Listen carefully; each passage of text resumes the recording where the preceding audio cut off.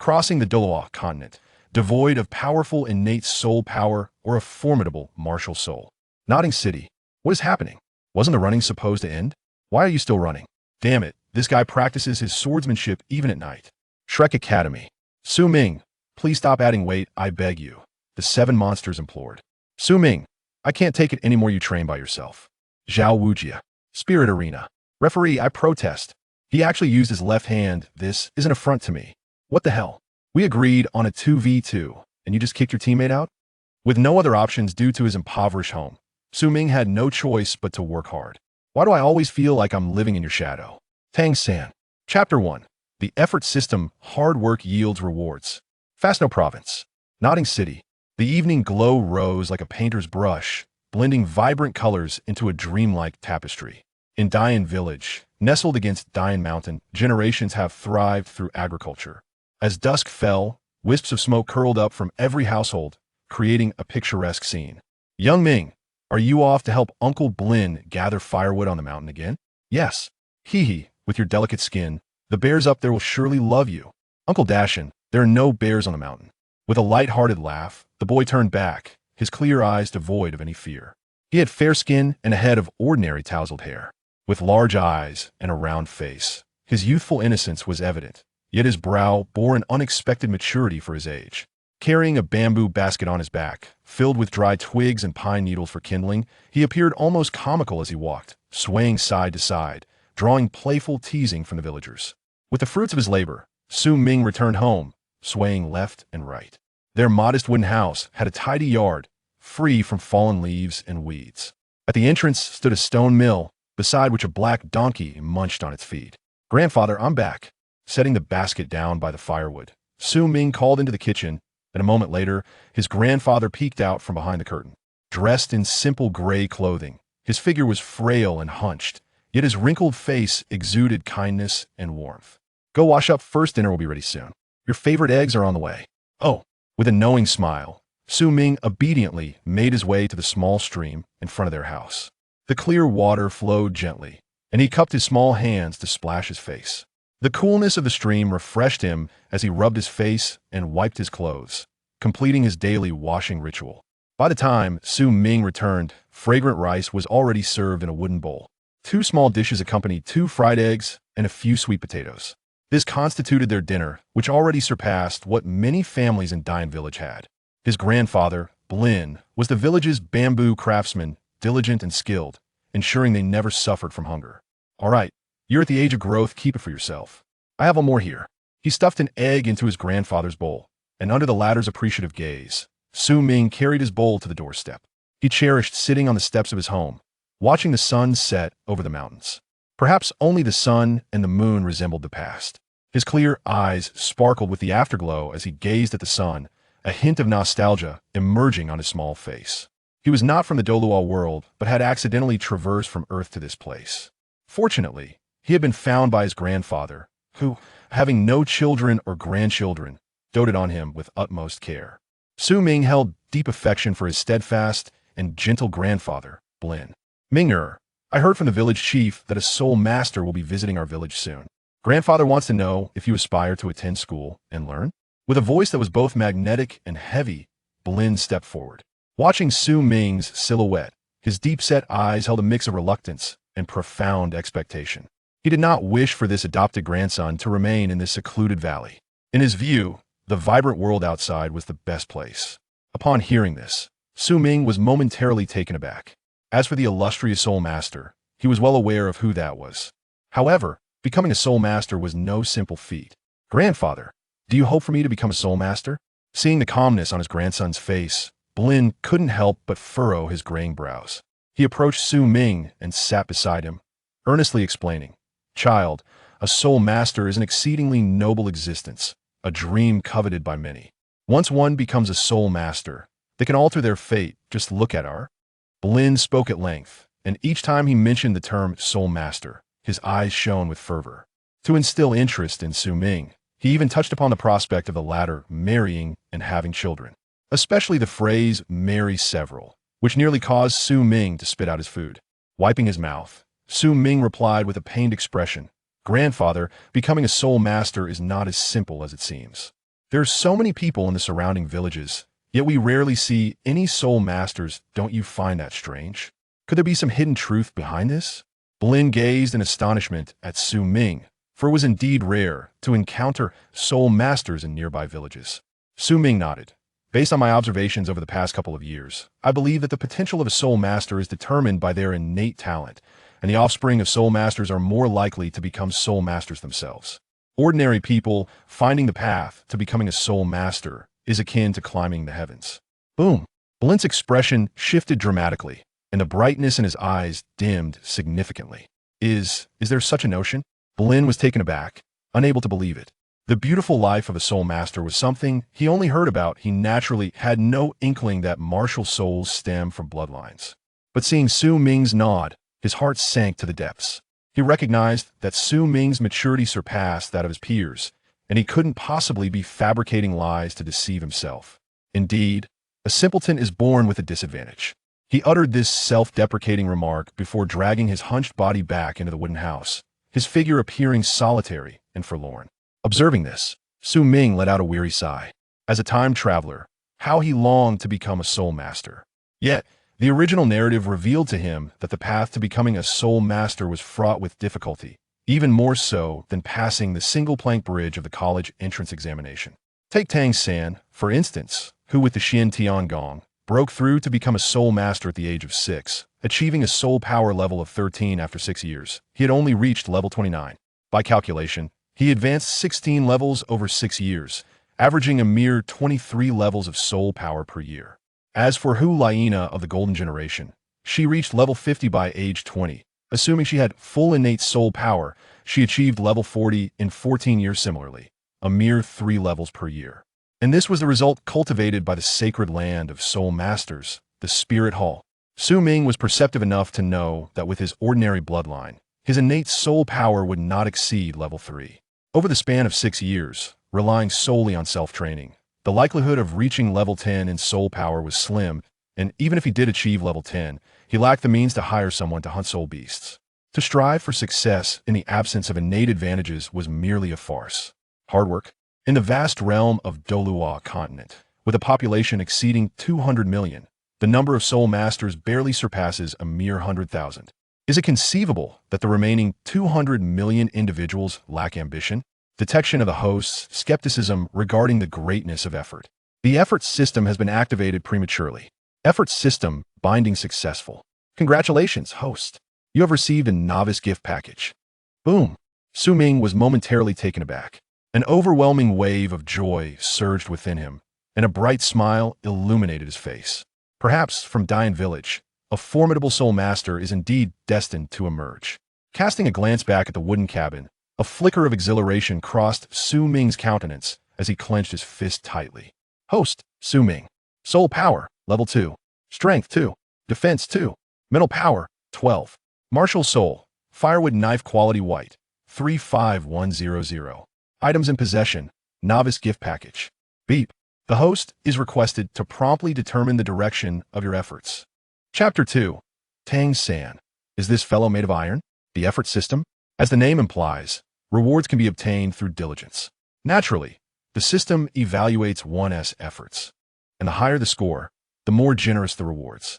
The direction of one's efforts must align with the developmental path of soul masters in this world. Engaging in agricultural labor or indulging in laziness will not yield any rewards. System. Activate the novice gift pack. Congratulations, host, you have acquired the breathing technique. Congratulations, host, you have received 10 soul power enhancement points. The breathing technique can be utilized for cultivation, which is quite beneficial for Su Ming at this moment. As for the soul power enhancement points, Su Ming glanced at his soul interface. Soul, chopper, quality, white, 35100. With a mere thought, he clicked the plus sign, revealing a quantity bar ranging from 0 to 100. It turns out he could enhance the quality of his soul. Su Ming's eyes sparkled with excitement.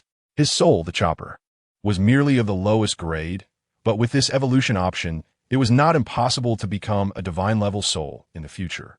Not to mention surpassing Tang San. Even outshining Qianrenxue could become a reality. With fervor, Su Ming hastily devoured the food in his bowl. Grandpa, I'm feeling a bit sleepy. If there's nothing urgent, please don't disturb me in my room. The empty bowl clattered on the table, spinning a few times before he dove headfirst into the bedroom. What's with this child today? Bruin shook his head, seeming unable to let go of the soul master matters. A cloud of frustration etched upon his face. System. Designate the direction of effort to cultivate soul power. Direction confirmed. System data is being collected in real time. Please commence your efforts, host. Without further ado, Su Ming sat cross-legged on his quilt and began practicing the breathing technique he had received from his system, breathing out the impure air and inhaling the pure, guiding external energy into his body to enhance his cultivation. Breathe, inhale, breathe, exhale. After a while, Su Ming's initially erratic breathing rhythm gradually fell into a harmonious cadence. A subtle energy wafted through the air, entering his body, like a warm current flowing through his meridians, evoking a sense of comfort. However, as time passed, Su Ming furrowed his brows and opened his eyes. Forget it. Let us change locations. Feeling the energy in the room deplete, he stealthily left the wooden house and arrived at an open area halfway up the mountain. Ding! Host has cultivated soul power for 2 hours. Would you like to conclude this session? No, continue. Su Ming settled onto a flat stone and resumed his cultivation. As time elapsed, a chill crept into the cool air. Drip, drip, tiny water droplets condensed on the leaves, falling onto Su Ming's head, sending a shiver down his spine. Time flowed ceaselessly, and the surrounding sounds of insects faded away. The dark curtain of night gradually lifted, and the village echoed with the crowing of roosters. Oh no! Knowing that Grandpa Bruin rose unusually early every morning, Su Ming hurriedly wrapped up his training and dashed down the mountain. In his frantic haste, he didn't even check the system's results. Su Ming, where are you going? Hurry back. Sure enough, from a distance, he heard the anxious call of his grandfather, filled with palpable worry. Su Ming shouted back, "Grandpa," and hurriedly rushed back. Following the sound, he spotted the frail, pale figure of Bruin, who sighed in relief. "Child, why did you leave home so early without saying a word to your grandpa?" Bruin reprimanded with a stern face. Su Ming chuckled awkwardly, scratching his nose. "Grandpa, I had something come up suddenly and didn't have time to let you know. What could possibly be so urgent? I told you not to go play on the mountain. What if you fall?" Bruin's expression remained stern, glaring at him, understanding that his grandfather was concerned for him. Su Ming smiled and refrained from arguing. However, in the interest of facilitating his cultivation, he fabricated a tale about encountering a soul master teacher. Under Bruin's questioning, Su Ming artfully spun his story, and Bruin eventually came to believe in the existence of a reclusive soul master. "Su Ming, you must study diligently from now on. Aspire to become a master, rather than languishing in this remote village." With a serious demeanor, Bruin stuffed a package of food wrapped in gray cloth into Su Ming's hands, who quickly embraced it with both arms. "Remember, if the esteemed soul master doesn't summon you back, you must not return. Do you understand?" Gazing into Bruin's earnest and hopeful eyes, Su Ming felt a slight tremor in his body and nodded emphatically. His grandfather, a simple man from the countryside, harbored no hopes for himself, and the years of nurturing he had received would not go to waste. Effort. Cultivation. Host has cultivated soul power for 12 hours. Would you like to conclude this session? No, continue. Su Ming returned to the mountain. Just as he was about to resume his practice of the breathing technique, a thought struck him, and he turned his gaze toward a nearby peak. Although the distance was considerable and the figure was not particularly large, it was undeniably real. Tang San, the future protagonist? No, that is from the original text. Su Ming's expression turned peculiar. The Yin village was adjacent to Shanghan village, and he never expected to encounter him here. According to the plot, this fellow should have already reached the 10th level of soul power. Suppressing any disdain, Su Ming clenched his fists, unwilling to waste time. He settled into a cross-legged position and began to breathe, casting aside all distractions. As the dawn gradually broke, he remained undeterred. Meanwhile, halfway up the mountain, 6-year-old Tang San expelled a breath of turbid air, gazing at the rising sun. A strange purple glimmer flickered in his eyes. The purple extreme demon I was nearing the realm of perception. Yet why couldn't he break through into Xian Tiangong? With a neutral expression, he shook his head and prepared to return. Suddenly, he sensed something amiss.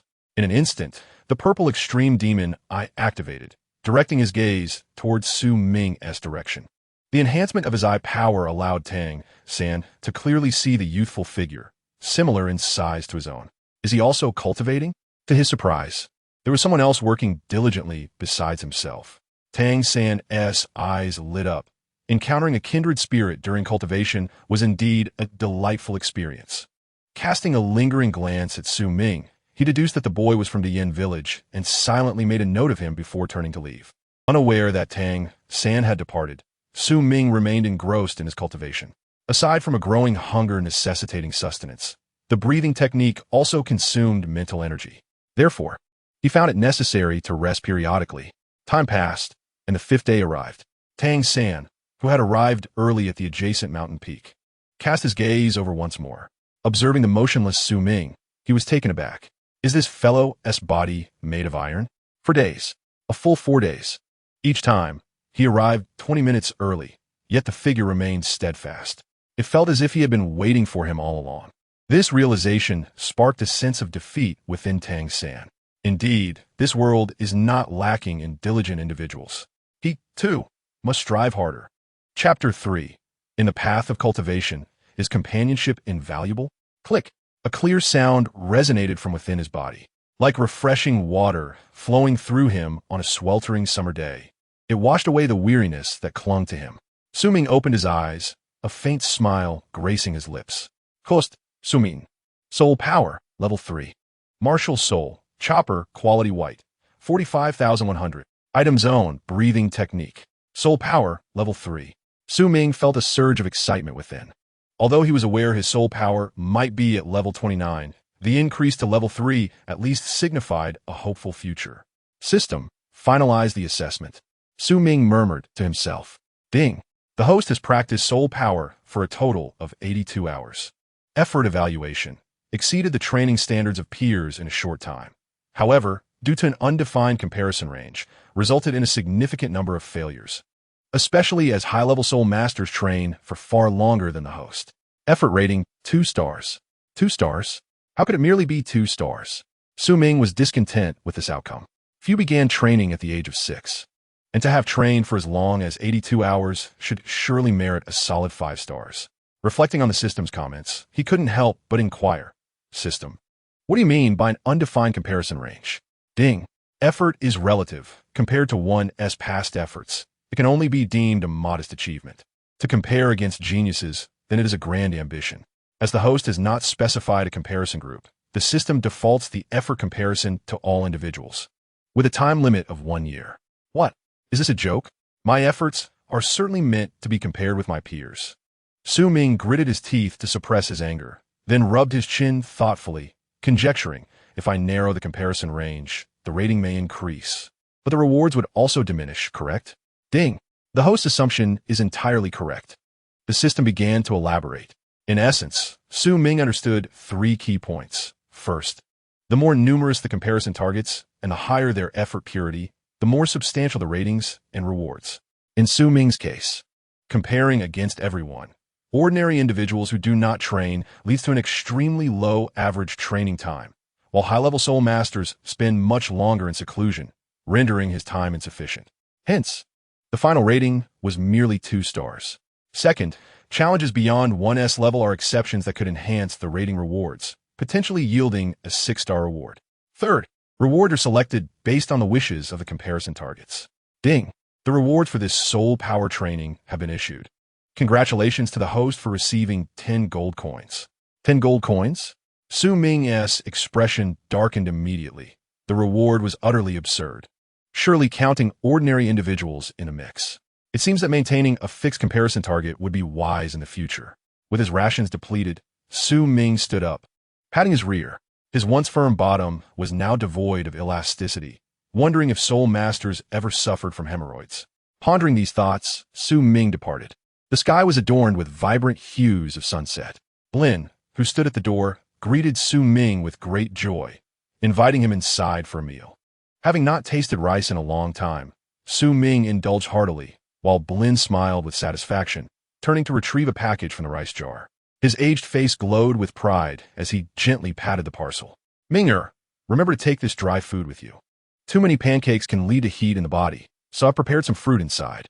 Su Ming remained silent, his gaze fixated on the chicken on the table, a myriad of emotions swirling within him. The chicken was likely freshly slaughtered. Grandpa Blin seemed to have anticipated his return.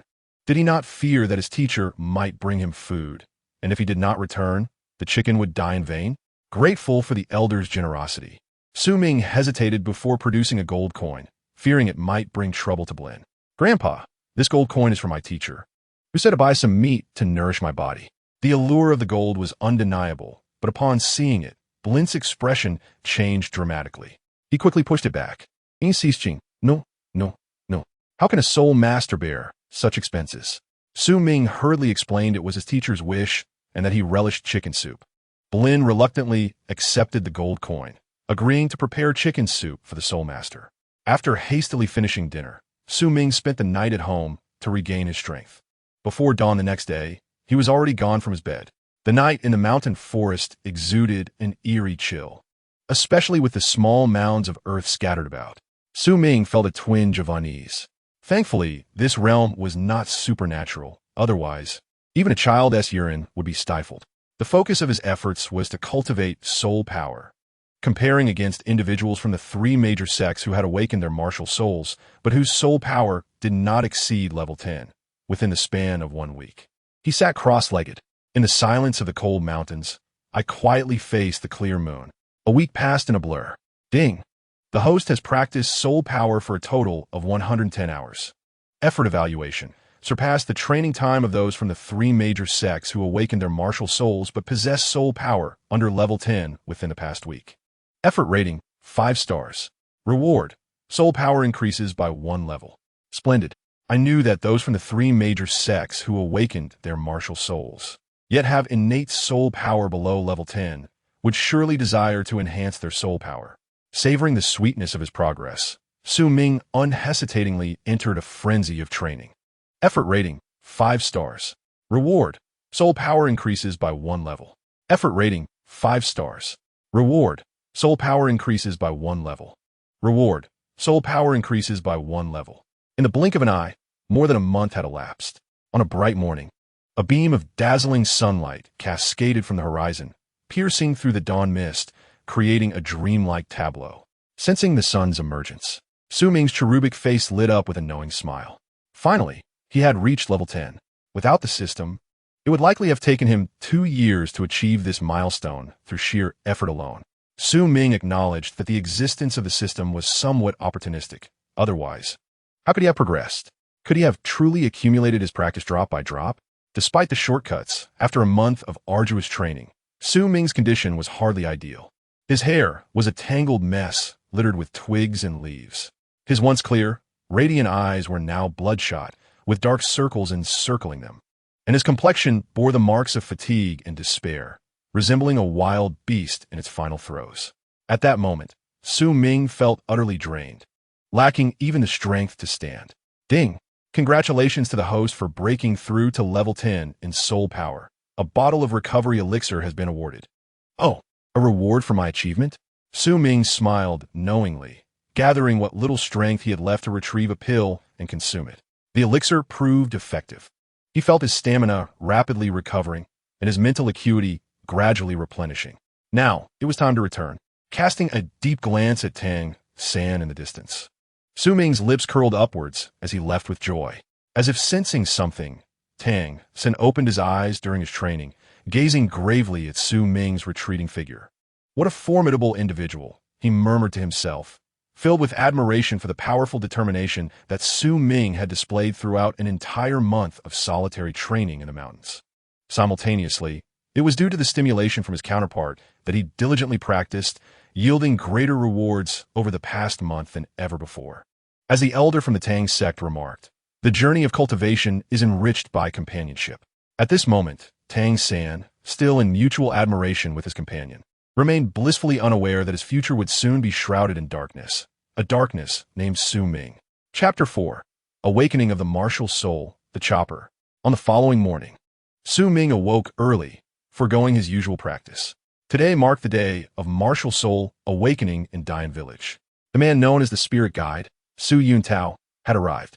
His rough hands clasped Su Ming's small hand as they ambled steadily toward the back of the village. Perhaps without his cane, his hunched form appeared somewhat straighter, the new garment accentuating his resilient spirit. Su Ming felt the coarse texture of his grandfather Brin's hand, as if it had been grazed by a blade. Perhaps due to nerves, his grip was firmer and warmer than usual. The duo arrived at a small wooden house in the village center, a designated spirit hall found in every village. After waiting for a while, the lean, goat-bearded village chief, Geely, approached with several children in tow. Stroking his beard, he greeted them jovially. Brin, you've arrived quite early. Shouldn't you rest a little longer? He chuckled. Don't tell me you're afraid of not waking up one day. Brin shot a glance at his cane, retorting sharply, I'm not like some people who need a cane to walk. If an extra leg serves no purpose, I might as well chop it off. Their banter ignited immediately, each unable to tolerate the other's presence. Su Ming had long grown accustomed to their verbal sparring.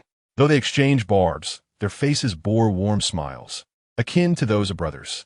Su Ming knew they were childhood friends, bonded by life and death, not brothers by blood, but closer than siblings. Grandfather Geely, Su Ming called out, redirecting Geely's attention, who affectionately ruffled his hair. Good boy. Remember to give it your all later, and don't disappoint your grandfather. Brin's eyes sparkled with confidence and anticipation as he joined in. I believe in you. I will. Su Ming nodded earnestly before stepping aside to join the queue. Clearing his throat, Brin coughed twice, prompting Geely to glance over and pull Su Ming to the front. How imposing. Su Ming silently commended his grandfather, who proudly stroked his beard in response. Shortly after, a young man clad in white approached. He possessed sharp eyebrows and bright eyes, his handsome countenance exuding a faint air of arrogance. 3 long sword insignias were emblazoned on his left chest, marking him as a battle spirit master. However, his demeanor was less than cheerful, his expression clouded as if he had suffered a blow. Could it be a breakup with his girlfriend? Su Ming mused inwardly, stifling a laugh at the thought. It wasn't he, unfounded speculation, as the realm of Douluo was rife with infatuated souls.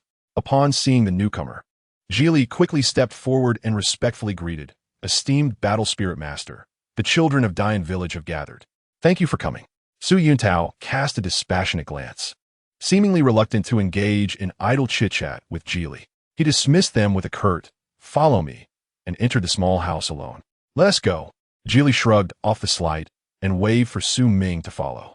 Su Ming, your grandfather believes you can become a soul master. The voice filled with hope rang out behind him, causing Su Ming to shiver slightly before striding into the spirit hall. Becoming a soul master is not so simple. Su Yuntao smirked wryly at the hopeful proclamation. Having traversed 3 villages without encountering a suitable candidate, he suspected Dian Village would yield similar disappointment. Noticing the children lined up, Su Yuntao straightened his posture and declared, Children, I am Su Yuntao, a 26th level battle spirit master. We will awaken your martial souls one by one. Remember, no matter what happens, do not be afraid. Just follow my instructions. As he spoke, he retrieved 6 black crystal stones and a blue crystal ball from his pack. The black stones were for the awakening of martial souls, while the blue crystal ball tested innate soul power. Finally, it was time. Su Ming's gaze sharpened, his expression resolute as he stepped into the hexagonal array of black stones. Su Yuntao silently admired the boy's calm demeanor, but he knew that martial souls and soul power were not determined solely by temperament. Suddenly, a brilliant azure light erupted from Su Yuntao's forehead, turning his hair gray. His muscles swelled, resembling wild beast fur on the back of his hands, his fingers morphing into claw-like talons that exuded a chilling aura. Wolf! It's a wolf! Run! The children behind him screamed, paralyzed with fear as they instinctively recoiled. Su Ming, taken aback, glanced at the 3 meters of space that had opened up behind him. What's there to fear? I should be the first to scream. Shouldn't Ti? He thought, turning back to observe Su Yuntao's transformation.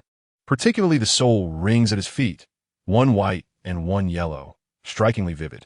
An interesting little fellow, Su Yuntao mused, a smile creeping onto his lips as he regarded the composed Su Ming. This was the first child he had encountered who remained unfazed by the manifestation of his martial soul. What is your name? Su Ming. Good. Maintain your composure. I hope fortune favors you, Su Yuntao stated succinctly before clapping his hands. In an instant, Golden light surged from the black crystal stones, enveloping Su Ming within. This, he realized, was the awakening of the martial soul. Warm currents swirled around him, filling him with comfort. As he watched the golden light emanate from the stones and merge with his body, Su Ming reflected that he too had once transformed into light. Now, raise your hand. Could it be a worthless martial soul? Observing the quantity of golden light, Su Yuntao felt a twinge of disappointment. Su Ming instinctively lifted his hand. With a flash, a black chopper materialized in his grasp, 40 centimeters long, with a thick black spine and a gleaming silver blade, undeniably a chopping tool. Seeing this, Su Yuntao remained indifferent as he remarked, "Though it is a chopper, it is far superior to a sickle. There is hope for you to become a battle spirit master. Now, let us test your innate soul power to see if you possess the potential to become a soul master." Su Ming placed his hand on the blue crystal ball. Knowing he possessed full innate soul power, he was surprisingly calm. As his palm made contact with the crystal ball, the soul power within him surged forth as if summoned. Suddenly, a brilliant and pure light exploded from the crystal ball, illuminating the entire wooden house like a luminous pearl. My heavens, he actually possesses full innate soul power. Su Yuntao exclaimed in astonished delight, his eyes wide as he gazed at Su Ming in disbelief. The wooden cabin suddenly fell into an eerie silence. Chapter 5. Methods to enhance the quality of martial spirits. A chopping knife? Innate, full soul power? Such a bizarre scene left Su Yuntao utterly astonished. In the next moment, a profound joy illuminated his face. Although it was merely a chopping knife, it still belonged to the category of weapons and could not be deemed a worthless martial spirit. With the support of innate full soul power, it was certain that he would become a battle soul master in the future. At last, he had discovered a promising talent. His efforts were not in vain. Regaining his composure, Su Yuntao immediately felt a desire to recruit the individual. Yet he noticed that Su Ming's expression remained as tranquil as still water, leaving him somewhat unsettled. "Hey, innate full soul power. Can you not exhibit a more normal reaction?" Unable to contain himself, Su Yuntao exclaimed, "Su Ming, do you realize what innate full soul power signifies?" His voice quivered, and his gaze resembled that of someone observing a peculiar anomaly. Without waiting for Su Ming's response, he anxiously began to explain. The potential of a soul master is determined not only by the quality of their martial spirit, but also by the level of their innate power. Even if the martial spirit is commendable, without innate soul power, one cannot cultivate. The level of innate soul power symbolizes the speed of future cultivation and dictates one's future achievements. For instance, I possess a level 2 innate soul power and have now reached the rank of Great Soul Master. Child, your future accomplishments are undoubtedly limitless. Do I even need to say it? Su Ming coolly shot him a glance, his lips moving slightly as he calmly remarked, "Oh, that's it, nothing more." Su Yuntao's fervent gaze abruptly froze, his lips twitching in disbelief. "Do you even comprehend what this means? At least show a normal reaction. When I had merely level 2 soul power, I was nearly brought to tears from joy." Su Yuntao instinctively glanced back at the row of envious and admiring eyes. Now, that is the appropriate response. It was evident that this little fellow was out of place. Taking a deep breath, Su Yuntao suppressed the urge to spit blood. In the next moment, his gaze became fervent once more as he inquired, "Su Ming, would you be willing to join the martial spirit hall?" Suddenly, a spark of surprise flickered in Su Ming's eyes, as if he had stumbled upon a windfall. Finally, he's interested. Su Yuntao rejoiced internally. Indeed, the allure of the martial spirit hall was compelling. However, Su Ming's response instantly turned his expression to stone. He observed the glimmer of wisdom in Su Ming's eyes as the latter's lips moved to articulate, "I am still quite young and do not fully grasp many matters. I wish to wait until I grow older, ideally becoming a soul master, before considering these things. Thank you, Battle Soul Master, for awakening my martial spirit." A rejection? The corners of Su Yuntao's mouth twitched, his gaze filled with melancholy. "Then why were you so excited just now? Were you playing with me? I apologize for the misunderstanding." Su Ming chuckled awkwardly, stepping aside from the hexagonal formation, his intentions clear. The anticipated achievement slipped through his fingers, and Su Yuntao's expression darkened, leaving him to place his hopes on the other children. Meanwhile, Su Ming hastily contacted the system, inquiring, "System, What was the reward for the martial spirit enhancement points just now? Su Ming's cheeks flushed with excitement, the thrill still lingering. The martial spirit enhancement points could elevate the quality of his martial spirit, a significance that he valued even more than the increase in soul power. Thus, he had shown such exhilaration earlier. Ding! A formidable soul master possesses not only strength, but also a reputation that precedes them. Every time the host gains reputation, it will automatically convert into martial spirit enhancement points. Reputation could indeed enhance the quality of martial spirits. A tempest of emotions surged within Su Ming. System, are you certain there's no mistake? Ding! Efforts should attract attention and earn the respect they deserve. Acquiring martial spirit enhancement points is a fundamental rule of the system that cannot be altered. Understood. Completely understood. Su Ming couldn't help but burst into laughter. Not only could he receive rewards, but he could also gain martial spirit enhancement points. The prospects were exhilarating. Su Ming allocated his soul enhancement point to his martial spirit. His martial spirit now stood at 46 points. With just 54 more points, he could elevate his martial spirit to yellow quality. The path ahead was clear. Under the watchful gaze of Su Yuntao's displeased expression, the awakening of the martial spirits finally reached its conclusion. Almost without exception, the other children from Dain Village possessed no soul power and could not become soul masters. With a clatter, the wooden door swung open. Outside, Goblin and Geely immediately ceased their conversation. The children emerged with glum faces, their spirits deflated. Geely seemed to have anticipated this outcome. After all these years, we had not been like this. With a dim gaze, Geely sighed inwardly, reverting to his usual encouraging tone. Children, do not be disheartened. You will always be the pride of Dain Village. Have faith in your efforts. A bright future awaits you. Upon hearing this, the children's expressions improved slightly as they called out, "Village head Grandpa," before departing. However, as they left, they all involuntarily cast glances behind them. The envious, sparkling eyes were clear in the sharp gaze of Bulin and Geely. Could it be? Bulin and Geely felt a shiver run down their spines as they quickly turned to the entrance. Su Yuntao was leading Su Ming out, seemingly engaged in a warm conversation. The esteemed Battle Soul Master displayed such warmth towards Su Ming. Could it truly be? Su Yuntao lifted his head, his previous gloomy demeanor now radiating with excitement as he exclaimed, "Village head Geely, your Dain village is truly fortunate this year to have produced a genius with innate full soul power." As he spoke, he slightly bowed, seemingly apologizing for his earlier rudeness. Upon hearing this, Geely and Bulin were momentarily stunned. Innate full soul power?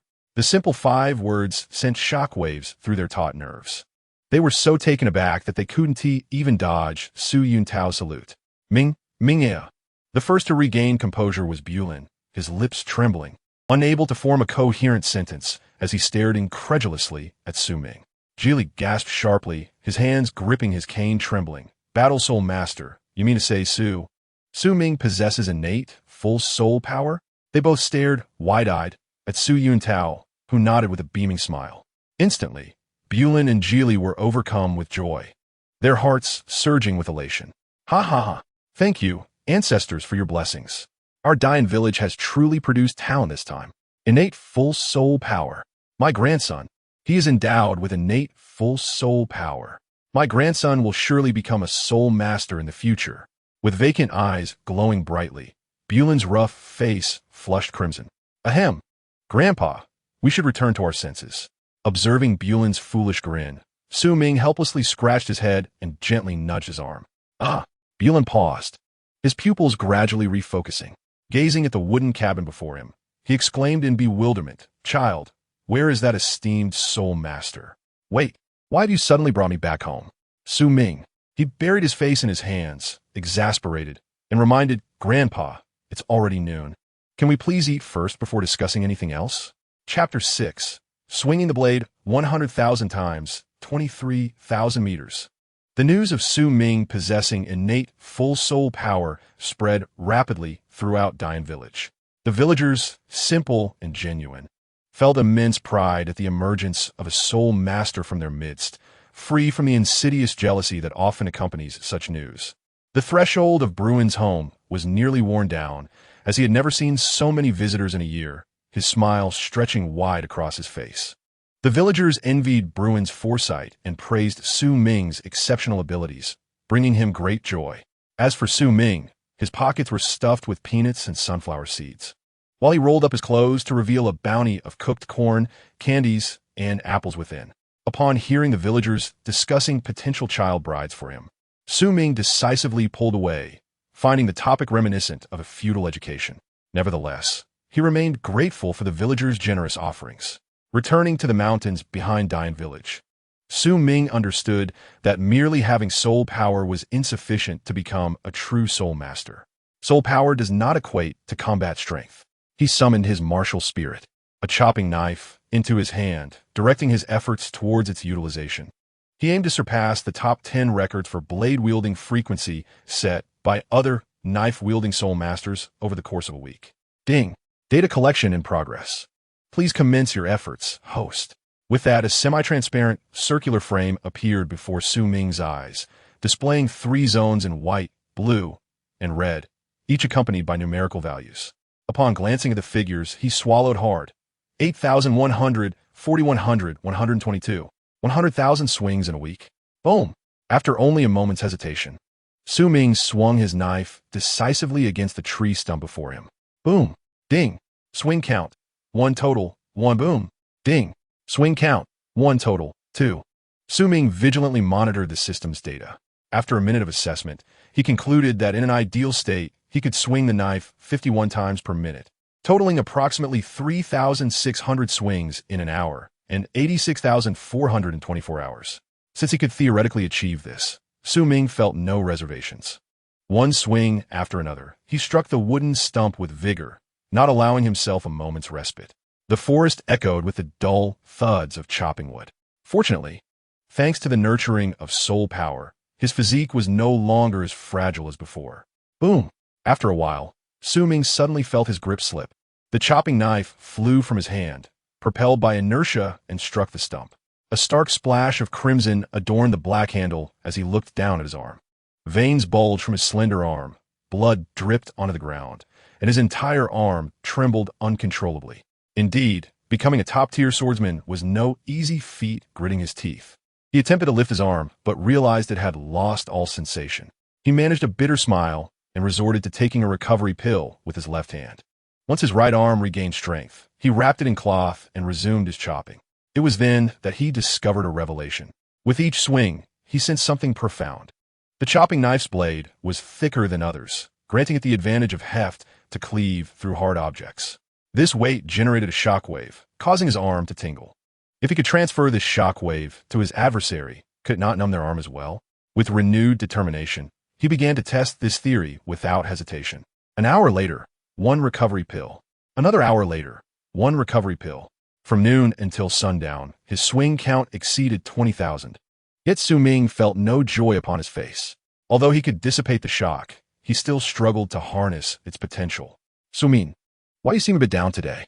Bruin inquired, concern etched on his face as he touched Su Ming's forehead, relieved to find no fever. Sitting on the steps, Su Ming gazed at the bamboo pieces scattered on the ground, reflecting on the labor his grandfather had devoted to weaving baskets, akin to a life's dedication. Seizing the moment, he voiced his confusion. To his surprise, Bruin's face lit up with a smile as he picked up the chopping knife. Su Ming, take this iron rod. Bruin handed him a metal bar, which Su Ming accepted, puzzled. In the next moment, Bruin swung the knife down. Watch out. Su Ming instinctively clenched his fists. Boom! The sound resonated, but this time it was notably deeper. Feeling his arm tremble, Su Ming's pupils contracted as he fixated on the chopping knife's back. Before he could react, Bruin swung again. Clang! The sharp sound struck the ground, and the iron piece slipped from Su Ming's grasp. He gazed in astonishment at Bruin, suddenly enlightened. So that's how the chopping knife works. With a surge of gratitude and excitement, he embraced Bruin before sprinting away, his legs moving as swiftly as a train's wheels. Ah, this child, not even stopping for a meal. 5 days later, in the bamboo grove, silver light flickered like a hanging galaxy. Crack! A stout bamboo snapped in response. Swish, swish, swish. With a few more strokes, the bamboo was reduced to 4 or 5 segments. The boy, clad in simple attire with tousled hair, possessed clear, bright eyes and an adorably plump face, though his expression bore a hint of seriousness. Ding!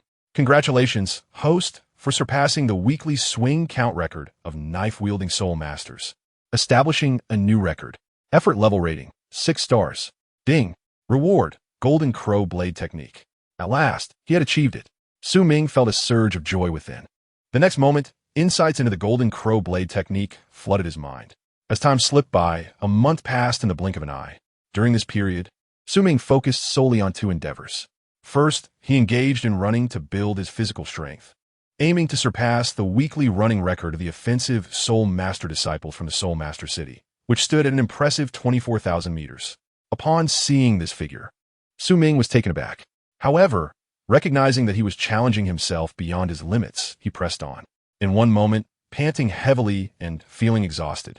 In the next, he dashed forward with the swiftness of a cheetah. He repeated this cycle until he had consumed all his recovery pills and ultimately broke through the 24,000-meter barrier within a week. Su Ming understood precisely how he had achieved this extraordinary feat, thus commencing a regular training regimen. On the first day, he ran 15 meters. On the second day, he ran 16 meters. Now, Su Ming was capable of running 35,000 meters, a distance comparable to that of a commendable soul master. As for the second matter, it pertains to the practice of the Jinwu Blade Technique. Ding! Congratulations to the host for practicing the Jinwu Blade Technique once. Proficiency, level 1. Nearing minor success, 100. Ding! Congratulations to the host for practicing the Jinwu Blade Technique once. Proficiency, level 1. Nearing minor success, 200. Ding! Congratulations to the host for practicing the Jinwu Blade Technique once. Proficiency, level 1. Nearing minor success, 99-100. Chapter 7. A fortuitous encounter with Tang San. As he rolled through the bamboo grove, the bamboo leaves rustled incessantly, swaying with fervor. Swish! The boy's figure darted like a dragon, wielding the machete as if it were a streak of dark lightning. The sound of cracking echoed, and suddenly the bamboo splintered and fell. Beneath the mottled shadows of the trees, Su Ming danced with the machete in hand. The glimmers of blade and shadow were mesmerizing.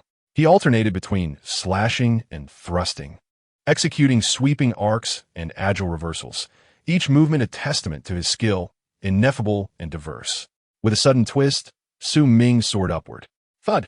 The machete struck the ground with tremendous force as the Jinwu Blade Technique illuminated the realm. Boom!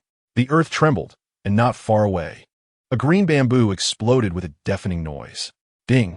Congratulations to the host for practicing the Jinwu Blade Technique. Proficiency increased by 1, and the Jinwu Blade Technique has reached minor success. Ding! Congratulations to the host for achieving minor success in the Jinwu Blade Technique, rewarding a strand of golden power. Plop! Overwhelmed by fatigue, Su Ming fell to one knee, his complexion as pale as a sheet, akin to one recovering from severe illness. The Jinwu Blade Technique was exceedingly challenging, consisting of 73 moves. Each practice drained his soul power completely. After a month, he barely managed to reach minor success. Sitting cross-legged to recuperate, Su Ming assessed the rewards from the system. Golden power, emerging from concentrated golden elements. 100 strands of golden power merge into a strand of extreme golden power, which can be infused into the host's martial soul. Extreme golden power? Su Ming's pupils contracted, his heart brimming with excitement. This was a designation associated with formidable offensive capabilities. System, infuse the golden power into my martial soul. Swish! A spectral golden dragon spiraled into the ebony machete. The golden dragon appeared innocuous, yet every pore on Su Ming's body quivered as if countless blades were slicing through him. Once it melded into his martial soul, Su Ming exhaled in relief. Meanwhile, he felt the machete grow heavier, the blade now faintly shimmering with golden light, seemingly sharper than before. Host, Su Ming. Soul power, level 10. Martial soul, machete, quality yellow, 26,500. Items owned, breathing technique, Jinwu Blade Technique, lightness skill. His martial soul had leveled up. Though he should have felt elated, a sudden realization cast a shadow over his joy. The shadows elongated on the ground, and the twilight sky was painted with hues of dusk. The sun was setting. Morning arrived, and breakfast appeared lavish. Su Ming, with his head bowed, ate silently. The atmosphere within the room felt oddly tense. Minger, do you really not want Grandpa to send you to Notting City? The gentle voice echoed in his ears, and Su Ming looked up to meet the gaze of his grandfather, Blin. His eyes were sincere, filled with profound reluctance, yet there was a comforting acceptance within that sentiment. Warmth surged through Su Ming's heart. After some contemplation, he shook his head. "Grandpa, I can handle these matters on my own. I will return to see you once school is on break." Blin replied, forcing a smile, but soon fell into silence once more. He gazed intently at Su Ming, his deep-set eyes seeming to etch the boy's figure into his memory. The two ate breakfast with little enjoyment. Leaning on his cane, Blin retrieved the neatly packed belongings Su Ming had prepared.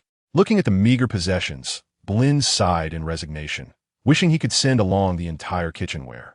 He feared Su Ming might not have enough or may struggle to adapt. As he discreetly reached into his pocket, Blin's hand was suddenly grasped by a gentle yet firm grip. "Grandpa, I can take care of myself.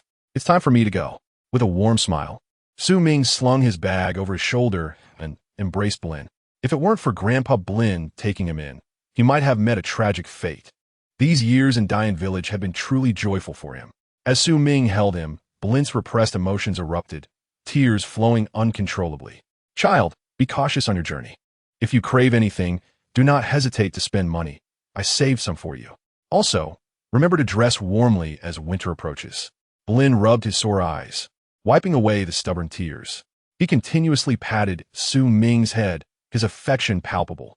After offering comfort for a while, under Blin's earnest gaze, Su Ming embarked on his journey to Nodding City. In his mind, he envisioned a hunched figure beneath the willow tree at the village entrance, gazing longingly into the distance. "Grandpa, I will become the most powerful soul master on the continent." As the gentle sunlight bathed his face, Su Ming's eyes sparkled with determination as he turned to look back at the village, clenching his fist tightly. As the sun rose, the small figure, burdened with his belongings, strode purposefully along the bumpy road, the scenery around him rapidly blurring. Compared to a month ago, Su Ming's physical condition had improved exponentially. Despite the weight of his pack, he ran with ease. His once round face now bore hints of definition, and his demeanor had grown more resolute and steadfast. "Ding! Congratulations to the host for running uninterrupted for over 10,000 meters, surpassing 98 peers in Nodding City. Shall we settle?" "No settlement." Over an hour later. "Ding! Congratulations to the host for running uninterrupted for over 20,000 meters, surpassing 999 peers in Nodding City. Shall we settle?" "No settlement." Su Ming gritted his teeth, allowing sweat to pour from his forehead, feeling as though he had been submerged in thick perspiration. He understood why the system had not acknowledged his efforts beyond 100. He had yet to surpass his peers. Tang San. Su Ming had not anticipated the formidable stamina of his counterpart. Finally, as he approached Nodding City, the system's voice rang out once more. "Ding! Congratulations to the host for completing an uninterrupted run of 30,000 meters, surpassing 100 peers in Nodding City. Shall we settle?" "Settle." Su Ming exhaled heavily, collapsing onto the ground with a thud, faint wisps of white smoke rising from his head. Exhausted, he felt as limp as a rag doll. He gulped down a large mouthful of water, leaning against the soft blanket, relishing the moment as he caught his breath. There was nothing more delightful than this. Though he could now run over 30,000 meters, carrying a load of 10 kilograms made it significantly more challenging. Effort evaluation. The host's running ability exceeds that of all peers in Nodding City, even while bearing a burden, indicating an exceptionally high level of effort. Effort level rating, 6 stars. Ding! Congratulations to the host for receiving a pair of multifunctional boots. Wiping the sweat from his forehead, Su Ming then grasped a blade of grass to enhance its evaporation effect. As for the system's ratings and rewards, he felt little surprise, as the focus of this comparison is solely on peers from Nodding City. Su Ming unwisely aspires to benchmark himself against the likes of the 3 religions and the Spirit Hall. Among his contemporaries, there are undoubtedly some who became soul masters at the tender age of 6, and their physical prowess is beyond his comparison. Although he is aware that the rewards are meager, attaining a 6-star rating brings him considerable satisfaction, as it yields better rewards than before. The multifunctional shoes will certainly facilitate his speed training in the future. Casting a hurried glance at his inventory, Su Ming reclined on the grass, greedily inhaling the fresh scent of the fragrant herbs. His burdens had already been discarded to the side. "You must be the innate, full soul power child from Dian Village." A youthful yet surprisingly sophisticated voice resonated in his ear, prompting Su Ming to open his eyes in annoyance. He found himself gazing upward at the blue sky with clouds drifting above, his chin tilted toward the ground. With a twist of his shoulders and a kick of his legs, Su Ming turned around. As his vision cleared, he beheld a child clad in gray garments, approximately 6 or 7 years old, standing before him. Tang San? Su Ming stretched in feigned confusion, asking, "Do you know me? I've seen you on the mountain." Tang San replied, a smile gracing his lips, his eyes reflecting admiration. "Little San, is this your friend?" A gravelly yet aged voice inquired. Su Ming turned to see old Jack, the creation deity of the Douluo Continent, known for belittling Tang Hao, the most useless of the elite. It was indeed a formidable presence. As Su Ming scrutinized him, old Jack's keen gaze was also upon him. He was well aware of the innate, full soul power prodigy that had emerged from Dian Village.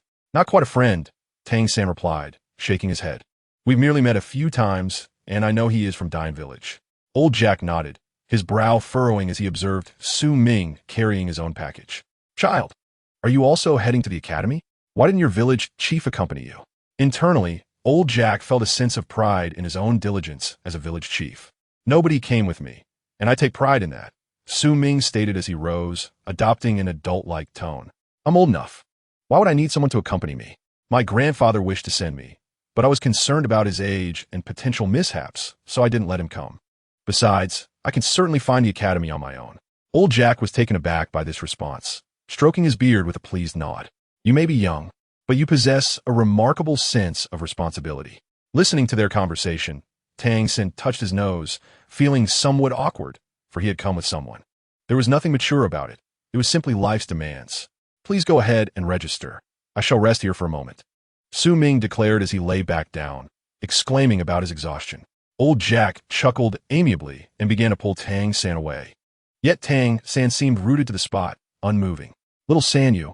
Old Jack's voice trailed off as he saw Tang San's solemn expression.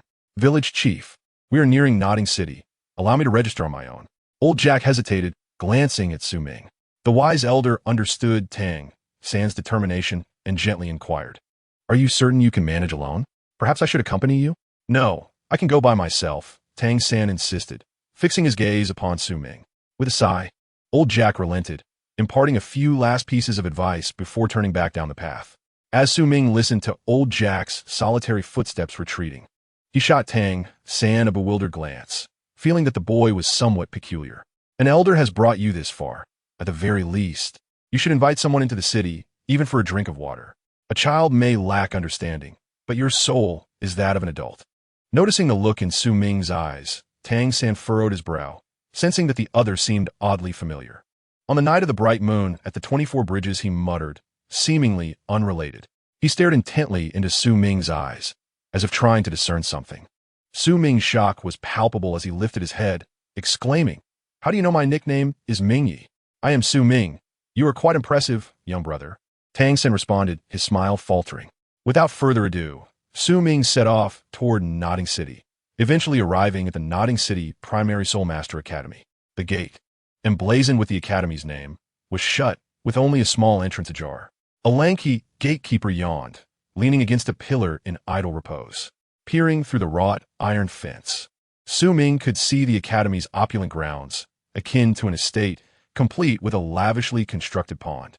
"Hello, I am here to enroll in the Soul Master Academy," Su Ming announced as he approached the gatekeeper, presenting the certificate issued by the Spirit Hall. It detailed his innate soul power and the individual responsible for his awakening. Yin Tao, serving as verification. Innate full soul power? The gatekeeper looked up in astonishment, his gaze tinged with envy. "Once you acquire a soul ring, you will undoubtedly become a soul master." The gatekeeper glanced at the certificate again and respectfully handed it back, saying, "Everything seems in order. You may enter. Be sure to report first." Su Ming nodded and slowly stepped through the gateway. Yet, he ambled at a leisurely pace. "Alas, this package is rather heavy. I can scarcely bear it." He paused to adjust his load. At that moment, the gatekeeper's astonished voice rang out again. "Another one with innate, full soul power?" In the next instant, he burst into laughter.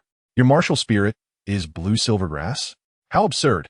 Can such worthless martial spirit even be considered a martial spirit?" Tang San's expression darkened, his fists clenching tightly, his eyes flickering with barely concealed fury. The Tang sect does not actively seek out troubles, but it also does not shy away from those who invite their own demise. Chapter 8. There are no useless souls, only useless soul masters. With a silent mantra of 3 numbers, Su Ming turned his gaze once more. As fate would have it, a man clad in black approached. What transpired here? The man, slender and dressed in black, exuded an air of gloom and despondency. Yet his poised demeanor suggested an underlying stability, as if he harbored profound thoughts. Yu Xiaojiang. He appeared to be a highly supportive teacher, though in reality, he was somewhat of a liability. Whenever the name Xiao Yin was mentioned, it invariably led to online vitriol directed at Yu Xiaojiang, much like the monkeys of Mauname in his previous life. Su Ming regarded Yu Xiaojiang with curiosity etched across his face, his eyes glimmering as if he were beholding a rare treasure. This was the individual he had most revered in his former life. To what extent did this reverence extend? He could ponder for 3 days and nights without comprehending how this person attained such a status in later years. It was not that Su Ming was a detractor in his previous life. Rather, he believed that with Yu Xiaojiang's capabilities, he could assume a role that would allow him to excel in martial spirits. Engaging in statistical analysis, turn-based strategy games, and other pursuits would equip him for future endeavors. If he could access resources from the Spirit Hall or the Royal Library, Su Ming was confident he could formulate theories on soul masters that surpassed Yu Xiaojiang's. A sudden realization dawned upon him, filling his heart with excitement. The system, the theory of soul masters, could indeed be regarded as a direction for their endeavor.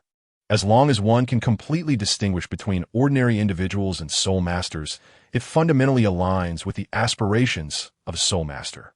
The theory of soul masters naturally falls within this pursuit. How splendid!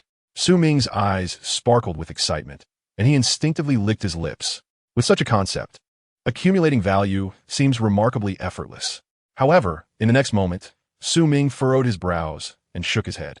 This notion is rather audacious. If he were to be monitored and confined by the Spirit Hall and the royal family, he might as well choose to end his own life. Are you a full innate soul power user? A raspy voice echoed in his ear. Su Ming turned to see a tall shadow, prompting him to instinctively look up. Yu Xiaojiang had entered with Tang San, standing right before him, his deep, desolate gaze scrutinizing Su Ming. System, the content of effort still requires a dose of truth. Please commence your endeavors, host. Clearing his throat, Su Ming feigned vigilance and asked, What is your inquiry? Are you a teacher at the Soul Master Academy? Yu Xiaojiang shook his head. I'm not a teacher at the academy. I am merely a passerby, temporarily residing here, perhaps a guest lecturer. A guest lecturer? You certainly have a clear agenda under the guise of enjoying free meals. Su Ming raised an eyebrow. So what brings you to me? If you aspire to become a soul master, follow me. Observing Su Ming's caution, Yu Xiaojiang spoke nonchalantly, leading the two to a secluded corner. Can we discuss matters now? Before Su Ming could speak, Tang San interjected, frowning as he regarded Yu Xiaojiang with curiosity. Had it not been for Yu Xiaojiang's timely intervention, he would not have followed, for this was not a safe location. A grim smile appeared on Yu Xiaojiang's face as he confidently stated, I never imagined I would encounter 2 twin spirit users this time. Upon hearing this, it was as if a tempest surged through Tang San. He felt a chilling wave wash over him, filled with dread. What exactly are you saying? I cannot comprehend. Tang San stepped back, turning sideways, raising his right hand slightly, the darkness of his sleeve appearing ominous, as though he was prepared to fight. Indeed, what a spectacle this is, Su Ming thought, mischievously rubbing his fingers together, and shouted, Run. He intends to kill you. As he spoke, Su Ming brandished his dagger, pointing it at Tang San. Boom! At this declaration, both Yu Xiaojiang and Tang San's expressions changed in unison. Who wants to kill me? Are you referring to him? Looking at the drawn blade of Su Ming, Yu Xiaojiang was utterly perplexed. Tang San shot a fierce glare at Su Ming, hastily concealing his hidden arrows while Yu Xiaojiang turned back. Are you saying he wants to kill me? Yu Xiaojiang, having regained his composure, incredulously pointed at Tang San. How could a mere child harbor such murderous intent without any enmity? Su Ming affirmed, Indeed, he conceals arrows in his sleeve. He attempted to strike at me earlier. Do not speak nonsensically. When did I ever intend to attack you? You know your own heart well enough. Although Yu Xiaojiang was skeptical, He insisted Tang San raise his hand. Reluctantly, Tang San complied as someone peered from the rooftop. Boom! Noticing the marks on Tang San's wrist, Yu Xiaojiang's pupils constricted. This place had undoubtedly seen bindings. Could it be true as Su Ming claimed? A wave of dread surged through Yu Xiaojiang as he instinctively stepped back. The child before him, scarcely 6 years old, seemed to harbor thoughts of murder, perhaps merely due to his remark about twin spirits. As the wind whispered past, the atmosphere grew oddly tense. Tang San's expression turned awkward, uncertain of how to explain himself. Ultimately, it was Yu Xiaojiang who broke the silence, addressing Tang San. Indeed, the existence of twin spirits is astonishing. A degree of caution is prudent. However, rest assured, I have no intention of exposing the secret of twin spirits. While others may overlook it, my years of experience have led me to discern this truth. Yu Xiaojiang articulated his conclusion. In essence, innate soul power is proportional to the quality of the spirit. The quality of blue silvergrass could never yield full innate soul power. This revelation startled Tang San. His gaze toward Yu Xiaojiang now laced with reverence. Withdrawing his dagger, Su Ming smirked and coldly remarked, "Master, I perceive you as a charlatan. If that were the case, then I too would possess twin spirits." What? You're not? Yu Xiaojiang's brows knitted tightly, astonished, as his own theory seemed to falter. This inquiry sparked Tang San's confusion. Of course not. Su Ming scoffed, amplifying his tone, disdain evident in his eyes. According to your theory, if one spirit is strong and the other weak, wouldn't every pair of soul master couples potentially produce twin spirits? If that were the case, twin spirits would not be so rare. Your theory is utterly nonsensical. It is far more likely that a powerful spirit is inherited. Only when both partner spirit qualities are similar can twin spirits coexist. With that, Su Ming scrutinized Yu Xiaojiang once more. A thought seemed to dawn on him, and he turned to Tang San. When I arrived, I heard a teacher at the academy proclaim that there are no worthless spirits, only worthless soul masters. Initially, I believed it to be true, yet that individual turned out to possess a mutated worthless spirit. Do you think his words are credible? Casting a sidelong glance at the now pale-faced Yu Xiaojiang, Su Ming cautiously distanced himself. Tang San's expression wavered, but ultimately he chose to follow, leaving Yu Xiaojiang alone, trembling with indignation. Chapter 9. Defeating Tang San and Xiao Wu. The leader of the dormitory. Evaluation of effort. The host corrects Yu Xiaojiang's theory of soul masters, benefiting lower-tier soul masters. However, given that this theory has been established within the title Douluo, this act serves a referential purpose. Effort rating, 2 stars. Congratulations to the host for acquiring the Soul Beast Atlas, Volume 1. Volume 1 is better than none at all. Su Ming felt uplifted, having managed to irritate both individuals. After inquiring for directions from 2 lovely ladies, Su Ming finally located the Academy's administrative office for registration. The supervising teacher did not impede him. Recognizing Su Ming's full innate soul power and the potential of his dagger spirit. Shortly thereafter, 2 sets of pristine uniforms were handed to Su Ming. The navy blue uniforms felt pleasant to the touch, exuding a subtle fragrance. It had been many years since he donned a school uniform, and Su Ming felt a sense of anticipation. With his belongings on his back and the uniforms in hand, Su Ming arrived at the 7th dormitory for work-study students. The dormitory spanned nearly several hundred square meters, furnished with numerous beds, yet most remained unoccupied. Only a handful of beds bore bedding, indicating a low number of students currently residing there. Having traversed this realm for several years, Su Ming was well aware of the situation. A few years ago, no one in Dian Village possessed innate soul power. It is likely that the same can be said for the other children, so the number of individuals eligible for selection is quite limited. As Su Ming stepped into the dormitory, a figure tumbled down from the bed. The boy appeared to be around 7 or 8 years old, with a sturdy build, and stood before Su Ming with an air of superiority. "Hey, are you the new student?" He scrutinized Su Ming's somewhat aloof demeanor, crossing his arms and adopting an ostentatious pose as he spoke boldly. Behind him, a dozen pairs of eyes turned to watch, filled with curiosity and anticipation, as if they were all aware of the impending confrontation. The dormitory bully, I presume? Su Ming scoffed inwardly, realizing that with only a few of them present, defeating this brash boy would serve little purpose. If you're looking for a fight, let me recuperate first. I'll gladly oblige whenever you're ready. With a casual glance at Wang Sheng, Su Ming brushed past him, making his way to an empty bed to drop off his belongings. Feeling the weight of Su Ming's gaze, Wang Sheng experienced an unsettling sensation as if his intentions were laid bare, causing him to momentarily lose focus. However, with the other boys watching, he could not afford to back down. "Well, kid, I see you're drenched. I won't take advantage of you. Rest up, and when you're ready, we'll settle this. Don't you dare back down." With a resounding thud, Wang Sheng slammed his fist against the iron bed frame. The dull sound aimed at intimidating Su Ming and establishing his dominance. "If you're so capable, why not hit yourself?" Su Ming dismissed the foolish display, tidying his bed before exiting the dormitory, eager to wash off the sticky perspiration. On his way, he encountered Tang San, who seemed disinterested in engaging, letting out a cold huff of annoyance. "You're so arrogant. Just wait until I craft a weapon to test you." Ignoring him, Su Ming proceeded to a shop to purchase toiletries before heading straight to the bathing area. The sound of rushing water filled the air as the cool stream cascaded over his skin, akin to a gentle caress, intoxicatingly tender. The sticky sweat was washed away, each pore greedily absorbing the refreshing sensation. Shortly after, clad in a fresh uniform, Su Ming emerged from the bathhouse, feeling revitalized. An odd atmosphere enveloped the dormitory. The boys were gathered around a girl, seemingly vying for her attention. Tang San stood to the side, his expression tinged with embarrassment. "All right, stop calling me boss. It sounds dreadful. From now on, just call me Zhao Wu." The girl sported long braids that cascaded down her slim waist.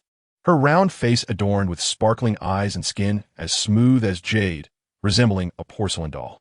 Whenever she spoke, she had a playful habit of sticking out her tongue, exuding an endearing charm. "Zhao Wu," Su Ming thought to himself, noting that his arrival had not significantly disrupted the original storyline. System. My goal is to become the dormitory leader. Ding.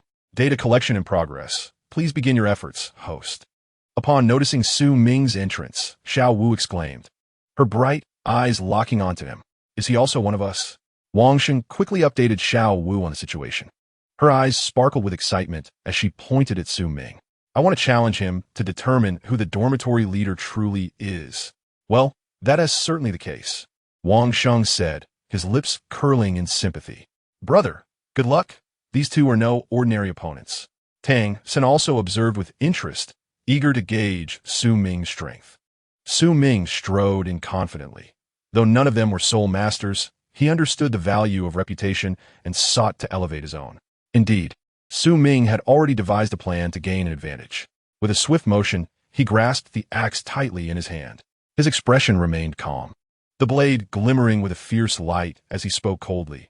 "Even if I defeat one, the other will not yield. So why not let you face me one after the other?" He raised the axe, pointing it at the two, demanding, "Which of you will go first?" A brilliant light streamed through the doorway, casting Su Ming's silhouette into a formidable figure, his stance emanating a commanding aura that left the dormitory occupants spellbound. Is this guy serious? Even Zhao Wu and Tang San found themselves momentarily captivated. The next moment, Zhao Wu approached, her expression displeased. "With those spindly arms and legs, you probably can't even take on Wang Sheng, let alone both of us." Her beautiful eyes appraised Su Ming, filled with faint disdain, oblivious to Wang Sheng's awkward grin behind her. Su Ming narrowed his eyes. "Let us find out, shall we?" With that, Zhao Wu's mischievous smile flickered as she launched her attack, her right leg sweeping towards Su Ming's waist with incredible speed. The sudden assault captured the attention of everyone in the dormitory. But would it connect?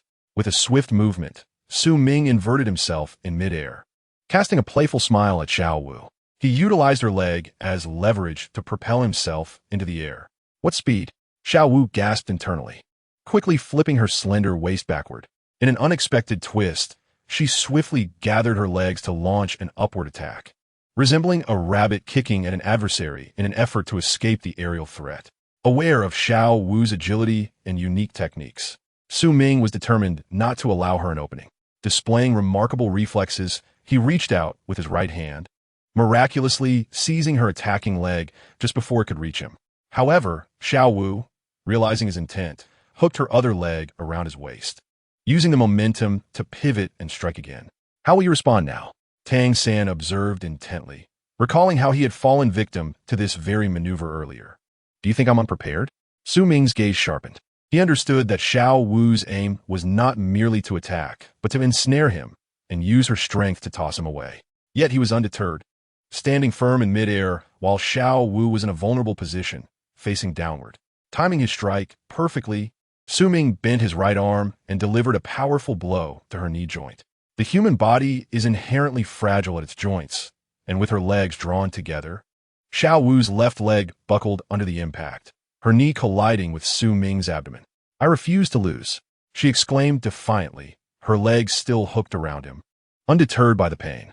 In the eyes of an ordinary person, what followed would have been impossible. But Zhao Wu, with her supple physique, leveraged her flexibility to rise, gripping Su Ming's arm with her hands. Su Ming was taken aback to find himself rising from such an unexpected angle, propelled by Zhao Wu. At this moment, his right hand, wielding the axe, was firmly seized while his left hand defended against Zhao Wu's other leg. In his attempt to break free from her grip, he could only swing the axe. A strike from his hand would surely inflict severe injury upon her, possibly even shattering her arms. Ultimately, he decided to spare her. After a brief contemplation, he chose not to bring the axe down. The two, locked in mutual restraint, were suddenly flung apart, the force originating from Zhao Wu's powerful waist. With a resounding thud, they crashed to the ground, yet Su Ming felt no pain. Zhao Wu, however, was not so fortunate. She was crushed beneath him, wincing in agony. "You idiot, get off me!" she exclaimed, her warm breath carrying a hint of softness, her cheeks flushed with indignation. At that moment, she felt a twinge of embarrassment. It was the first time she had been in such a position with a man. "You brute!" Wang Sheng and the others gaped in disbelief. Envy and jealousy etched on their faces, wishing they could be in his place. Though Zhao Wu was feisty, her charm was undeniable. If only they could have a chance like that. Su Ming awkwardly rubbed his nose and climbed off her. "This is nothing, really." Regaining his composure, Su Ming declared, "You lost. Had I swung the axe earlier, you'd be gravely injured now." Zhao Wu huffed, offering no retort, casting a resentful glance at Su Ming, lamenting the abrupt end to their little skirmish. "Fine, you win," she conceded, her voice soft as she rubbed her leg, sulking at the edge of the bed. She was acutely aware that Su Ming had refrained from using the axe. Had he done so, she would have been forced to retreat from her aggressive stance. Lost? Zhao Wu actually lost? Wang Sheng and the others were taken aback, especially Wang Sheng, who felt fortunate he hadn't confronted Su Ming directly after his earlier provocation. As the group's expressions shifted, Zhao Wu felt even more frustrated, puffing her cheeks as she turned to Tang San. "Hey, it's your turn now. Don't hold back. Your abilities are undoubtedly more impressive than what we've seen so far." "Really?" The group turned to Tang San with curiosity, wondering if he had been concealing his true strength. Under their watchful gaze, Tang San approached Su Ming, his expression stoic, each step resonating with the weight of anticipation. "Su Ming, show me just how formidable you are." Standing firm, Tang San's eyes shimmered with a faint purple glow, his spirit ignited with fervor as he yearned to test his mettle against Su Ming. At this moment, he cast aside his earlier frustrations, focused solely on the impending battle. Defeating Su Ming was now his singular objective. "Come at me." As the axe's power surged, a chill settled in Su Ming's gaze, transforming it into something sharp and predatory, reminiscent of a tiger fixated on its prey. Though his expression was not overtly menacing, it exuded an aura of lethal intent. In an instant, Tang San propelled himself forward, his speed astonishing. He executed a sweeping kick similar to Zhao Wu's, but aimed lower, targeting Su Ming's legs. The velocity of his attack rendered Su Ming unable to counter with his short axe. Ghostly shadows. Indeed, Tang San was remarkably swift. Su Ming's eyes brightened as he propelled himself into the air once more, this time at an angle.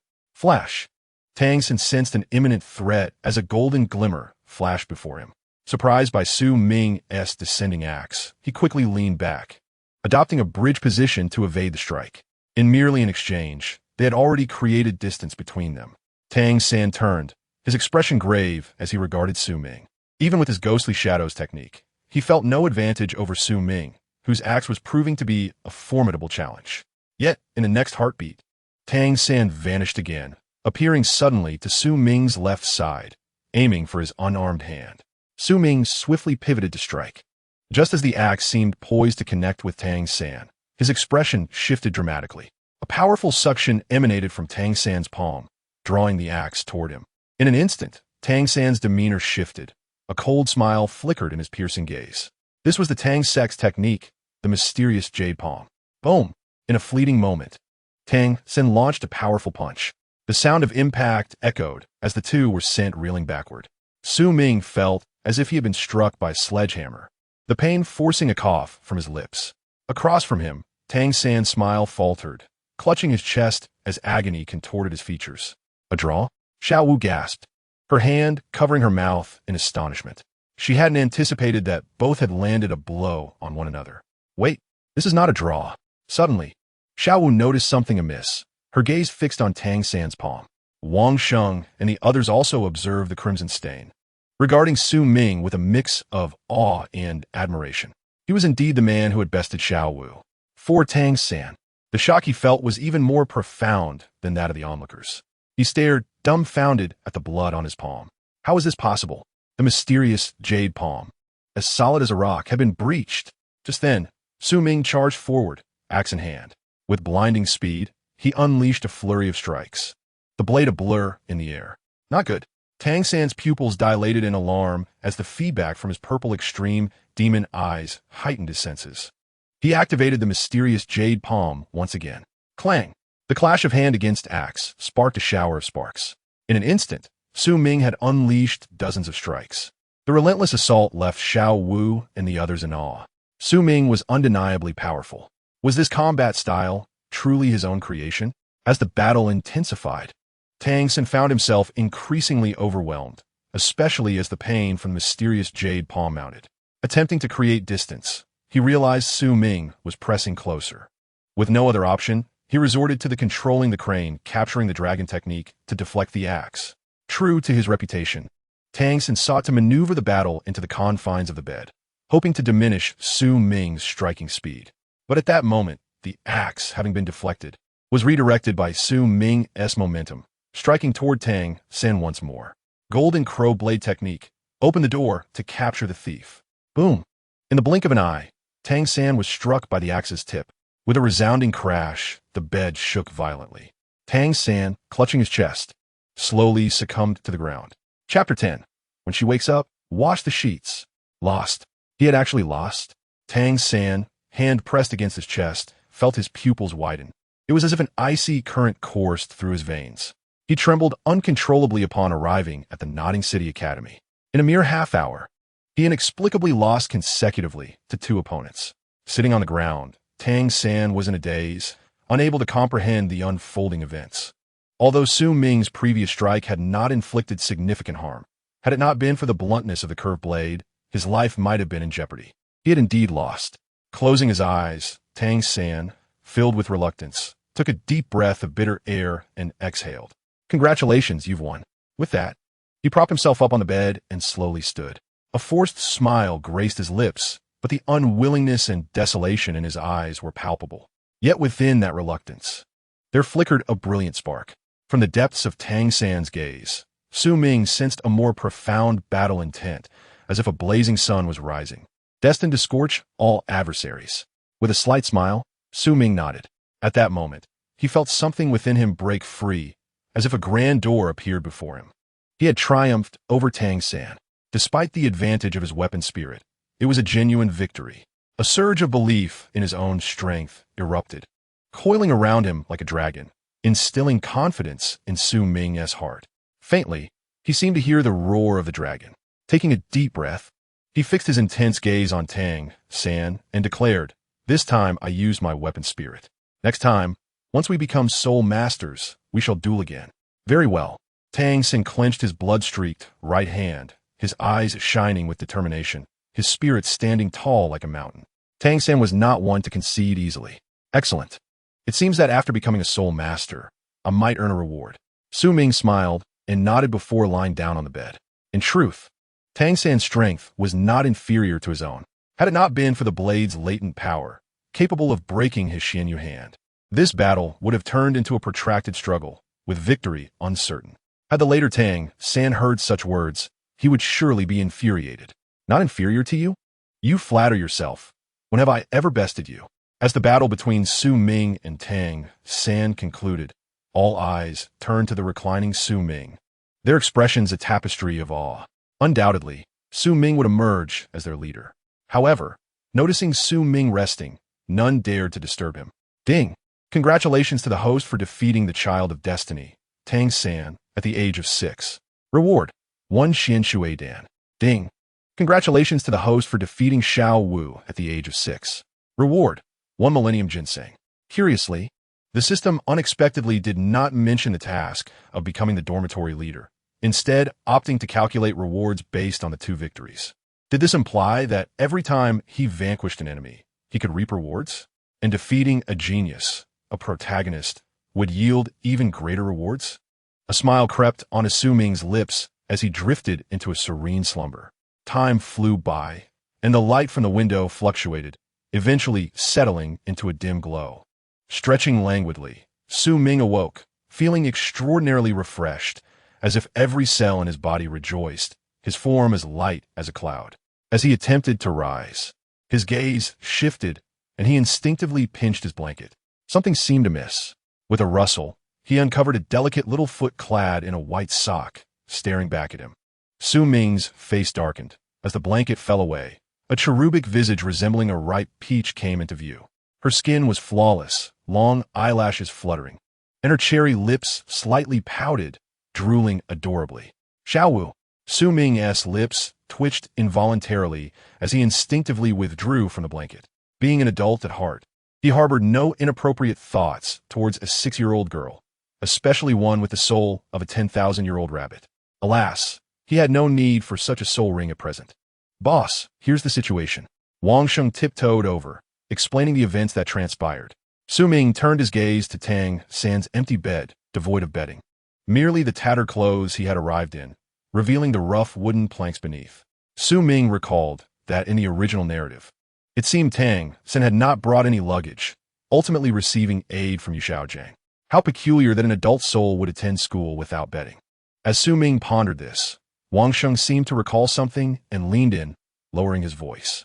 Boss, teacher Mo Hen visited earlier. He is responsible for our dormitory. We work-study students can earn some money. You, Sister Zhao Wuji, and Tang San will be in charge of the vacant lot south of the garden, earning 10 copper soul coins daily. Although it's not much, it suffices for our meals. Every student in our dormitory receives this as a benefit. So mean nadith. Seeing no shame in it, lacking funds, what was wrong with cleaning? The sound of snoring drew his attention, causing him to glance at Zhao Wuji, whose drool stained the blanket. When she wakes up, remind her to wash my blanket. Boss, Su Ming furrowed his brow. Do you have an objection? Or do you wish to challenge me? Wang Sheng's scalp prickled. He dared not refuse, nodding vigorously in agreement. As Su Ming exited the dormitory, Wang Sheng's expression turned to one of despair, particularly considering Zhao Wu's fierce demeanor. He shuddered at the thought, his eyes darting nervously. Let her wash the blanket? Or perhaps, boss, you should just do away with me. The new semester commenced, and classes were not held for the next couple of days. As was his habit in unfamiliar places, Su Ming wandered about, surveying his surroundings. After a brief exploration of the Soul Master Academy, he grasped the general layout. The primary Soul Master Academy was not particularly large, akin to a primary school of year. Squares, playgrounds, and classrooms were dispersed throughout the campus. To Su Ming's surprise, there was no battle arena for Soul Master duels, likely due to the Academy's scarce number of Soul students. After all, the requirement for graduation from the primary Soul Master Academy was to become a Soul Master before the age of 12, meaning the student body, including 6th graders, likely contained very few Soul Masters. Cost, Su Ming. Soul Power, level 10. Weapon Spirit, Blade Quality, Yellow, 26, 500, remaining, 3.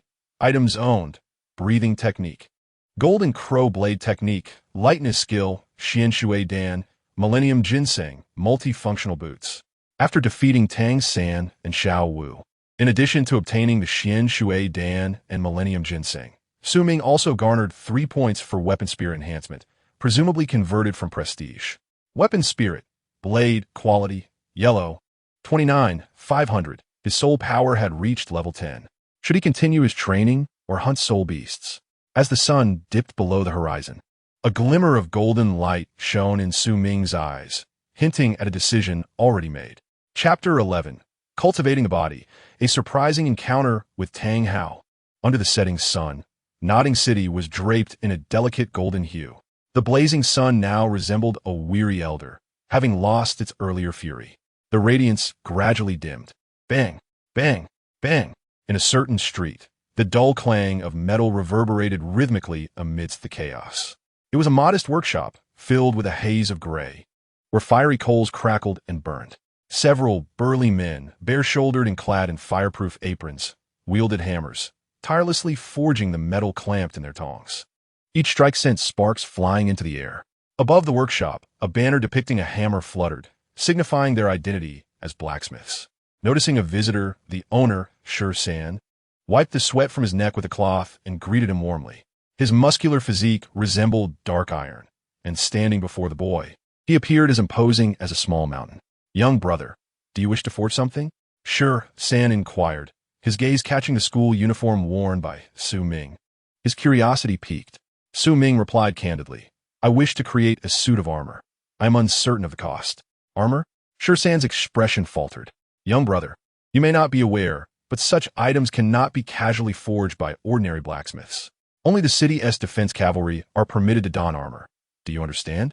Ordinary people are not allowed to forge armor." Su Ming raised an eyebrow in surprise. There are many spirit masters in Nodding City, whose destructive power far surpasses that of soldiers. Are we to fear that commoners possess armor? "Hush!" Shrek San lowered his voice, crouching slightly. "It is a necessary measure. After all, spirit masters are not abundant. If every citizen were to possess armor, it would lead to complications. Besides armor, what about crossbows and other weaponry? Are those also restricted? Only armor and cavalry gear cannot be forged. Other common weapons are permissible." Su Ming smirked slightly, finding the reasoning rather absurd. Shrek San, with a hearty smile, offered Su Ming a sympathetic glance. Not wanting to press the matter further, and knowing he did not truly wish for armor, Su Ming modified his request. "Boss, then please forge me a heavier garment. Not for defense, but suitable for daily weight training. Had you said so earlier, it would have been simpler." Shrek San nodded eagerly. "This is entirely feasible. Our blacksmith shop is among the finest in Nodding City. I assure you, the product will meet your satisfaction. How much weight do you intend to forge?" Su Ming pondered, recalling his morning run to Nodding City. He ultimately decided on a weight of 10 pounds for his torso and 3 pounds for each limb, totaling 22 pounds. Upon hearing this weight, Shrek San regarded Su Ming with astonishment.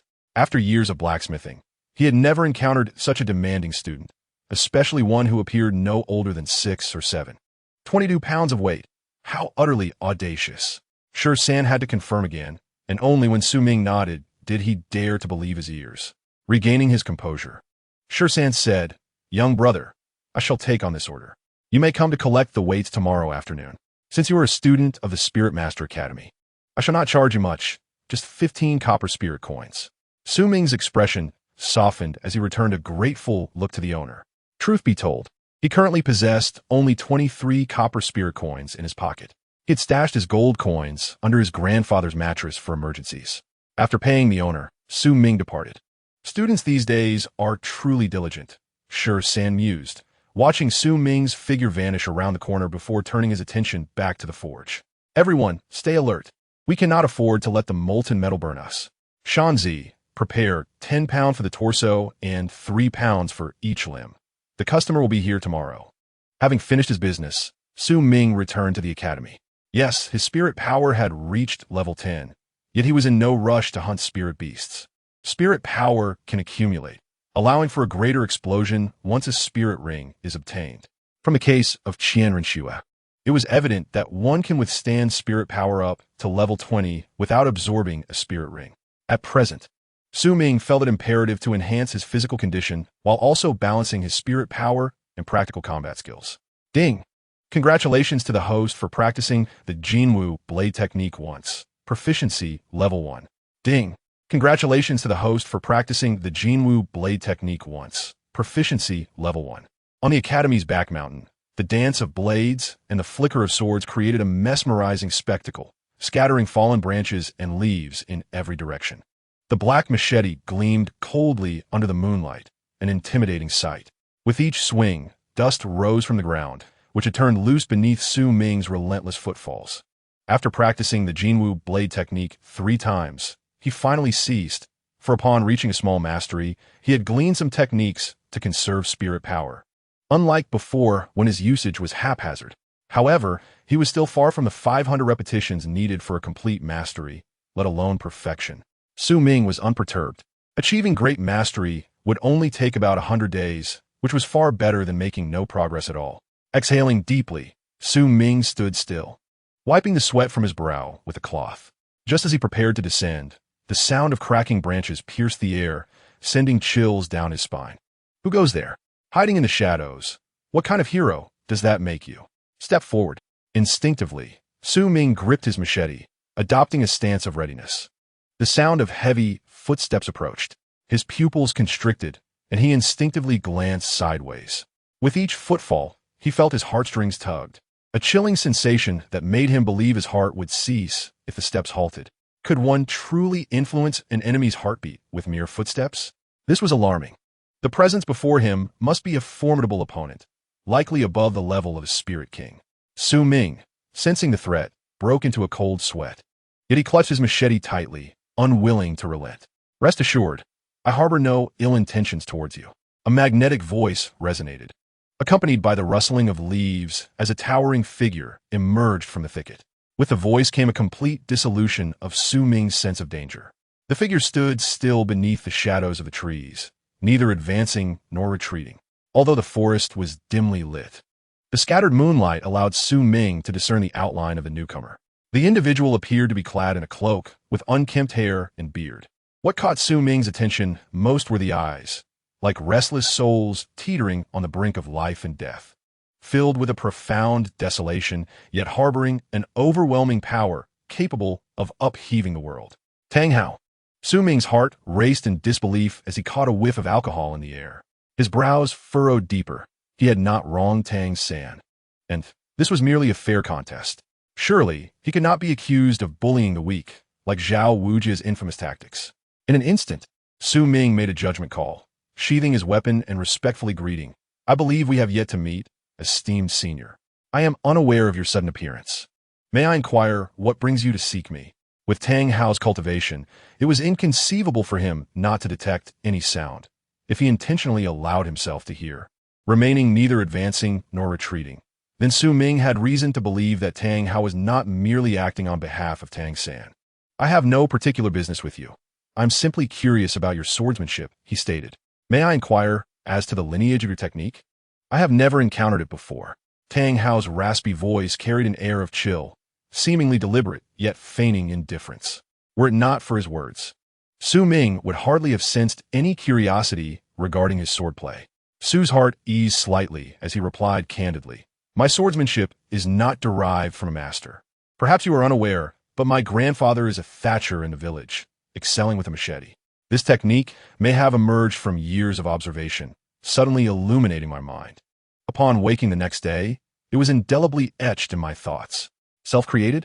Tang Hao's gaze shifted subtly, ultimately choosing to trust Su Ming's explanation. Firstly, his martial spirit. The machete assuredly lacked any formidable backing. Secondly, the hammer technique of Hao Ian's sect also stemmed from blacksmithing, both demonstrating a striking resemblance in their essence. Contemplating this, Tang Hao spoke, While your swordplay appears formidable, against a true adversary, they will not allow you to execute it as you wish. Authentic swordsmanship requires adaptability. With your current level, that is beyond your reach. Su Ming's pupils constricted. He was acutely aware of this layer of understanding. Yet it seemed Tang Hao had more thoughts to convey. He probed cautiously. So, what does your esteemed self imply? In a swift motion, a stone shot forth, striking Su Ming's shoulder. Yet he felt no pain, as if a dominating force surged into his body, soul power. Tang Hao's soul power. Su Ming, in disbelief, raised his head as Tang Hao's commanding voice resonated. Come, let me witness the true prowess of your swordplay. Su Ming's eyes narrowed, and without hesitation, he brandished his machete, launching an attack at Tang Hao. It was a rare opportunity to spar with a titled Douluo The air was filled with the chilling glint of the blade as it wreaked havoc among the trees, more ferocious than ever before. Eschewing agility, he pursued sheer ferocity. This was the Jinwu sword technique, an embodiment of rapid and forceful strikes designed to intimidate and repel foes. However, with the eighth slash, a profound dread enveloped Su Ming. Was this the prowess of a titled Douluo? Observing Tang Hao evade his strikes with ease, Su Ming, undeterred, gritted his teeth and pressed on. Yet the outcome remained unchanged. Tang Hao continued to evade effortlessly, sidestepping every one of Su Ming's attacks. Even extinguishing his ultimate move, golden light illuminates the 9 provinces underfoot. The overwhelming sense of helplessness plummeted Su Ming's spirits to abysmal depths. In a swift motion, Tang Hao's leg struck Su Ming's abdomen, sending him sprawling onto the ground. Landing safely a short distance away, Tang Hao had no intention of causing harm. He continued to instruct, "Your swordplay may catch lower-ranked soul masters off guard, but against truly powerful ones, their mental acuity will easily discern your attack's trajectory. What you need now is to find a way to integrate this technique seamlessly, making it flawless and preemptive. If you could shatter their mental perception, the results might be even more favorable." Su Ming nodded, acknowledging that his Jinwu sword technique had not yet reached perfection. Thus, his attacks could not flow seamlessly. Shattering one's mental state? He would undoubtedly achieve that in the future. What he required now was practical experience, the ability to adapt in combat. "I understand I am not your match. Yet your constant evasion renders my comprehension painfully slow. Therefore, I seek your genuine guidance," Su Ming declared resolutely, his eyes fixed on Tang Hao, exuding a fervent spirit that seemed to cast aside the previous defeat. "Oh," Tang Hao responded, a hint of surprise in his tone, though a glimmer of intrigue flickered in his eyes. True guidance would not be as simple as before, should he inadvertently inflict a severe injury. It could leave Su Ming incapacitated. "Think carefully about it," he jested, though his words lacked any accompanying pressure of soul power. Yet to Su Ming's ears, it felt as though countless daggers grazed his skin, a chilling wave flooding his being, inducing a shiver of fear. Killing intent. Merely a trace of it exuded such terror? Su Ming, nearly paralyzed by the sensation, contemplated how potent he would become if he could integrate this aura of slaughter into his martial spirit. The city of slaughter was a destination he must eventually visit. Gritting his teeth, he responded in a strained voice, "If with your strength I were to be gravely injured, then your intent to harm would indeed be genuine. In that case, the outcome would remain largely unchanged, regardless of my training or not." Upon hearing this, Tang Hao fell silent. After a considerable pause, he curiously posed a question. "Are you truly only 6 years old?" "Indeed, 6 years old. Can one truly contemplate so much?" Su Ming laughed self-deprecatingly, feeling his body growing increasingly numb. Undeterred, he charged forward, propelled by the killing intent. Such courage! Tang Hao was moved, admiration flickering in his eyes as he quickly withdrew that sliver of killing intent. With Su Ming's current mental capacity, succumbing to that aura would undoubtedly shatter his consciousness. In a swift movement, Tang Hao produced an ordinary wooden stick from thin air. He planted his feet firmly on the ground, mirroring Su Ming's charge. In an instant, the two engaged in a fierce confrontation within the woods. There was no surge of soul power, nor the gleam of soul techniques. It was a pure clash of martial skills. The sounds of their intense struggle echoed through the tranquil forest. Wooden stick versus machete, a natural enmity, seemingly showcasing a balance of strength. To strike at a stone with an egg? Or was it simplicity that led to profundity? Such thoughts prompted contemplation. In the game between adult and child, the child invariably finds himself at a disadvantage. That small figure was repeatedly toppled, yet each time he fell, he rose with unwavering resolve, re-engaging in the fray. From deep night to dawn, and then to the early morning light, the sun cascaded through the dense foliage. Human shadows filtered through the branches, quietly illuminating the forest. A small figure lay still on the grass, appearing as if asleep, breathing steadily. The cloaked man sighed, departing without a backward glance, leaving behind a battered wooden stick, half in the shade, half in the blazing sun. Chapter 12. The Body of Frenzy, Tang San's Dismay. Effort evaluation. Although not victorious, nor even slightly so, the host, with the cultivation of an ordinary person, engaged a titled Douluo to refine combat techniques. A rare endeavor in the world, demonstrating an indomitable spirit through repeated failures and perseverance. Effort level rating, 6 stars. Ding. Congratulations to the host for acquiring the body of frenzy. A sweet dream was abruptly shattered by the clamor of the system. As Su Ming attempted to open his eyes, the harsh midday sunlight compelled him to instinctively shield his face with his hand. Peering through the gaps between his fingers, he surveyed his surroundings and noted that Tang Hao had already departed. Slowly, Su Ming rose to his feet, his clothing tattered and torn, fluttering in the breeze. His thighs and chest bore numerous gashes, and a searing pain coursed through his body, yet a deeper anguish resided within his heart. The battle from the previous night had resulted in a resounding defeat for him. Tang Hao, undeniably a prodigious talent, possessed combat experience that was more formidable than that of a prehistoric beast. In comparison, Su Ming's seemingly intricate swordsmanship was riddled with flaws. Despite the thoroughness of his loss, he gleaned invaluable insights from contending with such a formidable adversary. One day, I shall triumph over you in a fair fight. The leaves rustled softly, as if to echo the wind's gentle embrace. Treading upon the soft, powdery sand, Su Ming's battered form began to depart. His gaze was resolute, and the indomitable spirit within him shone brightly, outshining the newly risen sun. Ding! The host has received rewards for the battle against Tang Hao. Please check the rewards. Rewards? Su Ming paused, momentarily taken aback. Prior to and during his contest with Tang Hao, he had been wholly focused, unwilling to allow any distractions that might undermine his composure. Aware of the deficiencies in his Jinwu blade technique, he had not entertained any superfluous thoughts. His singular focus was on learning practical combat skills.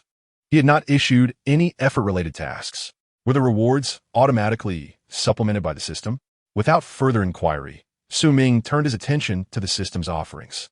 Body of the Berserker, a special combat physique born for battle, capable of gaining enhancements during combat.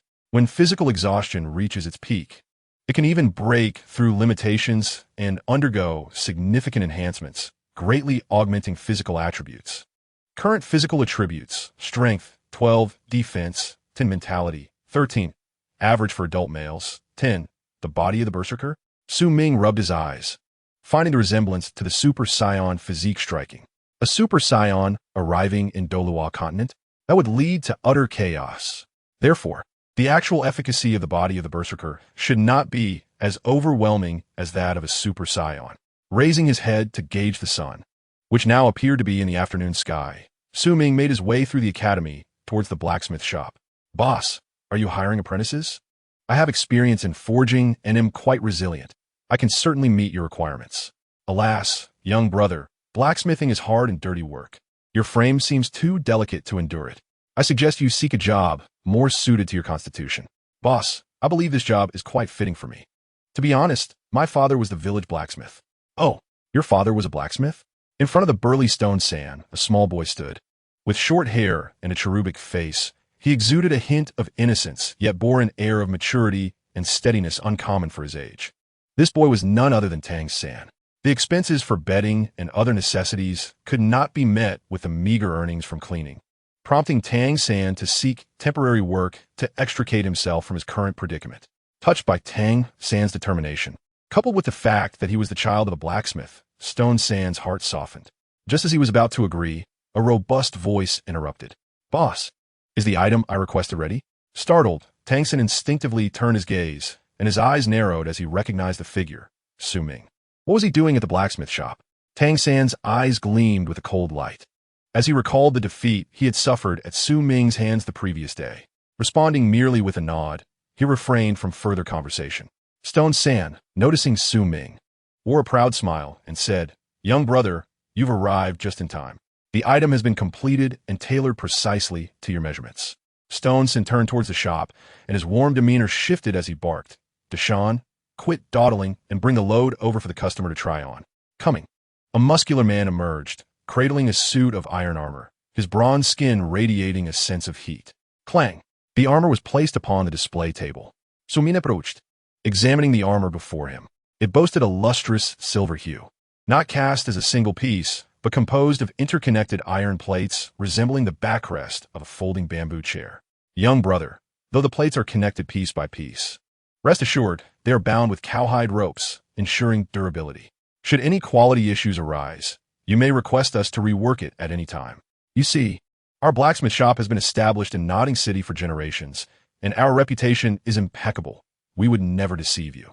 Listening to Tang San's enthusiastic pitch, Su Ming remained silent and proceeded to remove his shirt. In an instant, the gashes on his back were exposed to the air, each one distinct, some purple, others crimson, resembling the aftermath of a brutal whipping, with not a single patch of unblemished skin visible. Tang San and Tang San's pupils constricted in shock, as if their throats had been constricted, rendering them breathless. They gazed at Su Ming in horror, pondering what calamity had befallen him to result in such grievous injuries. No, this could not have been merely from our battle. Tang San furrowed his brow, recalling that Su Ming had not returned home the previous night. A chilling thought surged through him, leaving Tang San momentarily paralyzed. Last night, had he gone off to train again? Swallowing hard, Tang San was engulfed by a sense of dread. The sight of those wounds lingered in his mind, refusing to fade. Ignoring the two, Su Ming donned the armor. It seemed the blacksmith had deliberately lined the interior with breathable padding to ensure comfort, despite the plate's potential discomfort. With a few jumps, Su Ming tested the weight. The 10-pound load felt somewhat heavy, yet entirely manageable. However, the friction against his injuries was somewhat painful. Su Ming then secured the weights around his arms. To prevent them from slipping, elastic bands were used around the plate's perimeter. At that moment, Tang San approached and picked up the remaining leg weights for Su Ming to test. 3 pounds. Tang San's eyes widened in astonishment. Not at the weight itself, but at Su Ming's total load. While 3 pounds was not excessively heavy, the cumulative weight of 4 pieces amounted to 12 pounds. Plus the estimated 10 pounds of the armor, over 20 pounds in total, representing a third of his body weight. Such a substantial burden, even for an adult, was no trivial feat. Was this young man attempting to strengthen his physique in such a manner? A bone-chilling wave coursed down Tang San's spine, causing him to stiffen, as if his very scalp might burst. Chapter 13. Little Bunny, are you still as fiery? The strength of the human body imposes a limitation on the absorption of spirit rings. To absorb higher-level spirit rings, one must enhance their physical strength. Currently, Su Ming can only think of the most rudimentary method, weight training. Only by increasing his physical strength can he further attempt to infuse energy into his body, allowing for a deeper transformation. Boss, this armor fits rather well. I see no need for alterations. Good, as long as you're satisfied, young brother. Su Ming nodded, his gaze drifting to the dazed Tang San. Although Tang Hao had subjected him to considerable torment, the rewards were undeniably substantial. In a way, he had repaid Tang Hao's kindness. Su Ming contemplated, boss, his physical capabilities rival those of an adult. His father is an exceptional blacksmith renowned in the area. A tiger father does not raise a dog son. If you were to work here as a blacksmith, you would indeed have struck gold. Oh, Shursen looked at Tang San with intrigue, his interest piqued. If it had been anyone else, he might have been skeptical. However, Su Ming's words instilled in him unwavering belief. With the burden of weighted training, Su Ming's inherent resilience suggested that the other party would not stoop to deceit. At 6 years old, bearing over 20 pounds, he still moved with grace, indicating that Su Ming was likely a spirit master. The combination of these factors left no room for doubt. Could this fellow actually assist me? As Su Ming departed, Tang San felt a wave of confusion wash over him. Before he could ponder further, Boss San agreed to let him apprentice at the forge. Tang San could only suppress his bewilderment and follow San into the blacksmith shop. Clang, clang, clang. Wearing armor that weighed over 20 pounds. Su Ming initially felt no discomfort as he walked through the streets. However, as friction increased, a creeping pain began to tug at the corners of his mouth. Reluctantly, he retrieved a short root from the 1,000-year ginseng and held it in his mouth. A rich vitality flowed from his mouth into his abdomen, spreading throughout his body, causing a tingling sensation that made his skin itch unbearably. Su Ming understood that this was a sign of his wounds healing, no matter how intense the itch. He could not allow himself to scratch. Without returning to his dormitory, Su Ming made his way to the school cafeteria. After a day and night without food, his stomach was already rumbling, yearning for a hearty meal. Meanwhile, in the academy's office, an unexpected visitor arrived. The slender figure of Yu Xiaojiang, clad in black, wore a furrowed brow, his heart filled with vigilance and confusion. Before him stood a disheveled man, draped in a cloak. Yu Xiaojiang quickly rose to his feet and respectfully inquired, "May I ask who you are?" The ability to arrive silently, without a trace of spirit power, indicated that this individual was anything but ordinary. Tang Hao remained silent, removing his cloak to reveal a worn and unkempt visage. Upon seeing this face, Yu Xiaojiang's eyes widened in shock, as if he had seen a ghost. You are Hao?" Yu Xiaojiang's emotions surged. His previously despondent gaze now alight with astonishment, his arms trembling with tension. He had never anticipated encountering this figure here. This man was his idol. Before Yu Xiaojiang could voice his thoughts, Tang Hao's gaze interrupted him. "The past is the past. There is no need to dwell on it. I am merely a blacksmith from the countryside now. What occurred before is no longer relevant. You need not address me by my former title." The desolate tone, tinged with a hint of finality, pained Yu Xiaojiang's heart. Indeed, who would believe that the disheveled, middle-aged man before him had once been the unparalleled Hao Ian Daluo, a prodigy who had left all other talents gasping for breath? Yu Xiaojiang steadied his mind. Although Tang Hao appeared despondent, he sensed an undercurrent of suppressed turmoil within him, akin to a dormant volcano that could erupt at any moment. Yu Xiaojiang, regaining his composure, asked, "Might I inquire why you seek me, my lord?" Tang Hao's gaze lifted slightly, a spark of electricity igniting within. "Do you recall the two children who embarrassed you yesterday at the academy?" Yu Xiaojiang faltered, a realization dawning upon him as he looked at Tang Hao in shock. That child also bears the surname Tang. Could it be? Boom! A tempest of emotions surged within Yu Xiaojiang. Blue silver grass. Hao Ian hammer. Could that Tang child possibly be? Understanding that Yu Xiaojiang had already made a connection, Tang Hao refrained from elaborating further, instead offering a reminder. Both of them are unparalleled geniuses. I hope you can cultivate them into remarkable talents. You have long desired to prove yourself, have you not? Yu Xiaojiang's eyes brightened. He had not anticipated that Tang Hao had entrusted him with a task. To be honest, he had long coveted the two children. However, he sighed, "Well, Tang San is fine, but that Su Ming, his disdainful and contemptuous gaze still feels like a thorn in my heart." Yu Xiaojiang's expression grew troubled. "My lord, Su Ming's arrogance and pride make him difficult to persuade. Moreover, he has his own views on spirit masters. I fear." Tang Hao raised a hand, his expression stern as he warned, "Precisely for that reason, I assert that he is a singular genius. To discern the quality of a martial spirit based solely on the awakened spirit masters surrounding him, and to identify that they possess similar martial spirits, is an astonishing feat of observation and reasoning. Do you not find such talent terrifying?"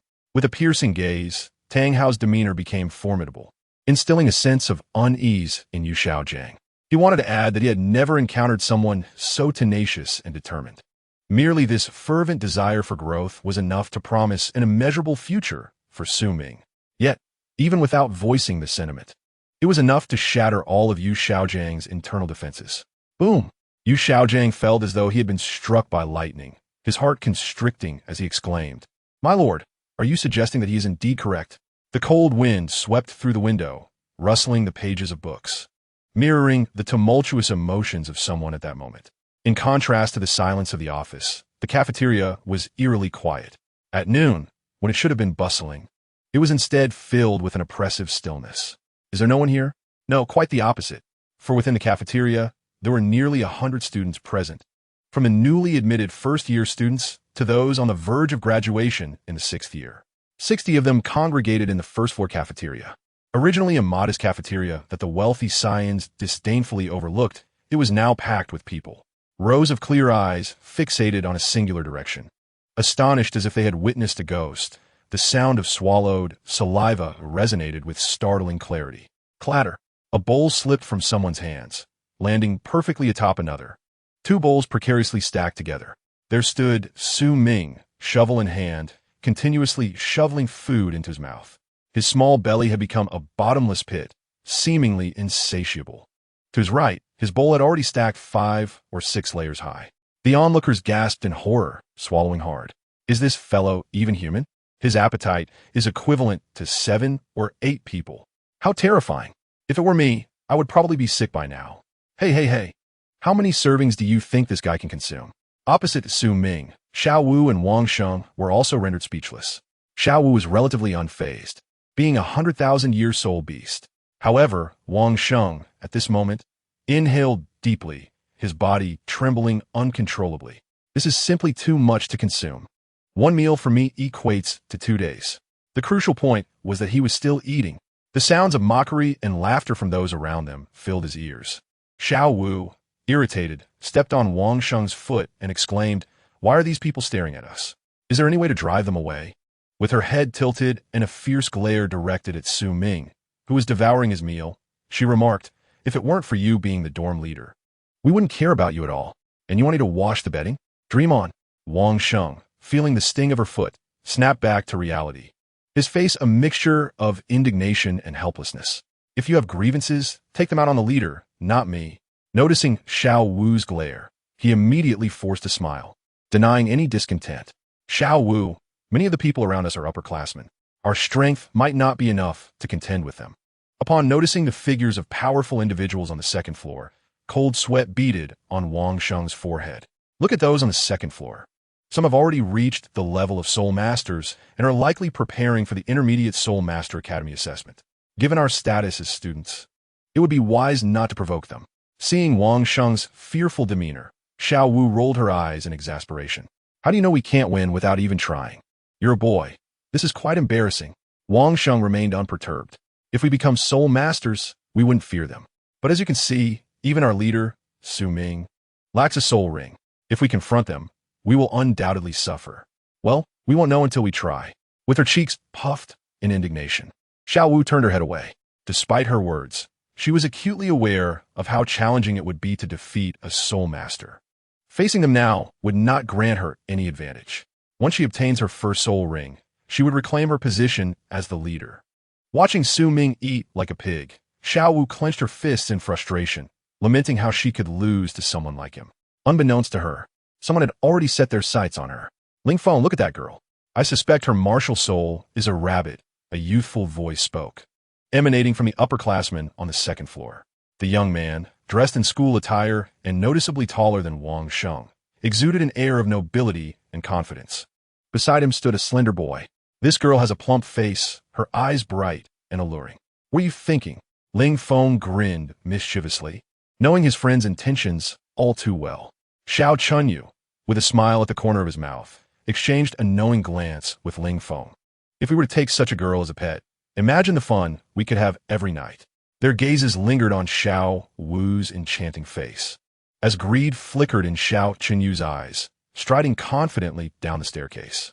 "Come on, Ling Feng," he said, shaking his head in resignation as he followed his friend. Xiao Chunyu approached Xiao Wu with an air of feigned elegance, extending an invitation. "Junior, the food on the first floor pales in comparison to that of the second. How about joining me upstairs for a meal? Get lost." Xiao Wu spat, her red lips curling in disdain. Despite her naivety, she could not miss the blatant lust and malice in Xiao Chunyu's eyes. Quite the fiery spirit. Xiao Chunyu's eyes gleamed with excitement. He was drawn to this audacious girl, reveling in the thrill she brought. "Xiao Chunyu, if you see someone intruding, do not hesitate to inform me." He barked at Wang Sheng. "This doesn't concern you. If you don't want to get hurt, you'd best clear out." Wang Sheng's heart simmered with fury at being disregarded so blatantly, his eyes nearly shooting flames.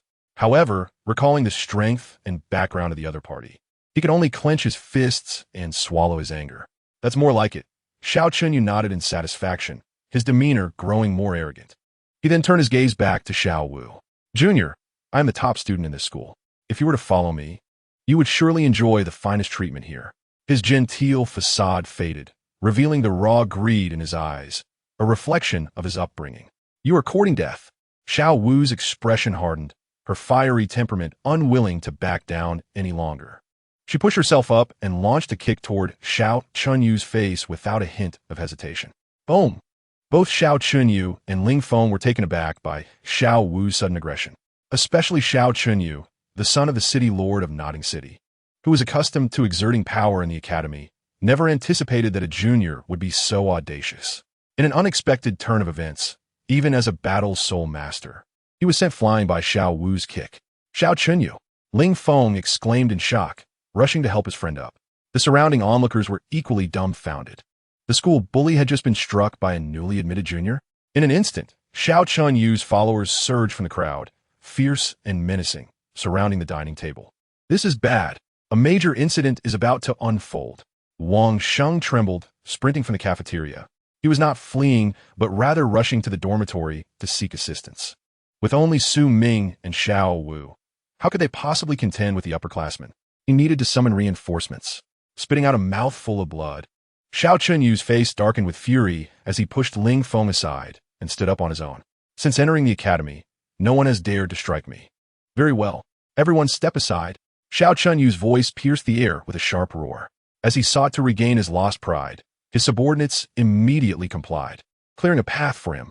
That little rabbit is quite fiery. He sneered. How about my sights set on you today? A green light radiated from within him, and a sinister grin spread across his face. As the green light shimmered, his arm muscles bulged, and sharp claws protruded from his palms, radiating a chilling aura.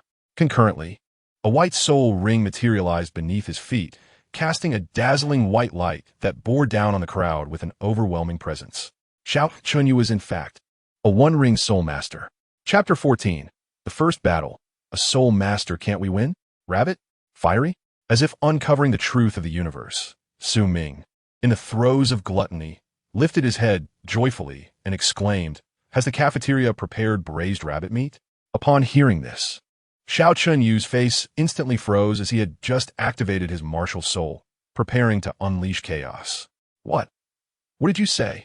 Meanwhile, Xiao Wu's eyes blazed with fury, her fists clenched tightly. What are you thinking about rabbit meat at a time like this? Braised, you say? Just wait. I'll roast you alive. A foolish individual emerged from nowhere, with Xiao Chunyu's claw-like fingers pointing menacingly at Su Ming, threateningly declaring, "This matter does not concern you, kid. Get lost with your food bucket, or I shall strike you down alongside your grandfather." Grandfather? Strike me down too? Su Ming's expression darkened instantaneously. His body, a vessel of insatiable hunger, craved sustenance after a night devoid of nourishment. He had merely sought a satisfying meal, but was now interrupted.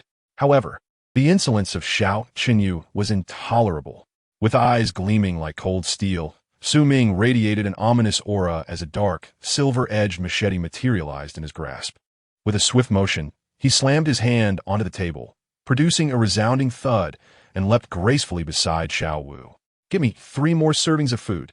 He nudged Xiao Wu, fixating his gaze on Xiao Chunyu, a storm of rage brewing within him, as though he intended to confront him alone.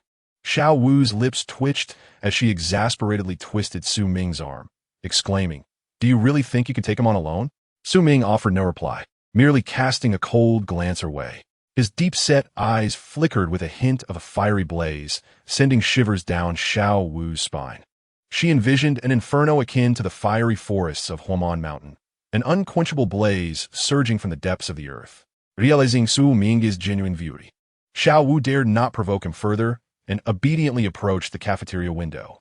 Seeing Xiao Wu remain, Xiao Chunyu approached Su Ming, a sinister smile playing upon his lips. "So, you're prepared to defend her, are you?" His claws scraped against the wooden table, producing an ear-piercing sound and leaving a series of deep gashes, a testament to their sharpness. Xiao Chunyu's gaze was icy, not merely fueled by anger from the confrontation, but also from the fact that the companion he cherished was now listening to another man. The disdain Su Ming displayed only deepened his irritation. Su Ming raised the machete slowly, indifferent as he directed it towards Xiao Chunyu, impatiently stating, "I have little patience for loquacious individuals. As a spirit master, you should understand that the realm of spirit masters is governed by strength." A chilling intensity emanated from him, causing Xiao Chunyu's heart to constrict, a rare sensation of coldness washing over him. Indeed, spirit masters ought to wield their strength. Xiao Chunyu retorted, his confidence unwavering. "If I win, not only shall she be my pet, but you will also kneel and pay your respects. What say you?" His gaze bore a challenging glint, brimming with arrogance. He was not boastful without reason. He recognized that Su Ming lacked a spirit ring. Without a spirit ring, even the most formidable individual could not rival a first-ring spirit master. Victory was assuredly his. Yet, as Xiao Chunyu's words hung in the air, Su Ming merely shook his head in discontent. Just as Xiao Chunyu believed he had instilled fear, Su Ming's voice emerged calmly, Her affairs are not mine to dictate. Nor do I need to speak on her behalf. If I defeat you, you will comprehend that a dog does not bark at its master. Such audacity.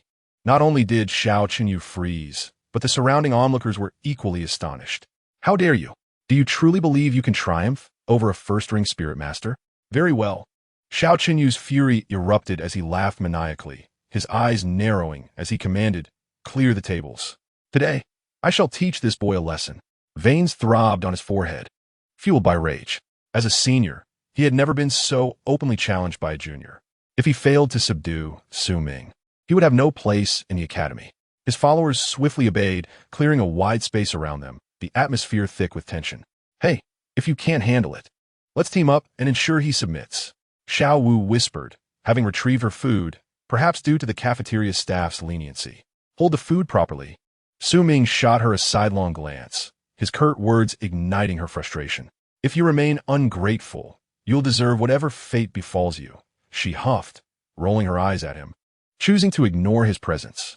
The commotion in the cafeteria caught the attention of several teachers, yet oddly, none intervened. It was as if there existed an unspoken understanding among them, all eager spectators of the unfolding drama. While the academy explicitly forbade private duels, the current spectacle was undeniably captivating. Su Ming recognized this and felt emboldened, unrestrained in his actions. System, task objective, become the school leader. Beep. System data collection initiated. Please commence your efforts. With a determined glint in his eye, Su Ming surged forward, unwilling to squander time. The air crackled as he swung his machete in a crescent arc. Comme fort. Xiao Qinyu's eyes lit up as he charged forward, raising his gleaming claws for a powerful strike, intent on cleaving Su Ming in two. The sharp clang of metal reverberated through the cafeteria as the machete clashed with the claws, sparks flying from the point of contact. The two combatants stood firm, neither yielding ground. Yet, while Su Ming's expression remained grave, Xiao Qinyu appeared somewhat relaxed. "No wonder you're so arrogant. Your strength is commendable. But you forget, I'm a spirit master." A wicked grin spread across his face, confidence surging as he channeled more power into his strike. Being a spirit master meant possessing a spirit ring, amplifying one's strength far beyond that of an ordinary individual. With a resounding crash, Xiao Qinyu's unleashed force sent Su Ming tumbling back several meters, his right arm shaking from the impact. Su Ming furrowed his brow. Despite his formidable strength, he found himself unable to contend with Xiao Qinyu. If this was merely a preliminary test of strength, he surmised that should Xiao Qinyu unleash his full power, it would likely exceed 300 pounds. Such force was currently beyond Su Ming's capacity to withstand. But this was merely the beginning of the spectacle. Chapter 15. Defeating a spirit master beyond his rank, the academy leader. With a single blow propelling Su Ming backward, Xiao Qinyu refrained from pursuing him further. Instead, he struck a pose, exuding arrogance as he proclaimed, "Now do you comprehend the terrifying power of Spirit Master? I advise you to surrender gracefully, lest you invite unnecessary suffering. You speak too much. It may lead to your early demise," Su Ming retorted coldly, launching his next assault. "Unrepentant fool," Xiao Qinyu scoffed, his claws poised, brimming with power as he prepared for a fierce confrontation. "No matter how many times you try, my strength will always surpass yours." As Su Ming pressed on, undeterred, Xiao Qinyu's internal laughter echoed, his arms swelling with force as he aimed his razor-sharp claws towards Su Ming's chest, ready to tear through him. Strangely, the crisp sound of impact did not resonate. Alarmed, Xiao Qinyu felt a chill run through him as he watched Su Ming glide past him from below, his expression darkening instantly. Did he truly believe I would engage him head-on? A cold smirk graced Su Ming's lips as he forcefully pressed down on the hatchet resting against his arm.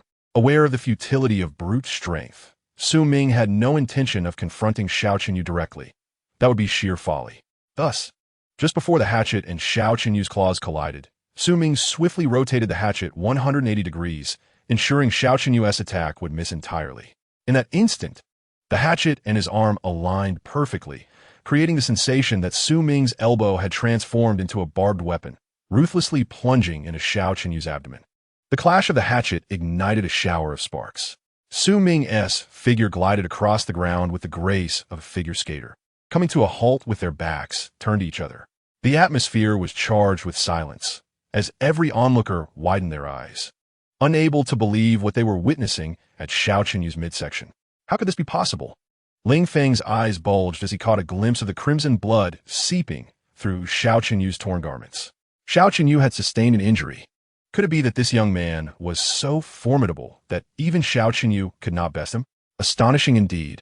A mere ordinary individual managing to contend against a soul master. If this young man possessed a soul ring, the outcome would be all but inevitable. What kind of martial spirit does that hatchet represent? It is truly remarkable. Xiao Qinyu failed to defend against it. What was initially perceived as a one-sided onslaught now appeared to favor the young man. Spectators rubbed their eyes in disbelief, fearing they were mistaken. Even Xiao Wu, taken aback, sensed an inexplicable dread. Her instincts told her this individual was a far cry from the one she had encountered the previous day. I've been injured. Staring at the vivid bloodstains on his palm, Xiao Chunyu's pupils constricted, lost in a daze. Just moments ago, he had harnessed his soul power to shield his chest. Yet even that was insufficient to repel the attack. Little did Xiao Qinyu know that even Tang San's Zuanya hand could not withstand Su Ming's strike. As a soul master, how could he hope to endure an assault from iron and stone? You seek death. A surge of azure energy erupted from Xiao Qinyu, his expression contorted in rage. His clear eyes now stained with blood. To be injured by an ordinary person was an unbearable humiliation. The mocking gazes of those around him, the searing pain in his abdomen, and the trampling of his pride ignited a fury within Xiao Qinyu, akin to an enraged lion on the verge of rampage. With a swift motion, he charged forward, his dual blades akin to ferocious wolves lunging at Su Ming. The speed of Xiao Qinyu was now more ferocious than before. Rather than retreating, Su Ming advanced, bending his body as he began to spin wildly. The hatchet melded into his form, transforming him into a spinning lance. Clang! The force of his rapid rotation even repelled Xiao Qinyu's full-on strike.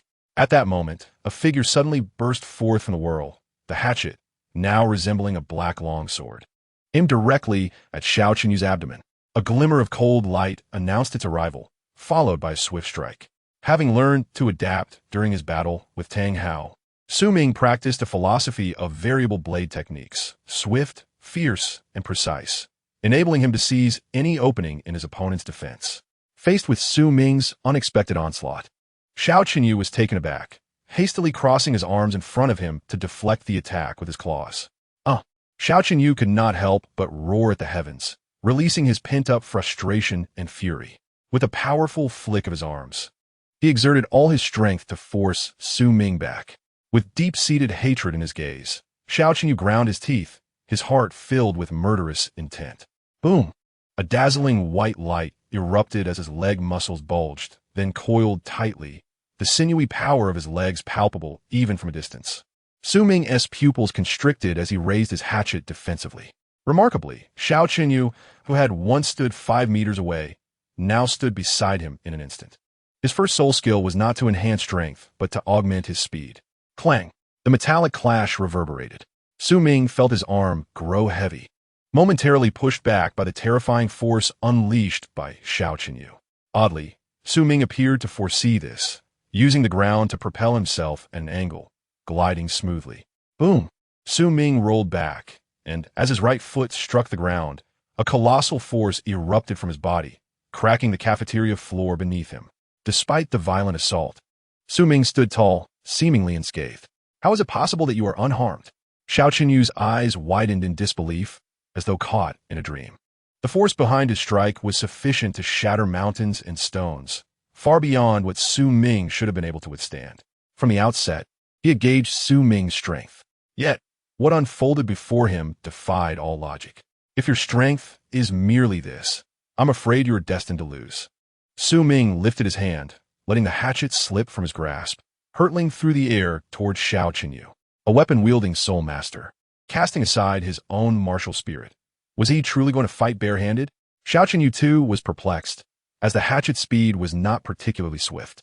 With a flick of his hand, he easily deflected the hatchet. As it soared through the air, another figure awaited below.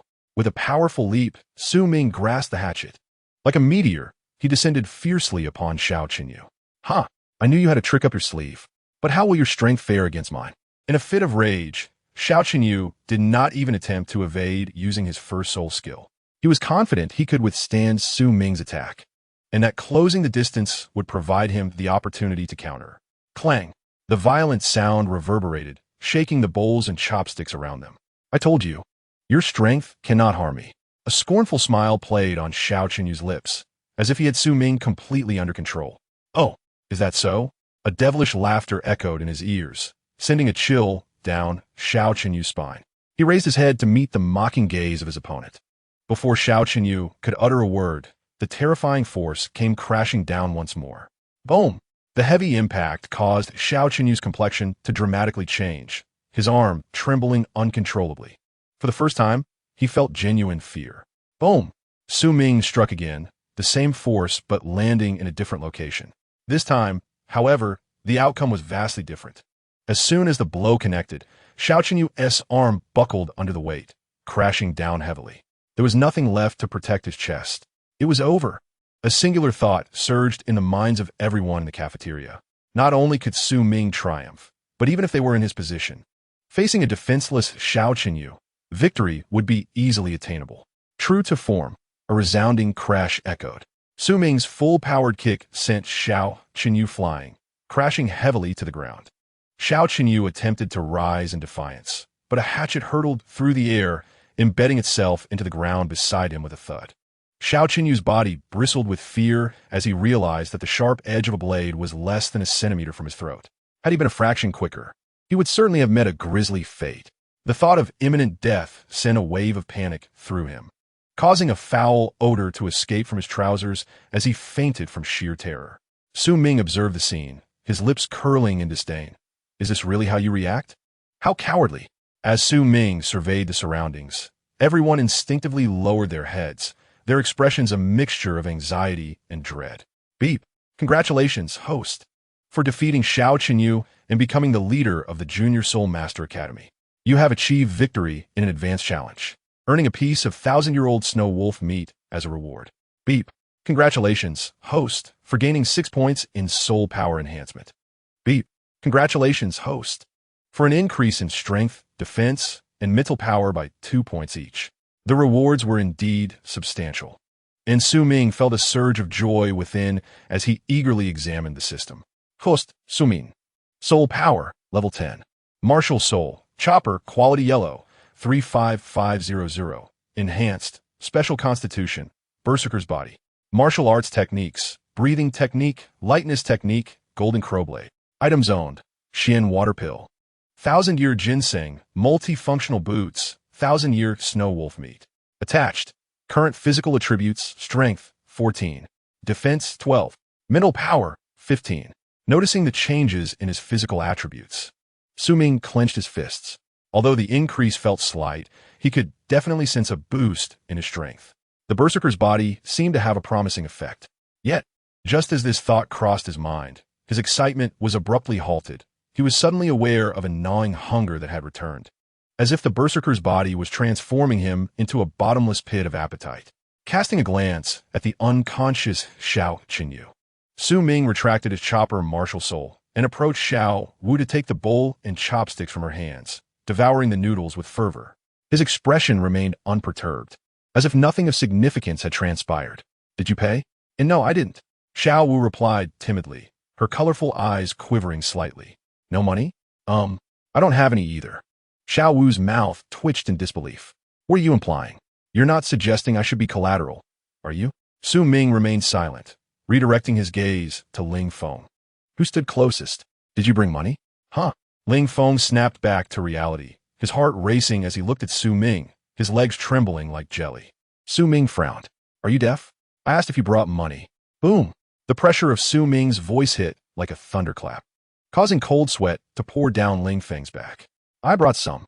He felt as though he had been dredged from the depths of a river, and trembling, he emptied his pockets of coins. What are you still standing there for? Didn't you hear the boss needs money? Ling Feng scolded his underlings. If you want a beating, just speak up, but don't drag me into it. Oh, I have some too. Boss, this is a tribute for you. One by one, the group obediently lined up, emptying their pockets onto the table. In the blink of an eye, a small mountain of coins piled up on the surface. Xiao had fallen, and Su Ming had risen. The world had changed. That's a lot of money. Looking at the shimmering coins on the table, Zhao Wu's eyes sparkled. Having just arrived in the human world, she had not a single coin to her name. Making money this fast is quite remarkable. Reluctantly pulling her gaze away, she eyed the other onlookers with a glint of avarice in her expression. In the human realm, strength was the ultimate authority. Surely, that must be the case. Boss, the food on the second floor is excellent. How about I treat you? What do you mean treat? ISNT your money, also the boss's? Exactly. What S yours is mine. The boss hasn't said a word, and you dare to claim you're treating? Su Ming shot them a glance, and the group fell silent. He then stepped towards the second floor. What exactly had transpired? Wang Sheng, who had called for reinforcements, watched as Su Ming ascended the stairs, surrounded by sycophants. Feeling utterly dazed, someone tugged at Wang Sheng's sleeve, gesturing towards the unconscious Xiao Qinyu, and suddenly, their hearts filled with excitement. Could it be that the boss won? Wang Sheng's heart raced as he hurried to Xiao Wu's side. Sister Xiao Wu, what on earth happened? Xiao Wu, looking far from pleased, pouted in disappointment. I thought you were a coward. By the time you arrived, he had already finished the fight. What use were you then? Sighing, she mused that even if she had cultivated a soul ring, she likely would not have been able to contend with him. He seemed to possess innate full soul power. It was over. She would forever remain in his shadow. In stark contrast to Xiao Wu's dejection, Wang Sheng was beaming with pride. Boss, he actually defeated Xiao Qinyu. My goodness, he is a soul master. Wang Sheng clenched his fists, striding confidently towards the second floor. As the boss's most loyal follower, he felt it was imperative to stay close to Su Ming at all times. The crowd of onlookers gradually dispersed, their minds still entranced by the battle. Unable to shake off the shock, a mere mortal had triumphed over a soul master. Such an unfathomable event had truly unfolded before them. Indeed, Xiao Qinyu had lost, and the academy had welcomed a new, even more formidable leader. What terrifying strength! On the second floor, Yu Xiaojiang, who had watched the entire battle, was filled with fervor as thoughts raced through his mind. No wonder he had caught the attention of that esteemed figure. Su Ming's combat prowess was undeniably fearsome. With a dual martial soul genius and a prodigious talent on his side, if they joined forces, his theories would surely be validated. If they could not succeed, it would only confirm the fallacy of his hypotheses. Fame awaited him, and the best opportunity was right in front of him. At this moment, Yu Xiaojiang felt a surge of passion. He gazed intently in the direction of the second floor, his eyes glimmering with ambition. He needed to find an opportunity to converse with them. Behind him, he clenched his fists tightly. Chapter 16. Xiao Wu, I will help you avenge. Boss, you have no idea how the upperclassmen look at us now. There's a saying about keeping one's tail tucked between their legs.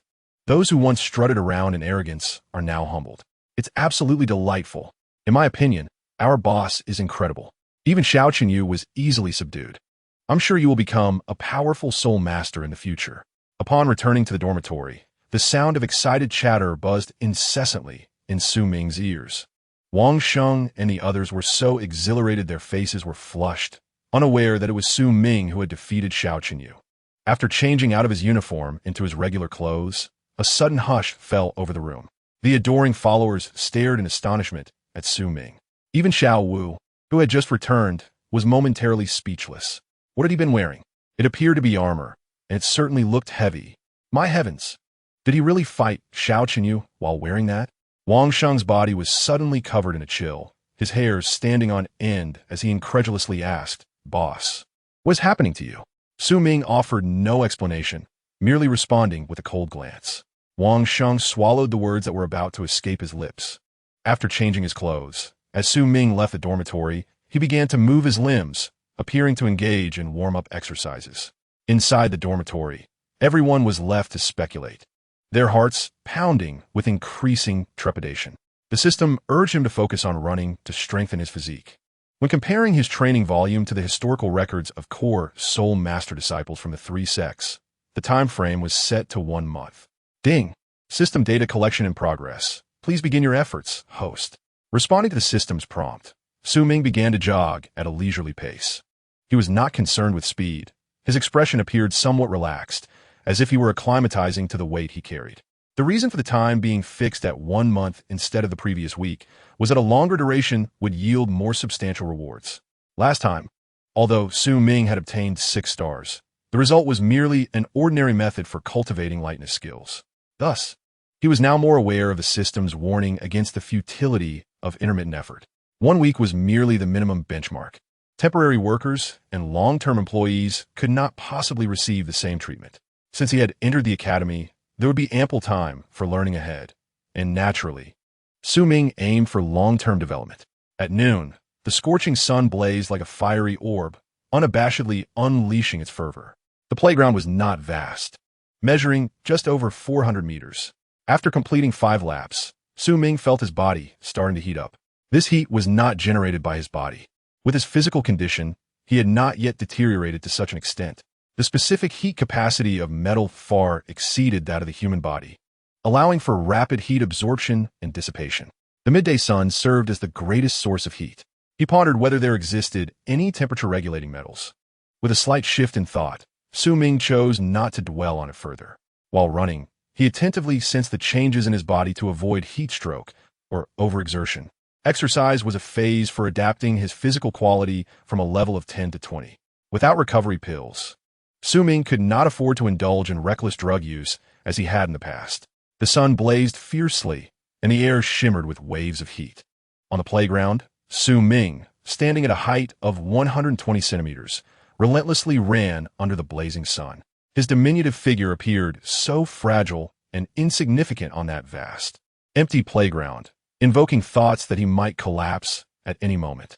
Yet, to everyone's astonishment, he continued to run. This cycle repeated endlessly, creating a breathtaking and grand tableau. The solitary figure, with indomitable tenacity and obsession, resembled a general wielding a sword, fiercely battling on the battlefield, vowing to return only after conquering the enemy.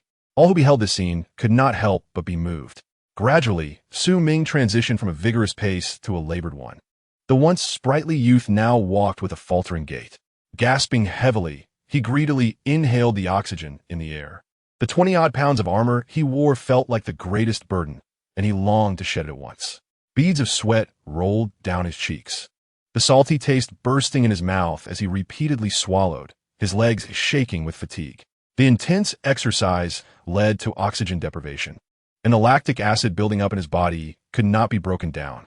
Su Ming understood that he needed to allow his body to gradually adapt to this situation for the pain to subside. The so-called pain was merely a signal from the nerves to the brain, triggered when endurance exceeded physical limits. Yet if limits could be infinitely extended, would it not imply the ability to disregard pain altogether? Lost in such thoughts, Su Ming's focus waned, prompting him to halt. Bent over, sweat poured down like rain, with tears dripping onto the ground, evaporating swiftly, leaving only a faint trace. 16 laps, less than 7,000 meters. This was Su Ming's current limit. This distance was even less than a third of what he had run from Rock Village to Notting City during his previous training. Beyond mere exhaustion, the more pressing issue was the inability of his body to dissipate heat. Last time, he had arrived in Notting City during the early morning. Now, he was not yet at the point of collapsing from fatigue. Dragging his heavy legs, Su Ming settled down by the railing. Dappled sunlight filtered through the leaves, mingling with the incessant chorus of cicadas. Just then, a refreshing breeze swept past, bringing an immediate sense of coolness. Hey, are you out of your mind? You're already the top of the academy. Is it really necessary to push yourself this hard? A soft voice chimed in, causing Su Ming to recognize the speaker without even looking. Here, you must be parched and exhausted. We certainly don't wish to incur the wrath of the upperclassmen. Zhao Wuji handed him a cup of water, her brow furrowed, her beautiful eyes filled with puzzlement. She had come over as soon as he started running. Yet as time passed, her confusion only deepened. Su Ming was undeniably formidable, and his subordinates were wealthy, providing no concerns regarding food and drink, which made her envious. Indeed, it would have been much better to rest in the dormitory in the afternoon or stroll through the streets. Yet, here he was, exercising under the scorching sun, truly an oddity. Su Ming accepted the water without hesitation, drinking it down in one go, leaving not a single drop behind. The icy liquid coursed down his parched throat, eliciting a moan of pleasure. It was simply divine. As he savored the water, he asked, "Is there any more?" Zhao Wuji scrunched her nose, rolling her eyes. "Should I fetch you a bucket of water while I'm at it? That would be greatly appreciated." Su Ming responded, his eyes lighting up as he gestured for her to hurry. In response, Zhao Wu's frustration mounted, her fists clenched. You really think of me as your maid, don't you? Though vexed, she did not leave, but instead exchanged a knowing glance with a nearby subordinate. You'll regret this one day, and I'll make you call me boss. Just you wait. Hey, do you have some enemies or something? Her eyes widened with excitement as she thumped her chest, declaring, don't worry. Given that you helped me out in the cafeteria, I'll definitely help you take revenge when the time comes. How about that? Enemies? Revenge? Su Ming's expression darkened. You must be joking. The Oscars owe you a screenwriting award. Chapter 17. The distinction between humans and soul beasts. Hey, what was that look you just gave? Am I wrong? Zhao Wu continued, hands on her hips, pouting as she scrutinized Su Ming. If you didn't have deep-seated enmities, why push yourself so hard in training, especially wearing armor? Are you trying to get yourself killed? Having transformed for so long, Su Ming was undoubtedly the strangest human she had ever encountered.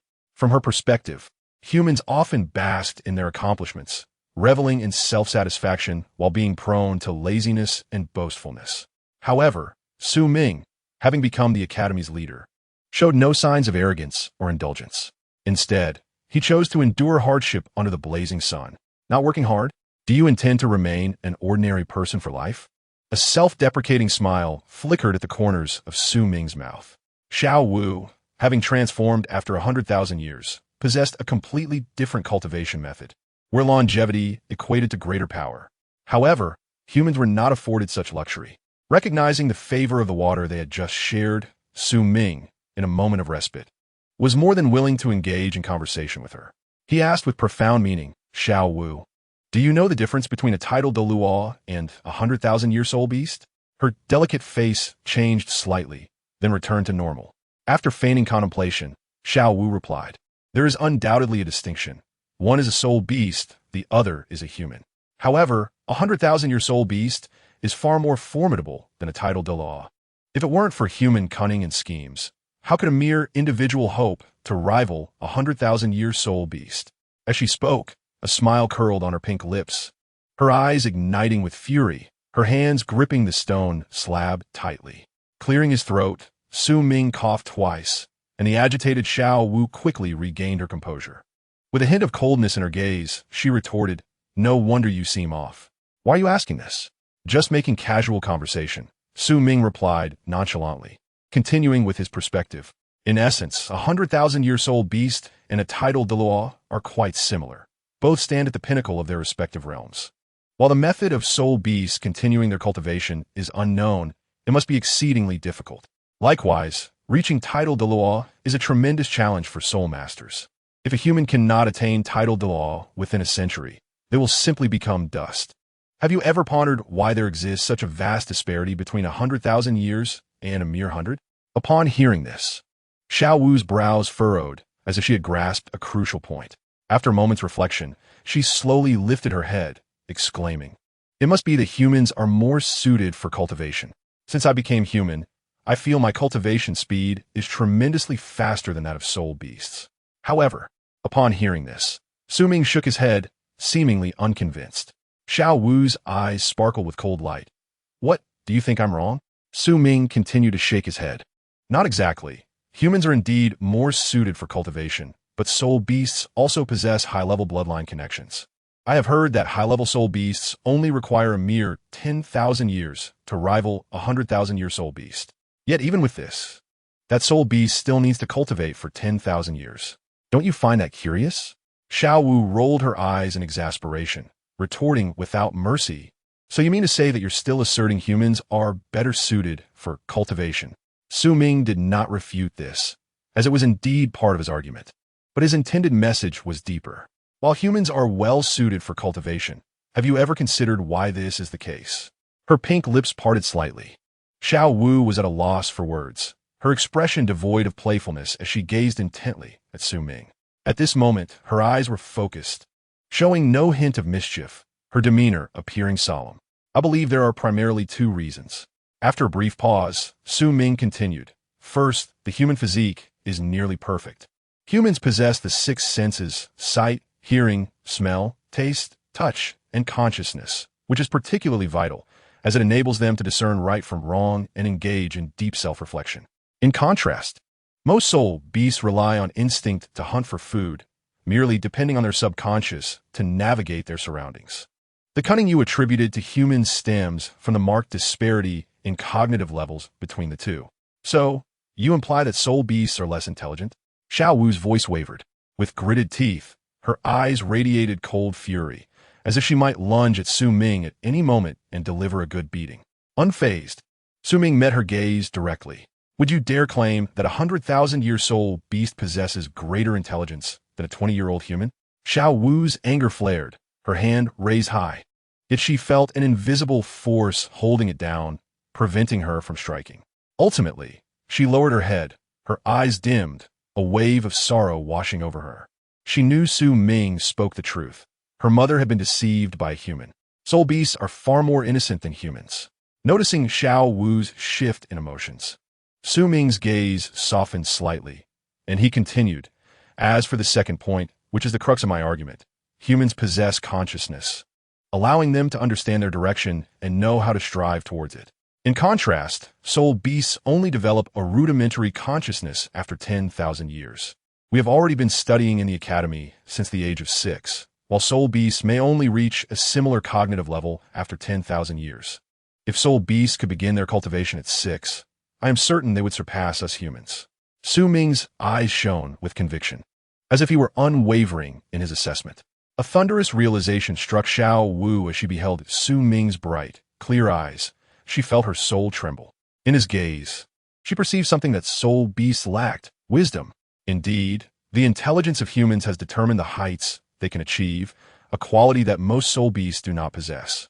In summary, humans hold advantages primarily in two aspects: the awareness of their effort's direction and the determination to pursue it.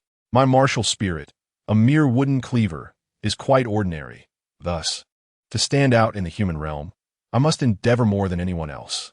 Su Ming leaned in slightly, whispering, since you've entered human society, you must abide by its rules. If you wish to break free from constraints, do you truly intend to do so in your current state? Boom! Zhao Wu felt as if struck by lightning, her hair standing on end as she gazed in horror at Su Ming's profile. Her identity as a 100,000-year soul beast had been uncovered. Don't even think about making a move. You cannot defeat me now. Su Ming subdued the startled and agitated Zhao Wu, adding kindly, actually, I think you are quite well off at present. After all, as one of the few humans you know in the Academy, should danger arise, you could always offer yourself as a sacrifice. Rest assured, my soul ring will always be reserved for you. As soon as he finished speaking, Su Ming withdrew, leaving Zhao Wu in a daze, her mind buzzing. Exposed? Her identity as a 100,000-year soul beast was revealed. How could this be possible? After a moment, once she regained her composure, she was filled with rage. Sacrifice? Soul ring. Damn you. Throwing a stone in the direction Su Ming had departed, Zhao Wu screamed in a heart-wrenching fury, her eyes aflame, her chest heaving with indignation, resembling an infuriated rabbit. However, upon closer inspection, one could see her previously trembling legs now quivering slightly. Imagining Zhao Wu's current state, Su Ming returned to his dormitory with a playful smile. While his grin might have appeared mischievous, paired with her adorable features, it instead came off as charming and endearing. Was he trying to enlighten Zhao Wu? Perhaps. Yet, Su Ming was more concerned with her soul ring and soul bone, which contained skills comparable to divine techniques. As for why he chose to remind Zhao Wu, it delved into psychological realms. The thoughts of soul beasts resemble those of humans and can subtly deepen their awareness. Especially during moments of profound impression, their thoughts may evolve over time, leading them toward their destined path. The simplest example is when, as children, we jokingly speculate about who will marry whom in the future. Yet, upon reuniting in adulthood, we subconsciously attribute it to fate. Hypnosis. Self-hypnosis. This is precisely the effect Su Ming desires. The 10,000-year soul bone and soul ring are treasures he will never relinquish to others. After resting for 2 hours in his dormitory and finishing dinner, Su Ming sets off once more, his destination still the back mountain of the Academy. As for Zhao Wu, upon awakening, Su Ming did not find her and wondered if she was deliberately avoiding him. However, he was certain that she would not flee. Rabbits are inherently curious creatures. Having traversed here, he had previously accompanied his grandfather, Blin, to catch rabbits in the mountains, and he was confident about that. Calm and composed. Su Ming's small yet sturdy figure swiftly traversed the campus towards the back mountain. Observing this scene, a boy behind him furrowed his brow. What could this fellow be doing in the back mountain? Although the boy donned a school uniform, he appeared disheveled and dirty, as if he had just emerged from a woodpile. Yet his amber-like eyes were exceptionally clear and bright, occasionally flickering with a haunting purple aura. Abandoning his intention to head to the cafeteria, the boy followed the direction Su Ming had taken, intrigued to uncover the situation. As Su Ming walked along the uneven mountain path, he sensed something and glanced back. Someone was following him. With narrowed eyes, he noted that while the area behind him seemed still, his instincts would not deceive him. Indeed, there was someone there. However, they did not appear to be particularly skilled. Keeping his guard up, Su Ming continued forward. After traversing a short distance, he entered a low-lying gorge. The terrain here was flat, and the evening temperature was pleasant. It was in this very spot that Su Ming had practiced the night before. With a swift motion, he struck his arm, effortlessly snapping a dry branch. Subsequently, he wielded the stick to practice the Jinwu blade technique amidst the trees. As Su Ming's condition improved, his speed increased, and the stick created a sharp sound as it cut through the air. Just then, a gust of wind surged forth, shaking the surrounding shrubs violently. "Ah, so you practice your blade here at night?" A pair of eyes observed Su Ming intently from within the bushes, their gaze flickering with contemplation. The observer was none other than Tang San, who had followed him. However, he had not anticipated uncovering such a significant secret. No wonder someone had not returned all night. Tang San's eyes sparkled with intrigue, his expression gradually becoming grave. Given that Su Ming had only just picked up his weighted armor from the blacksmith shop around noon, it was highly likely that he had been training here all night. This was strikingly similar to Tang San's own training atop the mountain. This is not good. If he persists in his rigorous training throughout the night, the gap between us will surely widen. An oppressive atmosphere enveloped him, and for the first time, Tang San felt an unprecedented pressure, even stronger than the sense of crisis he had experienced when Su Ming had defeated him the previous day. Relying on the Tang Sec's techniques and his dual martial spirits, he had been confident he would eventually triumph over Su Ming. Yet, witnessing Su Ming's relentless dedication to training now instilled a sense of uncertainty within Tang San. He was inherently endowed with full soul power and seemed to possess the knack for soul power cultivation. "I have cultivated the Xian Tian Baolu, but I lack advantages in speed and strength. Up until now, our training had been evenly matched." Tang San's brow furrowed deeper as he reflected on his 2 years of cultivation. In just a month, Su Ming has reached such a level? Could it be that he has only trained for a month? A chill crept over him, and as he gripped a branch, his hand turned pale as jade, breaking it effortlessly with a snap that echoed through the quiet woods like a flashlight shattering in the darkness. Not good.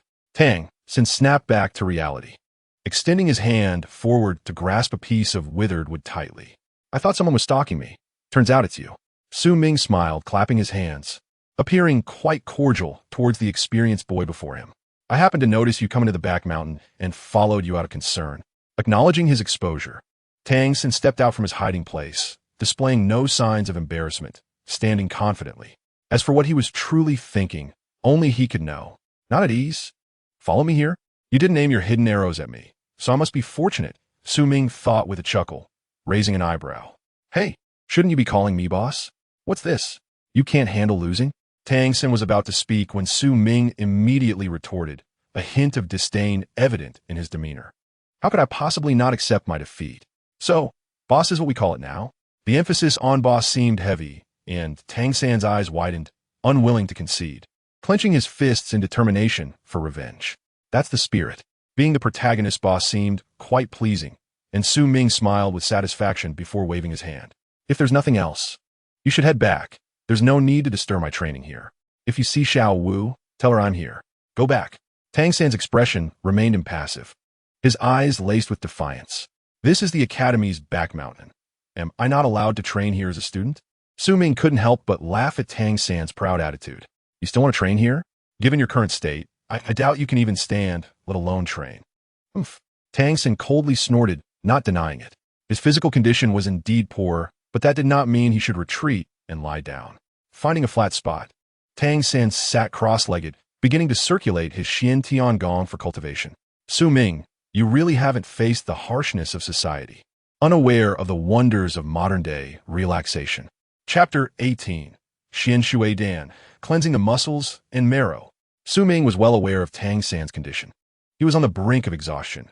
Continuing to train in such a state would yield only diminished returns. Considering Tang San's powerful attributes as the protagonist, Su Ming chose to ignore him and focus on his own training. The Jinwu blade technique allows one to harness the power of gold, transforming it into its ultimate form. Only soul masters with extreme attributes could become formidable soul masters, and Su Ming was determined not to let this opportunity slip by. Beep. Congratulations, host. For practicing the Jinwu blade technique, proficiency level 1. Beep. Congratulations, host, for practicing the Jinwu blade technique, proficiency level 1. After practicing the Jinwu blade technique 3 times, Su Ming's soul power was once again depleted, beads of sweat forming on his forehead. Glancing at Tang San, Su Ming dashed into the woods like lightning. His petite figure blended seamlessly into the night, and in the blink of an eye, he was completely silent. Huh? Tang San opened his eyes in astonishment, but Su Ming's figure had vanished without a trace. He just left like that? Using his purple extreme demon eye to scan the woods, Tang San still could not spot Su Ming, who seemed to have already ventured far away. This only deepened his confusion. Could it be that I was overthinking? Tang San furrowed his brows tightly. He had only been here for a short while, and yet Su Ming had already departed. A wave of fatigue washed over him, almost compelling him to close his eyes for a brief respite. Rising to his feet, he felt a surge of clarity wash over him, dispelling the irritation that had previously clouded his mind. Realizing that in his current state he would never catch up with Su Ming, he resolved to return and rest before continuing his training. Meanwhile, Su Ming had distanced himself from Tang San and arrived at the edge of a small pond, nestled between 2 mountain peaks. The water, crystal clear, gathered in the basin, reflecting the moonlight to reveal the pond's bottom like a transparent mirror. Noticing the fish swimming below, Su Ming quickly fashioned a makeshift spear from a nearby bamboo stalk using his hatchet. With a swift motion, he aimed at the fish beneath the surface and hurled the spear with force. It pierced the water with a sound akin to an arrow released from a bow, and as the water erupted in a cloud of mud, he could no longer see the fish. When the spear remained motionless in the water, Su Ming could not help but chuckle. Indeed, had this been in a later era, such a method of spear fishing would have resulted in the bamboo floating askew, the submerged end thrashing about, an unmistakable sign of a catch. The resistance of the water made it difficult to spear fish at the bottom, yet Su Ming's throw was powerful. With a firm grip on the spear's tail, he pulled it up, and to his delight, a fish was impaled upon it, thrashing its tail in protest. The fish was not large, comparable to a pound or so, slender with a yellow-brown underbelly and black fins. Su Ming recognized it as a dingue fish, known for its preference for still or slow-moving waters, particularly in lakes and downstream rivers. Striking the fish's head with his hatchet silenced its flailing instantly. With a deft hand, Su Ming speared 2 more fish and set a fire to commence grilling. The sound of sizzling filled the air as golden fish oil dripped onto the flames, creating a melody of delightful crackles. The dingue fish, already yellowish, became even more radiant under the heat. The aroma wafting through the air was intoxicating, making Su Ming salivate with hunger. He had not used many spices, opting instead for a few local plants for flavor. After all, high-quality ingredients require little embellishment. Before long, the fish's exterior had become crisp, darkened by the charcoal fire, while the white flesh inside retained its essence, exuding a rich, savory fragrance. With no need for propriety, Su Ming tore into the fish with his teeth, feeling a pang of regret for not having brought additional seasoning. The meat was tender, high in protein, and nearly free of bones, a truly delectable dish, though he lamented that it had not reached its full potential. He discarded the fish bones, which stood upright in a neat row, the tails raised as if gazing down upon the earth. Rubbing his hands with leaves, Su Ming appeared content, a picture of satisfaction. Yet, upon closer inspection, his gaze wandered, as if assessing the surrounding environment. He wondered if Tang Hao was still monitoring him. The thought emerged quietly, and a flicker of hesitation crossed Su Ming's face. He was not genuinely hungry. His actions were merely a means to gauge whether Tang Hao was near. If he were, the act of grilling fish might draw him out. If not, he would likely depart after a brief observation. After 3 fish, with no sign of Tang Hao, Su Ming felt a strong inclination that he was indeed absent. A titled Douluo could hardly be expected to watch over him incessantly. Could he? After a moment's contemplation, Su Ming swiftly retrieved a mysterious blue pill from his inventory and swallowed it whole in one seamless motion, as if rehearsed 1,000 times. Unless one were to constantly probe with spiritual energy, even a titled Douluo would struggle to discern what he had just done. Only Su Ming knew that the pill was a deep blue elixir adorned with white patterns, emitting a subtle yet harmonious fragrance. The Xian Shui Dan was crafted from the blood of various water affinity soul beasts and aquatic plants, known for its gentle properties that not only enhance soul power, but also purify the body, nourish the meridians, and improve one's innate abilities. As the pill slid down his throat, he felt a sweet warmth spreading through him, prompting him to promptly engage in breathing techniques to channel the pill's energy into soul power. A soothing warmth radiated from his abdomen, replenishing his previously depleted soul power with the comfort of a hot spring. Immersed in this process, Su Ming lost himself in the experience of refining his essence. The flames danced above the campfire, crackling intermittently, while the bright yellow flames cast a gentle light upon Su Ming's fair complexion, softening his features. Time slipped away unnoticed. Gradually, the fire began to dwindle, releasing wisps of smoke that curled gracefully into the air, dissipating into nothingness. Suddenly, a foul odor erupted, overwhelming the remnants of the once appealing aroma. Black, viscous substances oozed from Su Ming, resembling oil or tar. His once white garments were now entirely stained black, enveloping him in a shroud of odor. From the cliff above, a tall figure appeared, cloaked in black, his gaze cold and devoid of emotion. Refining one's essence and marrow, Tang Hao observed Su Ming's condition, his pupils narrowing as ripples of intrigue flickered in his otherwise calm demeanor. This fellow possesses a remarkable opportunity. A faint sigh escaped him before he vanished once more, as if he had never been there at all. Chapter 19. A Decade's Promise, Life and Death Unbound. As the sun rose, its rays cascaded down from the horizon, gradually dispersing the morning mist within the forest. Wisps of white fog coiled around the lofty pines, and the verdant hues of the clouds shimmered like a shy maiden donning a green robe, dancing gracefully among the mists. In the woods, a swift silhouette darted forward, each footfall leaving a faint imprint upon the ground, showcasing remarkable strength. The boy, filled with urgency, was none other than Su Ming, who had descended from the mountains. After consuming the Xian Shui Dan the previous night, he had trained throughout the night. The effects of the elixir were profound, purging his body of impurities and bestowing him with a lightness of being. His soul power surged within him, tumultuous and vigorous, as he observed that his meridians had expanded 3 to 4 times their original size. With the unobstructed flow of soul power, his training speed had increased exponentially. Awakened, he felt invigorated, a sensation beyond description, though the odor was quite off-putting. Rushing through the academy's back entrance, Su Ming hurried towards the teaching building. For today marked the beginning of classes. To arrive late on the very first day, though he wished to avoid it, he soon found himself at the classroom door, where the lesson had already shifted from academics to martial soul training. On the stage stood a female teacher, approximately 34 years of age, clad in a green long dress.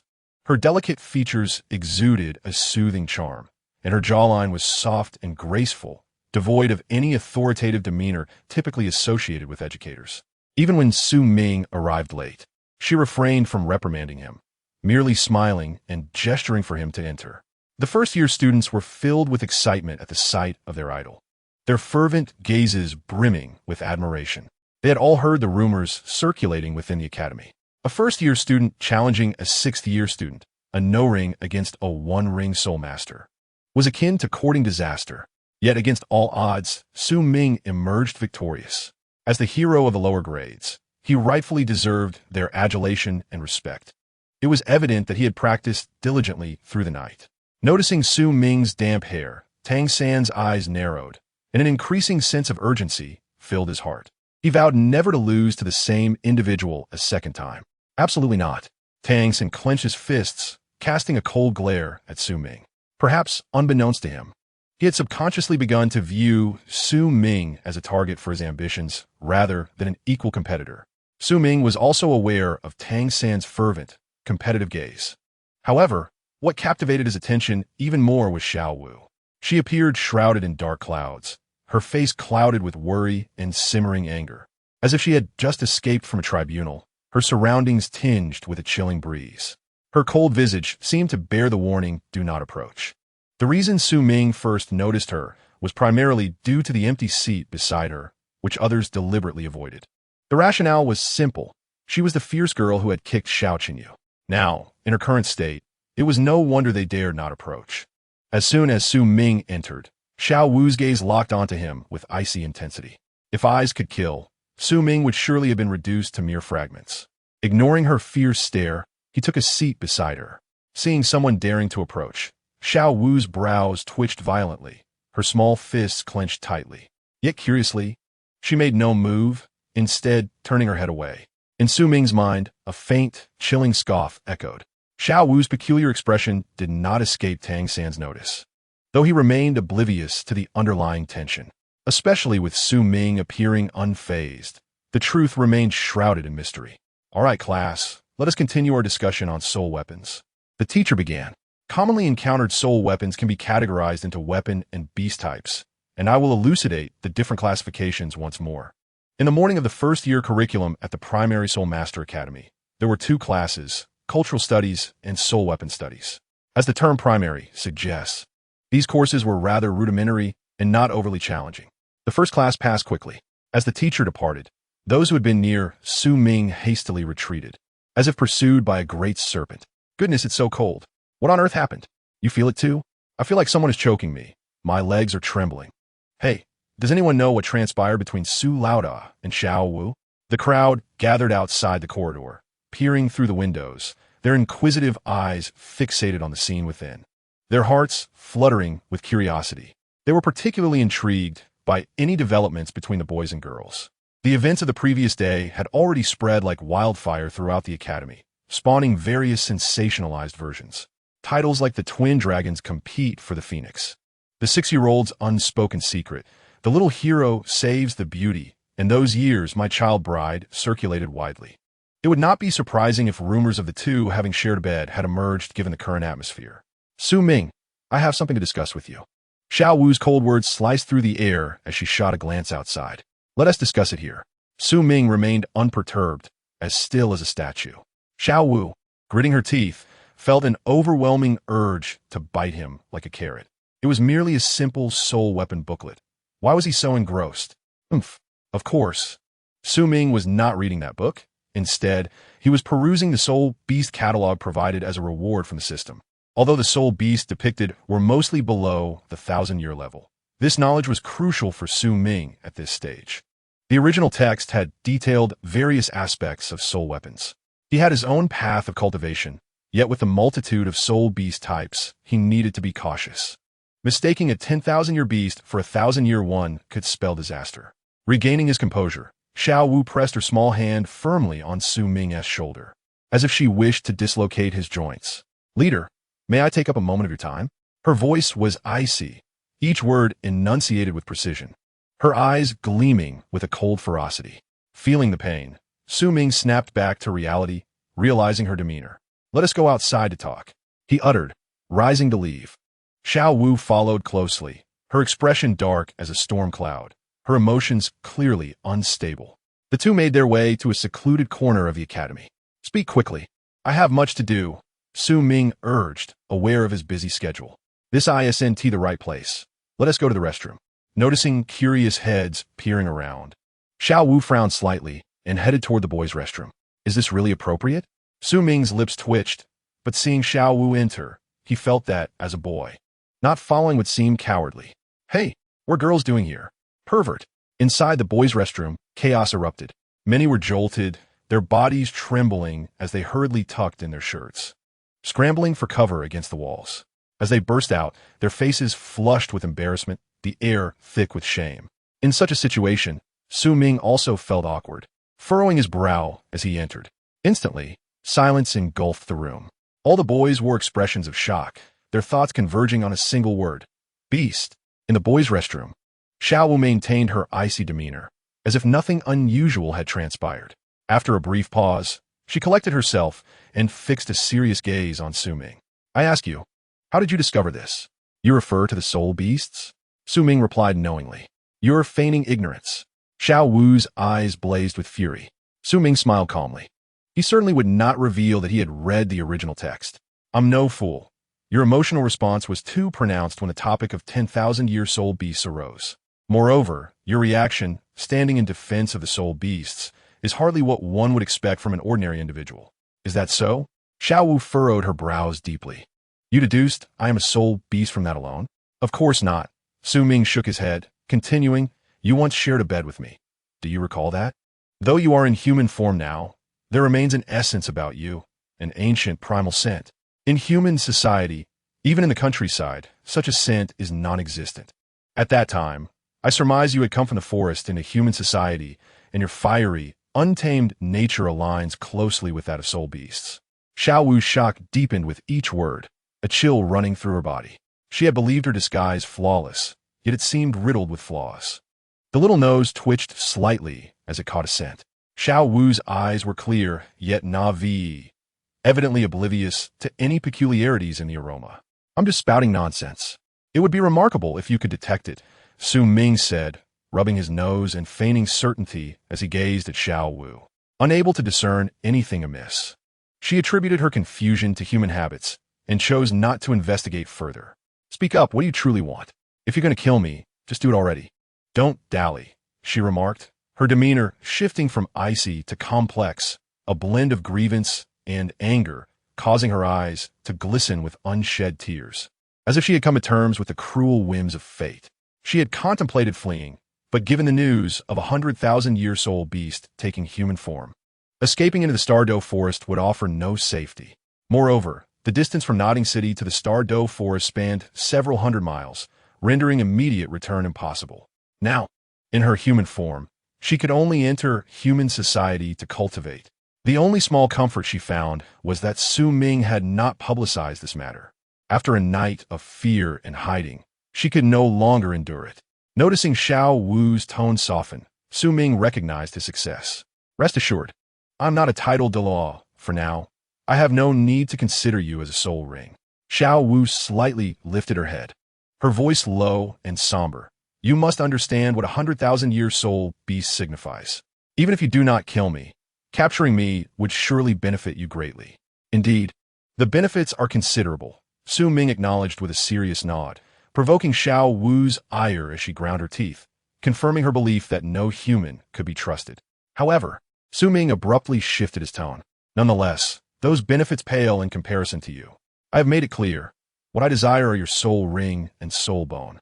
A dull statement struck like a needle piercing through to the marrow. Furious, Zhao Wu trembled, gazing at Su Ming as if he were a demon. Her heart turned cold, and the last remnants of goodwill vanished. I see now, she said with a bitter smile. Initially, she had hoped to forge a friendship with Su Ming, but now she understood that his intention in sparing her was to keep her until he became a title de law. Should I now express my gratitude for your candidness? It seemed she had matured considerably. The hatred in her eyes had dimmed, replaced by a sense of resignation and sorrow, as if she had come to grasp the fate of soul beasts. Su Ming nodded generously. No one can resist the allure of 100,000-year soul beast, and I am no exception. If I do not speak now, after years as classmates, I cannot guarantee I would be able to act against you later. It is better to lay everything bare now, so we can both live with clarity moving forward. After a prolonged silence, Zhao Wu did not respond, but suddenly uttered a strange thank you, tears cascading down her cheeks. Unfortunate was her exposure. Humanity sought her demise. Yet, fortunate was she, for unlike her mother, she would not be deceived to her end by a human. Sensing her emotions, Su Ming felt a pang of guilt. There is no need for thanks. 10 years from now, should I require a soul ring, I will not show mercy. Therefore, it is in your best interest to cultivate diligently during these 10 years. If you manage to return to the Stardow Forest, I will likely follow, and at that time, fate will determine our ends, with no one to blame. All right, Zhao Wu replied, her voice resolute yet slightly hoarse. She wiped away her tears, fixing her large eyes on Su Ming, unafraid to meet his gaze. The anger and hatred within her gradually faded, giving way to a serene gentleness, a softness that felt more resilient than any metal on earth. Observing the tenacity in her eyes, Su Ming felt a sense of relief. The age-old truth of soul masters hunting soul beasts remained unchanged. Rather than be swayed by emotions later and adopt a righteous guise to demand Zhao Wu's sacrifice, it was far better to be forthright. One should seek strength directly rather than through devious means. In the end, it was strength that spoke. Su Ming, I may not be defeated. With a proud declaration, Zhao Wu lifted her chin and strode away, her once tender gaze now imbued with newfound strength. Emerging from the restroom, Su Ming was nearly incensed by the whispers about how Zhao Wu had cried in 3 minutes. Just as he exited, a figure blocked his path. Su Ming, someone is looking for you, Tang San said, his expression oddly mischievous. Who is it? Su Ming replied coolly, causing Tang San's hair to stand on end. His eyes widened in horror, as if he had stumbled upon something dreadful. What is it? Su Ming's golden glimmer in his eyes vanished, as if it had never existed. In nothing, Tang San stammered, regaining his composure but still wary, quickly explaining, it's that master from before. He's looking for you, and also sought me out. It seems he wishes to recruit us. Recruit? Su Ming scoffed. He probably seeks test subjects. If that's the case, then I shall meet him, he declared, stepping forth. His small stature exuding an aura of authority that left onlookers astounded. Behind him, Tang San furrowed his brow in concern. What could it be that even the purple extreme magic I dared not gaze upon? A flash of golden light loomed in his mind, akin to a great blade cleaving towards him, its brilliance daunting and chilling. Under the scorching sun of summer, Tang San felt an involuntary shiver run down his spine. Chapter 20. Unable to become a powerful soul master? In the office, rows of neatly arranged bookshelves were filled with tomes, their surfaces worn and frayed from countless readings. Surrounded by this sea of literature, Yu Xiaojing exuded a deep and composed aura, reminiscent of a strategist plotting his next move. His fingers tapped rhythmically on the table, his brow furrowed in contemplation. Suddenly, the heavy wooden door creaked open. Yu Xiaojing's gaze sharpened, his demeanor shifting to one of rigid resolve. I hear you have business with me? Su Ming entered without preamble, his icy gaze fixed on Yu Xiaojing. Faced with Su Ming's blatant rudeness, Yu Xiaojing furrowed his brow, suppressing his displeasure. Su Ming, while your talents are exceptional, you still lack many essential qualities to become a formidable soul master. His tone was steady, underscored by the confidence that every genius would ultimately submit to his teachings. Su Ming made no immediate response, pulling out a chair and seating himself leisurely. Please continue. Yu Xiaojing, undeterred by Su Ming's nonchalant demeanor or his arrogant attitude, pressed on. Su Ming, your deductive reasoning is commendable, yet it highlights a significant flaw.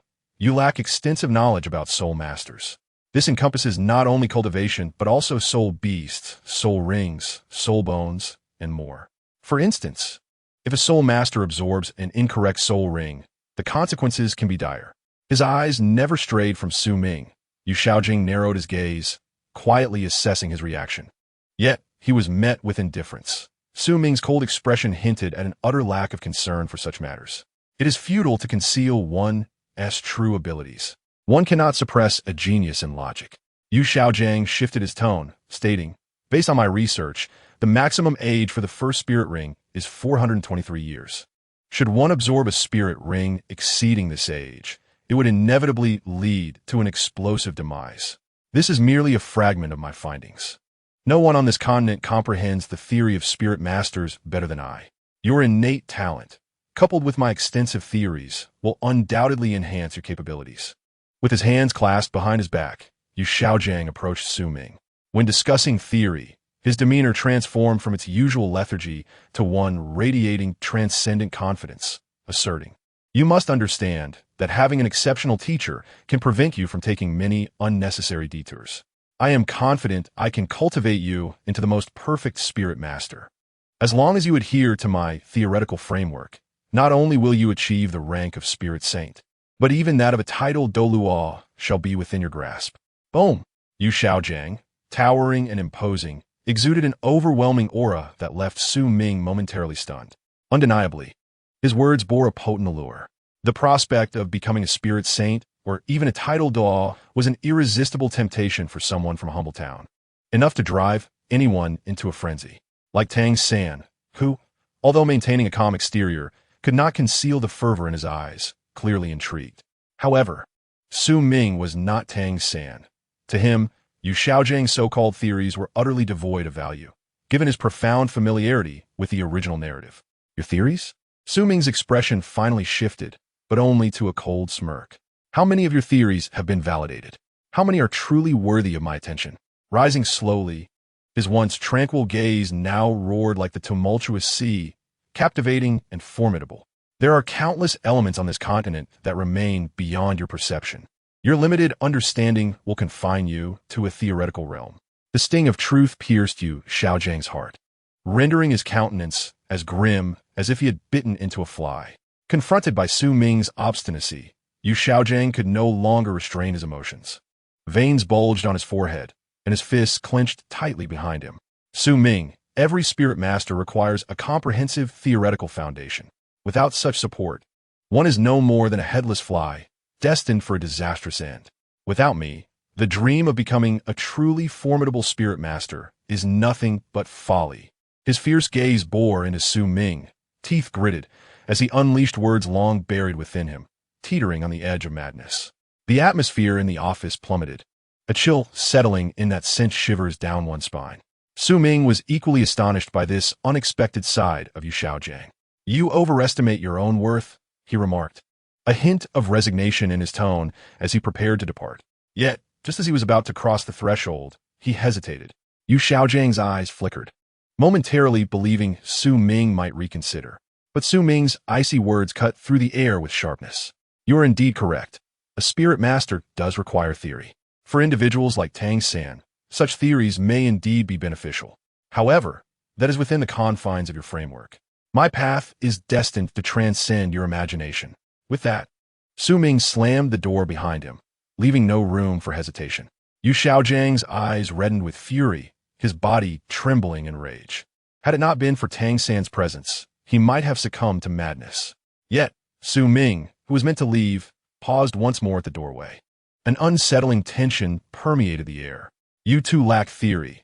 It may prove advantageous for you, he uttered before stepping away. Initially expressionless, Zhao Wuji, who stood by the door, felt a surge of conflicting emotions at his words. She turned, casting a complex glance at Su Ming's retreating figure. After a moment's hesitation, she seemed to resolve herself and pushed open the door. To transform spirit beasts, one must traverse a path of fewer detours. She indeed required such theoretical knowledge. As Su Ming departed, his silhouette appeared solitary, yet he felt an invigorating lightness within. He acknowledged that some of Yu Xiaojiang's theories could aid in the growth of spirit masters, but they were not what he sought. An invisible force seemed to guide him, urging him to break free from these constraints. It was an indescribable sensation. Was it enlightenment, a sudden epiphany, or perhaps the product of unwavering belief? Regardless, there was an innate power resisting the conventional path of spirit mastery. Having exited Yu Xiaojiang's office, Su Ming returned to his own rhythm of cultivation, honing his physique, refining his swordsmanship, and cultivating his spirit power. These three pursuits defined his journey at the Junior Spirit Master Academy. Meanwhile, Tang San, true to the original narrative, became Yu Xiaojiang's apprentice, with the sole difference being the addition of Zhao Wuji. Time flew by, and before long, a month had passed. In the Academy Square, beneath the lush shade of trees, a boy lounged with his legs dangling, seeking refuge from the scorching sun. A gentle breeze rustled the pages of a book resting upon his face, creating a picture of serene leisure that evoked envy. Beep. Congratulations, host, on reading for 3 hours. Mental strength increased by 1. Chapter 21. A clash once more. Is it truly only level 10? Beep. Congratulations, host, on reading for 3 hours. Mental strength increased by 1. Beep. Congratulations, host, on reading for 4 hours. Mental strength increased by 1. With a flourish, Su Ming tossed aside the tattered book covering his face. The sun's rays filtered through the dense foliage, casting speckled light upon his weary visage, revealing a hint of displeasure. Previously, 2 hours of reading would yield an increase of 1 point in mental strength, but now it required 4 hours. At this rate, exhaustion loomed. Mental strength was challenging to cultivate. Every little bit counted. Su Ming rubbed his temples, feeling as though a machine were operating at full throttle within his mind. He had discovered that reading could enhance his mental strength when perusing the Spirit Beast Compendium, a volume far thicker than a dictionary. The book that had been resting on his face was not his actual reading material. It was merely a cover. As he absorbed the knowledge of the Spirit Beast Compendium through mental strength rather than sight, a refreshing breeze tousled his hair, and the sun hung high above. Beginning its descent, stretching lazily, Su Ming mused about how swiftly time passed. System: Open personal profile. Host: Su Ming. Spirit power: Level 10. Martial spirit: Chopper, quality yellow, for 89500. Special physique: Berserker's body. Skills: Breathing technique, lightness skill, golden crow, swordsmanship, mastery. Items: golden feather armor, millennium ginseng, multi-functional boots, millennium snow wolf meat. Strength: 31. Defense: 28. Mental: 42. After a month of diligent effort, the results were indeed gratifying. And Su Ming felt a deep sense of satisfaction. The golden crow sword technique has been perfected, granting him 3 strands of golden power. His martial soul, the wooden cleaver, is not far from achieving a purple quality. As for the golden feather armor, it is a reward earned through the honing of his physique. It is a defensive garment made from exceptionally lightweight materials, capable of absorbing the full force of an attack from a Grand Soul Master. Naturally, Su Ming is most delighted by the enhancement of his mental strength. In the world of Douluo, spiritual attacks possess a certain peculiarity that he wishes to avoid. He certainly does not want to suddenly become an imbecile. Even an ordinary Soul Master would likely not possess such formidable statistics. Su Ming clenched his fist, feeling an entirely different sense of power. The joy within him is unmistakable. Just a month prior, with his current physical conditioning, he could have faced Xiao Qinyu head-on without losing ground. Though he lacks a soul, he resembles a soul master endowed with soul rings. The complete mastery of the Golden Crow sword technique necessitates 5,000 repetitions for perfection. Presently, his total soul power allows for 7 practice sessions. It takes several hours for his soul power to replenish. In a single day, he might manage a little over 10 sessions. Su Ming shook his head. In a little over a year, he could indeed perfect the Golden Crow sword technique, but it would leave him no time for other pursuits, a trade-off not worth making. Therefore, he has relegated the practice of the Golden Crow sword technique to a secondary position, treating it as part of his daily training regimen. As for strengthening his physique, given his current intensity of training, his room for improvement is minimal. Every individual has a fixed capacity for endurance, and excess can lead to diminishing returns. No matter how much an ordinary person trains, they cannot forge their body into that of a superhuman without external forces intervening. Presently, Su Ming is also exploring this avenue. Upon reflection, it seems he has yet to practice lightness skill. If he could unleash the power of spatial manipulation. Su Ming rubbed his forehead, realizing he was being overly fanciful. Suddenly, a sharp sound pierced the air, reminiscent of a flute. With a thud, a nail was firmly embedded in the tree trunk beside Su Ming. It was clear who could wield such a hidden weapon. Turning to look, he saw a familiar figure vanish around corner. At sunset, the old battleground on the back mountain. Tang San. Was he so eager to receive a beating? A smile played at Su Ming's lips, as if he had anticipated this.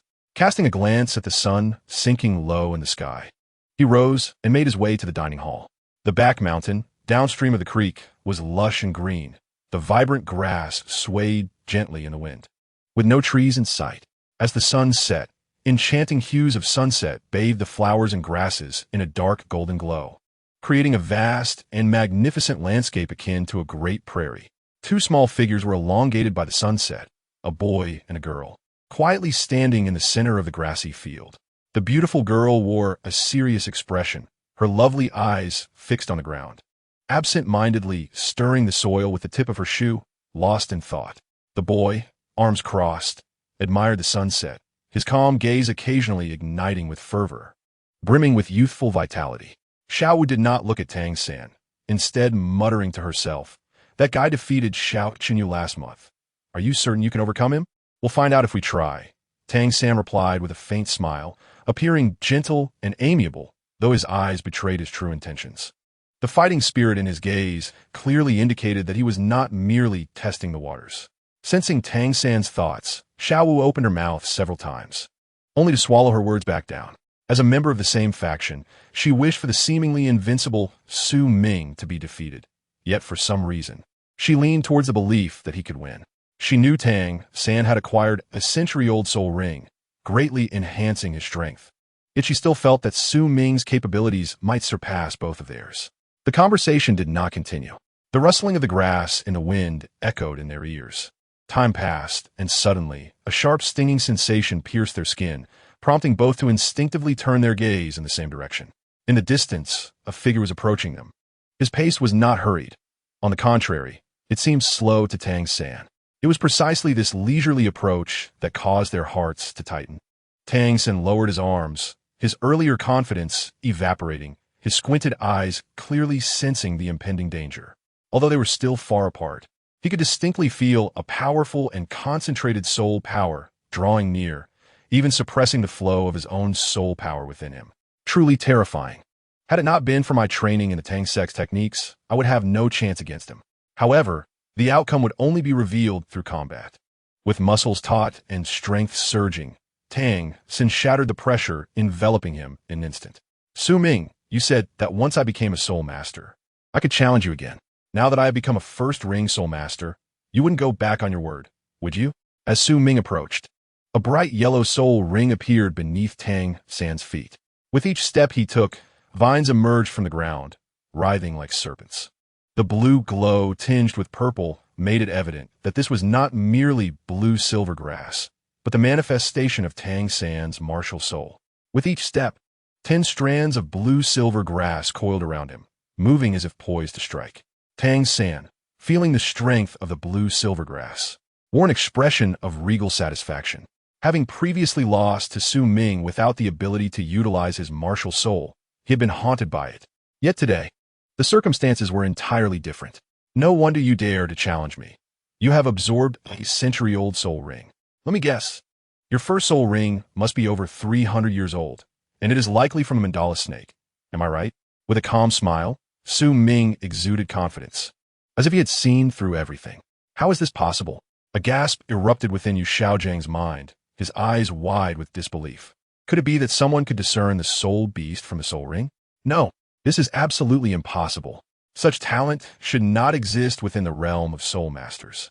Yu Xiaojiang's teeth chattered. He had originally sought to witness Su Ming's humiliation, yet now he felt an inexplicable sense of panic. The most astounded, however, was undoubtedly Tang San. At that moment, every hair on his body stood on end.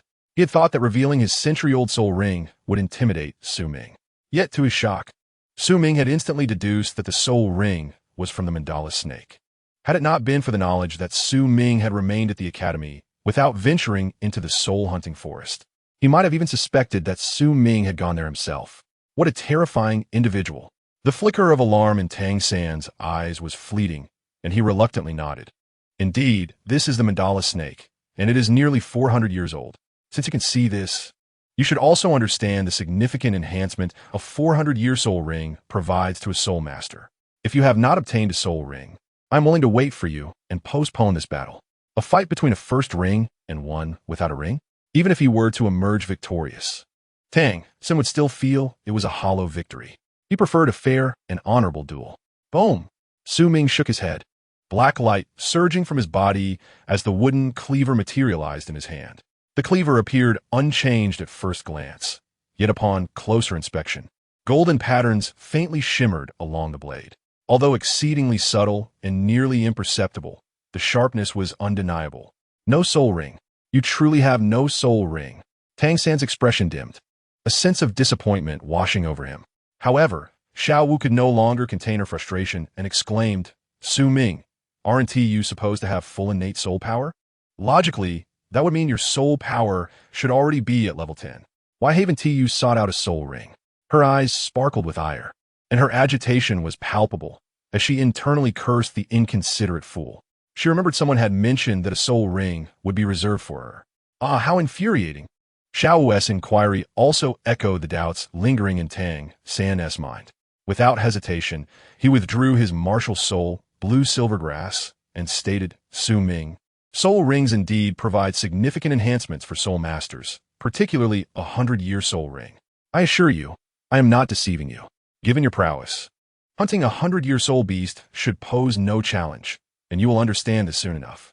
Moreover, being a soul master comes with unique benefits, such as receiving a monthly stipend of 1 gold coin from the Spirit Hall. Tang San's gaze was earnest, devoid of any pretense. He would not share such insights with others, but he recognized Su Ming as a worthy rival. Only by overcoming the strongest could he attain true enlightenment.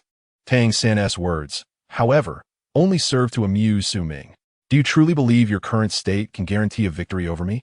Tang San raised an eyebrow in surprise and asked, What? Do you intend to fight? Not just to fight, but to bring you down. With a languid tone, a surge of formidable soul power emanated from Su Ming. Dark light flickered as pressure bore down upon Tang San like a tempest. In a flash, Zhao Wu hastily distanced herself. It felt as if she had been struck by a wooden plank, and the overwhelming force left Tang San's expression drastically altered. Furrowing his brow in astonishment, he queried, Su Ming, with your soul power, you must exceed level 15, correct? Feeling confident, Su Ming shook his head by classification. My soul power is merely at level 10. Impossible, you must be above level 10, Tang San insisted, shaking his head vehemently. His eyes widened in disbelief as he gazed at Su Ming. My soul power has reached level 13. I'm certain of what I felt. Your soul power must be above level 15, or else, with my higher soul power, I wouldn't have been restrained by you. Who is lying here? Zhao Wu's eyes were filled with perplexity. She sensed the potent fluctuations of Su Ming's soul power. Why would he deny it? Despite her disdain for Su Ming, she was acutely aware of his capabilities, suspecting other factors at play. Believe what you will, but I will not hold back when I strike. Without further elaboration, Su Ming swung his axe, effortlessly severing the grass beneath him. Guided by the momentum, it flew toward Tang San like an arrow, evading the attack with ease. Tang San's fighting spirit reignited. Unwilling to waste time, he immediately summoned his martial soul. If you wish to fight, then I shall oblige. Should you lose, we can have a rematch once you become a soul master. Although he looked down on winning through underhanded means, he had awaited this battle for a month. Regardless of the outcome, they would engage in a fair contest in the future. With his eyes narrowed, Tang San moved, becoming a blur as he charged toward Su Ming. Anticipating Tang San's intent, Su Ming swiftly pivoted, causing his axe to vanish in an instant. A punch collided. The dull thud resonated as Tang San was pushed back in midair, while Su Ming staggered 3 steps back from the force of the blow. Though their retreats were evenly matched, it was undeniable that Su Ming was slightly inferior in strength, as he stood on solid ground and could leverage it. Your power has increased remarkably. As he landed smoothly, Tang San regarded Su Ming as if he were a monster. The earlier clash had merely been a test of Su Ming's strength to determine whether the contest should continue. The outcome had far exceeded his expectations. Had he not suddenly exerted force, he would have undoubtedly suffered defeat. It was crucial to note that he was enhanced by a soul ring. Before Tang San could contemplate further, Su Ming surged forward.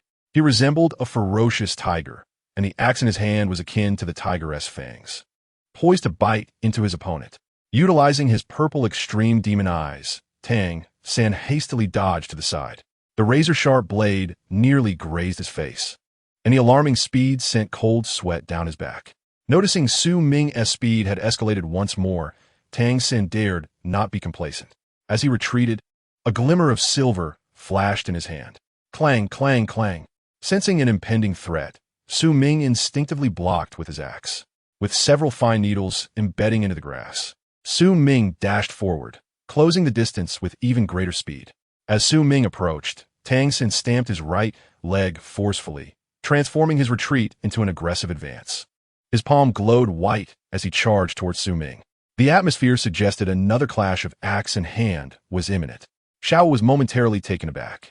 Previously, Tang San had faltered against Su Ming's axe. Was he about to repeat the same mistake? Chapter 22.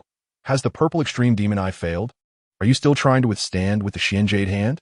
No, this fellow is certainly not that kind of person. Su Ming's gaze shifted subtly as he remained vigilant. Did you think I would fall for the same trick twice? As Su Ming's axe continued its relentless assault, Tang San's expression hardened. Just as the axe and Xian Jade hand were set to collide, a powerful rebound surged forth. Bang! The axe, originally aimed at Tang San, veered off course. Su Ming's pupils constricted as he hastily adjusted the axe to compensate for the opening. Tang San, aware that he could not afford a direct clash with Su Ming, braced himself with his left hand on the ground and leaned back to evade. As the axe swept past his face, his right foot transformed into a blade, striking fiercely at Su Ming's left shoulder. The sheer force generated a gust of wind. Bang! The two forces collided heavily once more. Anticipating this, Su Ming utilized his left hand to block the attack, yet the immense power compelled him to stagger backward a few steps. Seeing himself in the advantageous position, Tang San felt a surge of elation and renewed his relentless assault. A 400-year-old ring was certainly not to be underestimated. Su Ming's expression turned grave. He dared not let his guard down further, quickly tightening his grip on the axe from his pinky to index finger. In the blink of an eye, they clashed again.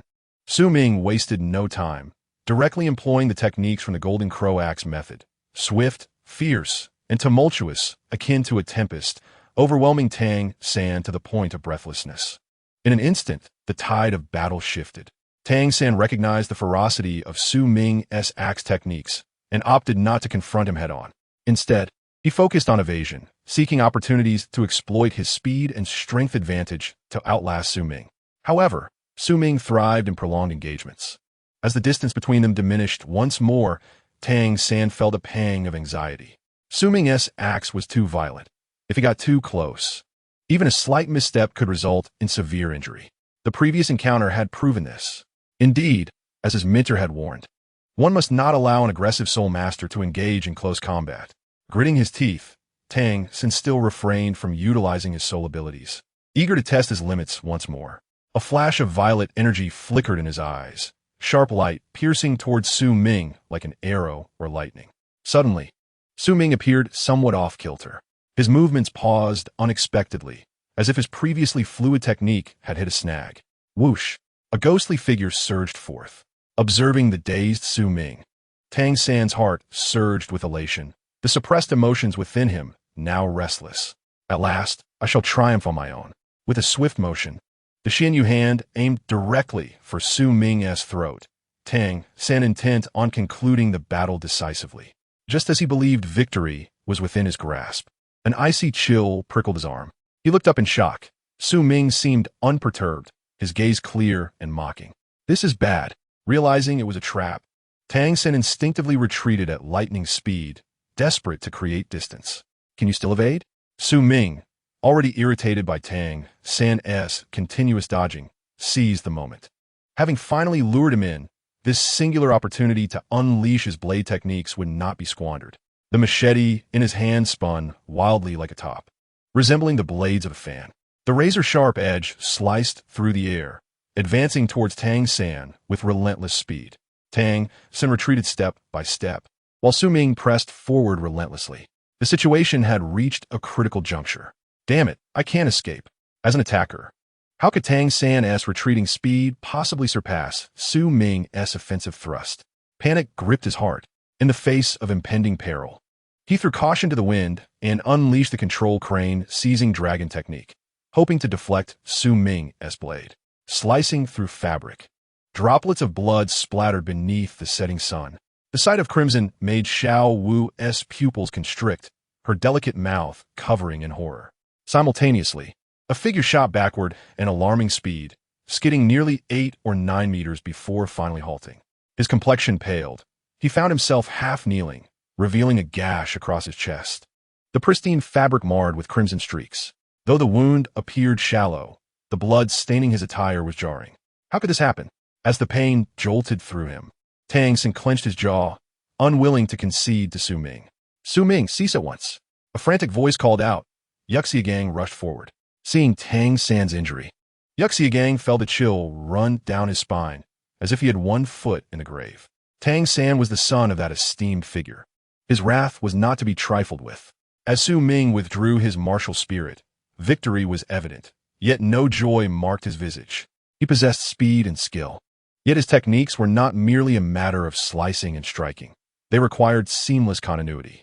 Currently, he could not achieve the synergy of 1 plus 1 equaling 2, let alone something greater.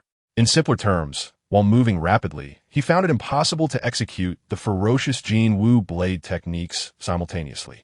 Reflecting on his previous battle, Su Ming felt a considerable distance remained between him and his goal. Had he managed to catch up to Tang San, the Jin Wu blade techniques would have been flawlessly executed, leading to an easy victory. Yet, having finally closed the gap, the execution of those techniques had slowed him down, allowing Tang San to create distance. It was utterly frustrating to be toyed with like a kite. Su Ming, as a fellow student, how could you resort to such cruelty? As Su Ming pondered, a terrifying surge of soul power erupted. His heart sank as he turned to face Yuxiagang, who was radiating an aura of rage. His face twisted in fury. He seemed poised to unleash a thunderous outburst. Su Ming scoffed coldly, retorting, Yuxiagang, you ought to inquire with Tang San about whether I held back. If I truly wished to harm him, I dare say his injuries would be far more severe. Severe injuries? Is that considered mild? Yuxiagang, seething with rage, was about to reprimand when a hand unexpectedly grasped him. Tang San rose, his chest still stained crimson. Yet his expression suggested he was not gravely harmed. He glanced at Su Ming with complexity, stating honestly, Teacher, he indeed held back. This is not his fault. Yuxiagang hesitated, but Tang San shook his head with a rueful smile. This injury is merely from a glancing blow. Had it been a full strike, I would be eviscerated by now. Though he spoke lightly, a lingering dread gripped his heart. Moments ago, he had felt the chilling proximity of death. The blade had come perilously close to his abdomen. Had Su Ming possessed any murderous intent, he could have easily slain him. Yet Su Ming had refrained. Yuxiagang recognized the truth in Tang San's words, but, blinded by rage, chose not to pursue the matter further. Su Ming. As Su Ming turned to leave, Tang San called out urgently, Are you truly going to fight again? Su Ming's expression darkened. It was inconceivable for him to repeatedly allow Tang San to provoke him. I wish to test my soul skill. If you can overcome it, I shall willingly concede. Soul skill? Blue-silver bind? Su Ming's eyes brightened as he nodded slowly. After a moment, the two resumed their stances opposite one another. The golden rays of the setting sun cascaded down, illuminating the scene. The blade glimmered as it traced a brilliant arc of light, growing ever brighter until it rivaled the sun itself in its dazzling brilliance. Chapter 23. No such cruelty against beasts. On the Academy's back mountain, the resplendent moon hung high in the sky, resembling a celestial maiden, cool, proud, and transcendent. Unblemished by dust, she seemed lost in her own beauty, casting her moonlight with great reluctance. The night was profoundly dark, obscuring the stars. Around, the gentle chirping of insects and the croaking of frogs filled the air. In his meditative state, Su Ming appeared somewhat unusual. Streams of barely visible white energy descended from the heavens, merging with the surroundings. Su Ming's expression remained serene, lost to the world around him, breathing in and out in natural rhythm, a testament to his existence. Tang Hao arrived, carrying a flask of wine, leaning against a tree. The commotion emanating from Su Ming did not seem to capture his attention. He merely glanced occasionally while sipping his drink to pass the time. Wiping his mouth, Tang Hao's ears perked up, and his gaze shifted toward a particular direction. Through the darkness, he seemed to perceive something, a bittersweet smile gracing his lips. After a while, a girl approached, pouting as if someone had wronged her. Upon seeing Su Ming, Zhao Wuji's anger flared. She opened her mouth to speak, but found herself voiceless. What was happening? Was she hallucinating? Bewildered, Zhao Wuji scratched her head and attempted to cough, yet no sound emerged. He is currently deep in meditation, which benefits his cultivation. It would be prudent not to disturb him. Just as she heard a voice, a terrifying force tugged at her. Feeling this dreadful power, Zhao Wuji's face turned pale, her back chilled by fear. The scene before her shifted in an instant, and the sight of the disheveled man struck her like lightning, leaving her breathless. A title Douluo. There was no mistaking it. She was certain of it. Trembling with fear, Zhao Wuji swallowed hard, her legs weak. What do you want from me? A simple question drained her of all her strength. Suddenly, Tang Hao cast a glance her way. Just a slight furrow of his brow caused Zhao Wuji to collapse to the ground. Gripping the earth with her hands, Her face paled, and her heart felt extinguished. Having just escaped the wolf's den, she found herself in the tiger's mouth.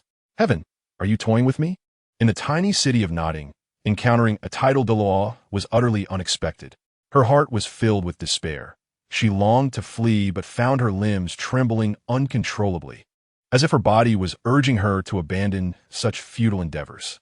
As a soul beast of 100,000 years, her innate instincts warned her of the man's formidable power. His terrifying and robust presence loomed over her like an insurmountable mountain, leaving her breathless.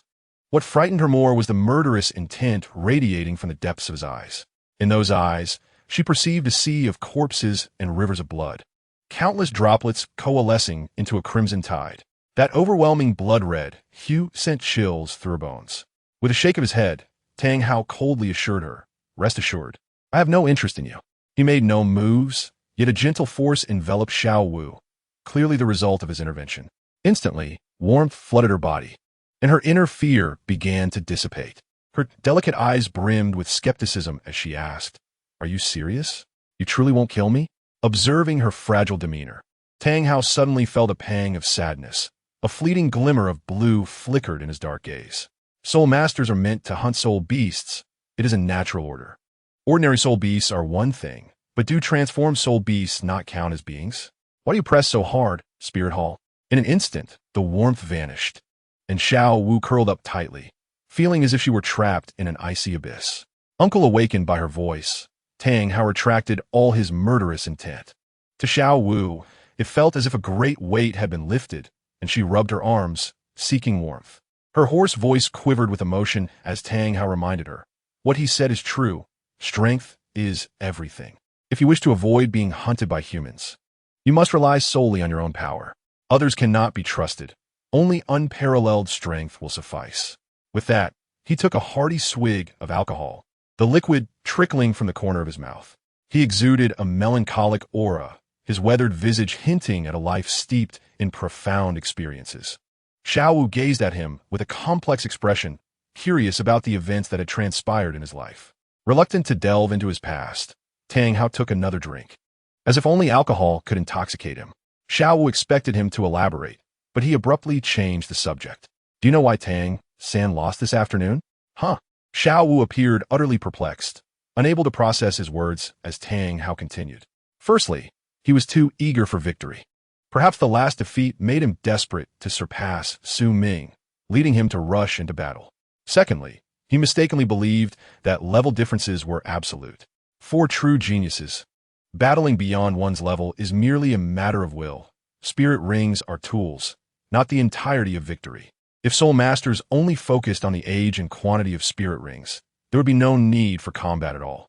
Thirdly, he greatly underestimated the opponent." As Tang Hao spoke earnestly, Zhao Wu, sitting with her knees drawn up, nodded in agreement. Indeed, Tang San's loss had been rather hasty. Had he unleashed his full potential from the start, the outcome could have been uncertain. Although Su Ming could sever the blue-silver bind, no one could guarantee Tang San's defeat.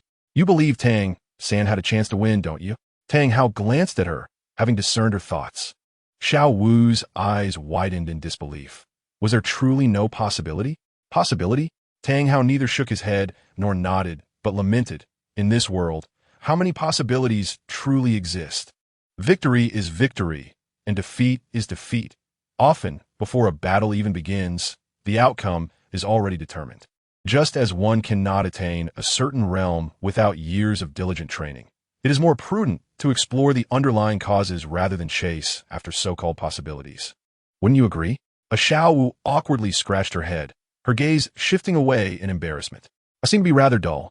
I can't quite grasp what you're saying." Tang Hao sighed, realizing not every soul beast possesses the grace and wisdom of Yin. He chose not to continue the conversation, hoping she would relay his earlier words to Tang San. Zhao Wu's face flushed with embarrassment, a sheepish smile adorning her features, blending adorableness with innocence. Though she did not fully comprehend, she sensed Tang Hao's goodwill, calming her anxious heart. The two fell into silence, as Tang Hao continued to sip the bitter drink. After a while, Su Ming emerged from his meditative state. However, he did not open his eyes, but continued his training. Through Tang Hao's sharp, penetrating gaze, one could faintly see a thread of soul power surging from his meridians, coiling like a serpent towards his dantian.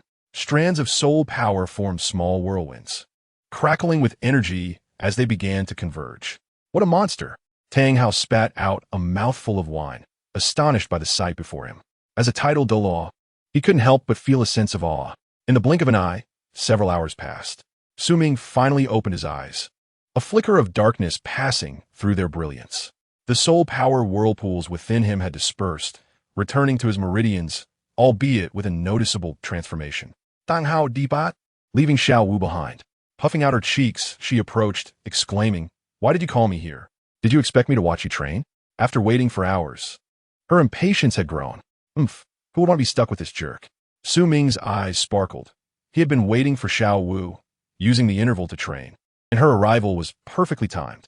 Strictly speaking, aren't you an agility-type soul master? Gazing at Su Ming's mischievous grin, Zhao Wu shivered slightly, feeling a twinge of fear. What do you want? Nothing much. I just need your help with my training. What? Zhao Wu's eyes widened in shock as she pointed between herself and Su Ming. You want me to help you train? Her sharp voice shattered the silence, leaving her utterly flabbergasted. A person who coveted my spirit rings and bones dares to request my assistance in training? I have never encountered someone so shameless. Su Ming squinted slightly. What's the problem? You do you. Just tell me how you want me to help. Zhao Wu was about to refuse angrily, but upon noticing Su Ming's dangerous gaze, she immediately relented, her face etched with indignation. Unfazed, Su Ming picked up a stick. The training is quite simple. You dodge my attacks. Just don't let me hit you. Just that? Zhao Wu frowned, her face a portrait of confusion. She had expected something more demanding, but it turned out to be ordinary training. Simple? Su Ming was momentarily taken aback, finding the practical combat surprisingly straightforward. Unbeknownst to him, the two had fundamentally different understandings of the situation. Aware of the prowess of his swordsmanship and eager to discover Su Ming's vulnerabilities, Zhao Wu nodded and said, I understand you wish to train your sword skills. Very well. I shall oblige. Thank you. Su Ming replied courteously with a mere 2 words, which immediately vexed Zhao Wu, causing her to grit her teeth in frustration. If you truly wish to thank me, refrain from coveting my soul rings and soul bones, she warned coldly, her internal alarm bells ringing, compelling her to focus intently. In an instant, their clash commenced. Recognizing Su Ming's swordsmanship was formidable, Zhao Wu unleashed her full speed. She darted and twisted, employing her agile movements and incredible flexibility to deftly evade all his strikes. Each of Su Ming's blows missed, feeling as though they fell just short of connecting with Zhao Wu. This was not merely a matter of the distance of his swordplay, but rather the distance of her footwork, although their speeds were comparable. Every time Su Ming attempted to employ his sword techniques, Zhao Wu would exploit his momentary deceleration to create space between them. This interplay of acceleration and deceleration rendered it exceedingly challenging for Su Ming to land a hit. Of course, Su Ming had not infused his wooden staff with soul power. Otherwise, even if he failed to hit Zhao Wu, the sheer intensity of his soul energy would still have an effect on her. Much like his battle with Tang San, Su Ming relied solely on pure swordplay, fully aware that no matter how many attributes he infused into the blade, the essence of combat lay in the technique itself. A technique capable of striking true and delivering its full force was the only truly effective one. At the right moment, Zhao Wu seized Su Ming's left hand, a smile playing on her lips as she placed one leg upon his knee. Like a monkey attempting to climb, her supple waist suddenly burst forth with formidable power. In response, Su Ming swiftly countered, capturing Zhao Wu's arm with a firm grip.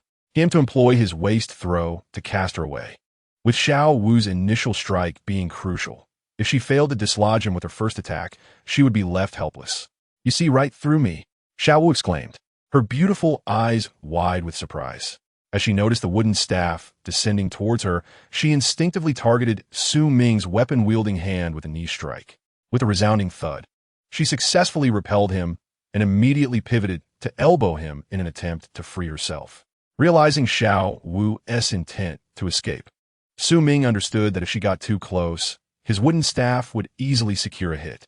Instead of forcefully pushing Zhao Wu away, Su Ming simply released his grip. In an instant, she slipped past him, landing gracefully, only to leap back into the air. She spun sideways, her calf striking like a steel whip towards Su Ming. The impact resonated as he frowned, opting not to strike with the staff, but rather to defend against her assault. The collision of her leg against the wooden staff, enveloped in pink soul power, produced a dull thud as Su Ming staggered back a few steps. Landing lightly, Zhao Wu raised her head, her eyes gleaming with triumph as she gazed at Su Ming. How about that? I'm not a bad sparring partner, am I? She relished the sight of him taking a hit, especially when it was at her hands. What a delight. Su Ming's expression darkened as he gritted his teeth. If you wish to compete, I shall switch to a machete and see how you fare against my strikes. Zhao Wu playfully stuck out her tongue, chuckling. I'm not foolish, besides, I didn't ask you. You wielded the staff and requested me as your sparring partner. With a huff, she added, am I to remain on the defensive while you launch your attacks? Su Ming's gaze turned icy as the wooden staff in his hand suddenly became enveloped in a dark, ominous glow, an embodiment of pure soul power, transforming into a machete. The blade's sharp edge appeared even more fearsome than the original. Zhao Wu's complexion paled instantly. Hey, I was just joking. Let us continue practicing as we were. Before she could finish her plea, Su Ming's figure surged forward with astounding speed. The black light descended, erupting with a thunderous crash that sent plumes of dust into the air. In that moment, Zhao Wu stood frozen in shock, her gaze drawn downward to meet his cold, unyielding stare. Panic engulfed her as memories of her past as a rabbit confronted by a wolf surfaced. I'm doomed, she thought, feeling the dangerous aura radiating from Su Ming, causing her hair to stand on end. Without a moment's hesitation, she turned to flee. Sensing his objective had been achieved, Su Ming reverted the machete back to its wooden form and pursued her. The valley echoed with the sound of rushing wind, punctuated by the occasional rumble. Time seemed to stretch indefinitely, and the air grew increasingly frigid. Zhao Wu's cheeks flushed, sweat beads forming and cascading down her face. She resembled a roasted pig, panting heavily. Upon closer inspection, the scene was grim. Her clothing bore numerous scratches, and she gritted her teeth, veins bulging on her forehead, clearly enduring immense pain. Suddenly, a shadow darted past, causing her pupils to constrict in terror as she swiftly sidestepped, her eyes wide with fright. Without warning, Su Ming swung the wooden staff, striking her back with a resounding crack. A sharp scream escaped her lips as she was sent flying. As Su Ming charged toward her, a terrified Zhao Wu, seated on the ground, frantically waved her hands. No more. I can't continue. My soul power is depleted, and I can't evade your attacks any longer. Su Ming furrowed his brow, recognizing her diminished speed, and retrieved a piece of ginseng root. This is ginseng. Consume it to restore your strength. In half an hour, we shall continue. Continue? The fragile walls of her psyche crumbled. Zhao Wu bit her lip, trembling as she regarded Su Ming with eyes filled with dread. Anguish, helplessness, and despair washed over her as tears streamed down her cheeks, her soft sobs echoing through the valley. Chapter 24. You are a madman. In the dark of night, visibility was virtually non-existent. Gazing from the back gate of the academy, one could only discern the vague silhouette of the rear mountain, resembling an inverted bowl. The creaking of rusted hinges reverberated, sending chills down one's spine. The ajar iron gate was pushed open, revealing a figure who entered with familiarity, cradling a girl in his arms. The girl lay with her eyes closed, her long lashes fluttering gently in the wind. Her cherubic face nestled against Su Ming's chest, soft breaths escaping her lips, a hint of drool at the corner, indicating she was in a deep slumber. As he carried the exhausted Zhao Wu, Su Ming intentionally slowed his pace, and they returned to the dormitory in unison. What happened to her? He wondered, gently laying Zhao Wu on the bed. Just as he intended to rest, he heard a familiar voice. Whether unable to sleep or roused from slumber, Tang San approached, lantern in hand, illuminated by the dim light. He assessed Zhao Wu's condition and, upon finding her unharmed, directed a questioning gaze toward Su Ming. With a sigh, Su Ming replied, she may just be overly fatigued. A good rest will suffice. Glancing at Tang San's chest, which appeared unscathed, Su Ming noted the similarity in their sense, prompting Tang San to raise an eyebrow and inquire. Did she accompany you to the rear mountain for training? I had her spar with me for a while. A while? Could one truly be trained to such an extent in such a short time? As thoughts of Zhao Wu's absence crossed Tang San's mind, he felt a sudden twitch at the corner of his mouth. He raised the oil lamp higher, scrutinizing Su Ming deeply. His clothes were damp, as if soaked in water, and a faint odor of sweat lingered in the air, with fragments of leaves clinging to him. His fair face was smeared with mud, not in large clumps, but rather in a scattered pattern, as if splashed. His eyes, once bright and spirited, now appeared half-closed, revealing visible bloodshot veins, a wildness amidst fatigue. Silently cursing, Tang San clenched his fists tightly, pondering how to initiate conversation. After a moment, in a fit of frustration, he extinguished the lamp. What lunatic! The sound of his teeth grinding echoed, and the dormitory fell into a heavy silence. After the sound of footsteps, the creaking of the bed swayed for a few seconds before all was still again. Closing his eyes and then opening them, time seemed to pass abnormally swiftly in Su Ming's world. The once dim dormitory now flooded with light in an instant. Bright sunlight streamed through the ventilation, illuminating fine strands visible to the naked eye. So bright, blindingly bright, Su Ming couldn't help but rub his eyes. Looking around, there was not a single figure standing in the dormitory, yet the sound of snoring persisted. Considering the age of the first-year students, at 6 years old, they indeed required ample sleep, and the academy thoughtfully scheduled classes at 9 o'clock. Thus, at this hour, it was essentially time for a lie-in. Dressed in shorts, Su Ming leaped down from the upper bunk. At a height of 1.5 meters, he landed lightly without making a sound. Zhao was still fast asleep, evidently exhausted from the previous day's training, unable to continue. As for Tang San, his bed was already empty. Su Ming knew that he had gone off to cultivate the purple extreme demon eye. Had it not been for his deliberate practice of mental strength this month, he might have truly fallen for Tang San's trap yesterday. It seemed he still had a long way to go. Discarding his soiled clothes into a nearby basket, Su Ming changed into clean garments and left the dormitory. As the academy's top student, he need not concern himself with such trivial matters. Several times, his clothing had been returned, perfumed and immaculate. Alas, today's girls had matured too early. Su Ming had already received numerous bold love letters. Recalling his memories, he arrived in an office. Knock, knock, knock. Come in. Upon hearing the voice from within, Su Ming pushed the door open and stepped inside. Oh, it's you? Su Ming, what brings you here? The white-clad man greeted him with a warm smile. The man, with delicate features and a composed demeanor, appeared to be around 30. Unlike others, he exuded an air of elegance and approachability. His name was Su Lin, a teacher at the academy, whom Su Ming had encountered multiple times on the back mountain. There he had cultivated a medicinal field and seemed quite passionate about alchemy. Gazing at Su Lin, Su Ming's eyes sparkled with intensity. Teacher Su Lin, you're also a sensitive attack system soul master, are you not? Su Lin chuckled in surprise. Su Ming, why do you ask? Indeed, I am a great soul master of the sensitive attack system, with a martial spirit of the purple leopard. Su Lin furrowed his brow, sensing something unusual in Su Ming's gaze. Just as he had gathered from previous information, Su Ming felt a surge of delight and quickly added, it's like this.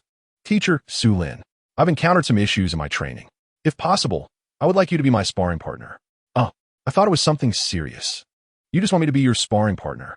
Su Lin let out a relieved laugh. You're quite well informed to know I'm from the sensitive attack system. Teacher Su Lin, you are so esteemed. How could I dare offend so many?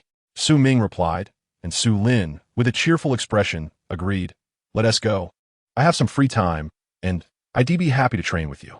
As a teacher, who wouldn't he appreciate a student with both talent and diligence? He was no exception. For him, training with a student was hardly a burden. With Su Lin's consent, Su Ming felt a surge of joy.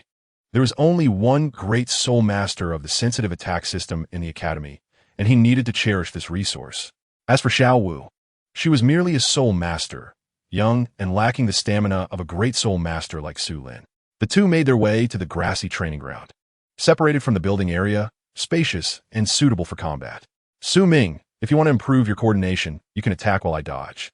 I want to strike back to avoid hurting you, Su Lin said lightly, already aware of what was required of him. However, given his strength as a great soul master, it was clear that Su Ming could not contend with him in a real confrontation. Su Ming shook his head, stubbornly insisting, no need, we can engage in combat, as it will enhance my reflexes. Of course, excluding explosive soul skills, I would not wish for my demise. Seeing Su Ming's determined gaze, Su Lin nodded in agreement. Understanding the boundaries and knowing he wouldn't overdo it. Whoosh! As they distanced themselves, Su Lin heard the sound of something shooting through the air, and instinctively, he sidestepped. Almost simultaneously, a purple light erupted from his forehead. Instantly, tick-tock, droplets resembling beans cascaded from the tip of his chin. The once pristine garment was now soiled and unrecognizable, revealing patches of skin through fissures. Even more astonishing were his movements. His right leg quivered incessantly, akin to a pendulum, while his left foot danced lightly on its toes. His body swayed precariously, as if it might topple at any moment. With great effort, Su Lin maintained his stance, his swollen panda eyes casting a glance filled with sorrow and dread at Su Ming. Each step caused the veins on his forehead to throb. Yet he gritted his teeth and persevered. Move faster, take advantage of this guy's immobility, and hurry away.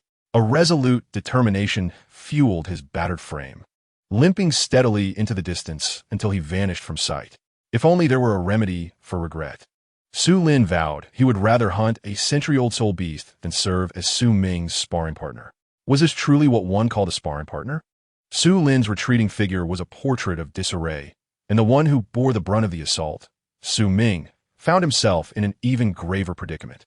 His face was bruised and swollen, bearing marks of violence, entirely obscuring his former handsome visage.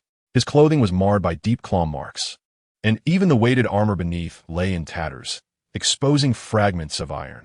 Though no blood was shed, an agonizing ache enveloped his entire being. One could only speculate how many blows he had endured. The prowess of a Grand Soul Master was indeed terrifying. Beep. The host engaged in a fierce battle with a Grand Soul Master. Although the opponent did not employ soul techniques, their bravery is commendable. Reward granted, a strand of golden power. Beep. The body of the Berserker has been stimulated. Strength 3, Defense 4, Mental Power 3. With a snow lotus leaf, one from defeating Tang San, nestled in his mouth, Su Ming savored it slowly. A gentle breeze swept by, evaporating his sweat and leaving him with a refreshing coolness. The sky was a cerulean expanse, tranquil and mysterious, with clouds drifting leisurely towards the horizon. In that moment, as time seemed to stand still, Su Ming sighed inwardly, appreciating the beauty surrounding him. After an indeterminate span, Su Ming placed his hands on the ground and gradually stood. He then ambled toward the classroom. Bang! The classroom door swung open as Su Ming entered at a languid pace. His tardiness was a common occurrence, yet the sight of his battered form prompted gasps of astonishment from everyone present. Such brutality! Had he truly fallen into the den of a soul beast? Su Ming, are you all right? The female instructor rushed over, her gaze scanning the bruised figure of Su Ming, her voice trembling with concern. I'm fine, just a bit tired. He waved his hand dismissively, slowly making his way to his seat. A bit tired? The teacher's beautiful eyes widened in disbelief. The classroom fell into a hushed silence. Everyone stared at the disheveled figure, unable to fathom what had transpired. Su Ming, the college's top student, how could anyone dare to harm him? Within the classroom, only two individuals grasped the reality of the situation.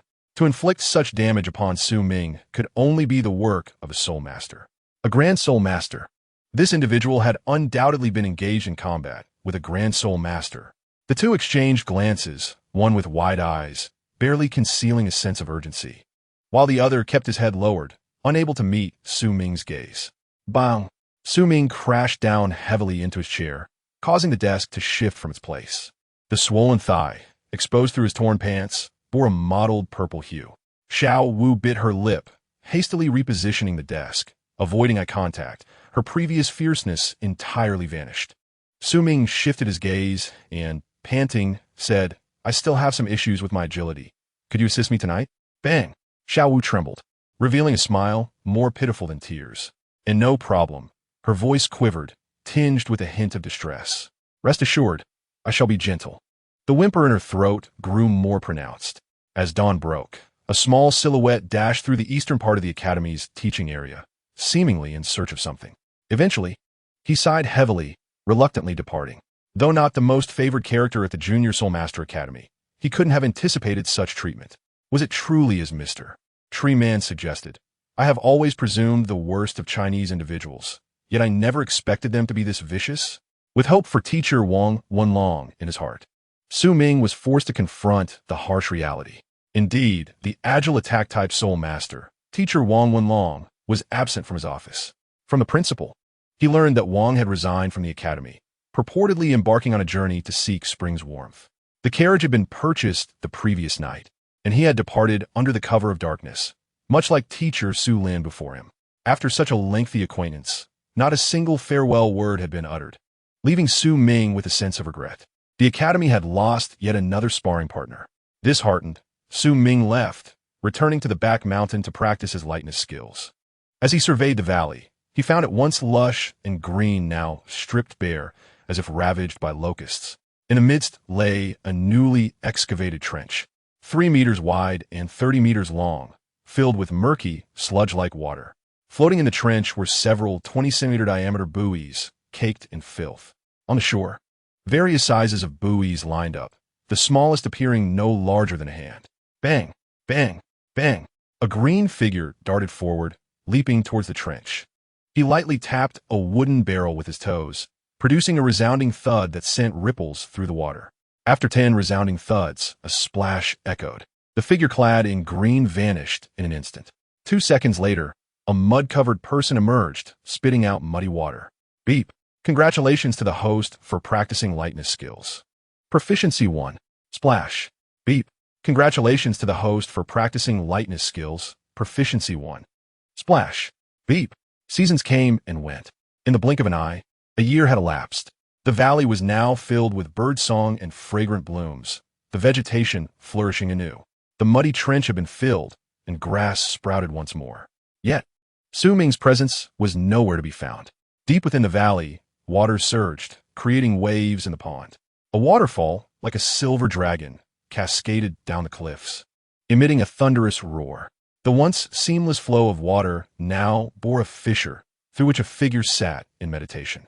Surrounding him was a dark aura of soul power, unwavering even against the torrent of water crashing against him. As time passed, the boy began to clench his teeth, the dark glow surrounding him flickering. Splash!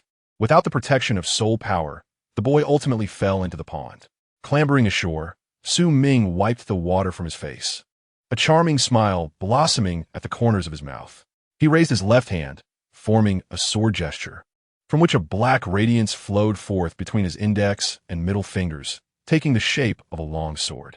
The sword appeared not to be an illusion. It resembled black crystal, glistening and sharp. With a swift motion, Su Ming unleashed the black sword, which shot forth like lightning. With a soft thud, it embedded itself directly into the solid cliff face. A smile crept onto Su Ming's lips, as he was about to celebrate this momentous achievement when the sound of footsteps reached his ears. It is truly remarkable how you conjure such peculiar ideas. Tang Hao looked down at Su Ming from above, a glimmer of admiration emerging in his cold gaze. He seldom felt this way towards anyone and had rarely admired anyone at all, let alone a mere 7-year-old child. Yet over the past year, he found himself compelled to acknowledge Su Ming's perseverance and innate talent, as if he were born for cultivation. Sometimes, he pondered whether he could have triumphed over Su Ming had they been peers. Perhaps the two could have become legendary rivals. Su Ming sprang to his feet, curiosity evident in his voice. Are you planning to leave, senior? Tang Hao narrowed his eyes, a heavy force pressing down upon him. It felt as if Mount Tai were bearing down on him, causing Su Ming's complexion to pale. He immediately summoned all his strength. His arm muscles bulged, revealing a perfect physique through his damp clothing, and he appeared robust and powerful. Yet, as someone who was not even a spirit master, how could he possibly withstand the might of a tidal Douluo? Su Ming's feet gradually sank into the earth, a look of agony crossing his face as veins bulged. Yet he merely frowned, his gaze unyielding. Very well, Tang Hao's eyes brightened as he slowly uttered those 2 words. In an instant, the pressure vanished, and Su Ming gasped for breath. Tang Hao nodded in satisfaction, remarking that with Su Ming's current physical prowess, he could already rival an ordinary great spirit master. Who would have thought Tang Hao, would witness the growth of such a prodigy? Su Ming, you will undoubtedly become the first spirit master on the continent to possess a 1,000-year spirit ring. As he spoke the last words, a wave of emotion rippled through Tang Hao's usually cold voice, and even Su Ming detected a hint of envy in his words. It was the first time he had sensed such emotion from Tang Hao, and a smile broke out on Su Ming's face his heart swelling with excitement. However, with my current physique, enduring a 1,000-year spirit ring still poses some risk. I believe I should train a bit more and see if I can reach 2,000 years first. Tang Hao half squinted his eyes, feeling the urge to strike Su Ming for the first time. Sensing the unusual intensity in Tang Hao's gaze, Su Ming's smile faltered, and he refrained from speaking further. After a moment of silence, Tang Hao's expression turned serious as he looked at Su Ming and coldly stated, "Su Ming, your method of cultivating spirit power is useful to me. You may propose a condition, and if I can fulfill it, I will do my utmost to accommodate you." Cultivating spirit power? Su Ming felt a jolt of surprise. He had not anticipated that Tang Hao would take an interest in his method of cultivation. Any condition? His smile took on a peculiar quality, for Tang Hao had already revealed his identity, clearly not intending to keep it hidden. I said it must be something I can do. Don't get carried away. If you push me too far, I can resort to desperate measures. Tang Hao's expression darkened as he crushed the wine gourd in his hand. A thunderous explosion reverberated as water erupted into a towering column, shaking the ground. Drops of water cascaded down upon them, creating a magnificent and imposing spectacle. Does the title Douluo of Haoyan bully others? Su Ming naturally did not believe it, chuckling lightly. I haven't thought of a condition yet. Consider a promise for now, and I will bring it up when I need it. Tang Hao sighed, appearing somewhat resigned. In his view, it was easiest for Su Ming to propose conditions at this moment. Since you have deduced that I intend to leave, are you not concerned that I might not return, leaving you empty-handed? Su Ming raised an eyebrow and replied, Senior, you're taking on the role of a gentleman. Does that mean I must play the scoundrel? Truly clever, Tang Hao nodded. Very well, let's consider it an obligation on my part. If one day you require assistance, you may approach me with your request. It is settled then. Having reached an agreement with Tang Hao, Su Ming found no reason to refuse. Tang Hao did not inquire further about the specifics of the cultivation method and vanished after receiving Su Ming's consent. The Haoyan Douluo was indeed a figure of noble character. As Su Ming gazed in the direction where Tang Hao had departed, he felt a sense of admiration. Throughout his various training sessions, Tang Hao had always been present. With the spiritual perception of a titled Douluo, how could he possibly be unaware of how Su Ming honed his spirit power? Had it been another spirit master, they would have likely stolen the method outright. What conditions needed to be proposed? Spirit masters learning from one another required no conditions. The dead do not propose conditions. As for the method of refining spirit power by condensing it into a cyclone for fusion and collision, it was derived from Su Ming's attempts based on several fantasy novels' early cultivation methods, resulting from numerous failures. This approach aimed to enhance the explosive power of spirit rings and abilities. Su Ming recalled that the more spirit power infused into a spirit ring, the stronger the spirit ability would become. Lacking advantages in quantity for the time being, he could only improve quality to bridge the gap. Could a 100-year spirit ability contend with a 1,000-year spirit ability? Su Ming considered it a fair trade. Host Su Ming. Spirit power, level 10. Martial spirit, chopper, quality purple, 621-5000. Special physique, berserk warrior body. Techniques and spirit abilities. Breathing technique, lightness skill, perfect. Golden crow blade technique, perfect. Primordial blade slash. Spirit gathering technique. Items owned. 9-grade purple ginseng, flying soul guidance device. 1,000-year snow wolf meat, fire python essence blood. Snow lotus, 1,000 chin silver. Strength, 58. Defense, 46. Mentality, 66. As he looked up at the rising sun, a rare, gentle smile graced Su Ming's usually cold visage. Chapter 26. This regulation is too targeted. Dear students, a school year has come to an end. Over the next month, I hope you all enjoy a pleasant holiday, while also taking the time to reflect on the knowledge you have acquired at the Spirit Master Academy. Holidays can provide relaxation and reduce stress. Even Spirit Masters do not train year-round and require a balance of work and rest. Of course, it is best not to discard everything your teachers have taught you, or else you will gain nothing from this year at the Academy. Well then, I hope everyone returns safely and becomes a glorious Spirit Master soon. The sun shone brightly, casting a vibrant glow in the square of the Junior Spirit Master Academy. The slender-faced Carter was solemnly announcing the conclusion of the academic year. Meanwhile, whispers erupted from the crowd behind him. Finally, it's vacation time. We can play freely. After a year at the Academy, I can finally leave this dreary place It's been so boring, and why do they keep droning on? Hee hee. Do you think my parents would be surprised to learn I now possess level 7 spirit power? Look at you. Who would think you'd become a spirit master? TSK. TSK. TSK. The youthful faces were alight with joy, and all the students could hardly contain their excitement, eager to return home. Although the academy's curriculum was rich and varied, after a year, it had become as tiresome as an overindulgent feast. Dismissed. After a while, Carter's resounding voice soared into the heavens, akin to celestial music. The crowd grew restless, dispersing like startled birds. Some dashed away swiftly, vanishing in the blink of an eye, while others, arm in arm, laughed and chattered joyfully. It was evident that everyone was exhilarated and delighted. Even the principal and teachers wore relieved smiles, having finally survived this academic year. Just as they were about to depart, an unsettling sensation prickled at their scalps. A ghostly voice, as insidious as worms clinging to bone, suddenly erupted in their minds. All the teachers, including the Principal Carter, even at the level of a great soul master, involuntarily shivered, feeling a chill creep down their spines. After a brief silence, their bodies stiffly turned. So Ming, do you have something to say? Carter inquired amiably, his smile appearing oddly strained. I wanted to ask which teachers will be staying on campus. Su scanned the few teachers before him, his eyes glimmering with excitement and anticipation. Boom! As Su Ming's gaze swept over them, the teachers felt a sudden chill run down their spines, as if every pore had erupted. In an instant, all eyes were fixed on Principal Carter with fierce intensity. Principal, I need to visit my family in the Growling province during the break. As you are aware, Principal, my family has been pressuring me to arrange a marriage, so I might need to escape for a while. The college work is simply overwhelming. Principal, I plan to move soon, so please don't contact me for the time being. With those words, the teachers hurriedly fled, as if he were a plague. In the blink of an eye, the entire square was left desolate, with only Carter remaining.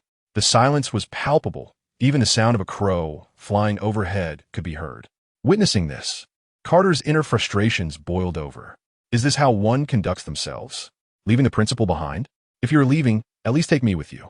Coughing, faced with his solitude, he feigned calmness. Su Ming, why do you ask such a thing? I might come back to the academy during the holiday, so I wanted to inquire. Before Su Ming could finish, Carter had already pulled out a set of keys from his clothing. With a clatter, the keys refused to cooperate, and with gritted teeth, Carter yanked the keyhole apart. Here, he thrust 2 black keys into Su Ming's hands. You don't need to elaborate. I understand. These are the keys to the academy's main and back gates. Take them. Su Ming, perplexed, stared at Carter, bewildered as to why he was being given the academy's keys. Indeed, this expression surely indicates a lack of keys. Carter thoughtlessly removed the key to the 7th dormitory. This is your dorm key. You needn't search for teacher Mo principal. This key. Indeed, just the key. Please don't mention anything else. Like a hot potato, Carter shoved all the keys into Su Ming's arms. Su Ming, these are all the keys I have. You should keep them. We'll see about the start of the semester later, he said with a bittersweet smile, wiping a tear. The academy could not afford to lose any more teachers. Boom! A golden light flashed, forcing Su Ming to shield his eyes, while the sound of wings flapping echoed in his ears. Swish! A figure soared upward, taking flight. Su Ming gazed in astonishment. The principal was also a sensitive attack system soul master. The golden figure appeared to be struck by a bullet, plummeting downwards, rapidly shrinking. The world has changed. Morality has decayed. Each time he claimed to be an auxiliary type, it made Su Ming, who had read the original work, feel increasingly insecure. With a scoff, Su Ming took the keys and headed to his dorm to pack. Having stayed up late practicing the night before, he had not prepared. By the time he returned, most of his peers had already departed. Tang San remained, perhaps due to their coincidental paths, leaning against the bed. As for Zhao Wu, being homeless, she likely would not return to the Stardow Forest. Did you go to see the principal? As Su Ming began to gather his belongings, Zhao Wu leaned in, her bright eyes filled with curiosity. Is there a problem? Su Ming replied, his expression unyielding. Hee, I bet the principal reacted quite strangely, didn't he? A playful glint sparkled in Zhao Wu's eyes, and even Tang San couldn't help but chuckle softly. Confused, Su Ming watched as Zhao Wu stifled a laugh, then drew out a piece of paper from behind her, mischievously reading aloud. New regulations from the Academy. 1. Inquiries regarding teachers' martial souls and cultivation levels are prohibited. 2.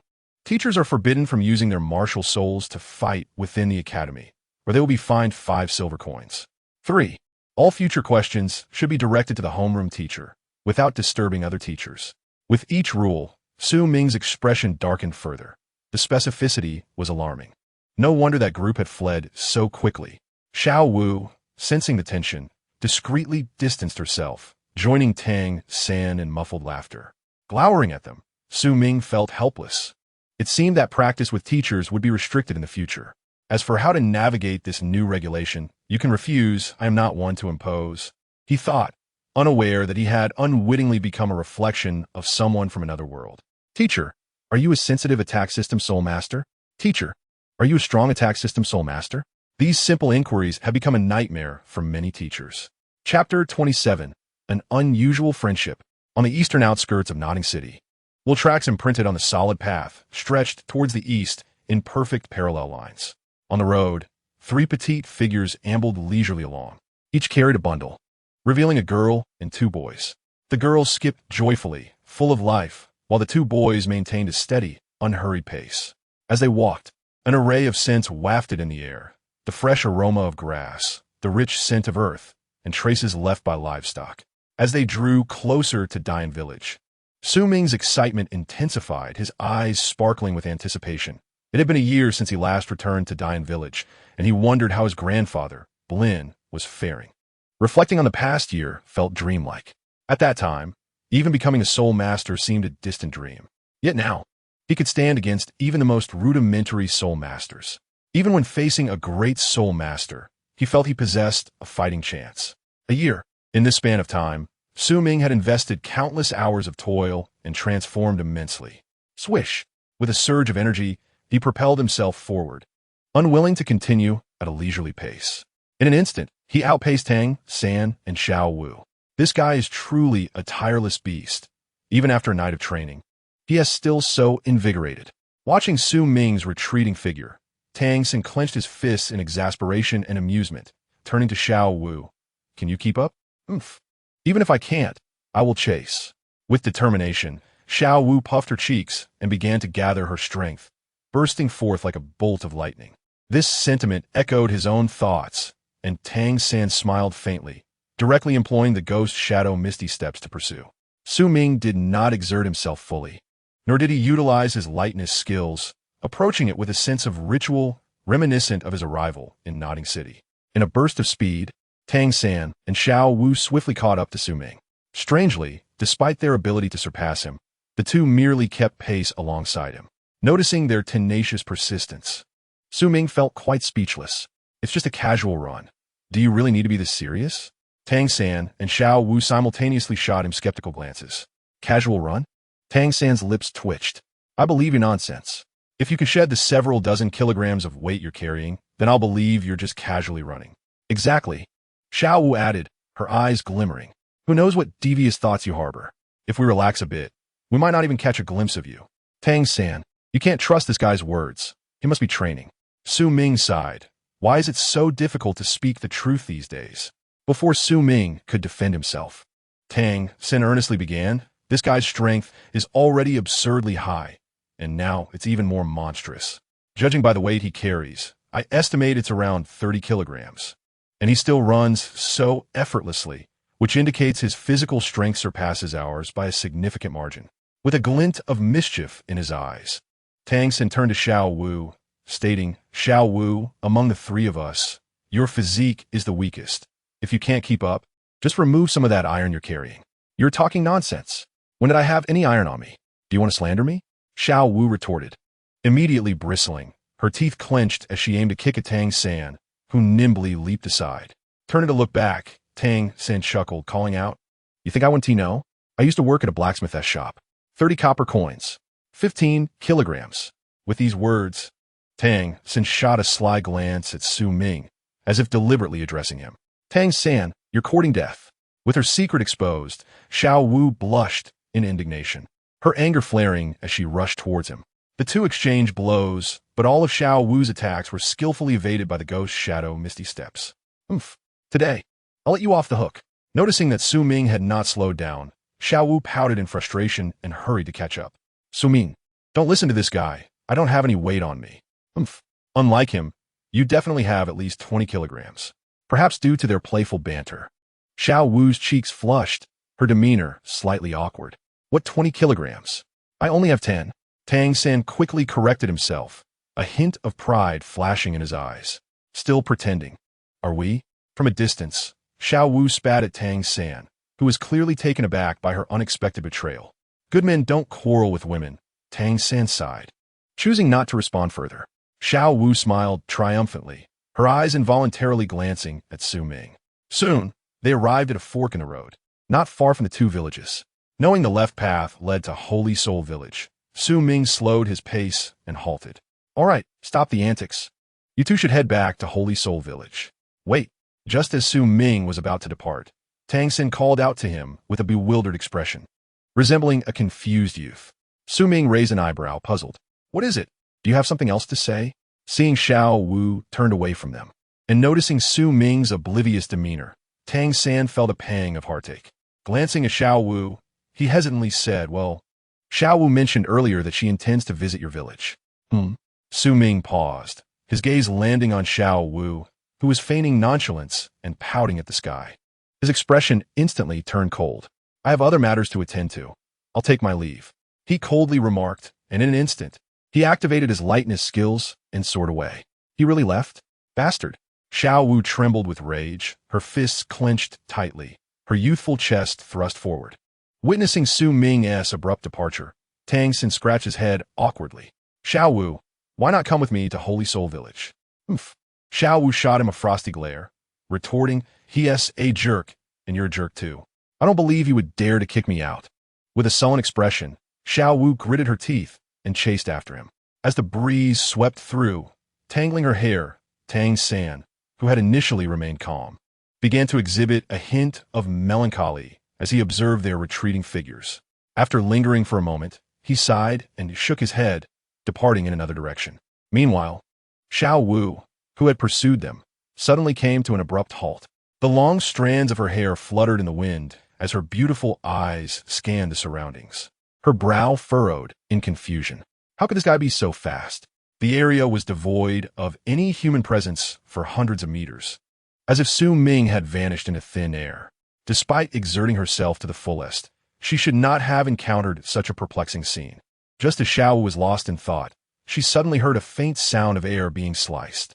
Above, a jolt of alarm shot through her, and she instinctively looked up. A shooting star, trailing a long tail, hurtled towards her at an astonishing speed, its vibrant silver hue barely discernible. Damn it, who is that? The sheer velocity suggested that the assailant was at least a Soul King. Fear gripped her heart as she clenched her teeth, preparing to evade. Strangely, the silver light seemed to teleport, closing the distance of several meters in the blink of an eye. Zhao Wu's eyes widened in shock, and before she could react, she felt an immense pain in her throat. Boom! A terrifying force slammed her to the ground. As she was knocked down, Zhao Wu winced in pain. Had this been in the past, she might have been helpless against such a formidable foe. However, having trained relentlessly for a year while pursuing Su Ming, and having faced powerful teachers from the academy, her resolve had matured beyond her former self, allowing her to remain composed in the face of unforeseen circumstances. Unbeknownst to her, she had already activated her martial spirit, her eyes turning crimson and her long ears adorned with soft white fur. Beneath the rhythm of the century-old soul rings, her legs coiled around the unknown adversary, evidently intending to employ her flexibility techniques. She understood clearly that, when faced with a formidable foe, her only recourse was to utilize the innate to buy herself some time to escape. There was no other way. Yet, a familiar voice echoed in her ears, causing her to momentarily freeze. What are you still doing here? Su Ming. The incredulous scream erupted from Zhao Wu's heart. As the silver light faded, the wings behind her retracted into their apparatus, revealing Su Ming's figure. It felt as though a steel needle had pierced her brain. The coldness in his eyes rendered Zhao Wu's gaze slightly vacant. A sharp pain gripped her neck, snapping her back to reality as she beheld the icy figure seated upon her, her heart filled with a mix of indignation and shyness. However, The suffocating pain in her neck overshadowed her feelings. You're choking me. Let go. Su Ming's grip on Zhao Wu's neck loosened just enough for her to breathe. Why are you still following me? What do you intend to do? Do you truly believe that I wouldn't kill you now? His expression was devoid of emotion, resembling eternal ice, with a chilling glint radiating from his eyes. What on earth was wrong with him? Just a moment ago, he seemed fine. Feeling the murderous intent emanating from Su Ming, Zhao Wu's hair stood on end, a mix of fear and confusion coursing through her. It had been a long time since she sensed such a sentiment from him. Over the past year, their relationship had significantly thawed, even knowing he intended to kill her. Zhao Wu felt none of the initial dread. She understood that Su Ming simply sought to grow stronger, not someone who would resort to unscrupulous means to achieve his objectives. Aside from training with Su Ming to enhance her speed, she frequently practiced in the mountains, and they often crossed paths. In her heart, their relationship had transformed from adversaries to friends. Indeed, a peculiar friendship.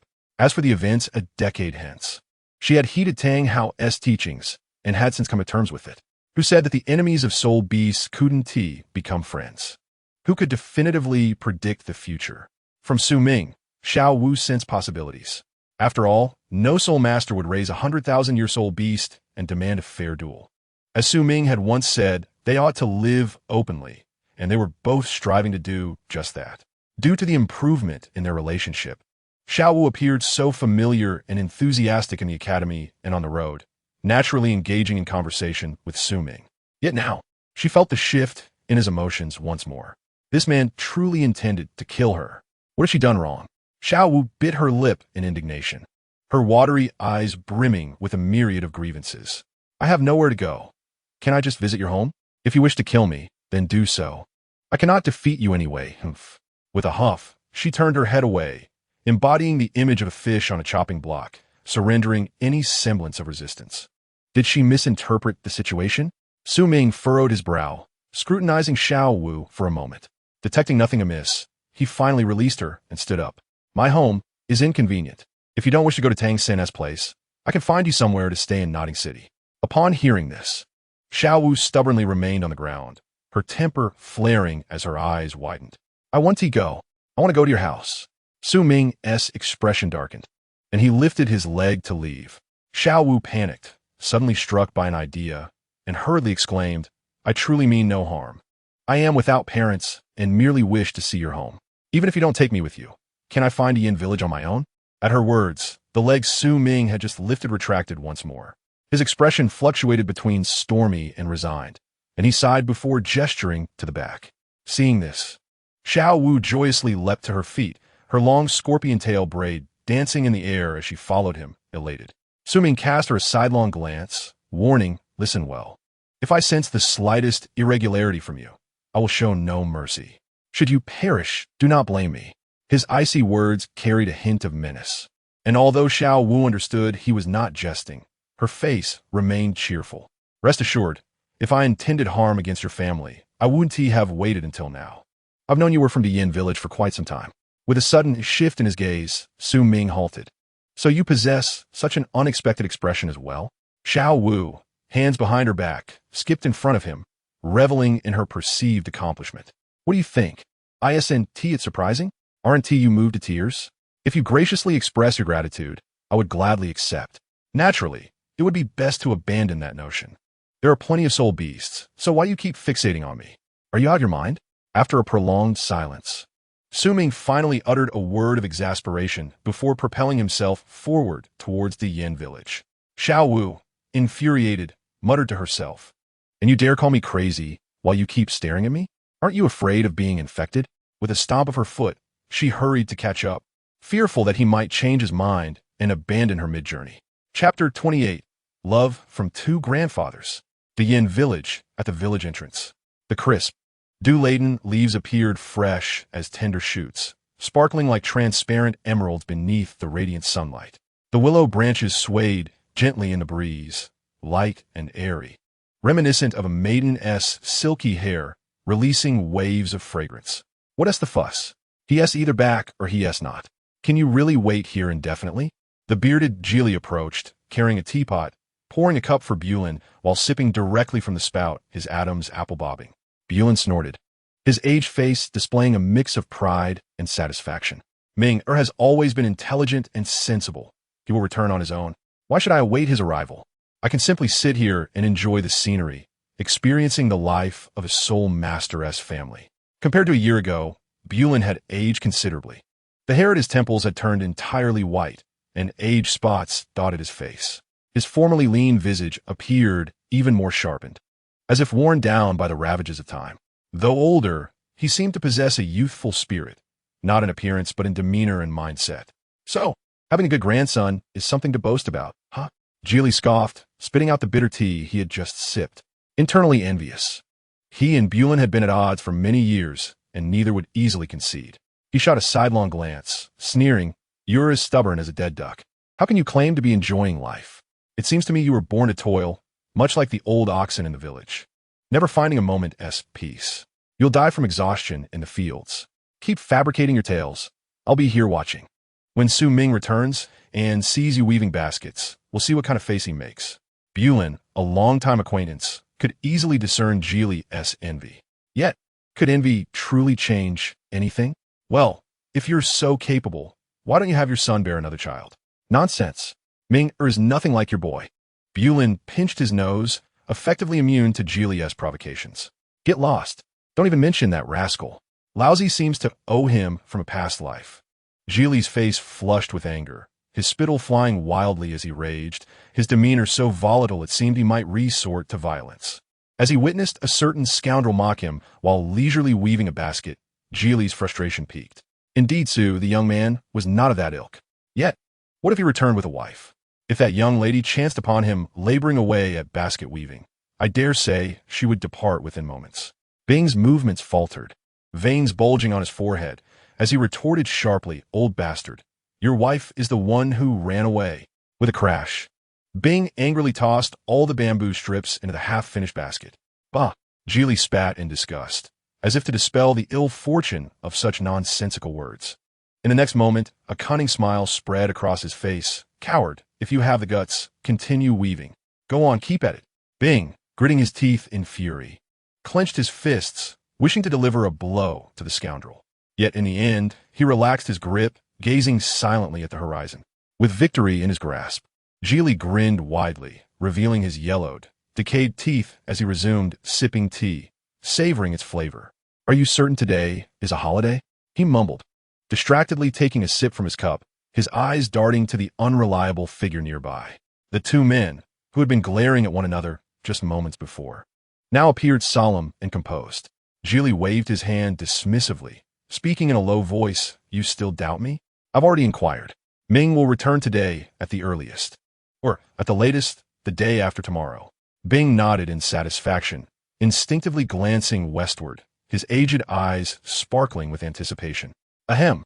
Bing cleared his throat twice, turning his head away in disdain. "So you found out about the holiday?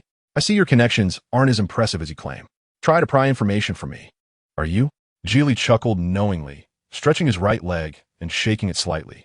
Bing shot him a cold glance, uninterested in engaging further. "I'm an old man, for heaven's sake. Am I to massage your legs now?"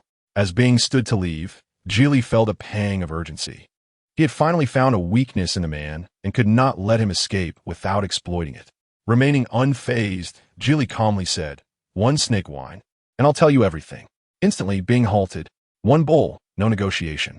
Half a jar, 1.5 bowls. You old fool. Are you trying to insult me with that half bowl?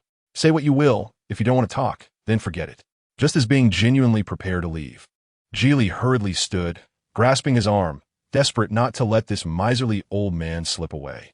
With disdainful eyes, Bing looked at him as Geely gritted his teeth, conceding fine. 1.5 bowls it is. With a sense of triumph, Bing sat back down, his eyes sparkling with curiosity about Su Ming's affairs at the academy. "Ahem. Take it easy. Don't let the news upset you too much. If you have something to say, just say it. Don't treat me like you." Geely scratched his head, feeling somewhat embarrassed. Seeing Bing's impatient gaze urging him on, he finally divulged, "Well, I heard from an old friend that Ming got a female classmate pregnant." Boom! The revelation struck Bing like a thunderbolt, causing him to cough uncontrollably, clutching his chest as if he were having an asthma attack. "Geely, you're talking nonsense." His furious roar echoed throughout the village. The villagers working in the fields looked up in disbelief, shaking their heads, thinking how those two old men had started bickering again.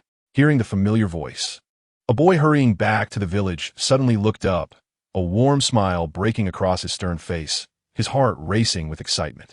The voice was deep and powerful, filled with vitality. It seemed his grandfather was still in good health, which delighted him immensely. "What is going on?" Zhao Wu said, pushing him when they nearly collided with each other. Ming said nothing, quickening his pace towards the village. Upon reaching the village entrance, the familiar figure came into view. Despite his typically resilient nature, emotions surged within him, and tears welled in his eyes. The once passionate voice now softened into a gentle call. "Yes." His grandfather appeared even more stooped than before. Bing, caught mid-rant with Geely, instinctively turned to look. Minger, gazing at the long-missed child, suppressed emotions burst forth like a flood, causing Bing's eyes to glisten with tears. Ming beamed and rushed over. Just when he expected his grandfather to greet him, he noticed a change in the latter's expression. Bing seemed to be searching for something, his teeth gritted as he scanned the surroundings. Then, he reached down and grabbed a strip from the basket. The wooden house remained as it always had, clean and tidy, with grandfather being diligent in his upkeep.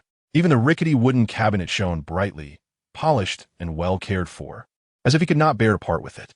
The only difference was a new layer of wood on the floor, no longer the hard, compacted earth. It appeared the gold coins left behind had yet to be spent. As Ming surveyed his home, a sigh escaped his lips, and he continued to eat, feeling a sense of disillusionment. Due to previous misunderstandings, the atmosphere at the dinner table was awkward. Zhao Wu's cheeks were flushed as she shyly chewed her rice, avoiding eye contact, while Bing felt a flush of embarrassment, regretting the earlier misunderstanding about his grandson's relationship with a classmate. With the first visit home, he mistakenly assumed a different relationship and even chastised Ming in front of Zhao Wu, leaving both feeling awkward and embarrassed. This girl seemed so bashful. She would likely leave immediately after dinner. Feeling increasingly guilty, Bing glanced apologetically at Ming, his once murky eyes now sparkling with clarity as he put on a warm smile, enthusiastically offering food to Zhao Wu. "You're Zhao Wu, right? I truly apologize for the earlier misunderstanding. I didn't mean to embarrass you." That old coot Geely, he's just an old man with a wandering mind. "You two are classmates, so please treat this place as your own home. When you come to visit, it should be a relaxing affair, don't you think? Although Dian Village is in a secluded area, the scenery is quite lovely, and I can ask Ming to show you around." Bing's tone was incredibly gentle, like a warm spring breeze soothing the heart, dispelling confusion and enlightening the mind.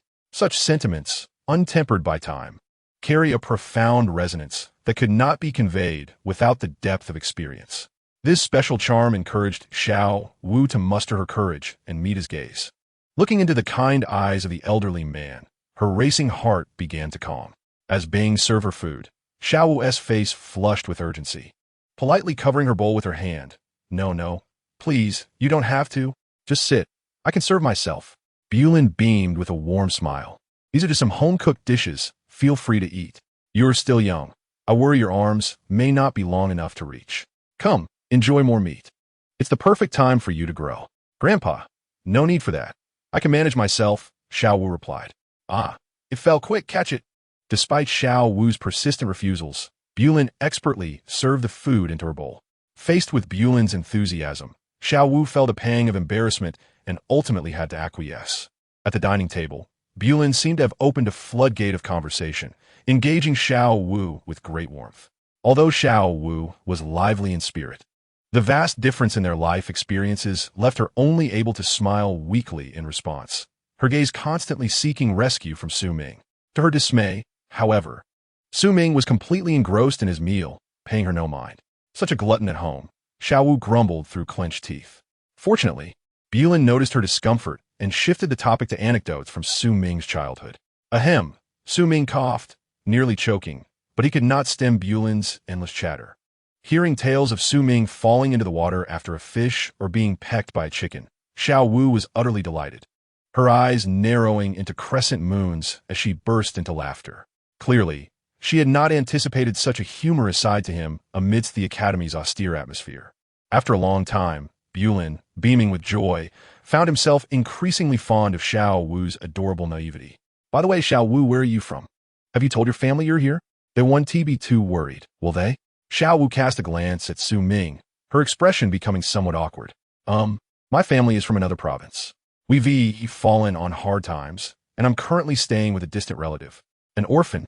Bulin realized with a sudden pang of sympathy. No wonder she had become close with Su Ming and visited their home. It was likely her distant relatives were not the best of people.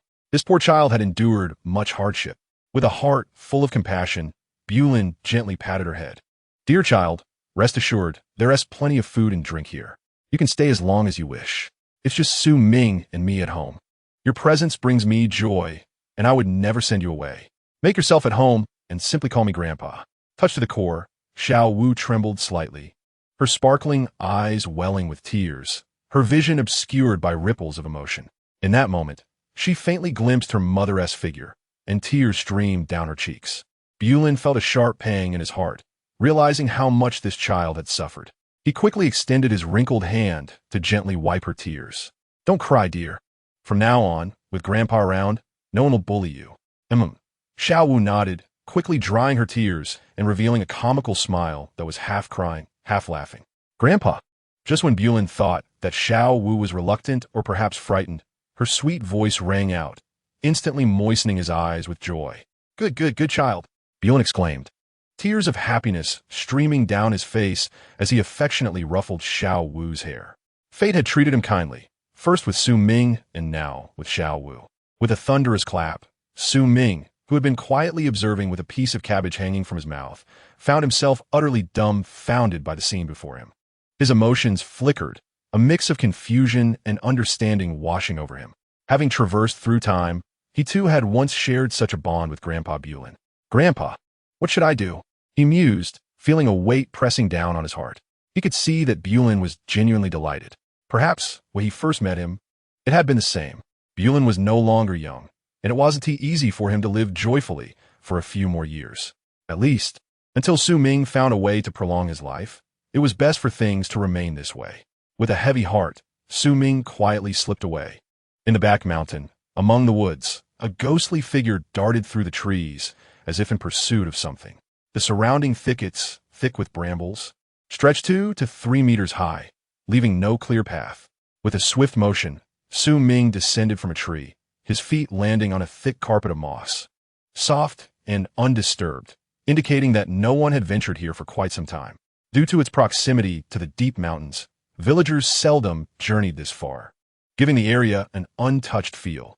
Su Ming closed his eyes, listening intently to the sound around him. Suddenly, he seemed to sense something.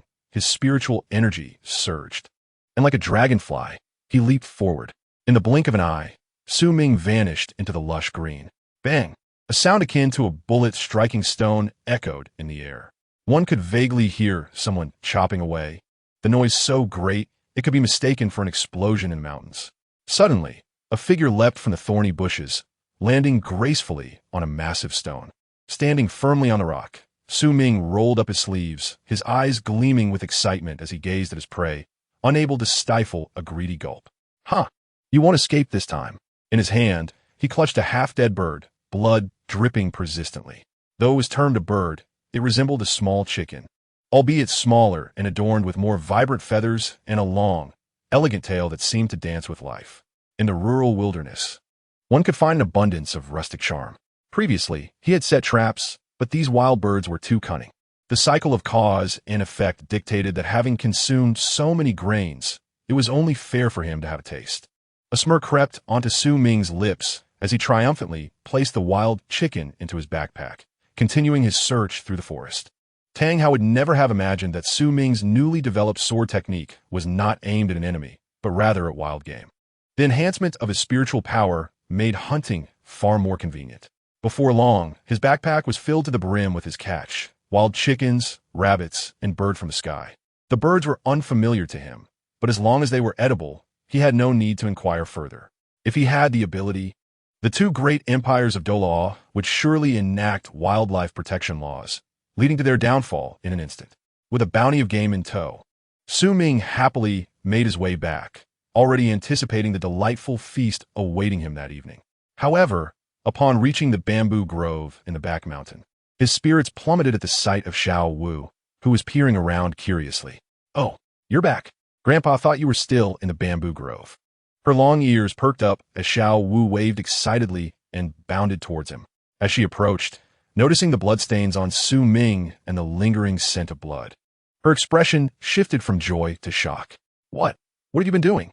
Zhao Wu stammered, stepping cautiously behind Su Ming. Opening the backpack revealed a scene that made her scalp tingle. Pouting, she glared at the apparent culprit. "You could have left a few alive. Why did you kill so many animals?" Su Ming, already in a foul mood, felt his irritation flare at her words. He shot a fierce glare at Zhao Wu. "These aren't spirit beasts. Why the fuss? Nature dictates that the strong prey upon the weak. If you're so concerned, why don't you take on the carnivorous spirit beasts in the forest? I'm merely procuring my sustenance from nature. If you can't accept it, you're free to leave." Su Ming strode away, too indifferent to engage with the foolish individual. Zhao Wu, indignant, scrunched her nose and hurried after him, exclaiming, "I never said you shouldn't kill, but you've slain far too many. This was not how things used to be." Frustrated, Su Ming halted and coldly retorted, "Our food supply is limited, and my grandfather is already impoverished and in poor health. Should I not find something to nourish him? Do you expect me to rely on you to dig up carrots?" Coughing, Zhao Wu was taken aback, her face flushed with embarrassment as she dared not meet his gaze. "I can't just sit here and feast for free," she muttered, nervously clutching her skirt. "How about you invite me next time?" "Very well," Su Ming nodded in agreement. Instantly, Zhao Wu's spirits soared, her large eyes shimmering with excitement. "Are you serious?" Gazing intently at her, Su Ming nodded earnestly once more. Just as she was elated, believing she could achieve something meaningful, his next sincere remark shattered her joy. "If you were to catch rabbits, you would likely be faster than me." "Catch rabbits?" The words hit her like a blow to the chest, and her expression darkened. Su Ming, with eyes reddened, she spat out each word through gritted teeth. Her gaze filled with animosity, as if she wished to vanquish her foe on the spot. "If not rabbits, you could catch an eagle instead." With that cold remark, Su Ming leaped away. Zhao Wu could no longer contain herself, unleashing her fury into the air with punches and kicks. Her face swelled, resembling a puffer fish, as she sought to vent her frustrations. "Catch rabbits? Catch eagles? I'll catch your grandmother's leg." With all her might, she shouted angrily at Su Ming, reverting to her fierce self from a year prior. Su Ming's expression darkened, and he returned, ominously. "What are you doing?" Faced with his intimidating demeanor, Zhao Wu felt a twinge of fear. She had always been wary of Su Ming, especially in such a mood.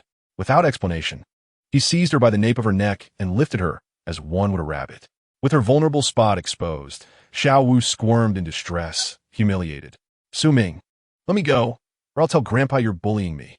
"Go ahead and tell him," Su Ming replied nonchalantly. "You'd best also explain why you've been stealing carrots from others." Zhao Wu stiffened, stubbornly retorting, "I didn't steal anything. Just put me down." "Didn't steal?" Su Ming scoffed internally, maintaining a calm facade. The carrots from that eastern field were indeed delectable, and it was absurd for a rabbit to mistake them for something else. Suddenly realizing something, Zhao Wu turned her head with a cunning glint in her eyes. "You're trying to trick me, aren't you? There aren't any carrots in that eastern field. Do you think I would fall for your ruse and end up letting you catch me?" "Su Ming, estanis remarked. I never realized you were so clever.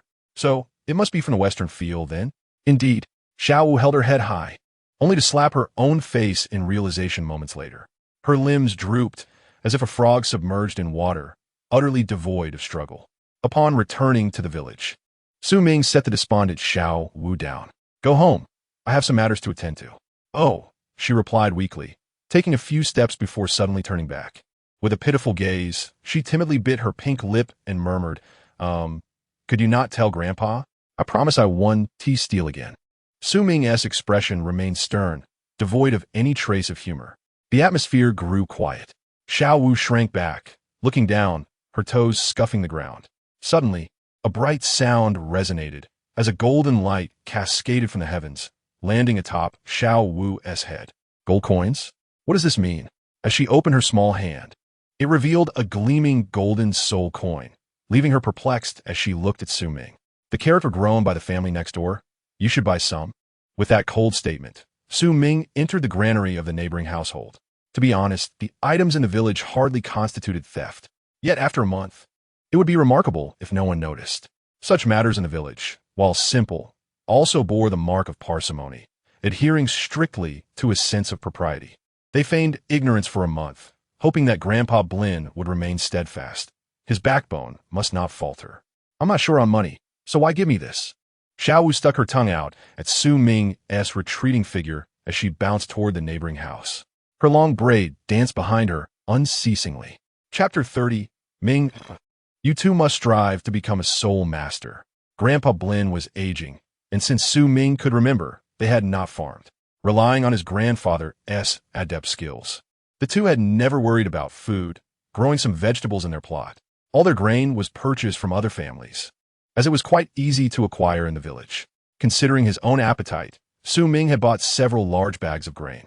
From a distance, the green rice fields appeared to have moving burlap sacks, yet no people were in sight, creating an eerie ambience.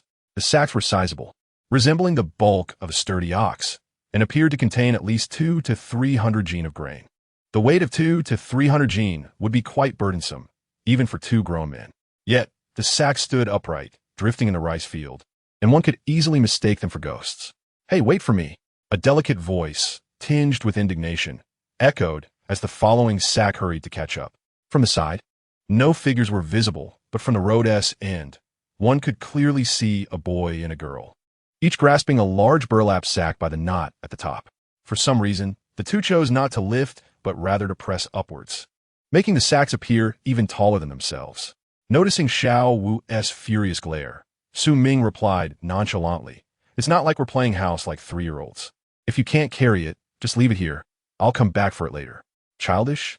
Why is it childish for me to wait for you? Zhao Wu's teeth ground in frustration, her earlier fondness from buying carrots evaporating. You can't lift it either, with this little weight. Even if I added another sack before she could finish, a rustling sound arose as the sack slithered and dashed to Su Ming's feet. Upon closer inspection, one could see that a rope was tied around Su Ming's right leg, connecting to this hefty 3-layer sack. Su Ming said nothing, merely tilted his head toward Zhao Wu, as if to say, "Here's the sack you wanted." The atmosphere shifted, growing eerily silent. "You did that on purpose, didn't you?" Zhao Wu glared at Su Ming, her body trembling with suppressed anger. He knew precisely where her limits lay and chose to humiliate her. Gritting her teeth, she raised the sack defiantly, intent on leaving. Unbeknownst to her, the sack she held collided directly with Su Ming's. Suddenly, a heavy impact ricocheted back. Zhao Wu felt as if she had collided with an ancient tree, the opponent remaining utterly unfazed while she was sent sprawling backward by the force. Her forward stride instantly transformed into a backward stumble, and she teetered precariously, her center of gravity faltering as she felt herself uncontrollably tipping toward the rice field. Unable to suppress a scream. Indeed, her mind seemed to falter. Su Ming cast a cold sidelong glance, reluctantly extending his left leg to hook her back. Boom! The world spun as the sack in her hand dropped to the ground. Zhao Wu sat on the earth, patting her youthful chest, gasping for breath, relieved that she had narrowly avoided a muddy fate. Su Ming, smirking with sarcasm, remarked, "They say curiosity kills the cat. But have you ever heard of a proud heart bringing doom to a rabbit?" With a swift motion, Su Ming hooked his right leg, sending the fallen sack soaring into the air before balancing it atop his head, securing it with his left hand, head, and right hand, 3 points holding the fourth sack in place. Su Ming's arms were not held straight, but rather horizontally, elbows bent at right angles, lifting upwards. As the third sack settled, a subtle change flickered across Su Ming's face, yet he remained silent, striding toward home with determination. With the strength in Su Ming's arms, which could easily exceed 500 or 600 pounds, lifting the sack was a trivial task. However, holding it above his head posed a greater test of endurance, akin to the snatch and clean and jerk in weightlifting. Thus, even if the sack weighed merely 300 pounds, the self-imposed challenge of lifting it as he did was no simple feat nevertheless. Su Ming persisted, feeling no issue with his endeavor. Even Zhao Wu believed this was the correct approach, for it was only through such exertion that she could sense the struggle. "Curse it! You better not let me catch you at a disadvantage." Zhao Wu fumed at Su Ming's retreating figure, wishing to tear his mocking lips asunder. However, Upon noticing the sack he was dragging behind, her eyes gleamed with the discovery of a rare toy, and she dashed after him. Crash! A mischievous glint surfaced on her cherubic face as she stomped down on the sack, with a sidelong glance filled with wicked glee at Su Ming. Her eyes sparkled with anticipation. The rope tethered tightly to her right leg meant that the moment her foot landed on the sack, Su Ming's right foot got caught, causing him to stumble dangerously close to falling. Fortunately, Su Ming's lightness of foot was impeccable. His control over balance was masterful, and he quickly adjusted his footing to regain stability. That was nothing. The anticipated scene failed to materialize, and disappointment flickered across Zhao Wu's face. Without needing to ponder further, Su Ming understood the situation. He cast a dark look over his shoulder, particularly noting Zhao Wu's demeanor. His eyes radiating a chilling intensity as he exclaimed, "Food is meant to be grown and consumed. If you do not grasp the meaning of this, I can enlighten you. Even if I were to toss you into the field right now, grandfather would not utter a word against me. Do you believe that?" A wave of icy dread seeped through her pores, startling Zhao Wu, who hastily retracted her leg. She realized that Su Ming was genuinely incensed. More frightening still was the prospect of her usually gentle grandfather, Bruin, also harboring anger. Walking on eggshells, Zhao Wu timidly dusted off the sack. I didn't mean to. I merely wished to help you carry this sack," she stammered, her gaze averted from Su Ming's eyes as she obediently lifted the sack, appearing utterly docile. Su Ming's eyes, dark and contemplative, reflected an array of emotions unknown to him. But after a moment of silence, he resumed his path toward home. Outside the wooden house, Bruin was chopping bamboo with a machete. Upon noticing Su Ming and Zhao Wu returning with such heavy burdens, he was taken aback and swiftly dropped his tool to rush over. The weight they bore was far beyond what Bruin could manage. Naturally, Su Ming would not permit him to assist, promptly setting down the 3 sacks. Seeing Su Ming so unfazed, Bruin was profoundly astonished.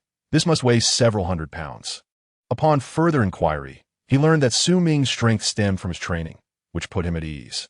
When informed of Zhao Wu's ascension as a soul master, Bruin's spirits soared, as if rejuvenated by decades. A soul master? Their family now had a soul master. Bruin felt an exhilarating thrill, eager to summon Gil, that scoundrel, to celebrate with a grand feast. After all, it had been decades since a soul master had emerged in the village. With Zhao Wu in tow, Bruin prepared to stroll through the village. "Su Ming, Zhao Wu is nearly your age, and she has already become a soul master. You must strive to keep pace with her and not fall behind." Su Ming, observing someone's stifling giggles behind their hand, felt an uncomfortable pang of envy, his face turning green with displeasure. All right, grandfather." Chapter 31. Zhao Wu, the girl who loves to eat rabbits as the clouds parted and the sun rose. The enchanting evening glow enveloped the horizon, igniting a bonfire to celebrate alongside Dian Village. The black donkey was abandoned in the wilderness, mindlessly circling a post, ensnaring itself tighter. By the creek, pots and pans lay stacked in a large heap, seemingly untouched for years, covered in dust. Outside the courtyard, fervent yellow flames licked hungrily, with makeshift ovens standing in 4 corners. As one drew nearer, the oppressive heat scorched the skin, instinctively prompting a retreat. The once tranquil abode was now bustling with activity. Some were lifting tables, others erecting grills, while many busied themselves washing vegetables or sharpening knives. Each engaged in their tasks, a chaotic harmony. Occasionally, tales of romantic mischief erupted, causing the protagonist to flush with embarrassment while others erupted in laughter. Noticing the bubbling pot, Geely commanded the crowd to prepare chickens and sheep. The young layabouts of the village, too embarrassed to arrive empty-handed, ambled away with their hands in their pockets, contemplating what they could bring from home. Since Su Ming could remember, it was the first time their home had been so lively. It resembled the rural banquets of his past life. Albeit without a professional catering service, each household contributed their share. With no soul master having emerged in the village for decades, the occasion warranted celebration. When Su Ming discovered his innate, full soul power, the village had yearned for a festivity.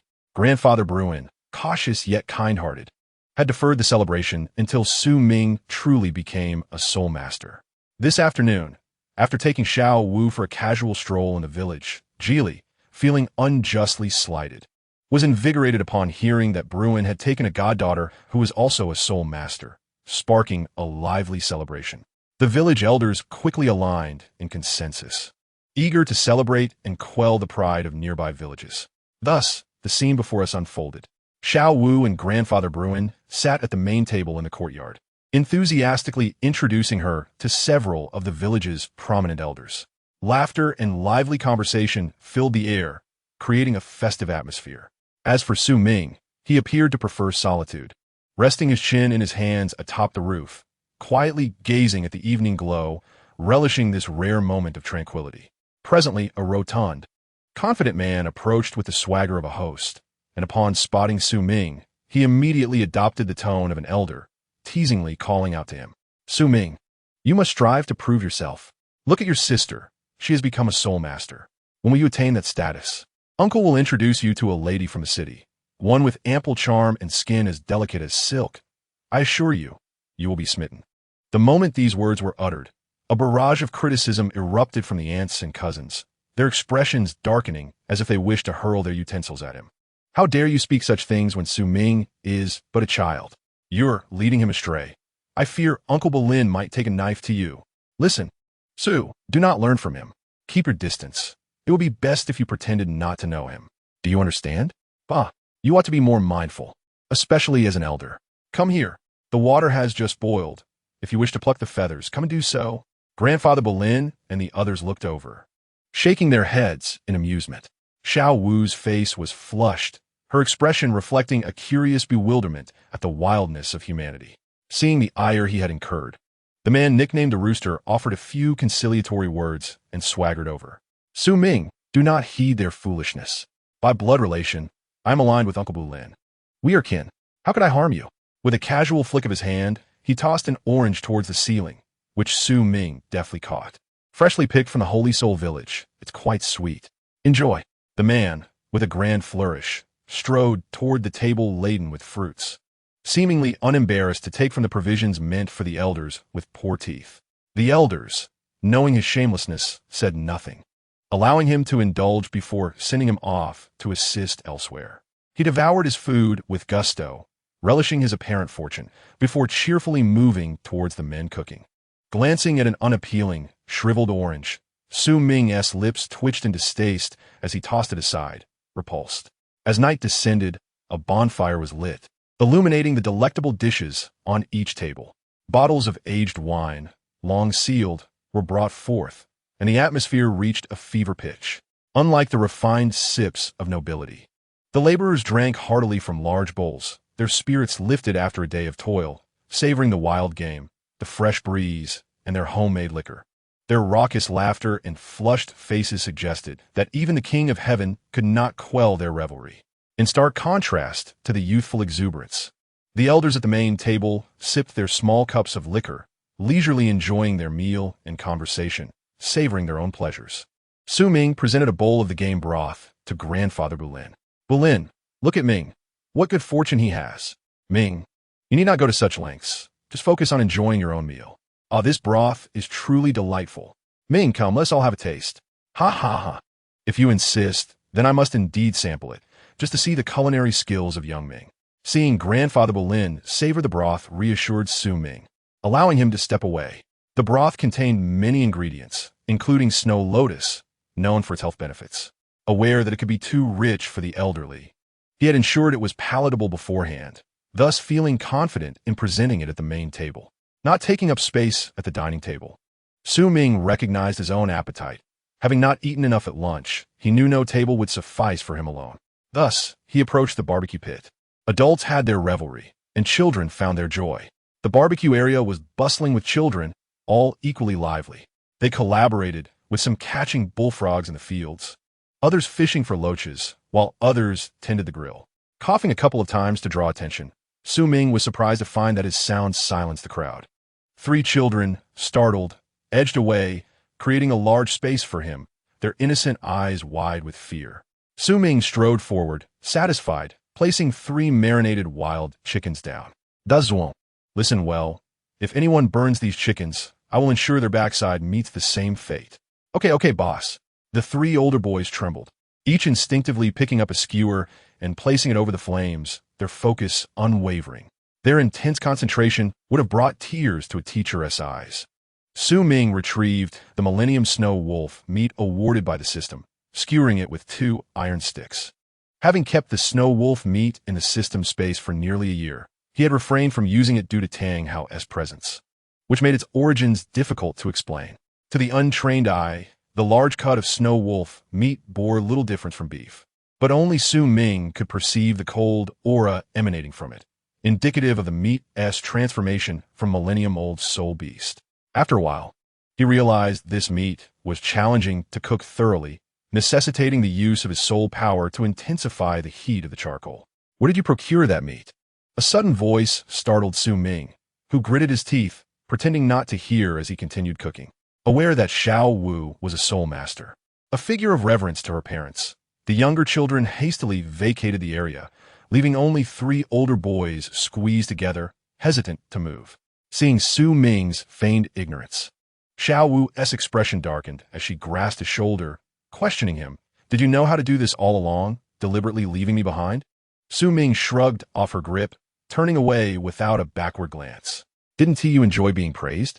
I left all the opportunities for you. You. Zhao Wu's teeth ground together in frustration. Su Ming, ignoring her, continued grilling the snow wolf meat, letting out a slight growl from his throat. What had initially felt pleasant now became bothersome with the incessant chatter. Is it not true that human nature is fickle? Each bite and sip is dictated by fate. In this world, can one truly receive without giving anything in return? Realizing that banter was futile, Zhao Wu puffed her cheeks in anger, pulling out 2 carrots to roast as well. Glaring at the 3 boys who appeared frightened, Zhao Wu's eyes narrowed, as if she had found an outlet for her frustration. What's with all the fuss? Have you never seen carrots being roasted? Do you need me to teach you? With hands on her hips and a fierce glare, her voice was laced with a threatening tone, resembling a growl more than anything. Boom! Is it true that soul masters are this intimidating? The 3 boys trembled, their legs shaking, their frantic gazes pleading with Su Ming for rescue. Children perceive things differently from adults. Zhao Wu's outburst, though fierce, appeared merely brash and spiteful to them, making it all the more terrifying. Not only vain, but also shameless. Su Ming regarded her with disdain, contemplating for a moment before slowly articulating his thoughts. Zhao Wu, at least you're bold and unyielding. Unlike you, who always wears a frosty demeanor and speaks so harshly. I wonder if the girls at the academy have lost their senses to write love letters to someone like you. The mere thought is infuriating. Su Ming was not genuinely angry. Rather, he found the situation amusing. Tastes differ. The existence of love letters means someone appreciates the likes of me, a discerning eye. As for a certain individual, I have heard that throughout the entire academic year, boys would take detours upon seeing her. As if oblivious to the darkening expression on Zhao Wu's face, Su Ming shook his head in lamentation, exclaiming, as one of the few soul master students in the academy, how could she not have received any love letters? What a disappointment. Do the boys avoid her? How unfortunate. Boom. A torrent of emotion surged within Zhao Wu, her composure shattering in an instant as she lunged at Su Ming, claws outstretched. Su Ming, you scoundrel. I shall have your head. With calmness, Su Ming flipped the skewered meat, his foot firmly pressing against her abdomen as she bared her teeth, flailing wildly at the air.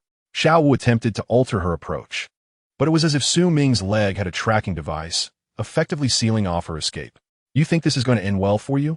She hissed, pinning his leg down in an attempt to leap into an attack, but Su Ming swiftly retracted his leg. Stumbling slightly, her fury ignited anew, but a voice rang out, freezing her in place. Consider carefully how far you wish to escalate this. With so many eyes upon you, do you truly wish to provoke a confrontation? The cold voice was like a bomb, quelling the flames of her anger. Instinctively, she turned to seek her grandfather, Blin. It seemed he sensed her gaze, and he looked over, their eyes meeting. A smile broke upon his weathered face, his deep-set eyes radiating warmth.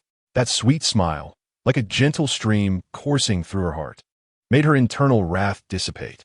She waved a carrot in his direction, as if to convey that she was occupied with this, her large eyes sparkling with innocence, completely devoid of any malice. Blin chuckled softly, choosing not to further dwell on the playful, sibling rivalry.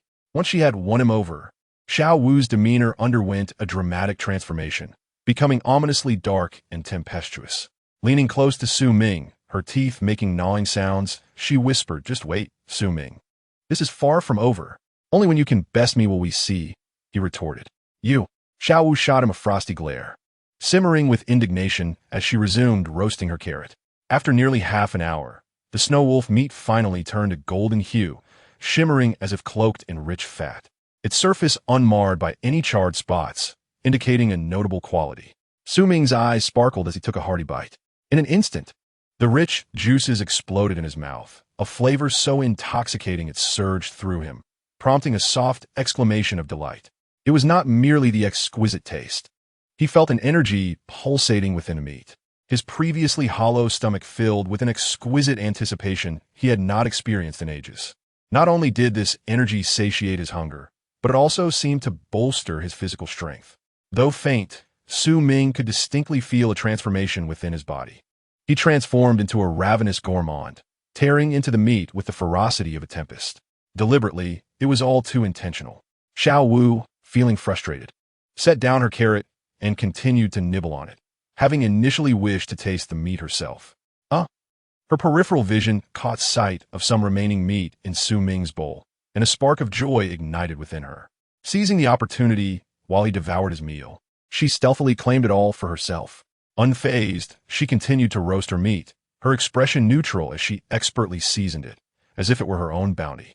Su Ming cast her a sidelong glance, his brow furrowing slightly, words caught in his throat. Seeing Su Ming's discomfort, Zhao Wu felt a surge of satisfaction, raising her chin in triumph. "What are you staring at? I'm just enjoying my meal. What's it to you? You wish to act against me? My grandfather is watching. If you find joy in it, so be it," Su Ming replied indifferently, then took a bite of roasted chicken from a younger companion. The flavor lacking in comparison to the snow wolf meat, merely serving to fill his belly. "Wow, this meat is truly delicious," Zhao Wu exclaimed, her face lighting up with a blissful smile as she cast a sidelong glance at Su Ming, seemingly taunting him. "Just wait until I drive you mad." Noting Su Ming's indifference, she swiftly pulled over a 10-year-old boy beside her, continuing her provocation. "Come, tell me, what kind of meat is this?" "Beef." Zhao Wu feigned disappointment. "This is beef. Truly scrumptious. Alas, it is all gone. And this one seems to be lamb." Zhao Wu arched an eyebrow, casting a sideways glance at Su Ming. "So this is lamb. Oh, how delicious. What a pity it has vanished again. And this is skewered. Must be rabbit meat caught by the eldest." Before she could finish her sentence, Zhao Wu unabashedly tore into a piece, tilting her head with a playful tone. "Oh, so this is your rabbit meat? My apologies. But no matter how urgent you are, I've already finished it." Watching her flaunt her delight, Su Ming's mouth twitched in frustration. "If you find joy in it, so be it." He repeated this sentiment, covering his face in exasperation as he quickly departed from the scene. Moments later, a chilling scream erupted in the courtyard. The little rabbit. Rabbits."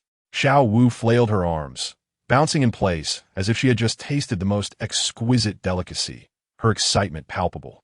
In that moment, all the villagers learned of the Soul Master Girl named Zhao Wu and her fondness for rabbit meat. Under the villagers' hearty hospitality, she reaped bountiful rewards this month. Chapter 32. Zhao Wu, it must be challenging to be you. With deft precision, Blin skillfully cut thin strips from bamboo, layering them meticulously upon a surface. In one hand, he held a tiny bamboo strip, while the other wielded a weaving knife, attentively crafting the necessary bamboo threads. Though the knife bore resemblance to Su Ming's axe, even after a year of training, he found himself unable to match his grandfather's lightning-fast accuracy. This was no mere act of living. It was an art form. With each motion, the bamboo strips were evenly divided into portions, each thin thread cut with impeccable precision. Blin scrutinized the width, satisfied with his work, before setting it aside. Su Ming chose not to rush his training, instead mirroring yesterday's efforts, using a rake to turn the soil and compact it with a grinding stone. While the festivities were indeed lively, only those organizing the banquet truly understood the burden it entailed. The area around the house was in disarray. A fire pit smoldered in one corner, while a pool of oily remnants lay in another. A glance around revealed dark crimson blood splattered about, the ground slick beneath his feet. Upon closer inspection, he realized it was the innards of sheep gruesomely spilling forth. Knowing his grandfather's back was not suited for bending, Su Ming had risen early to mask the scent of smoke. After a busy morning, he had yet to fully clean the area before being commandeered by Grandfather Geely to serve as free labor. It was not such a burden. He was merely a good luck charm, meant to inspire the village children. Of course, it was also due to the village head from a neighboring area visiting to symbolically congratulate them on the banquet held 2 days prior. The village needed to maintain a good reputation. As Geely would say, we know how things stand in the end. We don't need outsiders to see us falter. With a profound gaze, he meticulously carved the bamboo strips. Bruin's Adam's apple bobbed up and down as gentle words floated through the air. After all, there was nothing else to do. Idleness was merely idleness. Su Ming did not lift his head, but continued his work, aware that even if he refrained, his grandfather would take over. He had always cherished cleanliness, rising before dawn to tidy up, only to be called back inside by his grandfather. Although he feigned reluctance, he secretly wished to undertake these menial tasks alone. By the way, what kind of soup did you make the other day? He inquired. It's quite strange.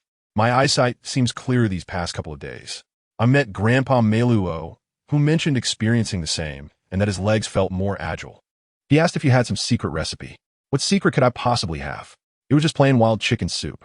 If it's truly that effective, I shall venture out tomorrow to procure some wild chickens. Forget it. That mountain is not a safe place. Who knows what kind of beasts lurk there? It would be better to stay close to the village for a month and then head to the academy, lest we delay matters.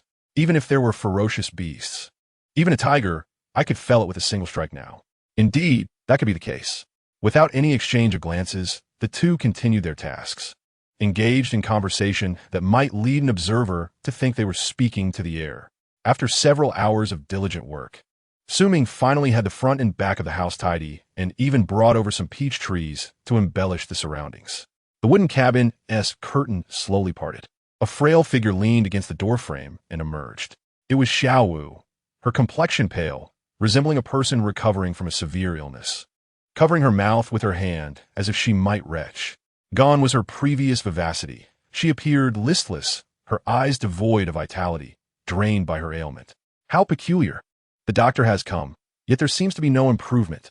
Bruin placed his hand on Zhao Wu's forehead, noting that she still showed no signs of fever. However, her weakened state stirred a sense of urgency within him. Zhao Wu remains in this state. Should we not seek a skilled doctor in the city? Bruin turned towards Su Ming, who was washing his hands, worry etched across his face. Zhao Wu hung her head, weakly shaking it, prompting Bruin to sigh in exasperation, entreating her to reconsider. Su Ming also approached, wiping the sweat from his brow. Grandfather, her condition is unusual. Even a divine healer may not suffice.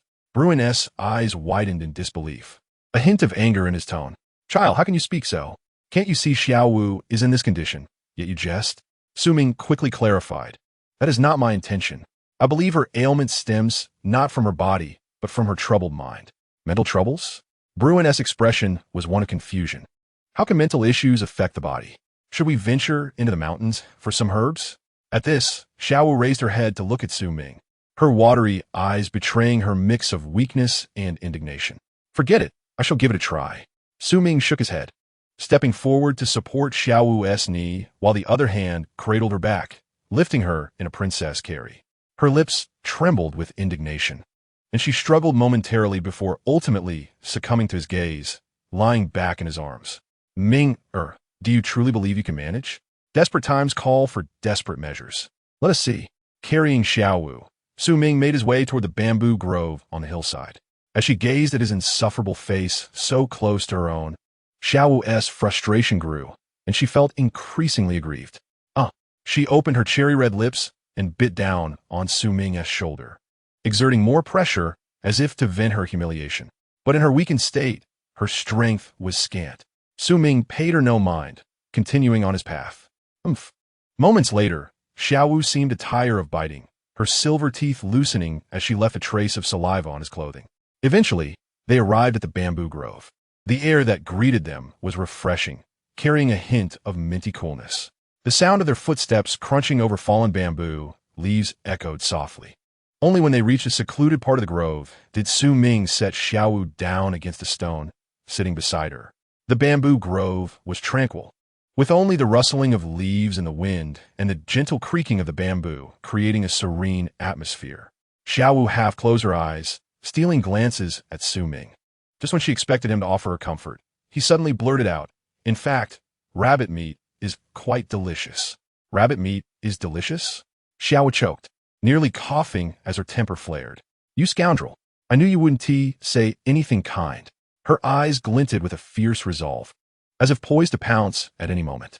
Su Ming gazed at the bamboo grove, his expression transforming from coldness to sincere tranquility. "Truthfully, I regret agreeing to let you come to Dine Village. Had I not, you would not have met my grandfather, and I would encounter far fewer troubles." Xiaowu's eyes sharpened, but Su Ming continued, "Your identity is a double-edged sword." After a brief silence, his expression grew serious. "Have you considered what might happen if your identity were to be revealed to the spirit hall? What sort of scene would ensue?" Boom! Xiaowu's complexion paled even further as she felt a chill creep down her spine, as if standing at the edge of an abyss. The only sound she could hear was the rapid beating of her heart. She looked up at Su Ming, her fearful gaze devoid of any anger. Su Ming finally met her gaze, stating, "Your existence would incite a frenzy among the continent's soul masters, subjecting you to relentless pursuit. Do not underestimate the evil that humanity can embody, for they possess an even darker side. To capture you, they will stop at nothing. Especially those closest to you will bear the consequences of your presence. Even I cannot guarantee your safety in the future. Do you comprehend this?" As Xiaowu gazed into Su Ming's sincere and bright eyes, a pang of sorrow filled her heart, and her vision blurred with unshed tears. She sensed a change in him. He was no longer the icy figure he once was, but instead radiated warmth, akin to a family member sharing heartfelt concerns about the potential future. Su Ming sighed, reaching out to wipe the tears from the corners of her eyes. "Everyone has something they hold dear. I simply wish for my grandfather to enjoy a peaceful old age, which is why I did not prevent you from calling him grandfather. I can endure hardship, but for my grandfather, at his age, we must not speak of storms or unkind words. Xiaowu, if you wish to remain undisclosed, you must fully embrace your humanity, viewing matters from human perspective.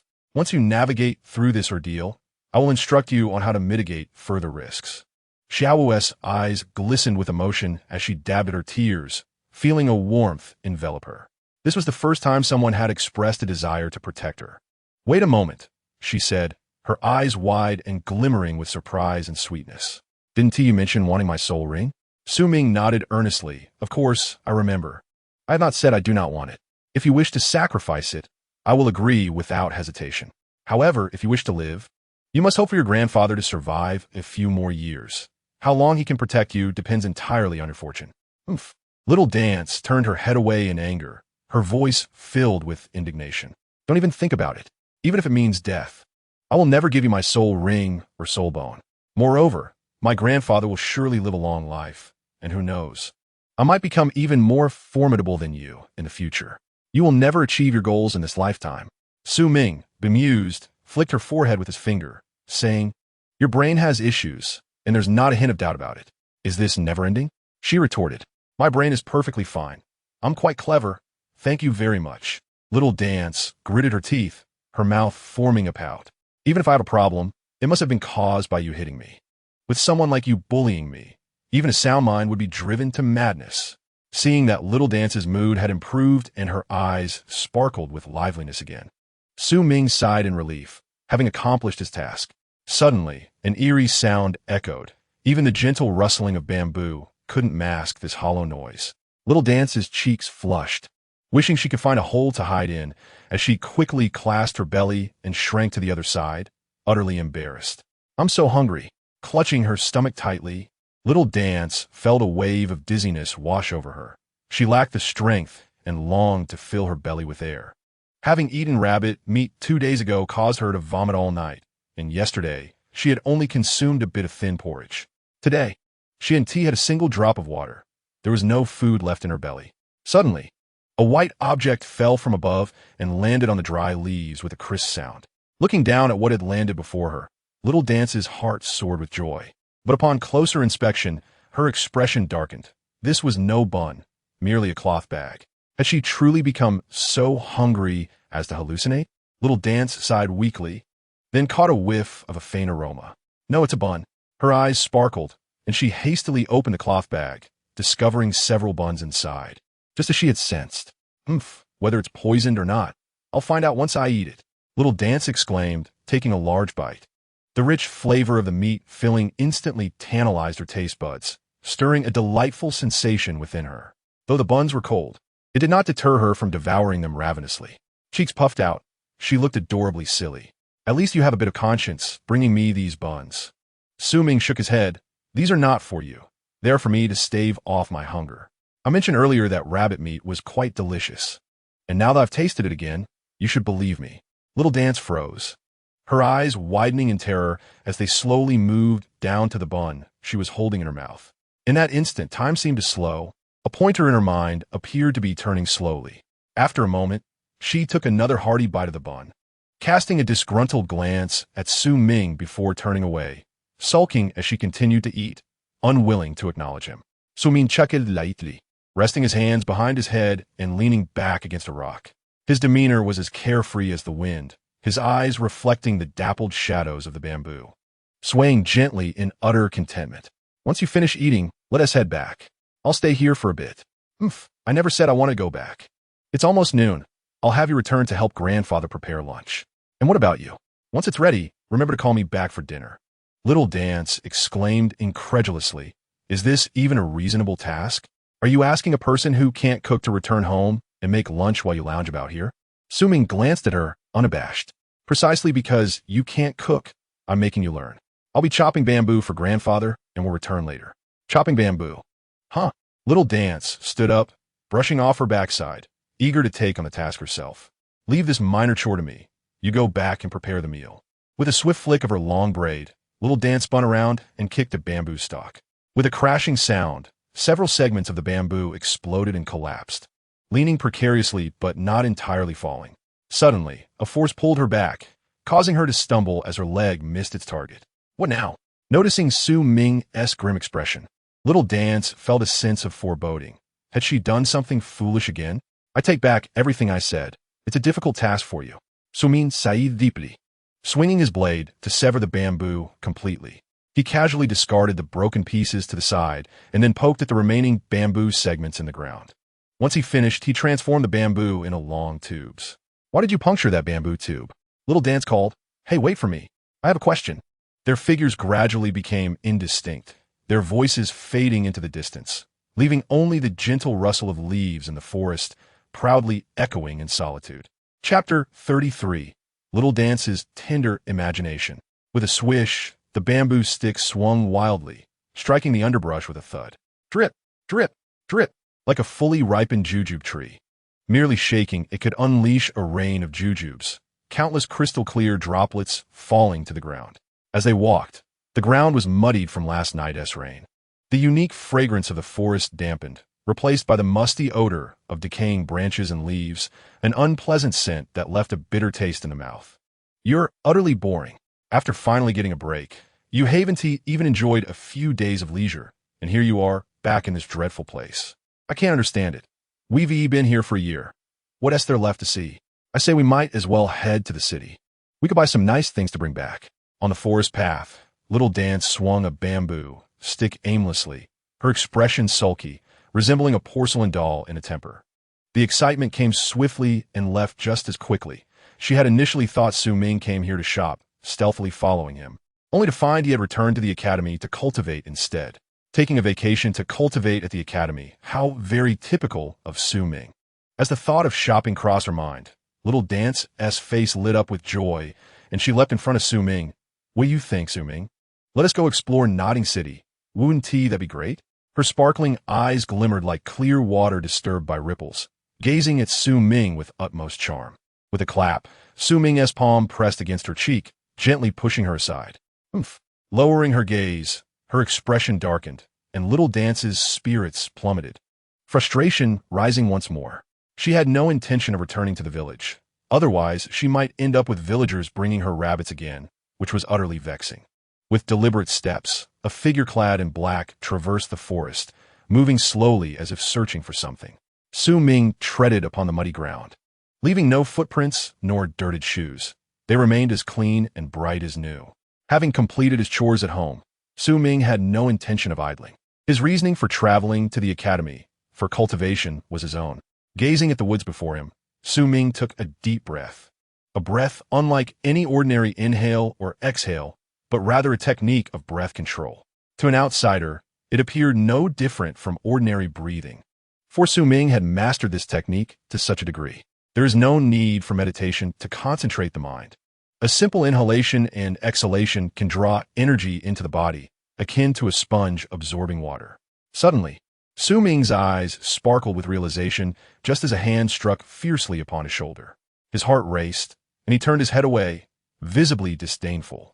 If one were truly bored, they could find a place to cultivate alone. Have you forgotten all that I said a few days ago? I haven't forgotten. I know the importance of diligent cultivation, he replied. Zhao Wu pouted her delicate lips, looking innocent. I noticed you haven't acquired a soul ring for so long, so I thought I'd ask if you need one. Su Ming's pupils contracted sharply as his foot fell back to the ground, his gaze dismissive. Are you suggesting that you found a way and are preparing to make a sacrifice?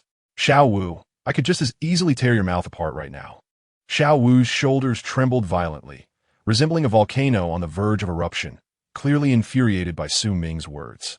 Aware that she was no match for him, she ultimately held back, taking a few deep breaths to calm herself. Fine, you win. I was going to ask if you wanted a century-old soul ring. If you do, I can accompany you to hunt for one. You wish to enhance your strength, and a century-old soul ring would greatly benefit you. Su Ming regarded Zhao Wu with surprise.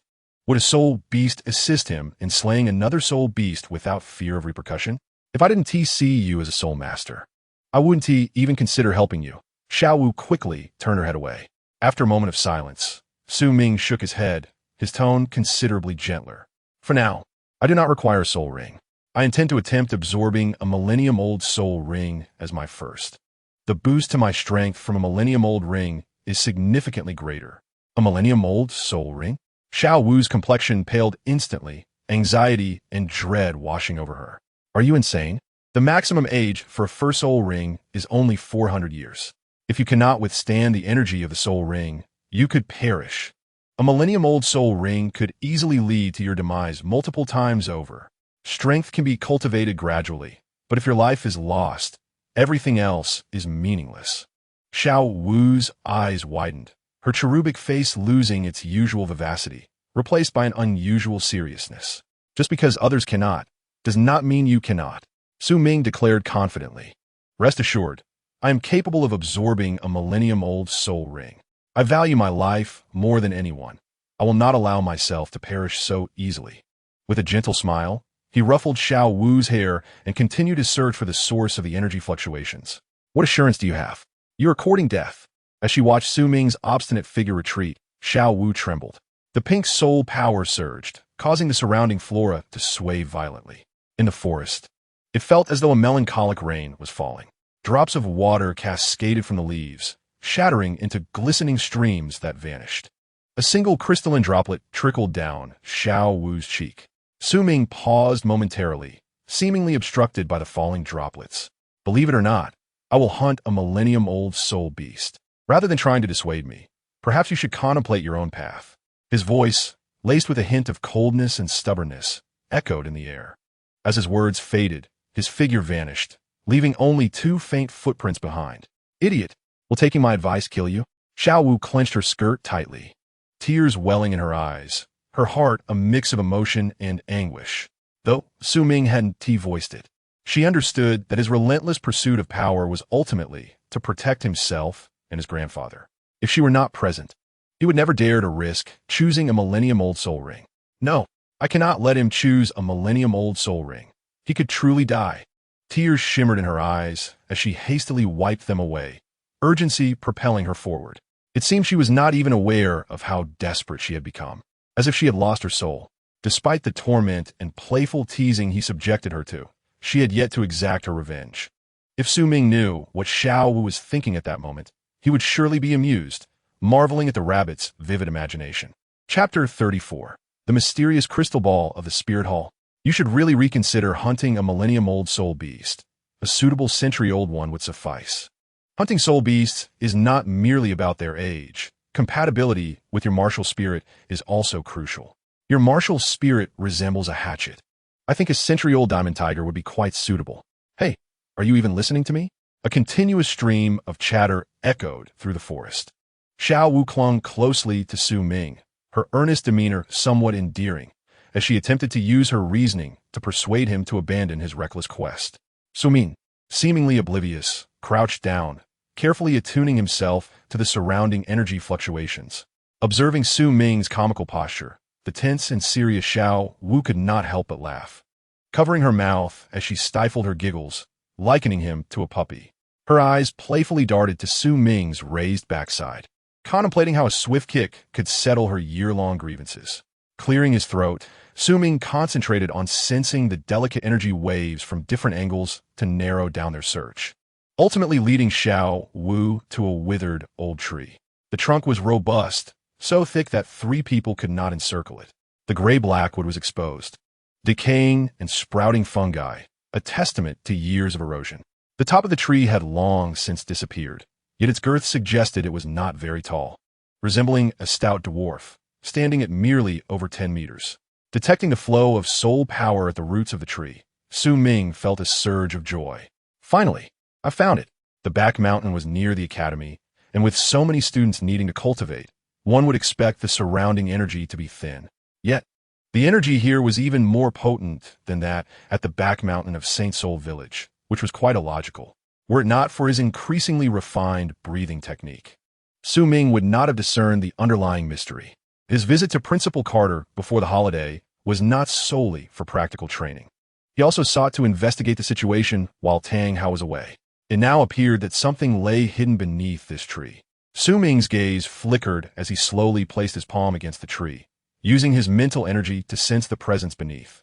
Moments later, his facial muscles twitched in disgust as he quickly withdrew his hand. With the gathering spirit technique already at his disposal, he had no need for such a method to temper his body. After a brief contemplation, Su Ming turned to Zhao Wu, asserting decisively, from today onward, you will come here to cultivate for 3 hours each day. You're still only a soul soldier, yet you dare to supervise me? A jolt ran through her as she awkwardly laughed and waved her hands. No, it's nothing. 3 hours is fine, as long as I hear it, right? She felt a sense of relief that it was merely 3 hours, not an endless stretch of time. Here, Su Ming tossed her the key to the dormitory. This place has a rich energy flow, which is beneficial for cultivation. If you tire, you can rest in the dormitory. If you wish to return to the village, feel free. It's only a few dozen miles away. You can make the trip in half an hour. Return? You make it sound so easy, Zhao Wu replied helplessly, tucking the key into her pocket. The key? You're giving it to me? Feeling something was amiss, she immediately lifted her head again. And what about you? The atmosphere here is rich in energy. Are you not cultivating your soul power? Zhao Wu was taken aback. She knew that Su Ming's soul power was only at level 10, while she had already reached level 14. Logically, for Su Ming, cultivating his soul power should be the most crucial endeavor. Su Ming shook his head, stating that this place was not suitable for his continuous practice, and moreover, he had matters to attend to. Matters? Yes, I need to find a secluded place to focus on strengthening my physique, which will take about half a month. Just as expected from you. After giving a few reminders about home, Su Ming departed. For Zhao Wu, the priority was to elevate her soul power level. Becoming a soul sage signified safety, and safety heralded a promising future.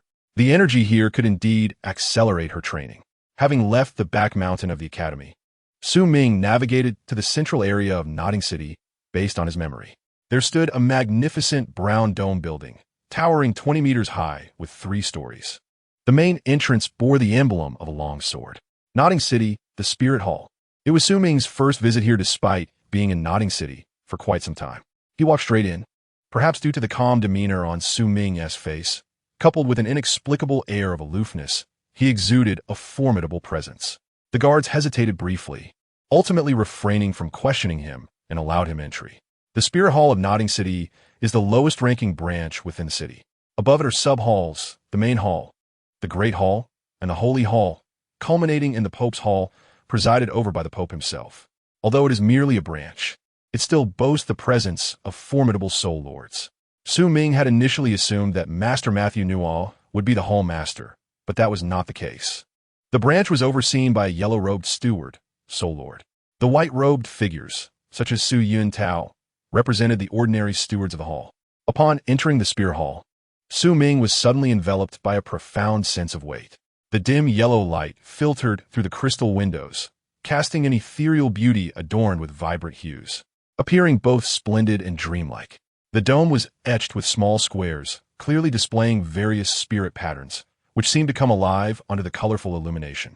Being here felt akin to stepping back into a medieval Western era, praying within a resplendent cathedral, beseeching divine protection.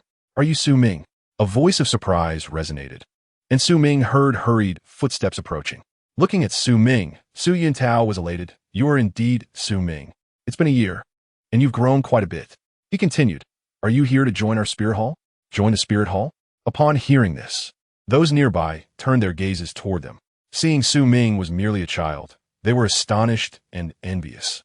To have a white-robed steward extend an invitation was indicative of his potential to become a soul master. Most importantly, Su Yun Tao's enthusiasm was palpable, clearly indicating that this child was extraordinary. Surprised to encounter this man again, Su Ming was somewhat taken aback. He shook his head, replying, "Master Su Yun Tao, I am not here to join the Spear Hall, but rather to apply for a permit to hunt soul beasts."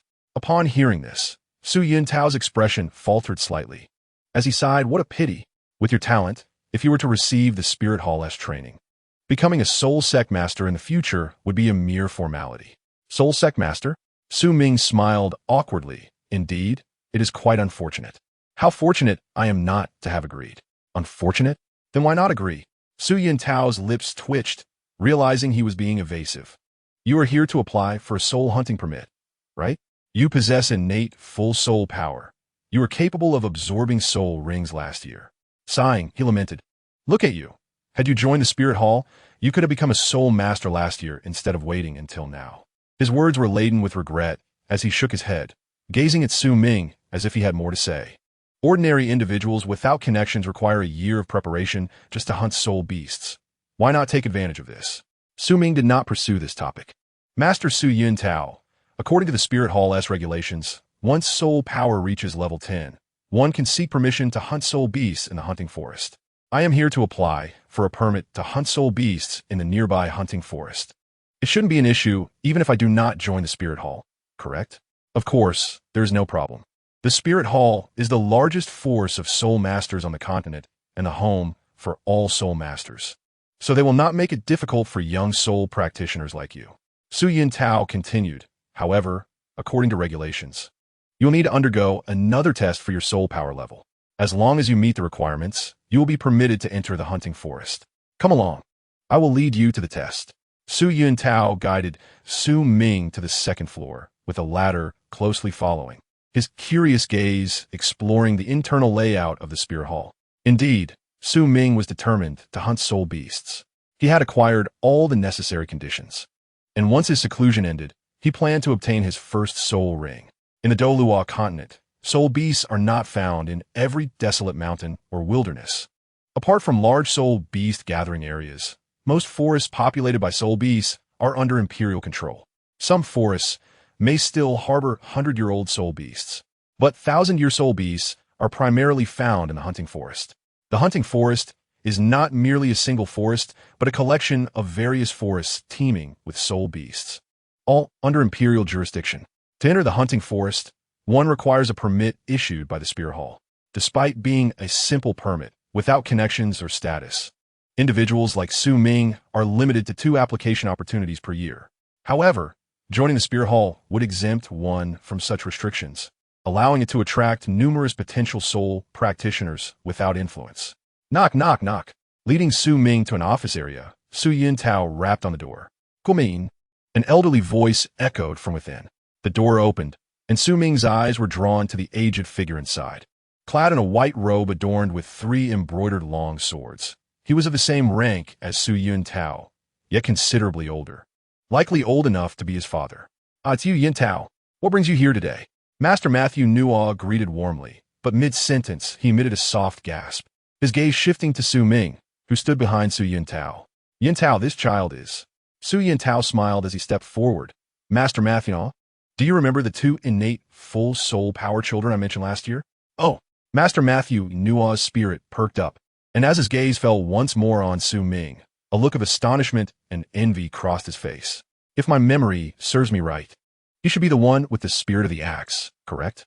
Indeed, su juntao nadie de fermetible. Tang San visited last year, which left quite an impression on both of us. Master Matthew Nua could hardly forget. He then relayed Su Ming's request to Master Matthew Nua, who expressed his regrets. Child, such talent should not be squandered. You must understand that having a powerful force to protect you can spare you much unnecessary hardship. How about this? If you agree to join, I can have Yin Tao accompany you to hunt soul beasts. He is a great soul master and can surely assist you in capturing a soul beast. Master Matthew Nua, you haven't even asked if I am willing to go. Su Ming replied. Nevertheless, you're right. I'm indeed free at the moment, heartbroken, so it might be wise to find something to occupy my time. Master Matthew's words resonated with Su Yuntao, whose bitter smile revealed a flicker of hope in his gaze as he looked at Su Ming, seemingly unresistant to the prospect. Both of them fixated their eager eyes on Su Ming, believing that someone in his predicament was in dire need of the protection offered by the Spirit Hall. With such generous conditions, Su Ming had no reason to decline. Unfortunately, Su Ming remained resolute, gently turning down their offer. While disappointed, Matthew and his companion did not press the matter, assuring him that the opportunity would always remain open. After a brief conversation, Master Matthew retrieved a yellow crystal ball from the wall. It's impossible to fabricate your innate full soul power. This is merely a procedural formality. Once the test concludes, I can immediately issue you a certificate. Su Ming placed his hand on the ball, and with the infusion of his soul power, the yellow crystal ball emitted a brilliant golden glow. Matthew and his companion were overjoyed, exclaiming in excitement, but their cheers were abruptly cut short. Matthew stared in disbelief, as if he had encountered a ghost, his eyes glued to the crystal ball, while Su Yuntao wore a confused expression. What is happening? The yellow crystal ball was only half filled, the upper half glowing resplendently, while the lower half remained pitch black. Such a peculiar sight was unprecedented, even for Matthew. Su Ming's eyes widened in astonishment, but then a wry smile crept onto his face as he thought to himself, this thing won't cost me anything. Su Yuntao scratched his head in confusion. Master Matthew, is this crystal ball broken? Why does it look like this? Matthew remained silent, his brow furrowed as he tried to comprehend the bizarre scene before him. The soul power crystal balls in their spirit branch only had two types, distinguished by the intensity of their glow. The blue crystal ball was used for tests below level 10, its brilliance indicating innate full soul power. The yellow crystal ball served for tests below level 30, and given Su Ming's slight overflow of level 10 soul power, the crystal ball should have appeared a dull yellow. Yet, it radiated a bright yellow light. Even more bizarre was the fact that the other half did not glow at all. This vivid yellow suggested a level 24 soul power, while the darkness hinted at a complete lack of soul power. Could it be truly broken? Let me try, Matthew said, finally unable to solve the riddle, and took hold of the crystal ball. What followed was even more mystifying. The lower half glowed an even brighter yellow, while the upper half, illuminated by Su Ming, remained dark. Shaking with suppressed laughter, Su Yuntao covered his mouth. Master Matthew, this indicates a soul power of 29. Matthew squinted his eyes. Yuntao, did you think of something delightful? Would you care to share it with this old man? Su Yuntao's expression stiffened, his shoulders hunching slightly as he felt a chill. Matthew huffed, deep in thought for a moment before addressing Su Ming. Child, the appearance of this crystal ball suggests that your soul power is quite unique, causing it to react unusually. If I'm not mistaken, even if I were to use another crystal ball, the result would be the same. Su Ming felt a jolt of surprise. He expected Matthew to deduce the truth. However, having endured much in his previous life, he displayed no signs of distress, rather feigning urgency as he inquired, does this mean I cannot hunt soul beasts in the soul-hunting forest? Of course not, Matthew quickly clarified. Rest assured, even if the test yields no results, I can still issue you a certificate based on your previous innate full soul power. Chapter 35, Tempering the Body, a surge in physical qualities. Drip. Water slowly gathered and dripped from the stalactites above. The melodious sound echoed as ripples spread across the pond. Inside the pitch-black cave, a strange chill permeated the stillness. Looking out into the infinite darkness instilled a sense of fear. As vision extended through the long, dark passageway, a larger, semicircular cavern emerged. An opening at the top allowed bright light to filter in, preventing the chamber from becoming too dreary and damp. Crackling sounds filled the air as large pieces of wood burned fiercely, the flames licking hungrily at a large pot above. It was less a pot and more a round cauldron, its diameter nearly a meter, appearing rather ordinary. Yet, within it simmered a thick, red liquid, its contents indiscernible, though a faint metallic scent wafted up as bubbles erupted on the surface. Beside it stood a petite figure, fair-skinned and porcelain-like. Suming fell deeply, lifting his hand to reveal a striking purple glow. Before him was a completely purple spirit mushroom, its stem displaying a different jade hue, blooming with 9 leaves. 9-grade purple mushroom. Though not an immortal grade item, it possessed the ability to strengthen one's foundation and enhance energy. This item was not foraged from the sunset forest. Rather, it was a reward earned through diligent cultivation of his soul power. Reaching level 10 in soul power took nearly half a month, even with 15 hours of daily training. With numerous aspects to cultivate, Ming extended his soul power training goal to a year, committing 5 hours each day, which resulted in the reward of a 9-grade purple mushroom. He plucked the mushroom from its stem and bit into it. It was neither crunchy nor reminiscent of chicken, but instead exuded a rich medicinal aroma. This was the final step. A fervent glint sparked in his eyes, as he merely needs to persevere. Yes, persistence. Under the unyielding conviction, fate favors this fortunate soul. As if spurred, a gentle and wondrous current of energy suddenly radiates from Ming's abdomen. The violet energy flows outward, coursing through his veins, gradually subduing the tumultuous power within. Enveloped in a soft layer of purple light, Ming's once ferocious visage transforms visibly, returning to its previous warmth. The cave falls into an unexpected silence. After a period of madness, the firewood, having lost its earlier vigor, surrenders, emitting wisps of white smoke. A chilling breeze sweeps through the tunnel, extinguishing the last flickers of flame. The cave is not only silent, but also imbued with an eerie tranquility. Days pass, marked by the rhythm of sunrise and sunset. The cave transitions from light to darkness, and back again in an endless cycle. Bright sunlight spills in, and a blackbird flutters down from the cave's ceiling, circling for a while to ascertain safety before alighting on the circular altar, stretching its neck to peck at the remnants of crimson liquid within. The once blood-red fluid has now turned into murky water, with only traces of blood floating atop. Suddenly, water splashes as 2 arms rise into the air, glistening with a lustrous crimson hue under the radiant sunlight. The blackbird lets out a sharp cry, darting away from the cave like an arrow. After days of silence, Ming finally opens his eyes. A faint stream of light crimson energy wafts from his eyes, dispersing like mist. Host Ming. Spirit power, level 12. Martial soul, firewood knife, quality purple. 623-5000. Special physique, berserker's body. Martial techniques, breathing technique. Lightness skill, perfect. Golden crow, sword technique, perfect. Primordial blade slash, spirit gathering technique. Items owned, flight spirit guide, snow lotus, 1000 sync silver, strength, 88. Defense, 79. Mentality, 72. At last, success. Ming exhales a breath of turbid air, his eyes sparkling with vitality, and a hint of joy spreads across his pale, delicate face. After a bath in the essence of 9-rank purple ginseng and the blood of a fire python, his physical prowess has become even more formidable. His strength and defense have increased by 30.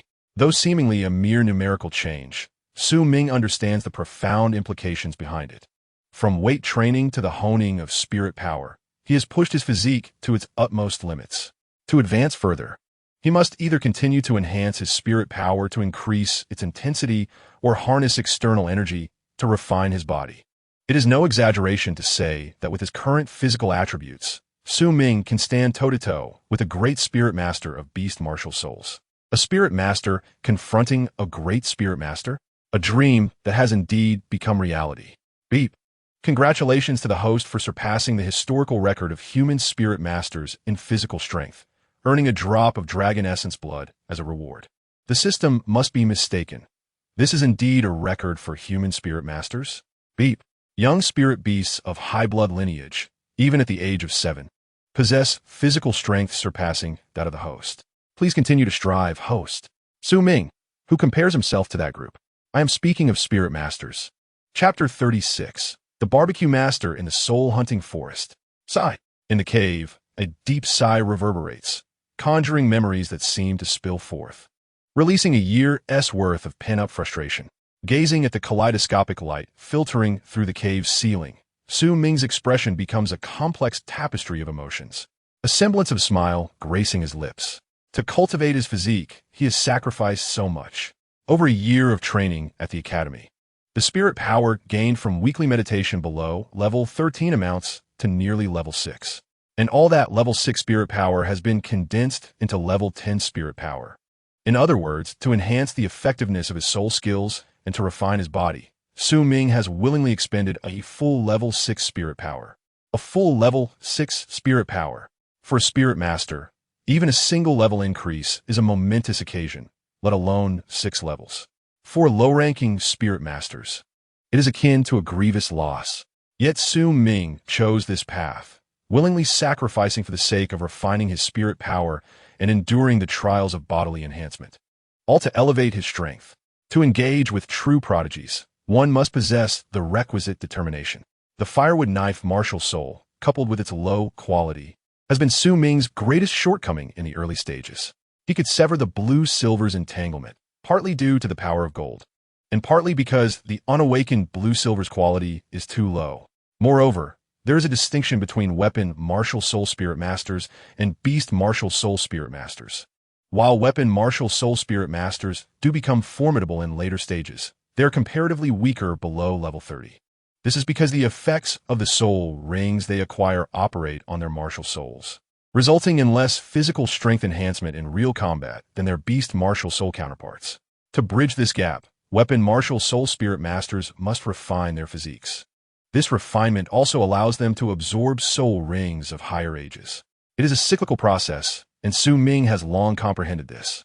His efforts over the past year culminate in the acquisition of a millennium-old soul. It is time to reap the fruits of victory. Boom! Like a bullet, Ming bursts forth from a cave. His sharp gaze gleams with golden light. Silver wings unfurl behind him. Swish! A meteor, trailing a silver tail, streaks through the dense forest, racing northward. Whenever his spirit power wanes, Ming resumes running, continuing to hone his physique. Previously unable to push further, he now feels capable of further refining himself as his body is once again unlocked.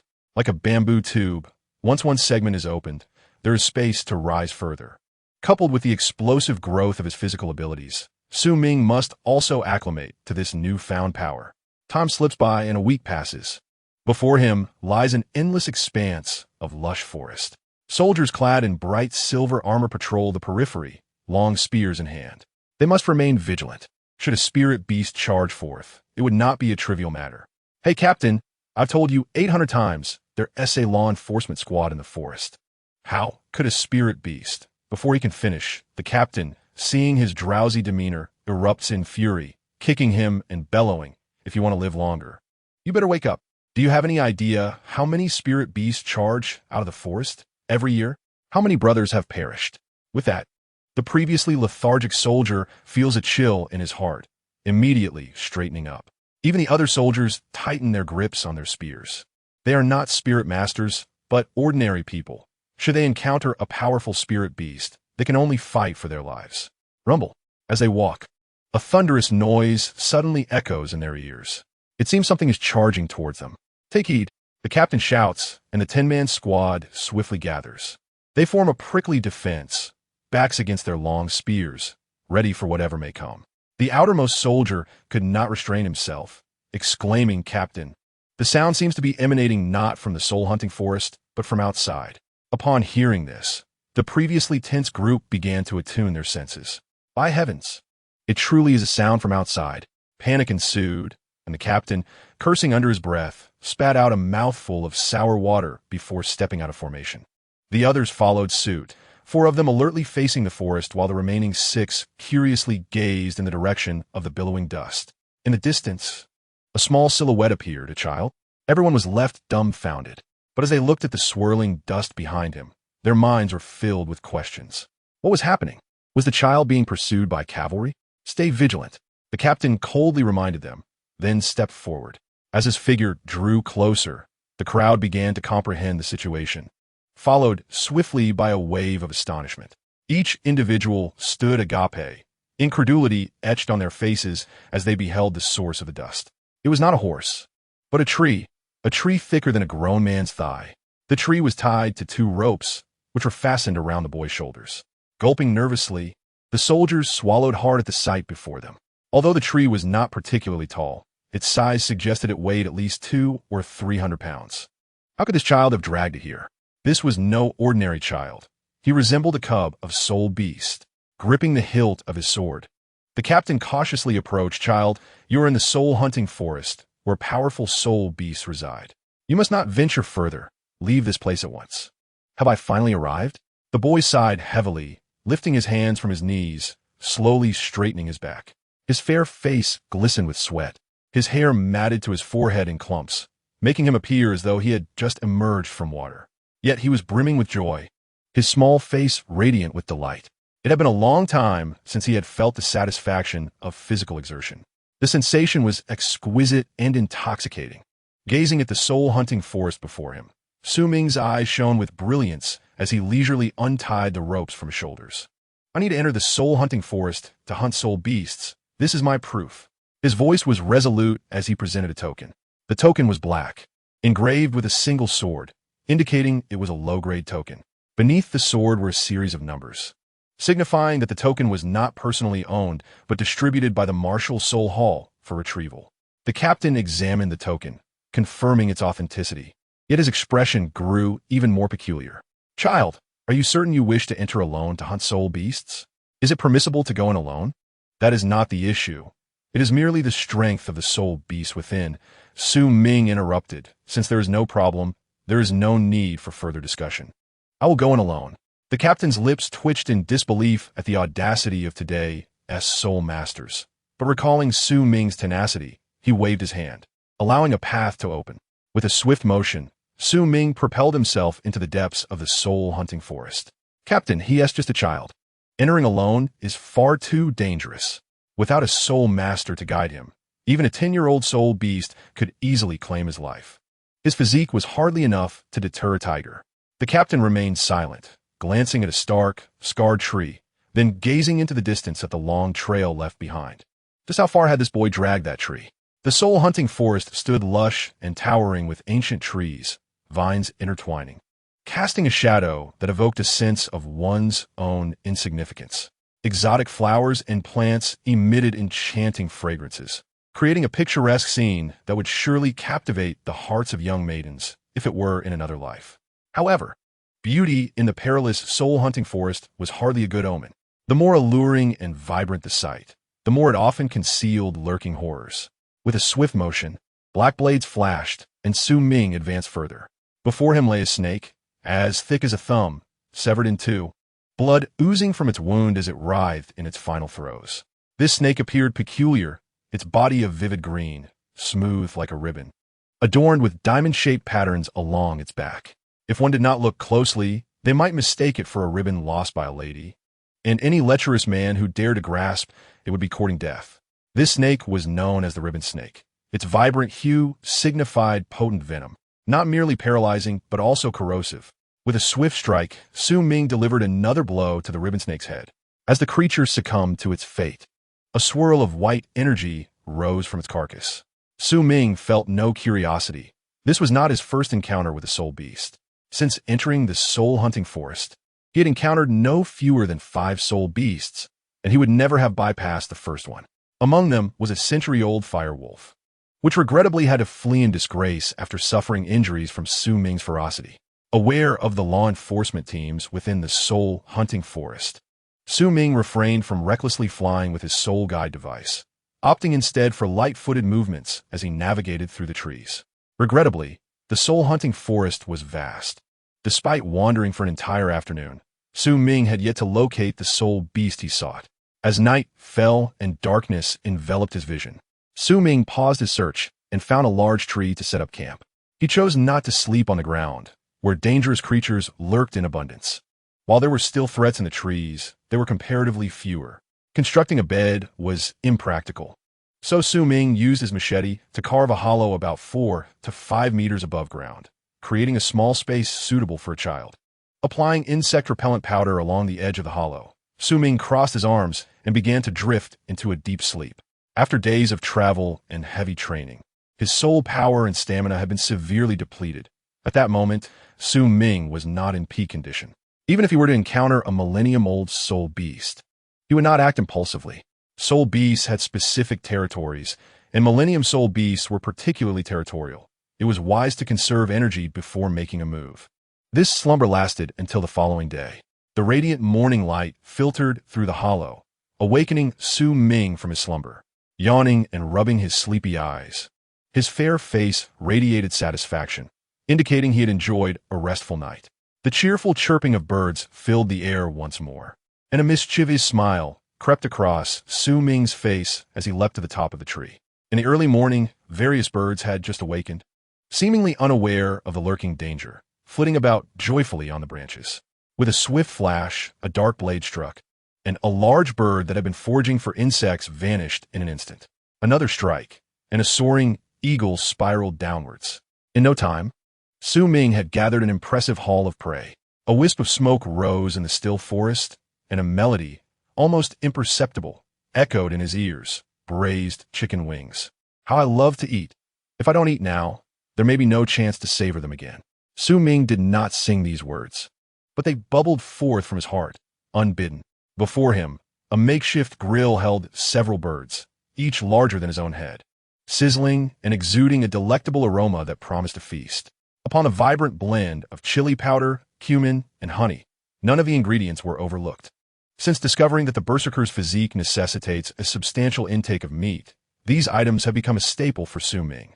With a swift motion, he tore off 2 chicken legs, which swiftly disappeared into his mouth, leaving only a slightly rotating bone that was promptly discarded. Barbecue rating. Although the flavor was satisfactory and the cooking time adequate, the handling of the various meats lacked precision and requires further refinement. Barbecue effort level, 3 stars. Without dwelling on it further, Su Ming eagerly devoured the large bird, his expression resembling that of a ravenous wolf. Suddenly, the scent of meat seemed to attract a shadowy figure from the forest. A black wolf emerged swiftly. Without sparing a glance, Su Ming's right hand formed a sword-like gesture. It appeared he had not made a move, yet blood gushed from a wound in the wolf's chest, causing it to leap in agony. What was meant to be a hasty escape turned into a chaotic stumble, resulting in a violent collision with a rock, followed by an explosion of blood and the ascent of a white soul ring. After dispatching the large bird, a wolf soon found itself on the barbecue grill, its head severed, as Su Ming was cautious not to tarnish his intellect. With a satisfying slurp, the meat was consumed piece by piece, revealing white rib bones beneath. Once sated, Su Ming stood, cradling his round belly, reflecting that the meat was not as delectable as the flesh of the ancient snow wolf and rather chewy. Spitting out a wooden skewer, it shot into the grass without resistance. He departed from the scene, continuing his quest for soul beasts within the woods. The martial spirit can absorb soul rings from different species, provided the enhanced attributes are suitable. The spirit of the woodcutter's knife led Su Ming to consider several points. Firstly, increasing the sharpness of the knife, which could be achieved by seeking clawed or blade-like soul beasts. Naturally, his greatest anticipation lay with the dark golden claw bear. Whether such a creature could be found in the soul-hunting forest remains uncertain, yet hunting one over a century-old poses significant risks. Secondly, enhancing the knife's power is paramount. The woodcutter's knife is not solely reliant on its blade. The dull back can also serve as a weapon, and Su Ming can channel the force of consecutive strikes to unleash a devastating impact capable of obliterating anything in its path. Presently, beasts like the mighty ape or mighty gorilla are barely satisfactory, while the thought of a century-old titan giant ape remains a distant dream. Thirdly, toxicity is an obvious consideration. As for the martial spirit's ability to create clones, unleash violent repulsions, or induce dizziness, these too are on Su Ming's mind. Ultimately, his primary focus remains on the first category, as it is the most compatible with his current techniques. Chapter 37. The Millennium Blade Arm Mantis Kite Strategy. Time passed, and 2 days slipped away. Su Ming ventured deeper into the soul-hunting forest, cautious of the core area teeming with 10,000-year soul beasts. Regrettably, he had yet to encounter a suitable soul beast. During his search, he stumbled upon a 1,000-year-old wolf spider, but the first soul skill it possessed, poison, was not what he desired. After a week of searching and dismissing several clawed predators, Su Ming's spirits had waned considerably. At long last, the appearance of a formidable creature stirred the silence of his heart. A pitch-black silhouette rested upon a branch 6 to 7 meters above the ground. Its sturdy black exoskeleton glimmered with a metallic sheen reminiscent of a fully armored warrior. Measuring nearly 1.5 meters in length, its upper limbs appeared oddly slender, while its elongated, oval abdomen occupied 70% of its weight. Two pairs of hind legs resembled bamboo poles, adorned with backward-facing hooks, while its forelegs bore protruding spikes. Yet, what truly captivated the observer were the raised scythes on its hind legs, menacingly curved and barbed. It perched upon the branch with an air of regal authority, utilizing its compound eyes to survey the surroundings. Upon spotting Su Ming, it merely cast a fleeting glance at the human juvenile before arrogantly averting its gaze, seemingly unimpressed. The blade Armantis.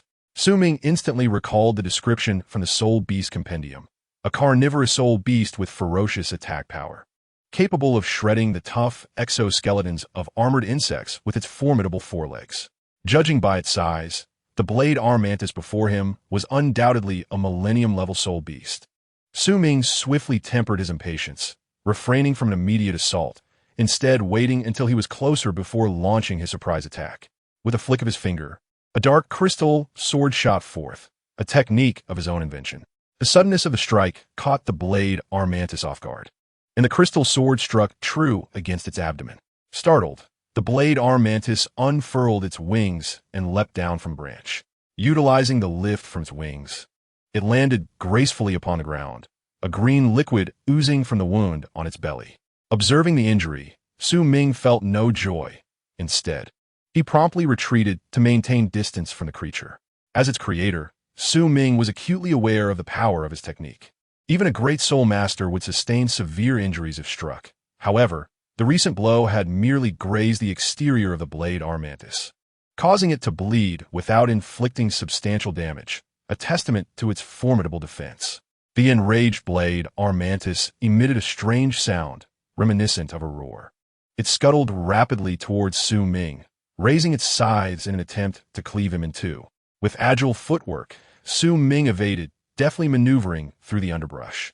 The blade Armantis, undeterred, charged relentlessly, its singular focus to ensnare Su Ming. The sharp clash of metal rang out again as Su Ming unleashed another crystal sword, only to have it deflected by the mantis's massive blade. "I refuse to believe you can continue to block me," he smirked, continuing to weave and evade the blade Armantis, which pursued him doggedly. Though it appeared foolish, Su Ming understood the creature's true intent. Few soul beasts could match the reaction and attack speed of the blade Armantis in close quarters. Even if Su Ming managed to evade its onslaught, the overwhelming density of its attacks could easily overwhelm him. This creature was not mindlessly charging. It sought to draw Su Ming into its optimal striking range for a single, lethal blow. Aware of the blade Armantis's terrifying intention, Su Ming was determined not to comply. He consistently created distance while targeting the mantis's vulnerable spots with his sword technique. While the blade Armantis excelled in close combat, it possessed a significant weakness: its slow, crawling speed. The most effective strategy against such a soul beast was undoubtedly the kite tactic. Su Ming positioned himself behind the blade Armantis, delivering another precise strike that cut into its hind leg. He moved through the forest with the grace of a wraith, launching a volley of dark crystal swords like a machine gun. The joints of the blade Armantis were relentlessly assaulted, revealing its vulnerabilities. If a mere sword thrust cannot prevail against the scythe-armed mantis, then the golden crow blade technique is even less likely to succeed. In close combat, the victor will undoubtedly be the scythe-armed mantis. For centuries, spirit beasts have been capable of vanquishing spirit masters, let alone the 1,000-year scythe-armed mantis, renowned for its lethal precision. Su Ming did not expect every strike to land on the mantis's vulnerable spots. Rather, he believed that a greater number of strikes might yield more chances of success. Crack! The mantis's trembling right leg was struck once more, its black light shimmering as a segment of its limb was sent flying. The agonizing pain seemed to awaken the mantis entirely, as it realized the human before it posed a genuine threat to its life. It radiated an aura of purple energy, emblematic of a 1,000-year spirit beast. Like a cannonball, the refined energy erupted, devastating the surrounding forest. The tempestuous energy fluctuations caused Su Ming's spirit power to momentarily stagnate, causing him to involuntarily descend from the air. Slash! The low shrubs were cleaved apart, leaves cascading like petals in a storm. Bang! A figure collided with a massive tree, wiping the blood from the corner of his mouth. Before he could even contemplate the situation, a piercing white light suddenly erupted from his luminous pupils. It manifested as a 1-meter-long crescent blade, breathtakingly beautiful, akin to a gift of life withering away. Su Ming's pupils constricted, a sensation of pain coursing through his skin as a chill enveloped him. Whoosh! He hastily rolled to the side, narrowly avoiding the strike. But before he could regain his footing, the sound of slicing air echoed once again. The same beauty, the same unyielding sharpness. A chill ran down Su Ming's spine. He had no time to hesitate, and with a surge of energy, he executed his lightness skill to leap upward. The silver blade passed merely 20 centimeters from his back, embedding itself into the tree. Boom! The silver light reappeared, and a massive boulder shattered. With just a single attack, a tree as thick as a barrel was sliced through as if it were mere tofu, the 1-meter-thick boulder behind it exploding into fragments. Perched upon the tree, Su Ming couldn't help but feel a surge of terror. Such a formidable attack, even clad in armor, would likely be insurmountable. A single hit could spell death. Taking a deep breath, Su Ming focused his gaze, only to see the mantis enveloped in swirling purple energy, its wrath causing its power to quiver. Its forelimbs, resembling enormous blades, glimmered with a silver halo, the cold light slicing through the air like gold through jade. Silver energy continually converged, causing the very air around it to become turbulent. The mantis's innate skill was its ultimate move to compensate for its lack of ranged attacks, the Crescent Moon Devourer. Chapter 38. Scythe-Armed Mantis, 1,000-Year Spirit Ring. Boom! In the forest, a great tree collapsed with a thunderous roar. Like a cannonball explosion, dust swirled in the air. Su Ming darted around, leaping from the ground one moment and dropping from branches the next, evading the mantis's crescent blade attacks. The transition between offense and defense occurred in an instant. Moments ago, Su Ming had been the aggressor, but in the blink of an eye, he transformed into a frantic escapee. Witnessing the mantis charging up for another attack, Su Ming's eyes narrowed, and he hurled the hatchet in his hand. Whoosh, whoosh, whoosh. The hatchet spun continuously, morphing into a voracious flying wheel aimed at the mantis. The silver glow on its right arm vanished as the mantis halted its Crescent Moon Devourer. Swatting the hatchet aside, in the fleeting moment, a strange black light slipped through the gaps of its forelimbs. It grazed its carapace, creating sparks from the friction. The mantis's compound eyes widened in shock. A splatter of green liquid erupted, the crystalline substance slowly dissipating. Unbelievable! The mantis had never anticipated that this strike would miss, and Su Ming's pupils narrowed, unable to restrain his expletives. According to his plan, the hatchet would distract the mantis, leaving it unable to defend against his sword thrust. Indeed, the thrust had pierced through the mantis's forelimb gap and struck its body. However, the point of impact was not the mantis's most vulnerable eye, but rather its nape. The mantis still faced Su Ming, but its head twisted oddly backward, a unique trait that allowed it to rotate its neck 180 degrees. Of course, merely being able to rotate would not suffice to evade such a swift attack. However, the mantis's eyes were exceptionally unique, not resembling human eyes, but akin to the compound eyes of a fly. Compound eyes are made up of numerous individual lenses, and upon close inspection, one can observe the patterned facets reminiscent of a honeycomb. Compound eyes primarily appear in insects and crustaceans, granting them a broad field of vision and the ability to calculate the orientation and distance of observed objects, thereby facilitating quicker judgments and reactions. In their line of sight, all movements appear to slow down. Thus, the attack that should have landed was swiftly countered, as the mantis's brain directed its head backward, utilizing its nape to absorb the lethal blow. Whoosh! A silver crescent erupted from the mantis's left side, just as Su Ming prepared to evade. He sensed something amiss and promptly leapt onto a tree. Boom! Two crescent moons charged forward like a battering ram, soaring into the sky from below the trees.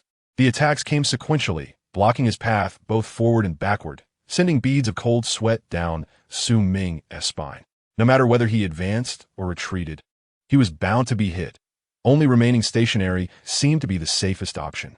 Yet, facing the mantis's innate skill, even a spirit sovereign would not dare to confront it head-on. Who would risk standing still?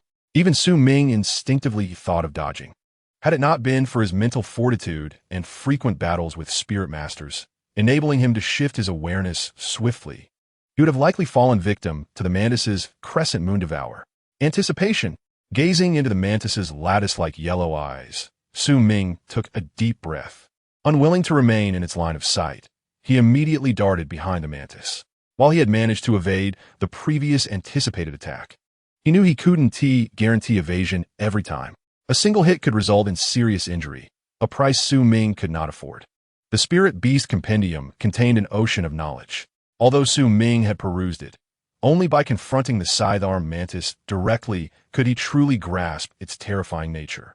Swift close-range assaults, fearsome long-range innate skills, and the unique predictive ability of its compound eyes, were it not for Su Ming's mastery of lightness skills, allowing him to move with fluid grace. Even maintaining distance from the mantis would prove challenging. Indeed, while the mantis crawls slowly, this is a weakness as a spirit beast. Yet, it still possesses considerable speed compared to humans. To defeat the mantis at the same level, one must not only possess the speed to create distance, but also the ability to penetrate its armor. Furthermore, one must be adept at evading its predictive attacks. Otherwise, a single blow would result in a bloody disaster. Combining these three conditions renders the task exceedingly arduous, explaining why even spirit sovereigns prefer to circumvent encounters with the mantis. Of course, this does not imply that Su Ming's strength surpasses that of a spirit sovereign. Rather, he had prepared in advance, aware of the mantis's characteristics. The foolish soul master, unwilling to engage in close combat, or perhaps limited to such methods, would inevitably suffer the consequences. Clang, clang, clang. Determining the trajectory of his assault, Su Ming unleashed his full power upon the hind legs of the blade-armed mantis. Though its head could rotate, its massive abdomen was not so easily maneuvered. The hind legs and abdomen presented Su Ming with his sole opportunity. Clang! With a crisp sound of impact, the rear abdomen of the blade-armed mantis suddenly sank down. One of its hind legs, under the relentless onslaught of Su Ming's sword fingers, could not support the weight of its colossal abdomen and snapped. From 6 legs, it was reduced to 4. Despite having 2 remaining legs, the blade mantis's speed was severely hampered, as if it had lost its balance, staggering in place.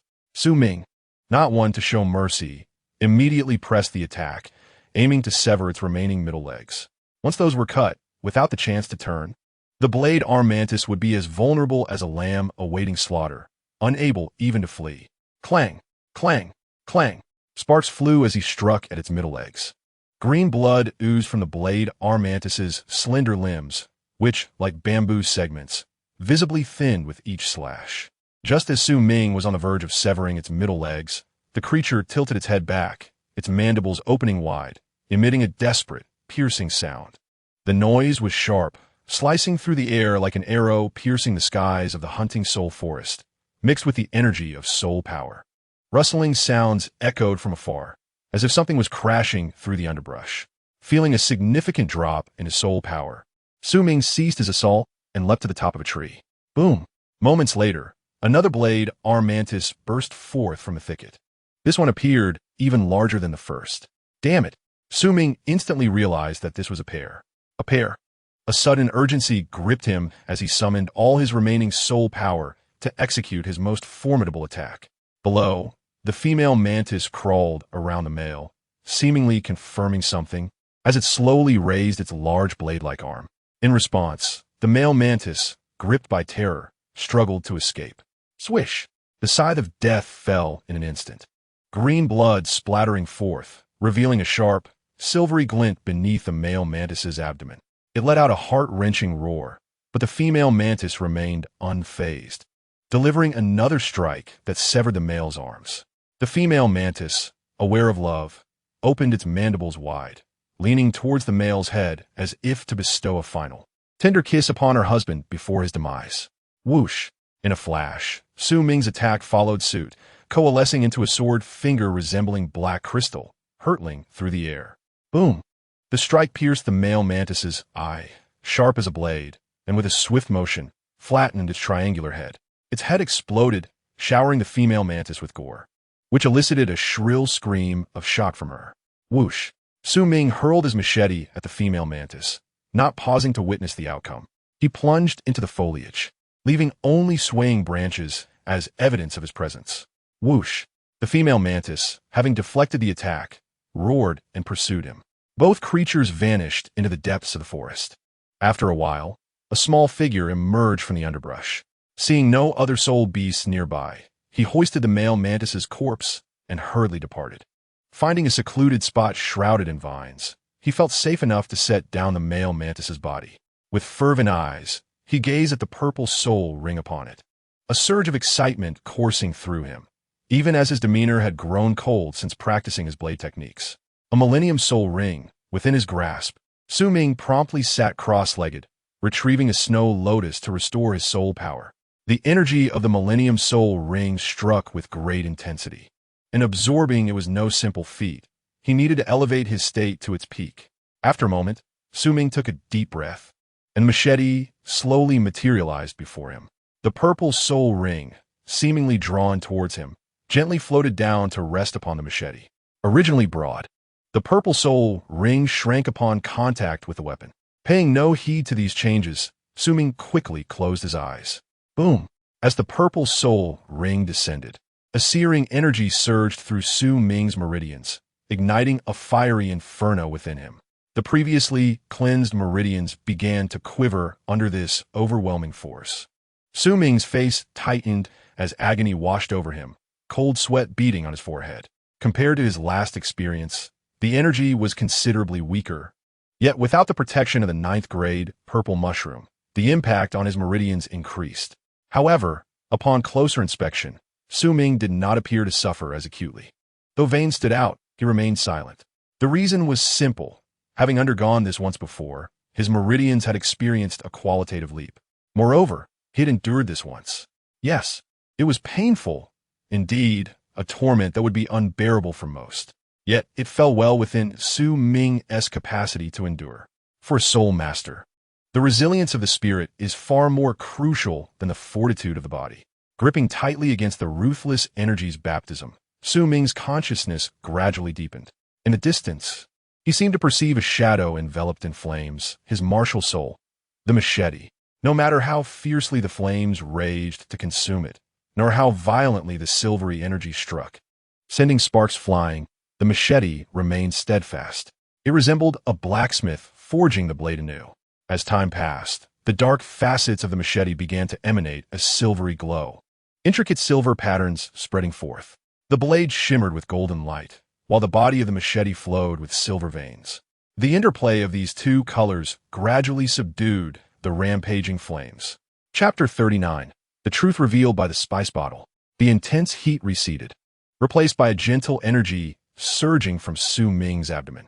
It felt akin to an underground spring bursting forth, cascading over parched hills, offering a refreshing sensation that resonated with his very soul. Su Ming felt his entire being revel in this euphoric state, as if every cell in his body danced in delight, greedily absorbing the ambient energy. After a while, he opened his eyes. His first gaze fell upon his martial soul, the machete. Compared to its former incarnation, the machete exhibited distinct changes. Silver patterns now spiraled from the curved tip, undulating and converging, ultimately settling on the handle. At first glance, it resembled a vine adorned with leaves, yet upon closer inspection, unusual features emerged amidst the intertwining forms. An enigmatic triangle. Each leaf bore an additional layer, with branches extending in various directions, bending in pairs like segments of bamboo. Su Ming recognized it as the blade arm mantis, its body entwined to create this intricate design. After all, the scythe mantis is inherently more adept at ambush tactics, launching sudden attacks from concealed positions. Its resemblance to leaves further explains the potential for misunderstanding. Swish! Feeling the sharp, heart-pounding edge of the machete, Su Ming's eyes brightened as he struck down upon a vine. It was as effortless as slicing through tofu. With no sense of resistance, 3 vines were severed in an instant. At this moment, the machete could be aptly described as capable of slicing through hair with ease. If he were to engage the scythe mantis again, with the current sharpness of the machete, it was certain that a vigorous swing would inflict damage rather than merely being brushed aside like a balloon. How foolish. The corpse is right here. Su Ming slapped his forehead and brought the machete down heavily upon the scythe mantis's limb. Bang! The absolute sharpness he had imagined did not manifest, and the blade merely penetrated slightly into the limb. The scythe mantis's limb was roughly the thickness of a bamboo tube, and Su Ming's strike only sunk in a quarter of the way. He had exerted about 70% of his strength in this blow. Of course, he had not employed his soul skills.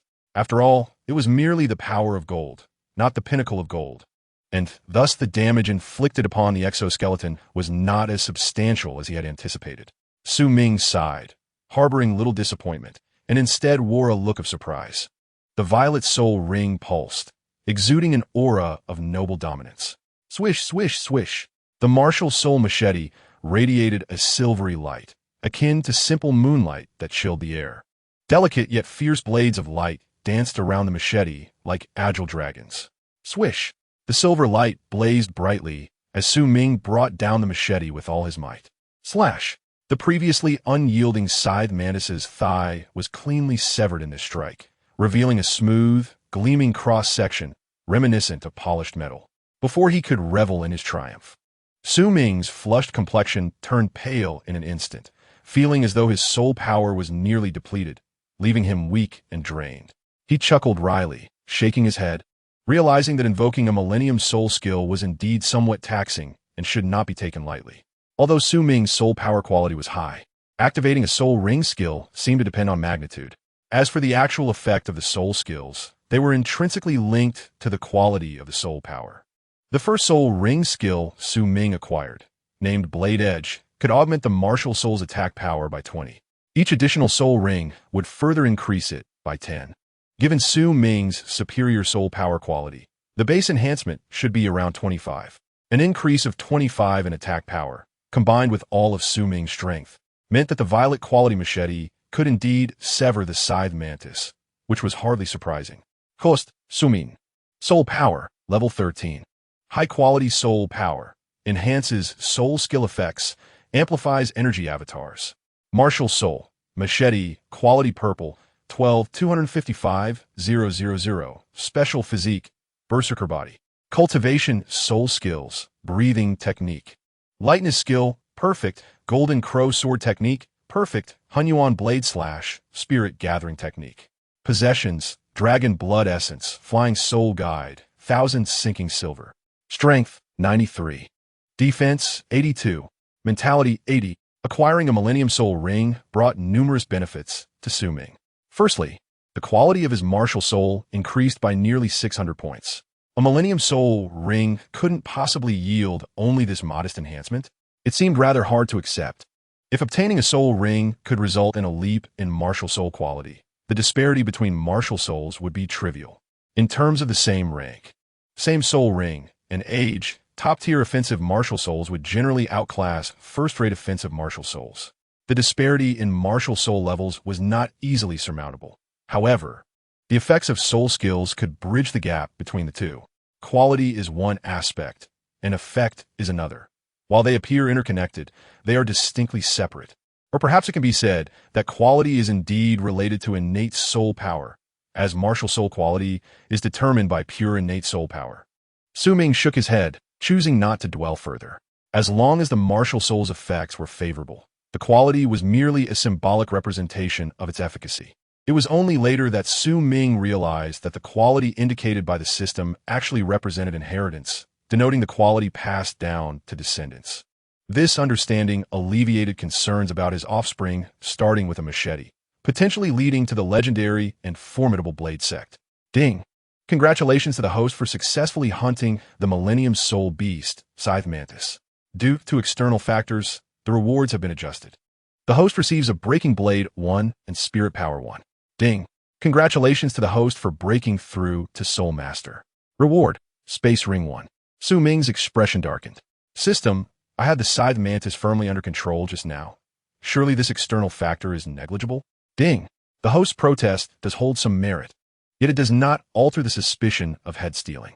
At the time, the Scythe Mantis was not severely injured, and given the host's significant soul power expenditure, the Scythe Mantis still possessed the capability to retaliate, rendering the outcome uncertain. Please understand, host.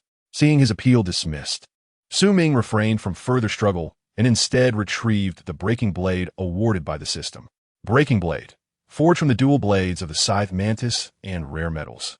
It boasts formidable attack power, capable of splitting mountains and rocks. The host is advised to use it with caution. The blade was pitch black, with only a gleaming silver edge, measuring just under a meter in length, appearing rather ordinary. Su Ming instinctively swung it, producing a light, airy sound of air friction, and sharpness seemed quite impressive. Crack! To test its effectiveness, Su Ming disassembled one of the Scythe Mantis's large blades and clashed the two together. The contact point of the two blades did not yield, and it remained uncertain who would prevail. Upon separating the blades, Su Ming noticed a dent in the Scythe Mantis's large blade. As for the Breaking Blade, it was not entirely unscathed, with a slight curling at the contact edge. However, overall, the Breaking Blade was clearly the superior weapon. After stowing away the Breaking Blade to use as his primary weapon, Su Ming took out the space ring and dripped blood for recognition. The space within the ring was not vast, merely 1 cubic meter, but it was sufficient for his current needs. Su Ming loosened his belt, and as he removed his clothing, a gleaming silver armor appeared before him. This was the Silver Scale armor, capable of withstanding attacks from Soul Masters below level 30. Beneath the Silver Scale armor, there was a belt adorned with uniformly styled small bottles and miscellaneous items, secured with elastic bands. He stored the chili salt, knowing it would be useful later. The honey had been consumed swiftly. He would need to find some bees later. The dagger was also stored away. The injury ointment was tucked away. After carefully organizing the essentials for navigating the world of Soul Masters, Su Ming placed the necessary items into the space ring. Having completed these tasks, he retrieved the Breaking Blade from the tree and cast a cautious glance toward the path he had come from, preparing to confront the Millennium Mother Mantis. At the Academy's back mountain, beneath a great tree, a figure was seated in meditation. Her long scorpion braid cascaded down her waist, and the hem of her pink dress fluttered in the wind, her youthful, adorable face bearing a serious expression. It won't be long before my soul power breaks through to level 14. The anticipation of soul power accumulation stirred excitement within Zhao Wu. Her plump lips curled upward, unabashedly revealing her joy, as if she feared others would notice her happiness, completely oblivious to the notion of concealing her emotions. That fellow actually did not deceive me. It is quite rare for him to perform a good deed. Patting her backside, Zhao Wu noticed the sun dipping in the west and realized it was time to return home. She kicked off the ground, landing on a tree branch, which then began to bounce energetically, propelling her swiftly down the mountain. She dashed through the streets of Nodding City, sped past the desolate roads of the outskirts, and tugged at the willow branches at the village entrance. Bursting with joy, Zhao Wu finally arrived at the wooden cabin nestled against the mountain in Yen village. Grandfather, I'm back. Has he returned? Spotting her grandfather, Blin, engaged in conversation with the village chief, Geely, she scampered over and perched herself on Blin's back, cheerfully inquiring. Zhao Wu's strength was considerable, almost causing Blin to stumble. He chuckled with a hint of exasperation and patted her head. Do be gentler. My old bones can hardly withstand your antics. Zhao Wu stuck out her tongue sheepishly and quickly hopped down, then peeked inside the house with her little head. Not seeing Su Ming, she pouted in boredom and returned to her previous demeanor. Zhao Wu, is Su Ming studying diligently at the academy? It was Geely speaking, puffing on an old pipe, exhaling clouds of smoke, looking quite content. As she massaged Blint's back, Zhao Wu absent-mindedly replied, He is quite formidable. He is the strongest at our academy, even outmatching the regular teachers. Is that so? Geely's smile widened at her words. Just as he was about to take a deep draw from his pipe, he suddenly interjected, Wait a moment, Zhao Wu. He isn't even a soul master. How would he be the strongest? Haha, Has that rascal Su Ming been instructing you to say such things? His furrowed brow gradually relaxed, revealing a knowing smile, as if he had deciphered everything. What would I gain from deceiving you? Although he lacks a soul ring, his strength. His voice trailed off. Soul ring? Could it be? Thud, thud, thud. Zhao Wu seemed to realize something and rushed into the room, rummaging through Su Ming's clothing. Upon discovering the absence of a seasoning bottle and belt, her face paled in shock. That scoundrel! Hasn't he secretly gone off to hunt a soul beast, has he? Chapter 40. The Duel of Swordsmen, No Code of Honor. In Yin Village, a charmingly naive girl sat quietly on the steps of the courtyard. The setting sun cast her shadow long and slender. With delicate brows, a cherry-red mouth, large expressive eyes, and a rosy, vibrant face, the girl appeared somewhat innocent. Yet there was a faint allure in her demeanor, embodying the essence of a breathtaking beauty. However, at this moment, her mood seemed rather bleak. The crystalline depths of her eyes reflected a hollow despair, her fists clenched tightly. All that talk about seclusion and cultivation is nothing but a lie. That wretched scoundrel. Her pink lips quivered in anger as Zhao Wu ground her teeth in frustration. At this juncture, she had come to realize that Su Ming's so-called retreat was merely a ruse, and her anger was not directed at him for deceiving her. As a soul beast, she understood all too well the immense power contained within a 1,000-year soul ring. Not to mention soul masters. Even many grand soul masters would struggle to withstand the force of a 1,000-year soul ring, let alone hunt a 1,000-year soul beast. While she was aware of Su Ming's strength, she knew he was certainly no match for a 1,000-year soul beast. I told you not to go, but you insist on being as stubborn as a mule. Frantic, Zhao Wu picked up a stone and hurled it at the black donkey in the yard. Stubborn mule. Foolish donkey. You want to run off and meet your demise, don't you? Go ahead, die early. Then no one will know I am a soul beast, and no one will covet my soul ring, nor bully me anymore. That would be quite pleasant. It would be so nice to have grandfather all to myself. With no connection to you, Su Ming. Continuously cursing, Zhao Wu's mood did not improve. Rather, her worry deepened. She paced restlessly near the gate, her small feet kicking the ground, resembling the tethered black donkey more and more. After a while, she seemed to contemplate leaving. Yet, as her foot lifted into the air, she became flustered and retracted it. She understood that without knowing where Su Ming had gone to hunt soul beasts, it was futile to search for him. The best course of action was to wait at home. However, this notion left her feeling unsettled, as if something precious had been lost, causing her anxiety to swell. She couldn't quite comprehend why. Despite Su Ming's harsh treatment, she found herself worrying about this obstinate mule. Perhaps it was simply that she did not want her grandfather Blin to be upset. Zhao Wu instinctively turned to glance at her grandfather, observing him calmly watering the peach tree, and sighed in helplessness. Am I the only one here feeling anxious? After a moment, when Blin finished his task, instead of entering the house, he sat down at the entrance of the courtyard. With a warm smile, he patted the stone slab, beckoning Zhao Wu to sit and converse. Feeling a jolt of apprehension, Zhao Wu nervously asked, Grandfather, what is it? Sit down first. Why are you pacing about? Blin, with a beaming smile, waved her over, and Zhao Wu obediently complied, sitting beside him. Under the sunset, a heartwarming scene unfolded, with the elderly man holding the girl's hand, his aged face adorned with tenderness and smiles. Zhao Wu, your grandfather has a few questions for you. Your relationship with Su Ming at the Academy isn't particularly good, is it? At this point, Blin's smile vanished, and his profound gaze resembled a mirror, seemingly penetrative enough to see through everything. Just as Zhao Wu felt relieved that Blin wasn't inquiring about Su Ming's disappearance, she was startled when he continued, causing her heart to tremble. Grandfather, why do you suddenly ask this? Is it bad? Bad? It's worse than bad. I feel like smashing his head in. The image of a devil surfaced in her mind, yet Zhao Wu maintained a facade of cheerfulness. Unfortunately, sitting across from her was a man of considerable experience. Blin, with his keen insight, noticed Zhao Wu nervously fiddling with her skirt, further solidifying his suspicions. He feigned anger, puffing out his cheeks. How can you question me? I haven't even asked you yet. What exactly is going on between you two? You both seem off, yet I can't pinpoint why. Initially, I thought you were secretly courting each other, but after observing for a few days, I realized that wasn't the case, leaving this old man quite puzzled. Su Ming is stubborn and prefers to shoulder his burdens alone, He wouldn't confide in me. While he yes away, you should be honest with your grandfather and explain what has transpired between you. Grasping Zhao Wu's hand tightly, Blin seemed to fear she might flee. Zhao Wu's face turned crimson. She was unsure of the reasons behind their dynamic. Moreover, she could not reveal her identity as a soul beast. I don't really know. It just feels like Su Ming dislikes me, but I can't say why. You say he dislikes you? Not entirely, though.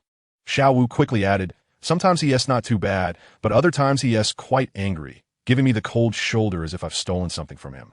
Ah, Blin exclaimed in realization, seemingly understanding something, and stroked his beard with a sly smile. He refrained from pressing further and instead took a bucket into the courtyard, his demeanor appearing quite relaxed. Zhao Wu sat there, bewildered, her mind buzzing. What has happened? No, grandfather must know something. With a sudden stir of emotion, Zhao Wu immediately pursued, circling around the blade arm mantis. Her lively demeanor seemed to have cast aside the matter of Su Ming hunting soul beasts to the farthest reaches of her mind. The forest echoed with fierce combat, sounds that could be heard from afar. The force of the battle sent treetops swaying violently, accompanied by the sounds of clashing blades. Suddenly, a resounding crash erupted as sparks flew from the point of impact. The tremendous force caused Su Ming to slide back several meters before coming to a halt. Before him stood a blade arm mantis, its nearly 2-meter frame roaring with its mandibles opening and closing. Enveloped in a purple aura, it exuded a commanding presence, wielding its massive blades with an air of invincibility. Come again.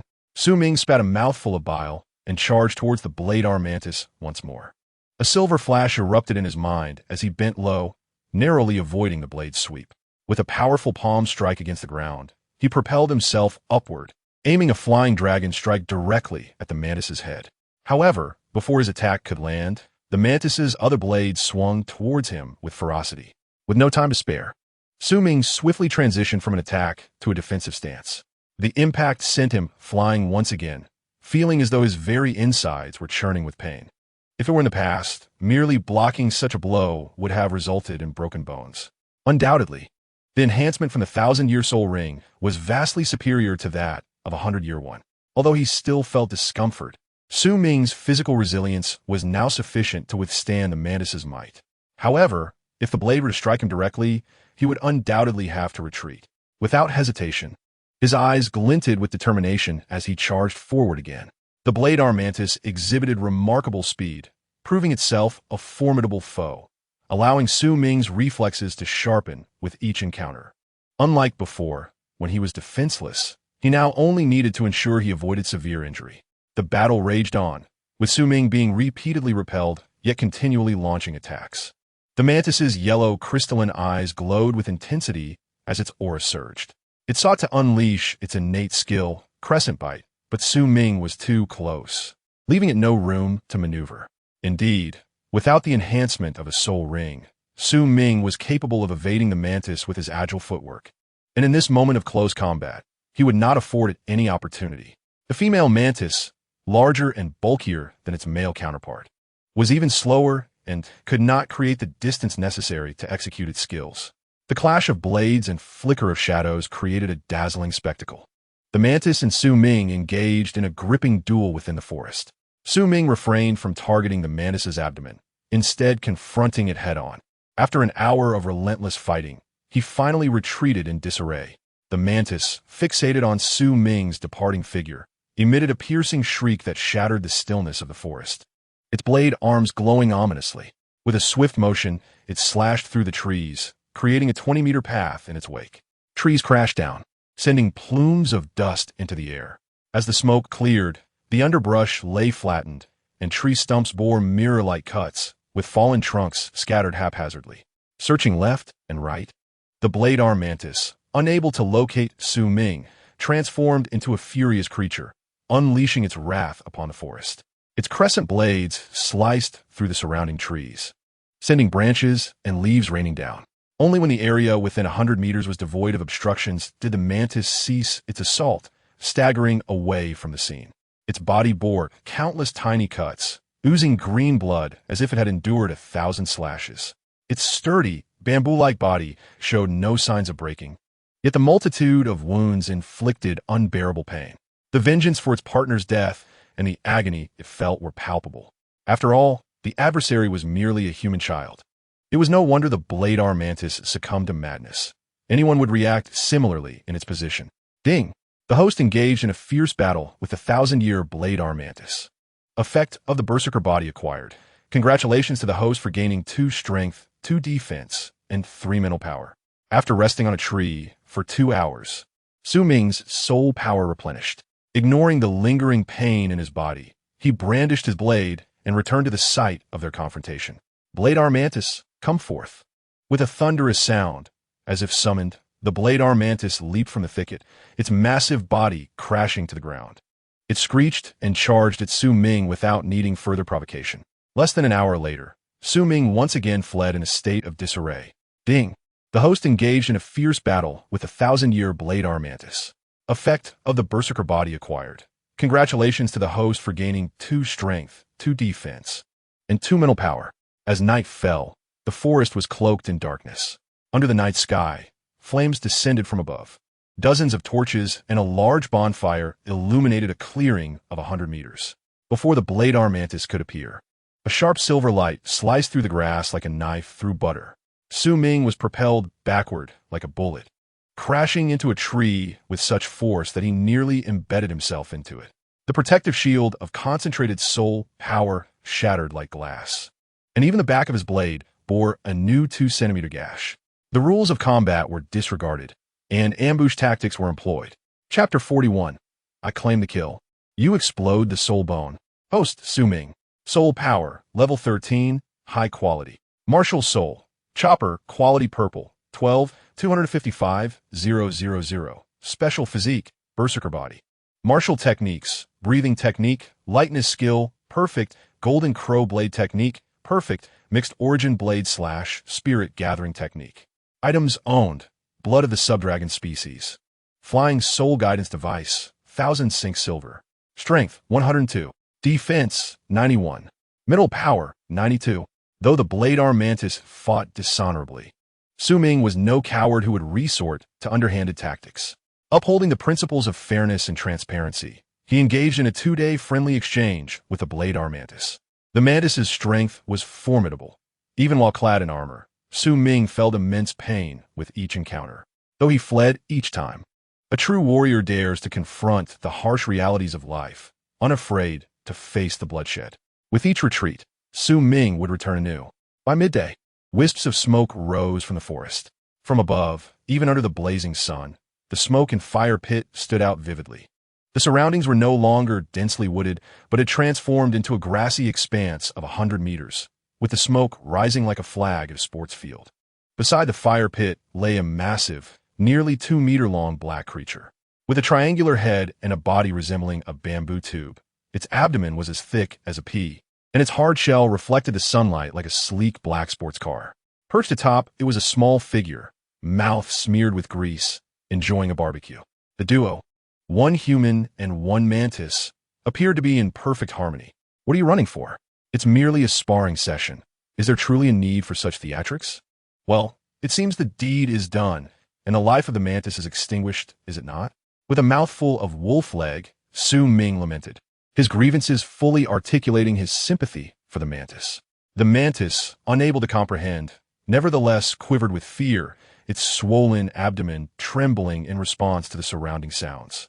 Nearby, severed limbs lay strewn about, a gruesome sight to behold.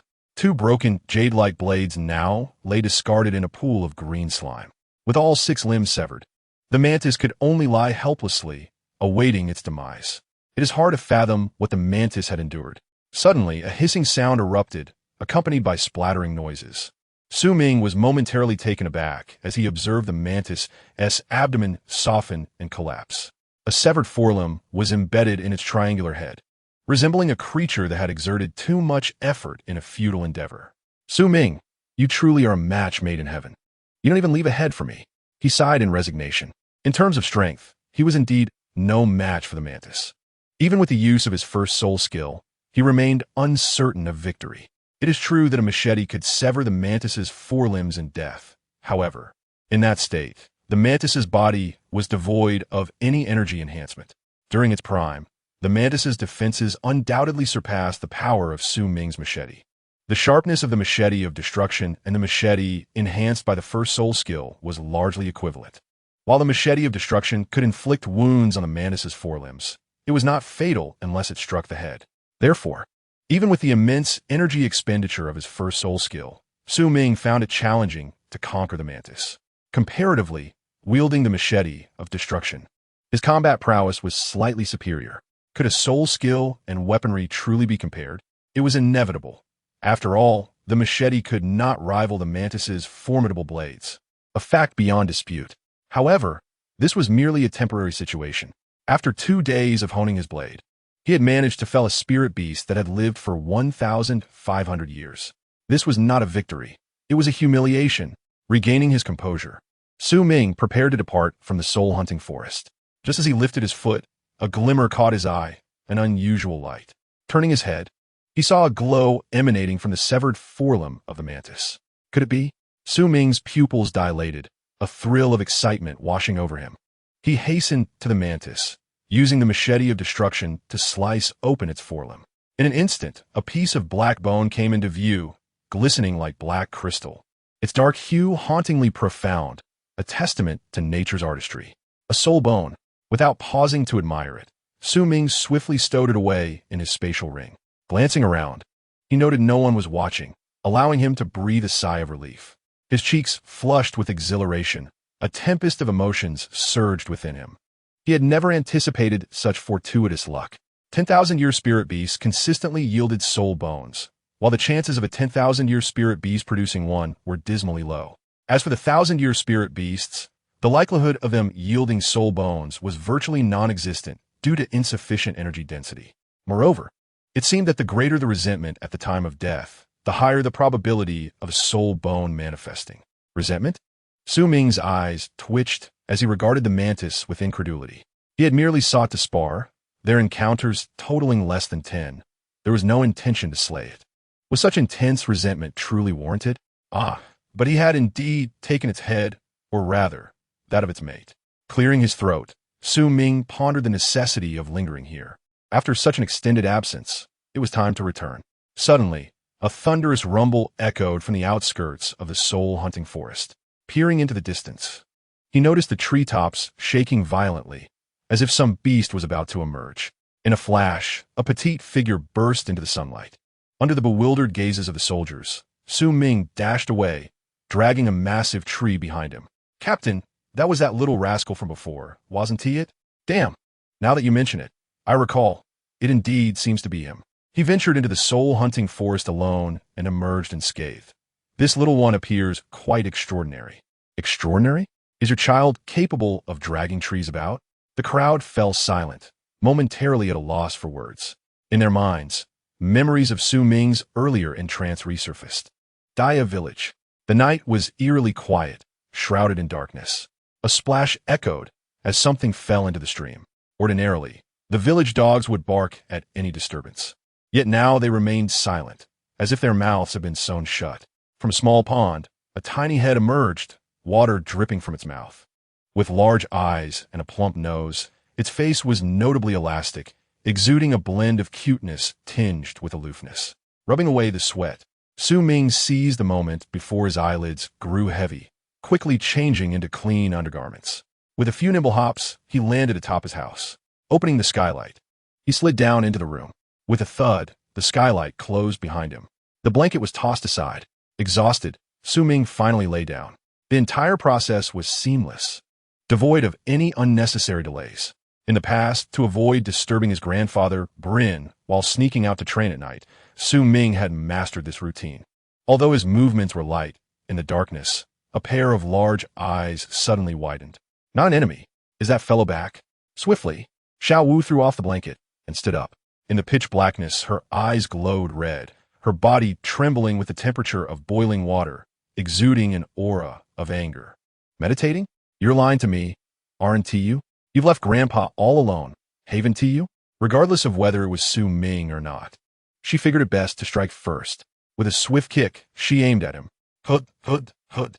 Knowing Su Ming was under the covers and tough-skinned, Zhao Wu vented her frustrations with a flurry of kicks, seemingly seeking to release her pent-up anger from the past few days. Ouch!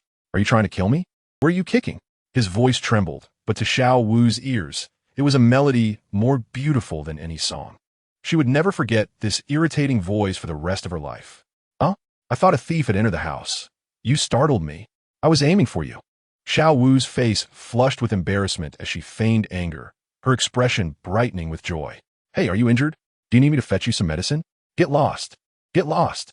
Ming, with an expression of disdain, pulled the blanket tighter around himself, too drowsy to respond, preferring to sleep peacefully. Oof. If you weren't injured, why would you yell so loudly? Zhao Wu pouted, her voice revealing that she knew Ming was fine. Could it be that he didn't go hunting for spirit beasts? Zhao Wu's mind raced, contemplating that perhaps she had overthought it. If he had truly gone hunting for spirit beasts, he wouldn't have returned so soon and, most certainly, would not have emerged unscathed. After all, even a century-old spirit beast possesses considerable strength, and even a great soul master might struggle against one. Alas, dear aunt, there is no need for such concern. In a fit of exasperation, she kicked Ming once more, while Zhao Wu blissfully reclined. The tension in her furrowed brow gradually eased, and a contented smile graced her lips, suggesting that today was rather pleasant. Indeed, the evening was quite delightful. However, the same could not be said for the day. After a long absence from restful slumber, Ming awoke the following afternoon. Aware of Ming's hearty appetite, Grandpa Blin had prepared 2 large pots of rice without a hint of reluctance. Take your time eating, child. There's no one here to compete with you. Enjoy the meat, especially the smoked rabbit. Zhao Wu may not fancy it, but if you do, indulge yourself. Ming, knowing Grandpa Blin's modest appetite, was not one to be polite. As for Zhao Wu, she was eager to partake but had yet to taste anything. Observing the activity in the main house, Zhao Wu timidly poked her head in, her face adorned with an awkward yet polite smile. Noticing her, Blin stroked his short beard, chuckling with a hint of irritation. Zhao Wu, what are you up to? You were so eager to know if Ming had returned, and now you seem to be avoiding him. I'm not avoiding, Zhao Wu retorted stubbornly. Her lips pursed in a pout, while her long lashes trembled above her large eyes. She had no reason to hide before, but after a restless night, she wondered if someone had forgotten her mischief. Could it be that you slept like a log and actually remember? Gazing at Ming with a teasing smile, Zhao Wu's proud demeanor crumbled, her heart racing with anxiety. Ming, I'll go fetch you a bowl of rice from the kitchen. With a forced smile, she awkwardly made her way to the kitchen, her heart pounding as if it might burst. Oh no, this guy's stern expression suggests he won't let me off easily. Chapter 42. Teach me, do you not consider yourself human? Grandpa, I have some matters to attend to with Zhao Wu. We shall return by evening. In the courtyard, Ming's voice resonated as he lifted Zhao Wu into the air, his expression unreadable as he exited the yard. Grandpa, save me. He is going to bully me. With a desperate glance toward the door, Zhao Wu clutched at straws, crying out in distress. Blin appeared oblivious, fiddling with his tools, seemingly indifferent to her plight. Only when their figures disappeared did Blin finally glance up, a knowing smile gracing his aged face. A little mischief is good. Children should enjoy their innocence. I will not play the villain. In the fields, the villagers watched Ming carry Zhao Wu, their faces betraying their amusement. Since Zhao Wu arrived in Dian Village, her lively spirit had indeed brought much joy, making her quite popular. However, she had also caused her fair share of trouble. When she desired fish, rather than going to the creek, she would trespass into others' fish ponds. The owners, caught between amusement and exasperation, were unsure whether to intervene. Moreover, her eagerness to assist often led to more chaos than help. As the sole master in the village, villager Geely dared not reprimand her, and none wished to appear as the villain before Blin. Now, it seemed someone had finally returned to set things right. Ming, put me down at once. Everyone is watching. Zhao Wu protested, squirming in embarrassment, her hands covering her face in a futile attempt to hide. Ming, en fast, continue danworth. Panic set in as Zhao Wu shrank into herself, muttering, is it so wrong to admit my mistake? Last night, I intentionally kicked you. I thought you had gone off to hunt soul beasts. I was merely venting my frustration after worrying for days. Besides, I didn't even kick that hard. Suddenly, Zhao Wu found herself landing on the ground, realizing that perhaps admitting her faults had merit. Elated, she sensed that Su Ming would not hold her accountable. However, Su Ming's expression remained stern. Have you been training on the Academy's back mountain daily? A chill ran through her. She replied resolutely, of course. It's just as you described. I'm nearly at level 14. I should break through in a couple of days. Are you envious? Her voice trailed off, leaving her to silently ponder. Envious? Did you forget that I was the one who encouraged you to go there? Su Ming sighed in resignation before inquiring. Have you been following my instructions and training for 3 hours each day? Zhao Wu held her head high, of course. I would never slack off. In fact, I was about to report before she could finish. She felt herself lifted once more. A haunting voice echoed. Oh, really? So you've been diligent? With a derisive smirk. Su Ming recognized her deception with a mere glance.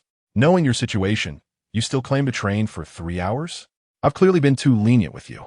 Glancing at the stream below, he turned back to her. Zhao Wu, fearful and guilty, raised 3 fingers in earnestness. For the past half-month, I mostly trained for 3 hours, except for 3 days when I only train a little. With a slight easing of tension, Su Ming shifted the subject. What about the village? Have you caused any trouble? Well, I may have picked some peaches from someone else's garden, she admitted hesitantly. Just peaches? What else? Oh, I might have accidentally knocked down a wall. A wall? Yes, a wall belonging to someone else. Did you apologize or offer compensation? The owner didn't mention it. Zhao Wu pouted, fidgeting with her fingers, embodying the very image of a child who feared punishment for wrongdoing. After a prolonged silence, Su Ming sighed deeply and gently set Zhao Wu down.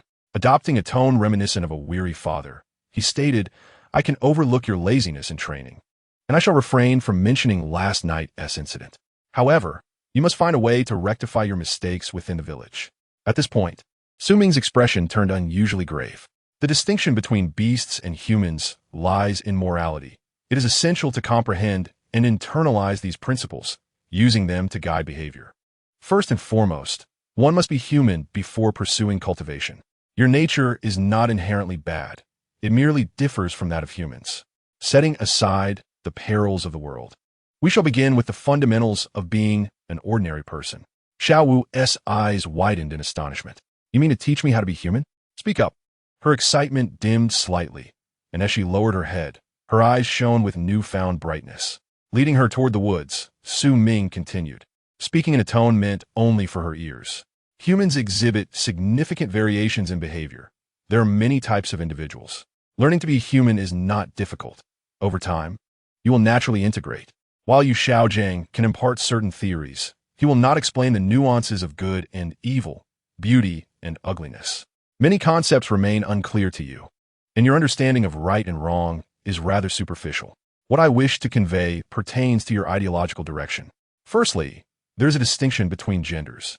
Although it may seem casual, it requires particular attention, as humans are quite sensitive regarding this matter. Although most individuals exhibit precocious maturity, the soul master's battles often involve physical contact. However, in daily life, ordinary people may abruptly cease their conversations, leaving Zhao Wu, who was engrossed in the narrative, feeling rather deflated. Raising her eyebrows, she urged, What is the matter? Please continue. After a moment of hesitation, Su Ming, suppressing his embarrassment, solemnly inquired, At your age, have you yet to experience the matters between men and women? As soon as the words left his mouth, Zhao Wu suddenly realized the inappropriateness of the question. Gazing at Su Ming's dubious expression, she felt as if struck by lightning. Her face turned an angry shade, and her heart erupted like an active volcano. Whoosh! Her figure vanished. Su Ming, you won't escape my wrath. With a thunderous roar, the sound echoed through the skies, shaking the trees. In a swift motion, the pink figure brandished her staff, pursuing him fiercely.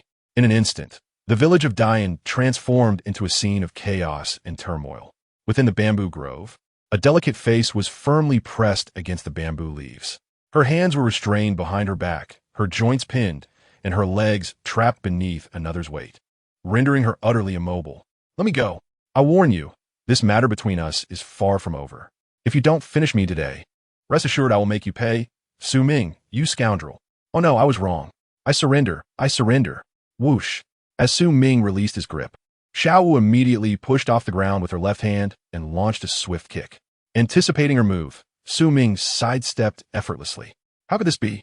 A glance at Su Ming's playful smile left Zhao Wu feeling as if struck by lightning again.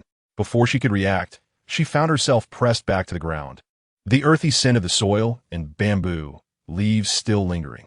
Su Ming spoke earnestly. I did not intend to pry. I merely sought to understand the situation and determine whether I should discuss these matters with you. Now I can ascertain that you are indeed uninformed. Should you act recklessly again, do not blame me for being unkind. Whoosh! Su Ming tossed his hand, releasing his hold on her legs, standing up straight. Zhao Wu let out a disdainful huff, rising to her feet. This matter is going on my record when I return home. With his hands clasped behind his back, Su Ming continued to enlighten Zhao Wu about the distinctions between genders, blending modern perspectives with those of the Douluo Continent. In this world, boys and girls mature exceptionally early. For instance, Ma Hongjun and Mu Bai engage in frivolous behavior at a tender age, receiving numerous love letters even in the academy. This suggests that the allure between the sexes in Douluo Continent manifests sooner, yet does not imply that the distinctions between genders should be disregarded. Su Ming emphasized the importance of understanding the differences between beasts and between humans regarding gender roles. During his time in the Soul Master Academy, Su Ming noted that Zhao Wu did not regard these distinctions with the same seriousness as other human girls. Thus, it was common to hear her boastful proclamations in the dormitory, making even his mature soul feel somewhat embarrassed. Besides discussing gender differences, Su Ming also introduced several commendable concepts. He was, after all, a person of principles, aware of the necessity to adapt to circumstances rather than impose rigid doctrines. Seated on the ground, Zhao Wu listened thoughtfully, realizing that humans indeed differ from soul beasts, which she found quite troublesome. In the Soul Master realm, strength reigns supreme, and reasoning with the powerful or bullying the weak is futile. One must resort to brute force. However, brute force should not be wielded indiscriminately. One must respect their own power to avoid becoming a slave to it, finding a balance that one must navigate themselves. After sharing his thoughts, Su Ming paused, allowing Zhao Wu to reflect. His intent was not mere idle chatter. He felt it was essential to convey these lessons, as the protagonists of the original story were not particularly endearing. After a while, he produced a cloth to cover his eyes and inserted 2 plugs in his ears. "What are you doing?"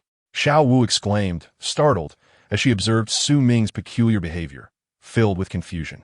Su Ming beckoned her to attack, indicating that intuition could surpass the 5 senses, and enhancing one's reaction time through mental training might be a beneficial approach. Teach me how to be human, yet you refuse to be one yourself? Chapter 43. Zhao Wu's explosive 8-section throw. In his encounter with the mantis, Su Ming gained profound insights. Unlike animals with compound eyes or expansive field of vision, humans must enhance their perceptual awareness to improve reaction times. Furthermore, Su Ming recognized the necessity to bolster his mental fortitude to practice a different sword technique.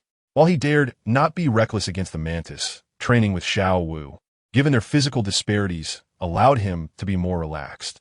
"Are you serious? You truly intend to fight me like this?" Zhao Wu, witnessing Su Ming's blocked senses, felt a mix of excitement and trepidation, her voice trembling slightly. Her excitement stemmed from the prospect of teaching Su Ming a lesson, while her fear revolved around the concern that he might one day overpower her. Su Ming raised his hand. "Didn't you want revenge? Here's your chance. Come on. It's been 3 months since we last sparred. Let me see how much you've improved." Zhao Wu's gaze sharpened, yet she hesitated to strike. "I must ask, how much weight are you currently carrying?" The bamboo leaves rustled, but silence enveloped the scene. Zhao Wu smacked her forehead, realizing her folly. He couldn't hear her with his ears blocked. Without further ado, she dashed toward Su Ming. Compared to before, Zhao Wu's speed had markedly increased, akin to an arrow released from a bow, slicing through the air. Boom! With all her might, she delivered a punch aimed at Su Ming's chest, intending to test his defenses, knowing he must be burdened. However, when the impact reverberated back, it was startlingly vivid, her fist feeling taut. Her pupils dilated in disbelief as she stared at the unmoving Su Ming. Bang! The forceful blow resounded, and to her astonishment, Su Ming was propelled backward. Did I actually hit him? Zhao Wu stood frozen, incredulous as she gazed at her fist. It was rare for her to land a direct hit on Su Ming. Especially over time, such occurrences had become increasingly scarce. Yet recalling the sensation of her punch, which felt like striking stone, her earlier excitement swiftly diminished. Replaced by a grave expression, she could discern that Su Ming's physical resilience had significantly increased. If he continued to train like this, the gap between them would inevitably widen. Perhaps I should give it a try myself? Zhao Wu shivered. Where did this scoundrel derive such ideas? Had she truly landed a strike? Stopping his retreat, Su Ming's expression shifted to one of surprise as he instinctively touched his chest, seemingly devoid of any response. A bitter smile crossed Su Ming's lips. It appeared he had underestimated the complexity of mental training. He certainly felt Zhao Wu's punch and sensed its trajectory, yet that faint awareness dispersed almost instantaneously, making it challenging to pinpoint its location.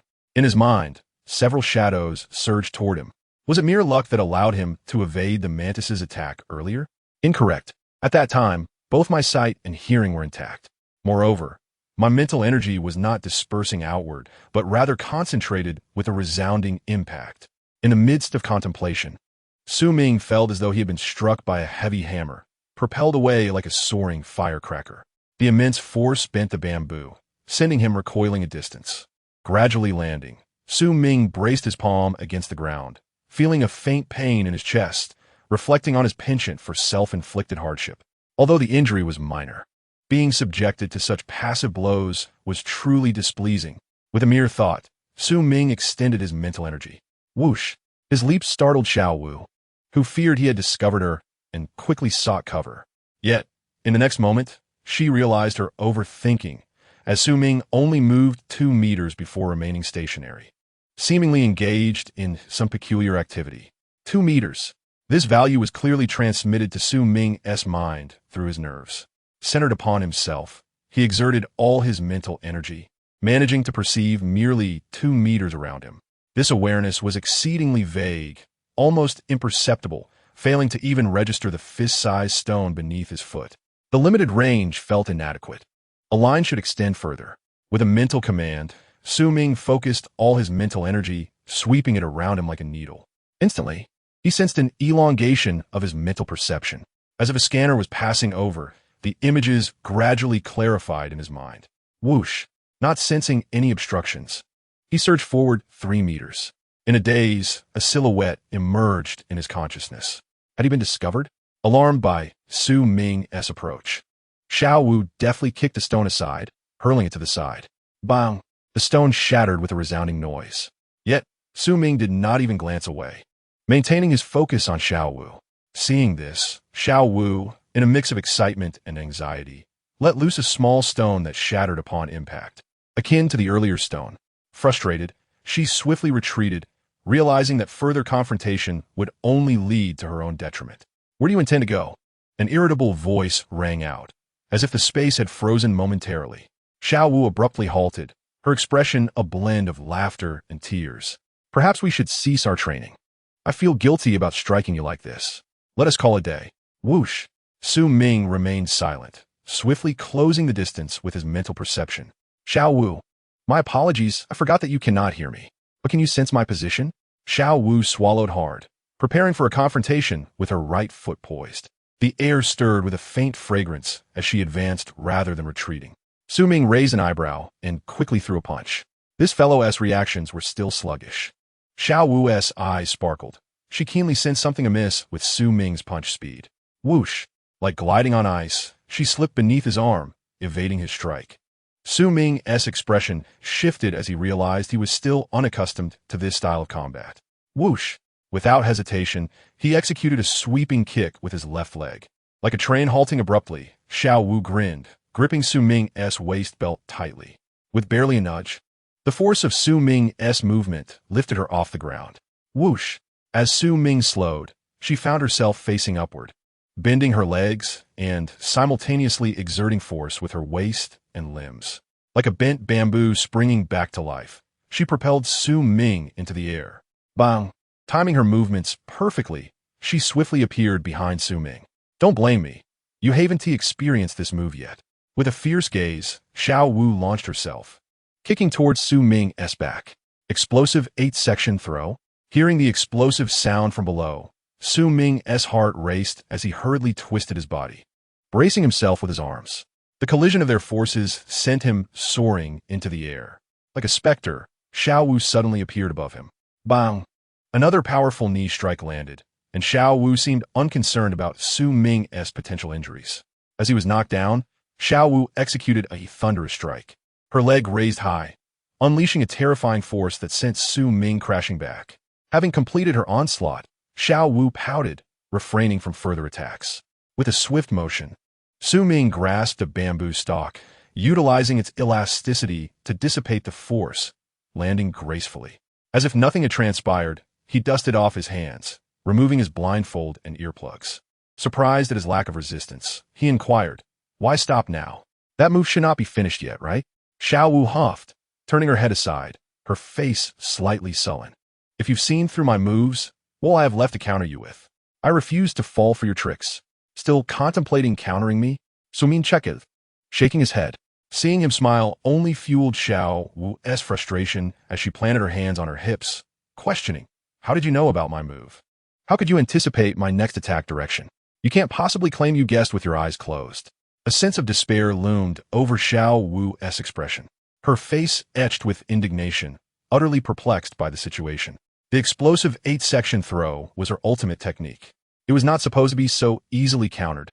It felt as though he had eyes all over his body, making each of her strikes ineffective. If this continued, she would be left utterly defenseless. Having read the original text, how could she not guard against this move? However, Su Ming had no intention of revealing this. He pretended to ponder, then explained, "Your first strike is crucial, and when you execute the waist bow, you habitually kick outward. Knowing this, I fortuitously countered your initial attack. As for the subsequent strikes, as long as I maintain control over my body and adjust my center of gravity appropriately, your attempts to unleash a series of attacks can only follow my lead. Thus, your first attack must incapacitate your opponent's ability to think. Otherwise, your technique becomes fundamentally unsolvable, barring significant disparities in strength." Su Ming's words were laced with rare admiration. He had to concede the effectiveness of the explosive 8-section throw. Any soul master encountering it for the first time would likely find it impossible to evade. Chapter 44. A New Burden, 100 kilograms. The cultivation of mental energy is one of the most prevalent methods in the realm of the fantastical. However, at present, Su Ming lacked such techniques. To enhance certain capabilities, the most fundamental approach involves extensive consumption and resistance to pressure. Naturally, pressure resistance entails the clash of mental energies, which he could not yet achieve. Hence, Su Ming opted for the most straightforward and brute force method, consumption. Through continuous battles, he released his mental energy, thereby augmenting it. Furthermore, the effects of the berserker body could also enhance his mental prowess. Unfortunately, Zhao Wu's strength far surpassed his own, and engaging her in combat yielded no rewards in terms of mental energy. For the remainder of his time, Su Ming diligently expended his mental energy, even conducting daily activities while blindfolded. Seeing Su Ming's demeanor, Grandpa Blin was quite taken aback, fearing that something was amiss with Su Ming's eyes. Even after a thorough explanation, Su Ming still faced a reprimand for what was deemed inauspicious behavior. Not long after, the village was abuzz with tales of the peculiar Su Ming, drawing curious onlookers who seemed to find no other entertainment in the village. Unable to endure the atmosphere at home, and with the holiday drawing to a close, Su Ming bid farewell to Grandpa Blin and returned to the Soul Master Academy in Notting City. Here, at least, his actions were perceived as normal. In the rear mountains, amidst the fragrant valleys filled with birdsong, the sounds of spirited combat echoed continuously. Scattered flower petals lay across the grass, as if whipped by a tempest. Bees buzzed aimlessly, seemingly perplexed about the whereabouts of the blooming flowers. Suddenly, a pink figure darted past, petals swirling in the air, evoking a sense of ethereal beauty. Yet this was not a place for romantic exchanges.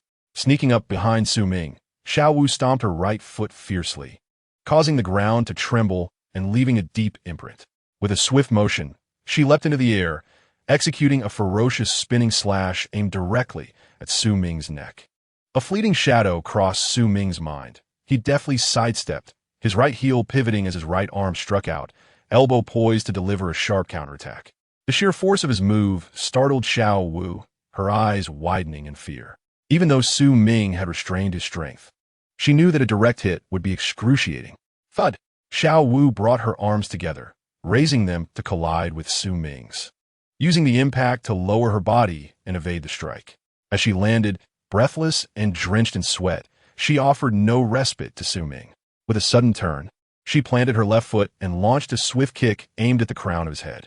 Su Ming raised his left hand in defense, gripping her knee joint with one claw while delivering a heavy blow to her abdomen with the other. Like a kite severed from its string, Zhao Wu was sent sprawling to the ground. Struggling to get up, she gulped down water from her flask before tossing it to Su Ming. No more fighting. I'm done with training with you. I'd rather seek out Tang San. That guy can take a beating and actually enjoys it. Propped up on her hands, Zhao Wu lay exhausted on the ground, panting heavily. The water bottle arced through the air, perfectly caught by Su Ming's outstretched hand. This was their agreed signal. If she could no longer endure, she would throw something in front of him, removing her blindfold and earplugs. Su Ming observed Zhao Wu's weary form and chose not to press further. Fine, we can continue tomorrow. Are you pretending to be deaf? Zhao Wu's eyes bulged in disbelief, suspecting that Su Ming was intentionally blocking out her refusals. School starts tomorrow. You can find a teacher or Tang San. I refuse to train with you. She pouted, resigning herself to a lackadaisical attitude. Initially, she had relished the training, thrilled at the prospect of striking Su Ming. Now, however, after taking a few hits, she felt overwhelmed. With the happiness of their training now at an end, there was no need to prolong the punishment. This brute had no regard for her well-being. Zhao Wu's speed had caught up to the necessary level, and Su Ming nodded, stating, "Since you do not wish to spar with me, you shall train your soul power for 5 hours daily and strengthen your physique independently." 5 hours? Will I even get a break? Zhao Wu raised an eyebrow. "Isn't that what you suggested?" Zhao Wu huffed. "If I don't object, you want to just train me to death again, will you? How can the girls in the academy be so blind as to like a guy like you? I'm off to the blacksmith.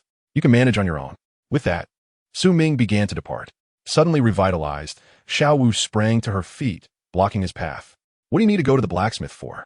Rolling his eyes at her impatience, Su Ming replied, "Do you think I'm that bored? I can tell how much weight you're carrying just by glancing at you." There is no need to ask. Caught in her embarrassment, Zhao Wu forced a grin. "I was just curious about what you need from the blacksmith. You're not planning to add more weight, are you?"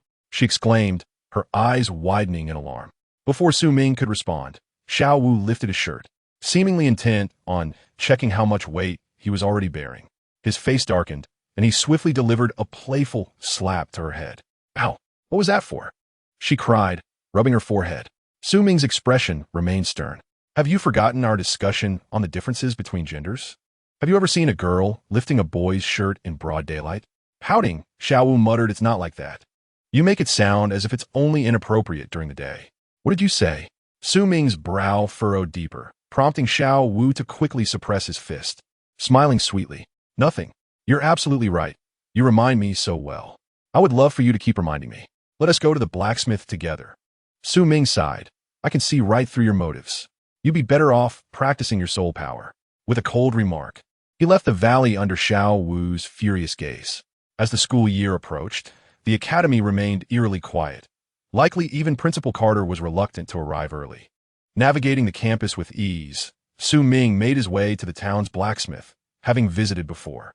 Noticing Su Ming's arrival, Shrek San felt a jolt of excitement and eagerly approached him, his eyes sparkling with curiosity.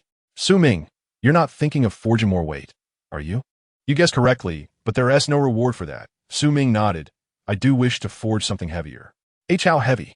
Shrek San's smile faltered as he recalled that just 3 months prior, Su Ming had commissioned a 35-kilogram weight. Crash! A massive piece of metal crashed to the ground, causing the earth to tremble beneath it. The metal was nearly the size of a soccer ball, gleaming silver and featuring square protrusions. Its surface mirrored the color of silver, reminiscent of pyrite but without the three-dimensional facets. It appeared more like a soccer ball with numerous flat surfaces. "Is that Thousand Sun silver?" Shrek San gasped, his eyes widening in disbelief. "My goodness, such a large piece of Thousand Sun silver."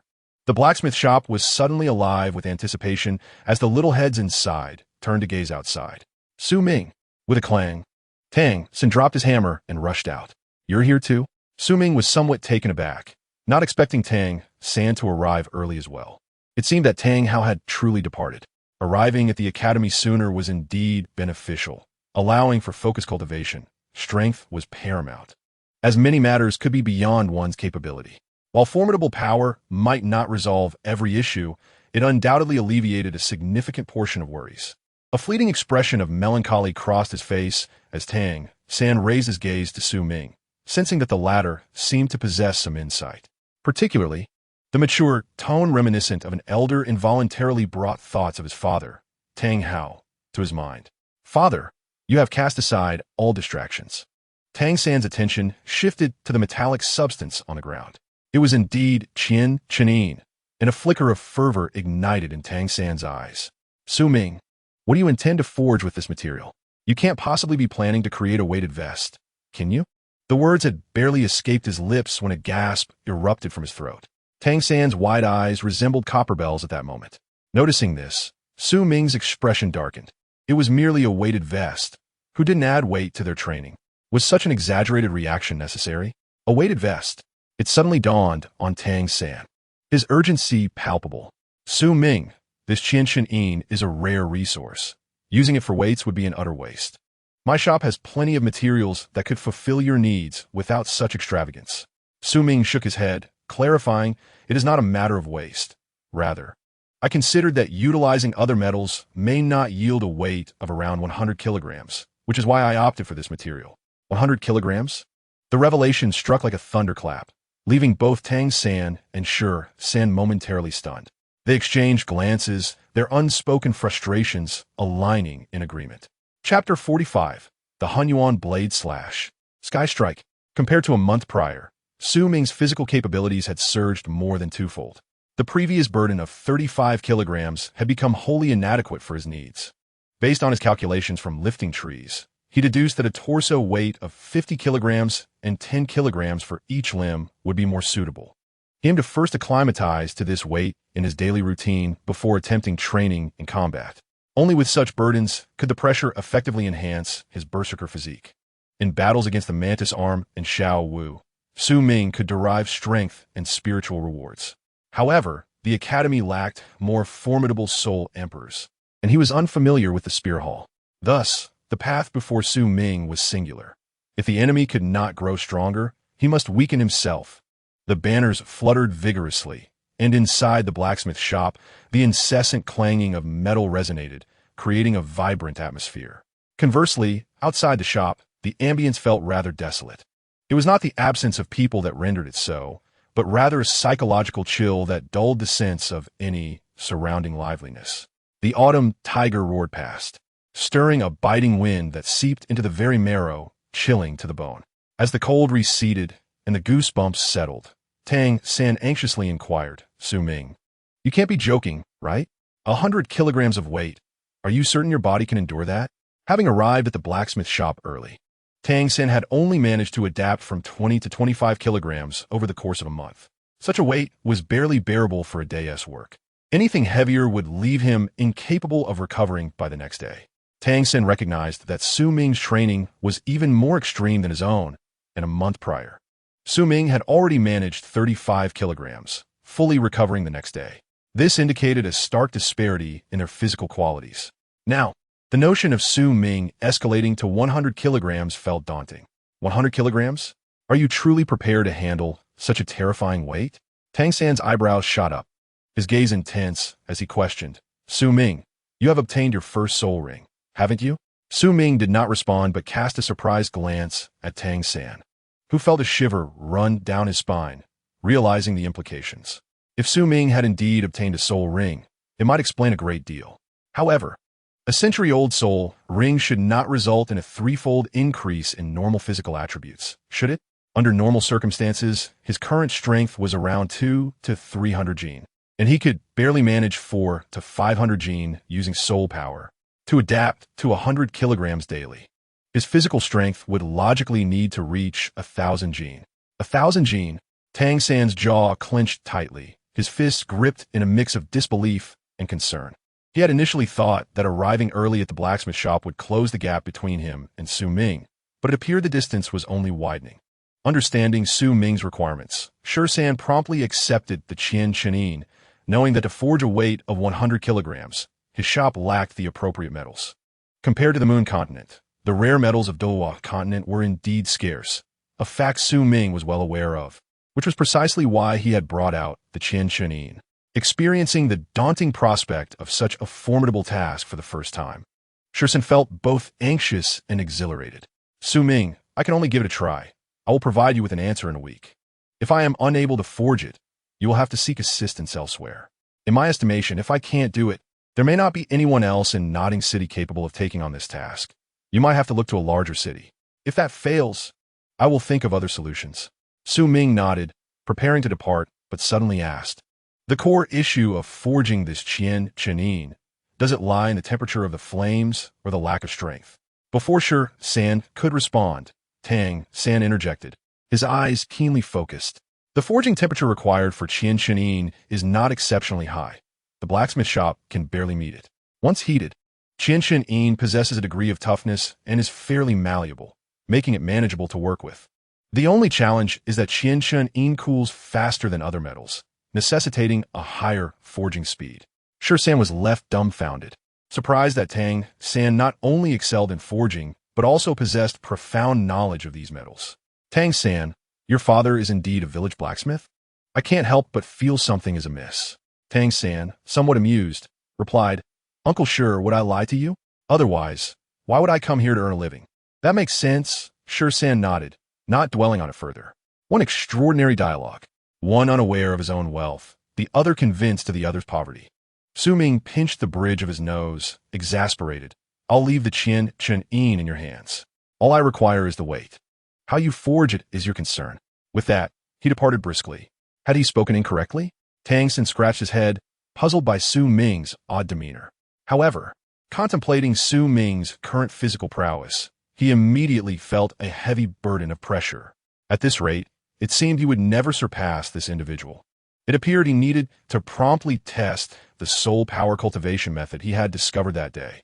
A glint of determination flickered in his eyes as he glanced in the direction Su Ming had departed, his thoughts adrift as he returned to the blacksmith shop.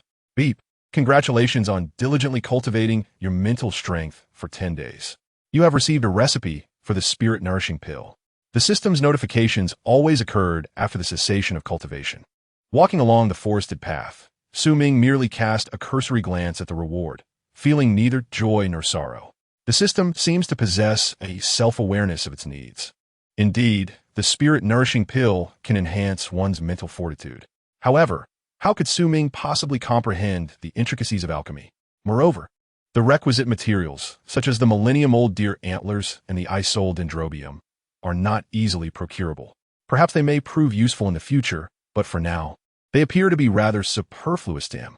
Upon returning to the valley, Su Ming's pace abruptly slowed, as though he had glimpsed something amusing and peculiar.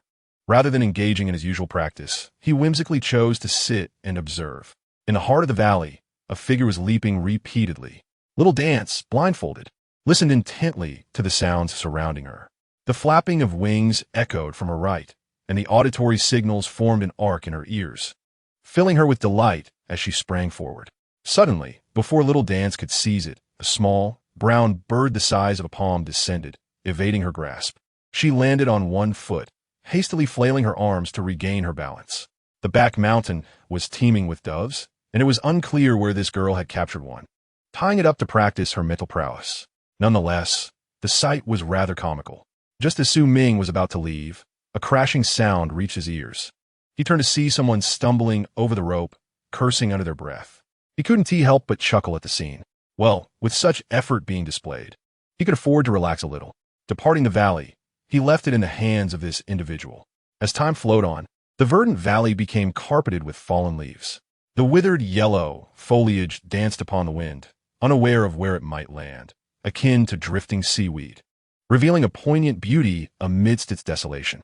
At the pond, against the cliff, a 4-centimeter thick iron stake pierced the rock face, about 4 meters from the ground. Su Ming leaped up, delivering several powerful kicks to it, causing it to plunge deeper into the cliff, dust exploding forth as loose stones tumbled down. The 1-meter-long iron stake was now barely protruding, having been hammered into a rounded cap, resembling teeth that clung to the cliff. A hefty iron hook crashed down from above. striking the cliff and sending sparks flying. Below, a heavy weight lay in wait. The weight, crafted entirely of solid iron, bore a pear-shaped form, its circular base appearing to have a diameter of 70 to 80 centimeters. Su Ming strained to lift the weight. Even with his physical strength, it was no easy task, and the veins on his arms bulged as he exerted himself. The weight was secured to the iron hook, and as Su Ming relaxed his grip, the overwhelming mass caused even the iron stake above to emit a disconcerting clank, as if it were on the verge of crashing down. Thankfully, it was merely a close call. Su Ming retrieved a simple knife, for the millennium-old soul ring was too conspicuous for casual use. The chopping knife, freshly acquired from the blacksmith, was strapped to his waist, along with 100-kilogram weighted silver armor now dawned upon him. As for his endeavors upon the cliff, Su Ming merely sought to refine his swordsmanship. For close-range combat, the bold and swift golden crow sword technique was already sufficient. Yet for ranged attacks, he was limited to a single sword gesture. Indeed, this gesture had proven pivotal in his encounters with a knife-arm mantis. However, Su Ming was acutely aware that he still lacked a potent long-range offensive capability. The sword gesture, forged through the concentration of soul power, was inevitably bound by the constraints of his soul strength. At his current stage as a soul master, his soul power had been compressed to its utmost limit, with no further enhancement possible in quality. In other words, unless he transcended to the great soul master level, the potency of the sword gesture would not increase with augmented soul power. It would merely be repeated more frequently. With the chopping knife at his side, Su Ming's gaze fixated on the heavy weight before him. He shifted his left leg to the side, preparing his stance. With his right foot angled inward, he steadied his right arm in front of his chest, aligning it parallel to his body. Lowering himself, he directed his sight from his right arm to the weight. With a sudden burst, the ground beneath his feet erupted in a spray of mud. Like a startled dragon, swift as a rabbit, he moved with lightning speed. And in a flash of darkness, the chopping knife was in his grasp. With a resounding clash, Su Ming delivered a powerful upward slash upon the weight. The 600-kilogram mass trembled violently. The sheer force of his strike sent a tingle through his arm, and he staggered back a couple of steps. Beep. Congratulations to the host for practicing the first layer of the Hunyuan blade draw. Heaven strike once, proficiency level 1. Taking a deep breath, Su Ming returned to his original position. With another heavy impact, the sound reverberated through the cliff once more. Amidst the echo, Su Ming quietly attuned himself to the power surging within him. Chapter 46. 2 years hence, Su Ming's departure. Beep. Congratulations to the host for practicing the first layer of the Hunyuan blade draw. Heaven strike once, proficiency level 1. Beep. Congratulations to the host for practicing the first layer of the Hunyuan blade draw. Heaven strike once, proficiency level 1. Beep.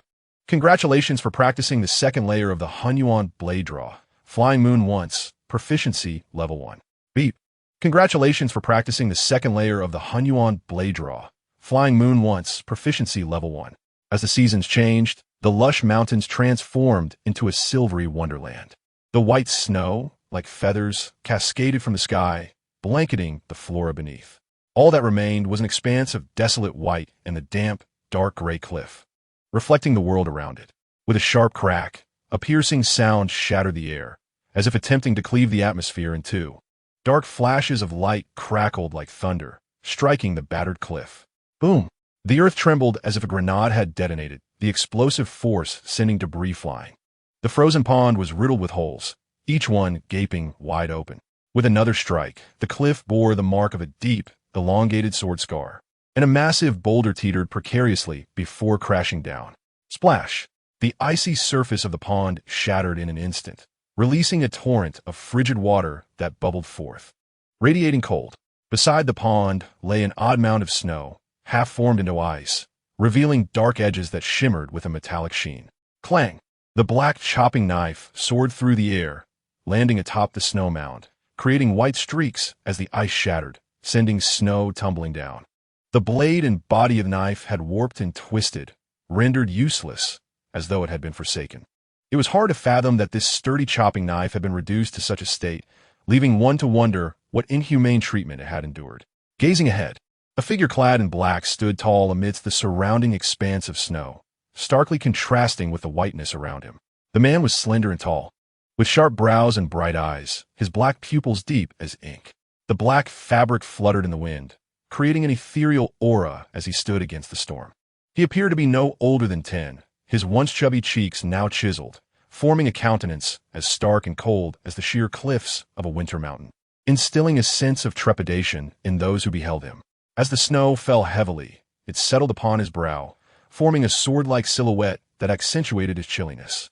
Particularly striking were his eternally unchanging, icy eyes, which, despite their stillness, exuded a palpable sense of apprehension. The winter chill had already settled in, yet the man's demeanor seemed to amplify the cold by a degree. A notification chimed, congratulating the host for reaching the second tier of the Hunyuan blade technique, awarding him with 5 strands of golden energy. With a breath of warmth escaping his lips, the frosty expression on Su Ming's face visibly softened, replaced by an air of tranquility, neither cold nor warm. He gazed up at the sky, a blanket of white light enveloping him as a snowflake descended, shimmering in his clear eyes. It had been nearly 2 years since he perfected the heavenly strike and the flying moon techniques. 2 years, a span both interminable, longer than the lifespans of many animals, and fleeting, shorter than the fleeting moments of soul beasts. His gaze drifted to the remnants of crumbling walls and the weighty scales, marred with deep cuts, soon to split in twain. Su Ming's indifferent visage betrayed a flicker of emotion. Time, relentless as it was, left behind evidence of existence. These remnants were his testament. Regrettably, this was his final visit to this place. It felt as if a tether had been severed, liberating both them and himself. As he treaded upon the snow-laden path, Su Ming's solitary and unyielding figure gradually faded into the swirling snowflakes. The wails of spirits echoed from the cliffs, and the biting wind swirled, carrying flurries of snow that swept over the dark stone slab where he had just stood. In the blink of an eye, the landscape transformed into a uniform expanse of white, save for faint footprints, whispering to the tempest that someone had once tread here. Upon reaching the dormitory entrance, Su Ming sensed an unusual tension and hesitated to enter. Suddenly, a bundle was hurled from the dormitory, landing in his embrace. "Here, I packed everything for you. If you're leaving, do so quickly. Once you're gone, I'll be the queen of the academy. No one will bully me anymore." The girl emerged, arms crossed, her face clouded with frustration. Compared to 3 years ago, Zhao Wuji had grown significantly. The baby fat had gradually melted away, leaving her round face more radiant, embodying the beauty of a water lily in bloom. Her delicate eyes retained their luster, but now carried a sense of steadiness and rationality, devoid of the previous playful frivolity. Even though she was aware of Su Ming's impending departure, her demeanor remained composed, yet it was clear that her spirits were low, visibly fuming. Su Ming recognized her words as mere bluster. Over the 3 years, despite the constant bickering, the bond they shared was undeniable. Even if he was reluctant to acknowledge the presence of this immature sister, he had to concede to their connection. Although uncertain of whether this bond would prove beneficial or detrimental, it was not entirely unpleasant at present. "I thought you would say something kind, but it appears you are eager for me to leave." "Fine. I wouldn't want to delay you any longer." He feigned disappointment and prepared to walk away. Upon witnessing this, Zhao Wuji clenched her fists, her tone tinged with sarcasm. "If you want to go, then just go. No one is stopping you." Yet, as she saw him truly walking away, a pang of anxiety struck her heart, prompting her to chase after him. She grasped his arm, and this time, he refrained from invoking the distinctions between genders. "Are you really leaving?" Her soft voice, laced with reluctance, escaped her lips. While family members often plead for one another to stay, Zhao Wuji did not follow suit, but instead posed the same question repeatedly. Deep down, she understood that if Su Ming truly intended to depart, she would be powerless to retain him, remaining at the Nodding City Junior Soul Master Academy. The power of his combat physique had yielded little utility, were it not for the necessity of cultivating his soul power and Hunyuan blade technique. He would have left long ago. Now his soul power had ascended to level 20. Su Ming paused in contemplation before finally smiling gently, reassuring her. "Every gathering must eventually part. I shall return, so there's no need to dramatize it as a farewell of life and death. Besides, there's an elderly grandfather at home and a troublesome sister like you. Where could I possibly go?" Hearing him mention her, as his sister warmed Zhao Wuji's heart, and she pouted, "Then promise me, you'll return at least once each year. Otherwise, I'll tell grandfather that you've been skipping school." Tell grandfather? Su Ming laughed helplessly. After teaching you for 2 years, you still haven't matured. Fine, I promise to return once a year, he conceded, ruffling her hair, which finally coaxed a smile from her. As the wind and snow lashed against his face, Su Ming slowly made his way toward the academy's gate, with Zhao Wu trailing closely, seemingly wishing to see him off. Without my supervision, don't neglect your training. Yes, I know. You seem more reliable now, so I don't need to worry as much. Is that why you always looked at me with disdain, wanting to hit me? Who told you that? Grandfather. With a crazy girl at home, what father wouldn't he want to give her a good thrashing?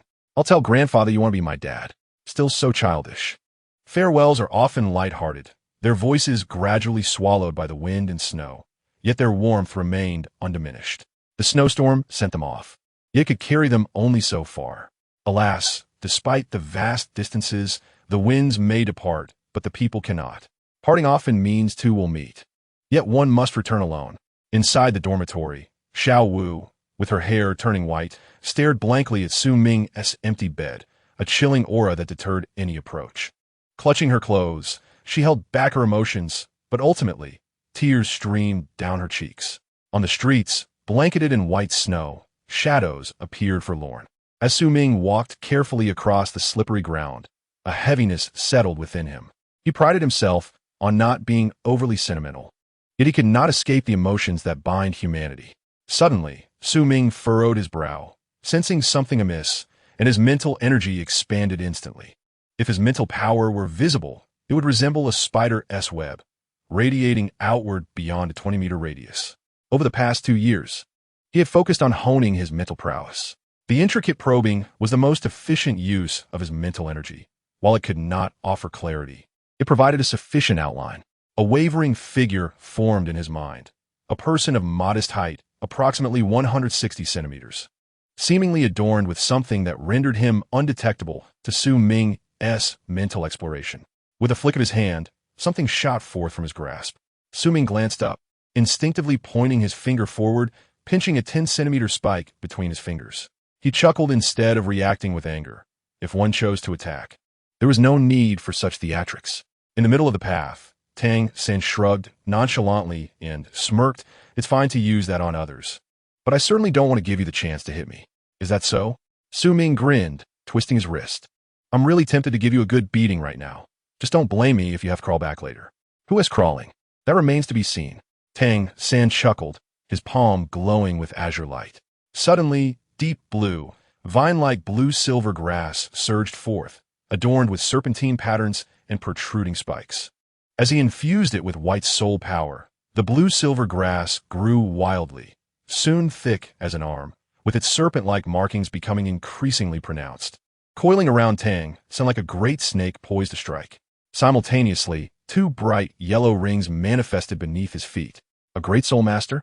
Su Ming maintained an outward calmness, seemingly anticipating the encounter, and remarked with a smile, have you become so eager to seek a confrontation right after ascending to the rank of Grand Soul Master? Are you not concerned about the potential blow to your confidence? Chapter 47. Is it possible that I am the one who created this? On the street, snow and wind swirled in a desolate, chilling scene. The passers-by were few. Only 2 figures stood silently. In this frigid environment, a white expanse formed behind them. If I do not come now, who knows when we shall meet again? I wish to avoid any regrets. If you wish to leave, it will depend on your capabilities. The smile on his face vanished swiftly, and Tang San's expression turned grave, violet energy swirling in his eyes. Ever since arriving at the Ding City Primary Soul Master Academy, he had been overshadowed by Su Ming. With his greatest rival poised to depart, he felt compelled to show utmost respect. The duel between the Soul Masters was imminent, and as he had now become a Grand Soul Master, it was time to conclude their rivalry, ensuring no regrets lingered in the future. Sensing Tang San's burgeoning fighting spirit, Su Ming retrieved a machete from his spatial ring. With a swish, he discarded the hat atop his head onto the snow-covered ground. The cold wind swept through, as if countless white termites were crawling over it. Tang San raised an eyebrow. Su Ming, are you underestimating me? Do you truly intend to defeat a Grand Soul Master such as myself with that machete? Instead of explaining, Su Ming opted for a more pragmatic approach, brandishing the machete and charging forward like a bolt of lightning. The wind and snow before him were shattered, as an invisible force enveloped the area, akin to a bullet escaping a barrel, moving at an astonishing speed. Su Ming, you are exceedingly arrogant. Tang San's violet eyes flared, igniting the flames of anger within him. His hands transformed into a luminous, pearly hue. With a ghostly elegance, he left no trace on the ground, as several phantoms appeared behind him, with only the foremost figure appearing solid. In an instant, the two figures collided. Su Ming struck first, his machete thrusting upward, the heavy blade aimed at Tang San's chest. His grip on the machete was peculiar. The blade faced his hand, and his thumb pointed toward the end, a starkly contrasting grip known as the innate blade. The aura emanating from him shifted dramatically, his arm muscles bulging, the posture of raising the blade seeming as if it had been honed through countless trials, a natural, effortless grace. The moment he made his move, Tang San realized his purple extreme demon had encountered a perilous situation. Su Ming's reaction speed surpassed even his own, who possessed the purple extreme demon eye. Moreover, he sensed the presence of spiritual energy surrounding him. A formidable opponent indeed. His fighting spirit surged. To engage with such a rival was undoubtedly a great pleasure in life. Tang San did not lag in his response, his arms extending as he gathered his strength, palms pressing downward. The two powerful forces clashed, unleashing a terrifying shockwave that scattered the surrounding snow and wind, revealing a 2-meter-wide patch of ground. Before the swirling snow could settle, a figure was sent flying like a kite severed from its string. In midair, he performed a backflip, the immense force causing him to stagger upon landing. Tang San pressed his right hand against the ground, his entire arm trembling uncontrollably, filled with a numbing sensation. He grunted softly, his expression a mix of horror and gravity. How much force did you use in that strike? 50%, Su Ming replied succinctly. The brevity of his words causing Tang San's mouth to twitch, his inner thoughts urging him to curse. He had trained his Xinyuan hands and worked in a blacksmith shop, swinging heavy hammers daily, rendering his arms as resilient as steel. He had assumed Su Ming wielded only a mundane machete, one he could easily withstand.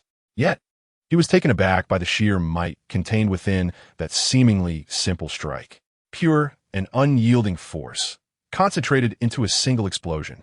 It reminded Tang San of the ruled wind hammer technique, which seemed to share a similar principle of power application. With a swish, the pearly soul force coiled around his arm like a white serpent. Tang San slowly rose to his feet, his fingers forming a fist once more. In normal circumstances, I may indeed not be your match, but I still wish to give it a try. Watch closely. This technique I learned previously, enveloping my Xinyuan hand with extraordinarily pure soul force, should suffice to withstand your strike. With resolute eyes, Tang San's palm glimmered with a thicker stream of pearly energy, radiating a potent wave of strength. A familiar sensation washed over Su Ming, who pinched his nose, feeling a twinge of embarrassment for Tang San. The scene before him was one he knew all too well. That fellow, Tang Hao, had indeed imparted the method of refining soul power to Tang San. However, from Tang San's manner of application, it appeared he had not compressed all of his soul power, but had instead tempered a portion of it to use in conjunction with the Xinyuan hand. Single-point compression was not without merit. Noticing Tang San's misguided approach, Su Ming shook his head, cautioning, Tang San, even if you manage to block my previous strike, you will still be unable to withstand subsequent attacks. Defeating an opponent is not merely a matter of enduring a single blow. If we continue in this manner, victory will elude you. Tang San pondered thoughtfully, ultimately conceding this point with a nod. Without employing soul techniques, I indeed cannot match you. However, that does not mean I will concede defeat. Before he could finish speaking, Tang San launched himself forward, closing the distance to Su Ming with lightning speed. This time, Su Ming remained stationary, his arms crossed over his chest, the machete and his limbs forming a barrier, devoid of any extraneous movements, seemingly unwilling to initiate an attack. As Tang San reached his front, Su Ming swiftly employed the innate blade, his arms swinging with force toward Tang San's face. Swish! A few strands of hair fell as Su Ming's strike missed. An enigmatic force seemed to surge from the ground, disrupting the trajectory of his blade. Bang! With a swift upward thrust of his palm, Tang San unleashed the profound energy of his Xinyuan technique. The dull sound of impact resonated as his powerful palm collided with Su Ming's defensively raised left fist. The two left hands clashed, forming a contest of strength. Yet, Su Ming's demeanor remained relaxed, while Tang San's grew grim. The disparity in their powers was unmistakable. Boom!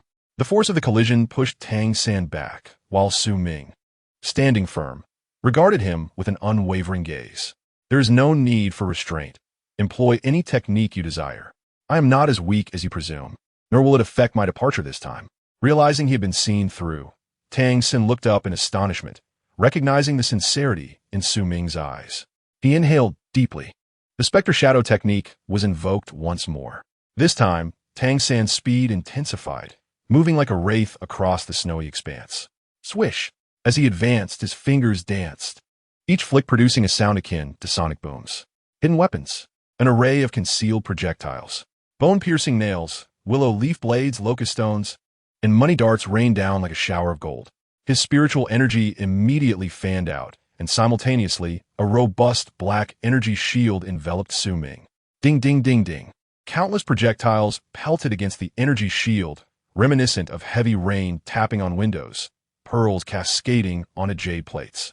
Even the most seasoned would feel their scalp tingle at such a relentless assault. Upon closer inspection, the small flying needles collided with the black shield, only to be repelled instantaneously. Even the bone-piercing nails appear to be drawn back by an immense force, their speed significantly diminished. Very few of the concealed weapons could penetrate the black energy shield, and ultimately, those that did were deflected by Su Ming's machete. The purity of this man's soul power is astonishing. Tang San's eyes widened in shock, and without further contemplation, the first soul ring beneath his feet immediately illuminated. With an extraordinary acumen, Tang San seized the opportunity while Su Ming was momentarily restrained by the concealed weapon, rendering him incapable of counterattacking. The opponent would undoubtedly be unable to sever the blue silvergrass as he had previously done. Swish! A multitude of robust vines surged towards Su Ming, akin to a gaping maw poised to devour him whole. Boom! As anticipated, Su Ming was swiftly ensnared by the blue silvergrass, enveloped like a zongzi. With the augmentation of 2 soul rings, Mandala Snake as the first and Ghost Vine as the second, the resilience of the blue silvergrass had reached unparalleled heights. Now, even an ordinary great soul master would struggle to break free from its grasp. Logically, victory seemed assured. However, Tang San's expression remained unperturbed as he gazed at the large zongzi before him, slowly raising his right arm.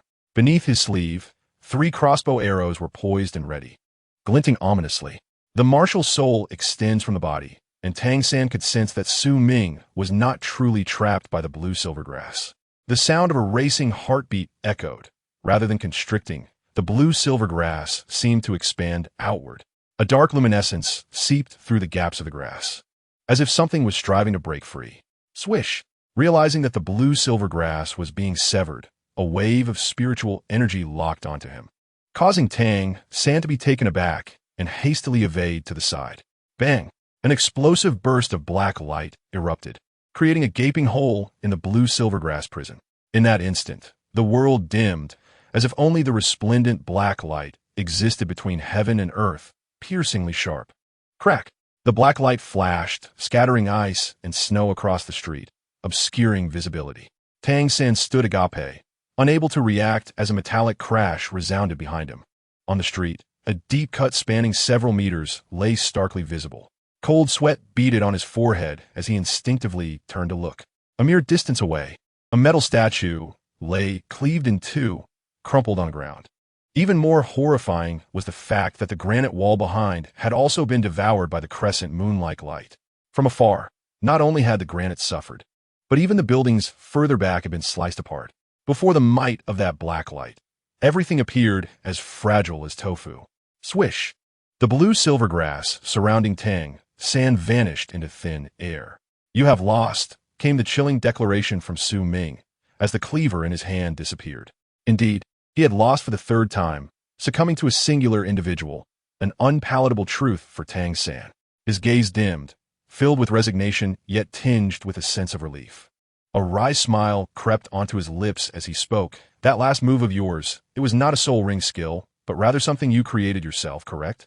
"Not quite," Su Ming replied, picking up his hat and shaking off the snow atop it. "It exists already, I merely learned it."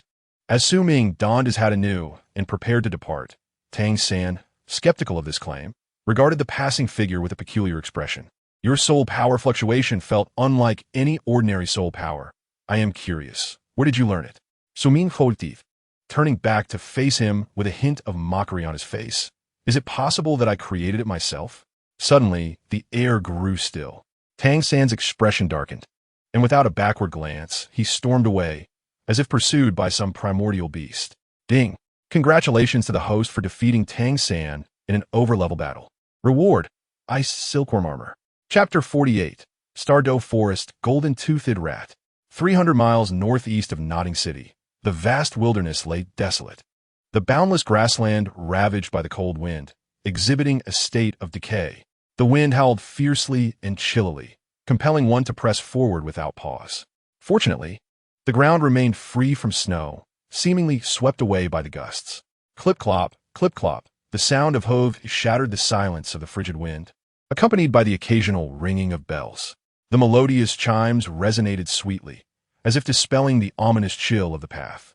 In the distance, a chestnut horse emerged upon the road. Amidst the expansive prairie, it appeared pitifully small. To make matters worse, it was merely a young horse, bearing the weight of a single youth. A small figure atop a small horse. A perfect match indeed. Wang Kai, could it be that you are lost? Are you sure this is the right path? To avoid further mistakes, the boy tightened his grip on the reins. He glanced around, his deep-set eyes reflecting uncertainty. This place was devoid of villages or shops. It hardly resembled a main thoroughfare. The horse, seemingly obstinate, could only be truthful in its actions as it abruptly relieved itself, creating a small puddle on the road. The murky stream bubbled, releasing a pungent odor that wafted through the air. The boy's expression stiffened, feeling an impulse akin to betraying a loyal steed. Yet, recalling the horse's past contributions, he knew that roasting it would not be its finest fate. Crack! The whip struck down, the sturdy forelegs reared high, then came crashing down. The handsome steed took off swiftly, propelled by the sound of its whinnying. Clatter, clatter, stumbling and crashing. A stone the size of a football accompanied the horse's hasty retreat. Jade must be polished to become a gem, he sighed, as he hastened toward the distant woods. A soft light flickered, akin to fine wine in a crystal goblet, shimmering and elusive. In the transition of colors, there seemed to be undulating curves, indescribable and unpredictable. The exquisite sensation, even when articulated, fell short of capturing its essence. It was as if he had never witnessed such a naturally graceful dance. By the campfire, the youth, with his clear, unblemished eyes, fixated intently on the flames. The boy was strikingly handsome, with sword-like brows and starry eyes, his fair skin reflecting the fiery hues of the flames. His golden-hued complexion and brilliantly shining gaze rendered him even more resolute and tenacious. In his eyes, one could faintly discern a blazing passion, as if the spark of ambition was stirring within. After a while, several clods of earth emerged from the fire. Crack! The boy cautiously tapped it, and the hardened soil split open, revealing perfectly cooked leaves within. In that moment, a rich fragrance, laced with medicinal undertones, wafted forth. Enveloped in the heat, the delightful aroma and enticing scent of meat hinted at an unparalleled treasure within. The boy's mouth watered, and he eagerly tore off the outer layer. Gazing at the golden, crispy beggar's chicken, he felt no trace of melancholy, taking a hearty bite.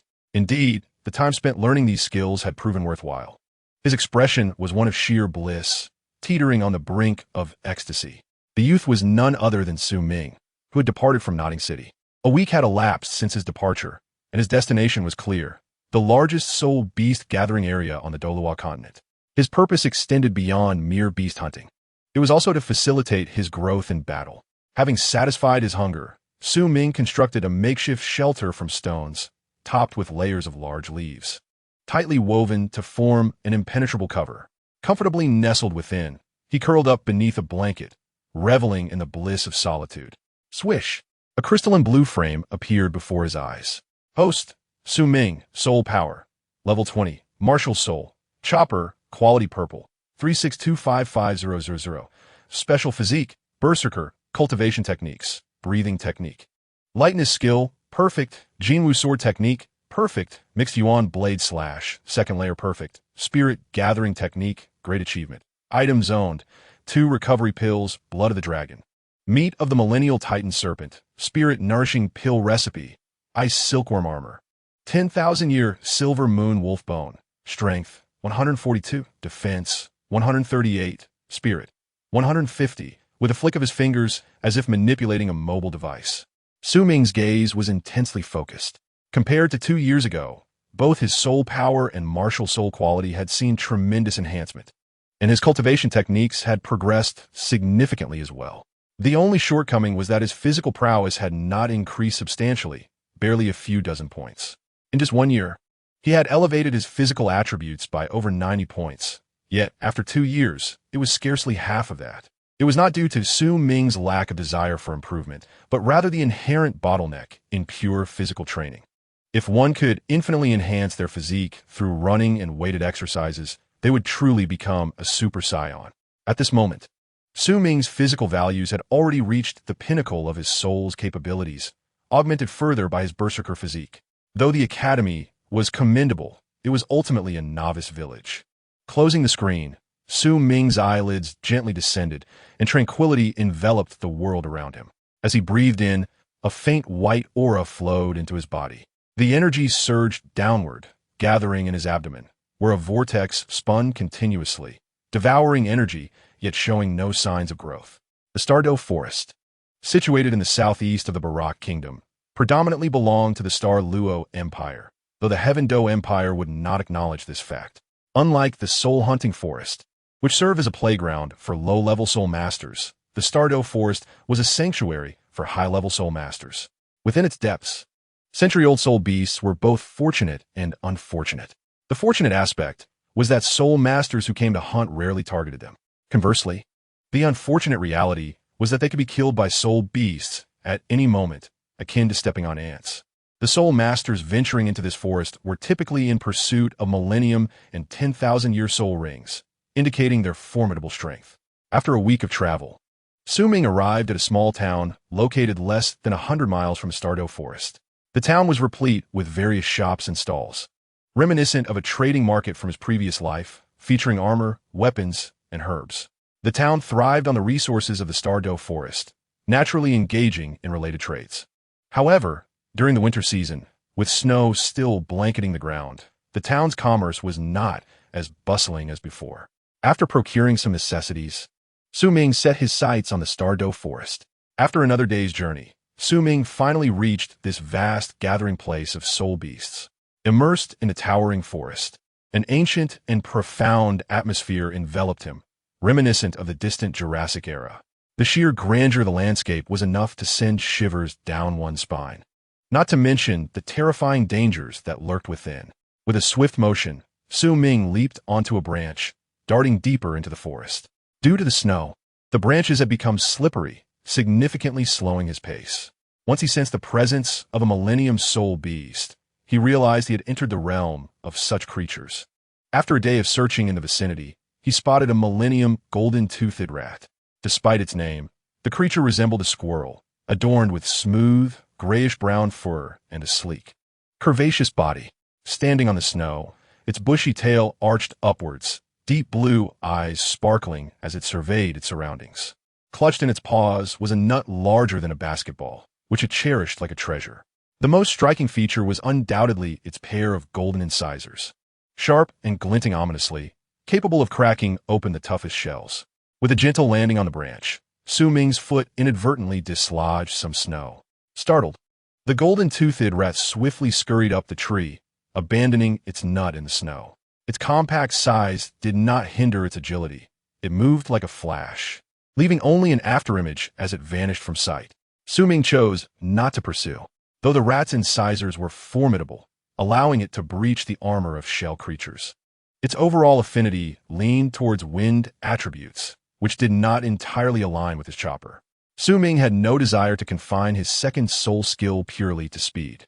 The golden-toothed rat was not his target, but this location served as his hunting ground. He hoped for a stroke of good fortune. Muttering to himself, he observed a few palm-sized golden peanuts fall from the sky, quietly resting on the snow before him. Donning a conical hat, Su Ming settled quietly on the branch, awaiting the arrival of a fated beast. He remained in this position for 5 days. The nut abandoned by the golden-toothed rat had long since vanished, leaving only the golden peanuts resting silently. Each time the rat approached, Su Ming would utilize a sword gesture to scare it away. Though the snowstorm within the forest was not severe, as time passed, a layer of snow accumulated on Su Ming's body. Like an ice sculpture, only his eyes remained visible, radiating brilliance and vitality. With a piece of meat clenched in his mouth, Su Ming's lips curled slightly, careful not to make a sound. Finally, after half a month, he noticed a reduction in the peanuts on the snow. The peanuts had not been pilfered by the golden-toothed rat, for Su Ming's spiritual energy consistently enveloped the golden peanuts. He sensed a fleeting shadow, nearly imperceptible to the naked eye, accompanied by a faint, undulating aura. With a momentary perception, he discerned that it was a mouse, an enormous, rotund black mouse.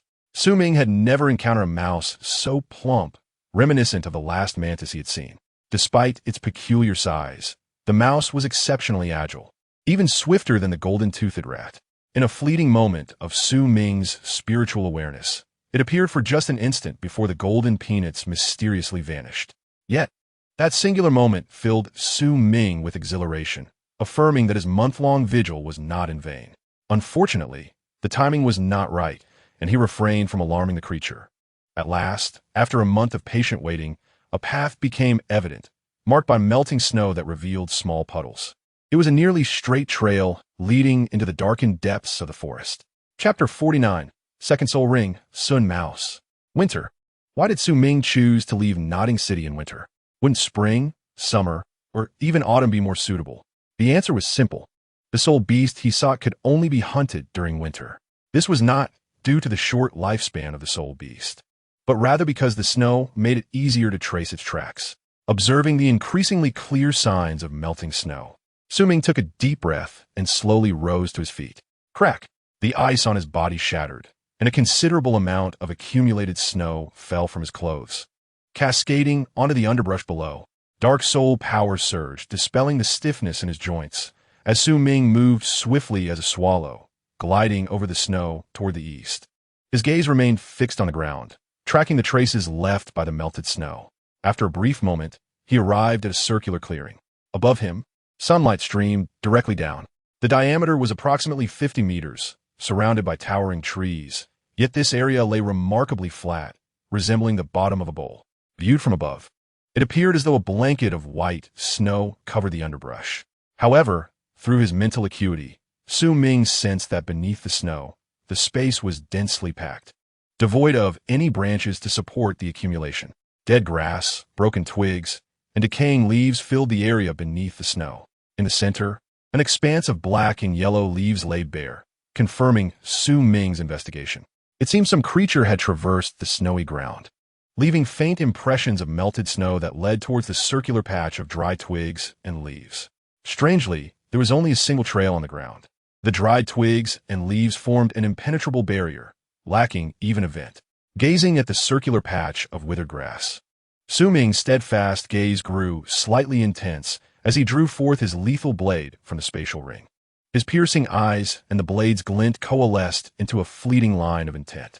Su Ming shifted his stance, his left foot stepping back to gather strength, while his right leg bent into a bow stance, preparing for action. The blade rested at his waist, his right arm bent across his chest, as his body lowered its center of gravity. His movements flowed like water, exuding a refined aura as if he had melded with the very essence of this realm. His demeanor resembled that of a hunting cheetah, poised to unleash the energy contained within his body in a meteoric strike. Sensing Su Ming's fervor, the lethal blade trembled with an elated hum. It had been 2 years since he last wielded this weapon.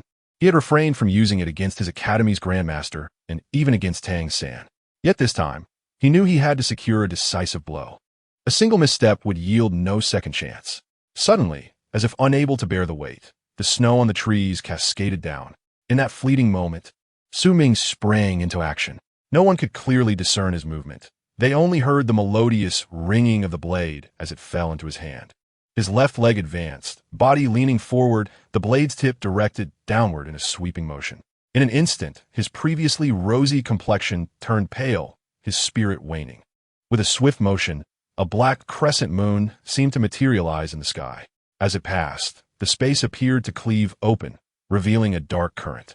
No words could adequately describe the brilliance of this strike. Its sharpness was awe-inspiring, an overwhelming force that sent chills down one's spine. The black crescent penetrated the dry twigs.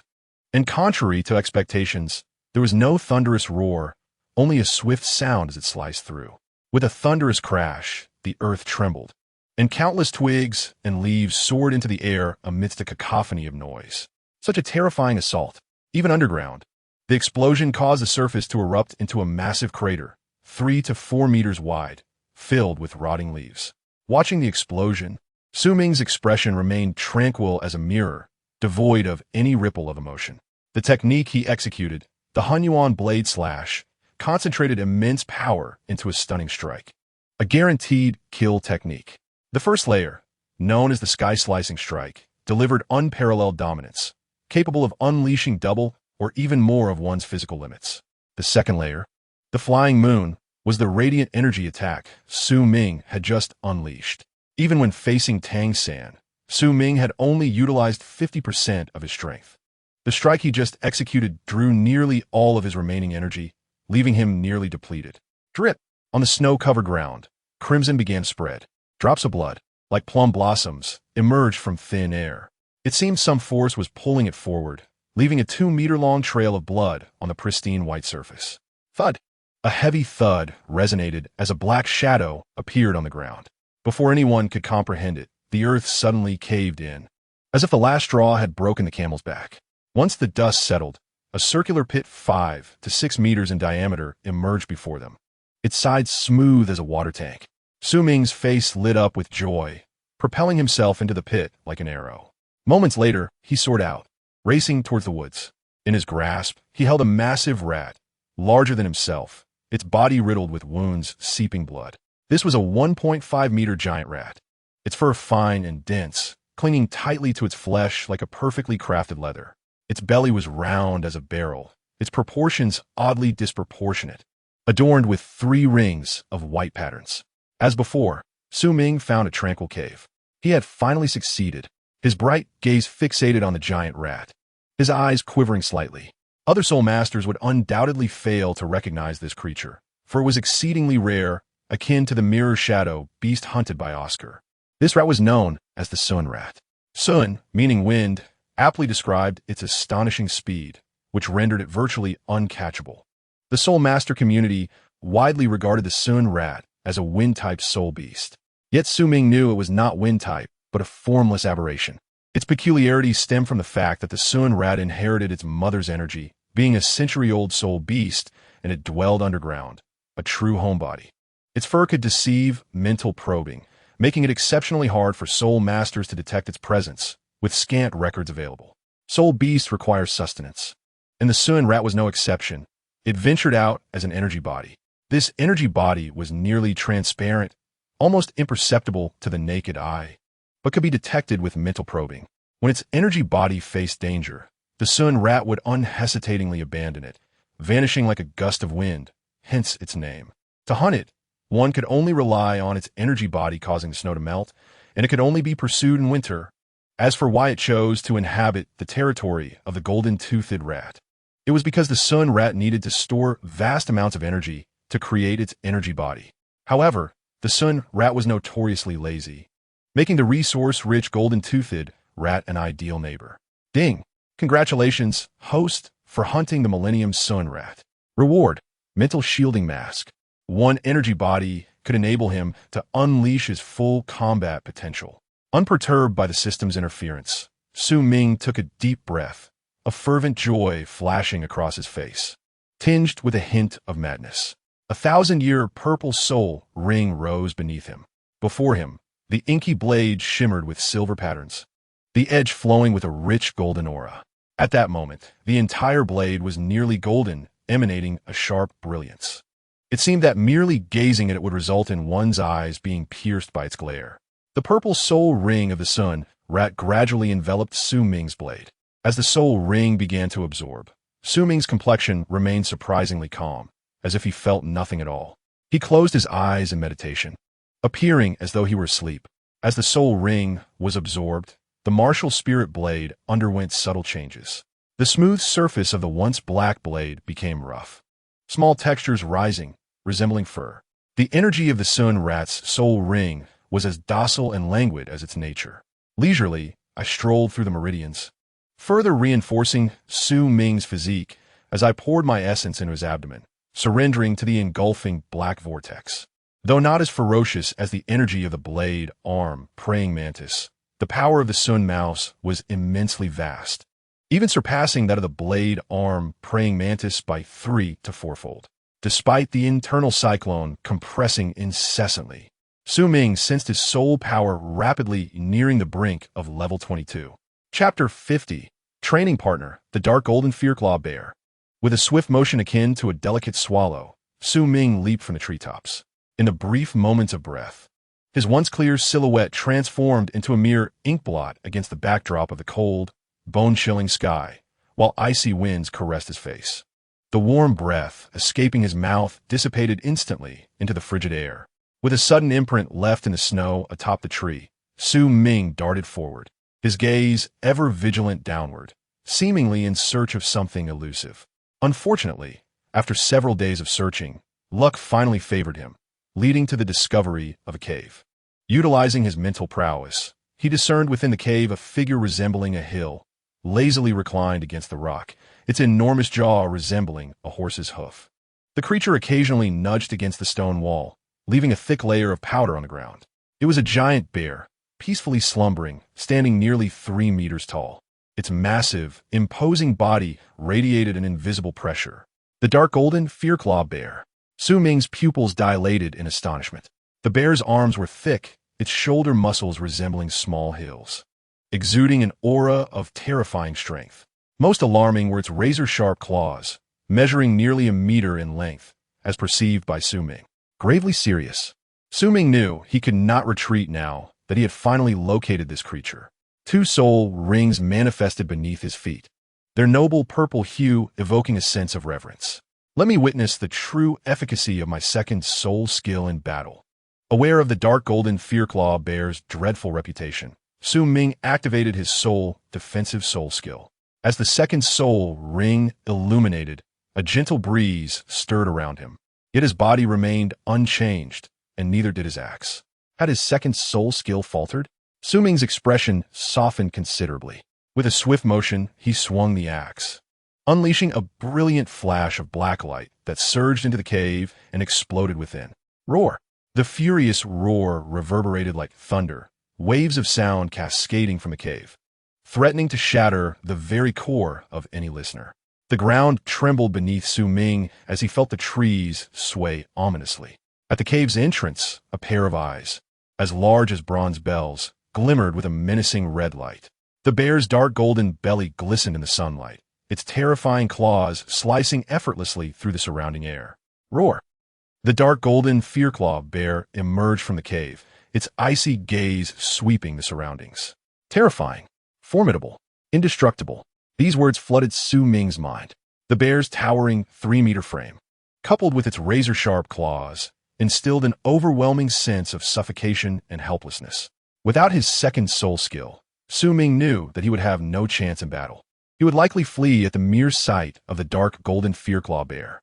With unwavering determination, he gripped his axe tightly.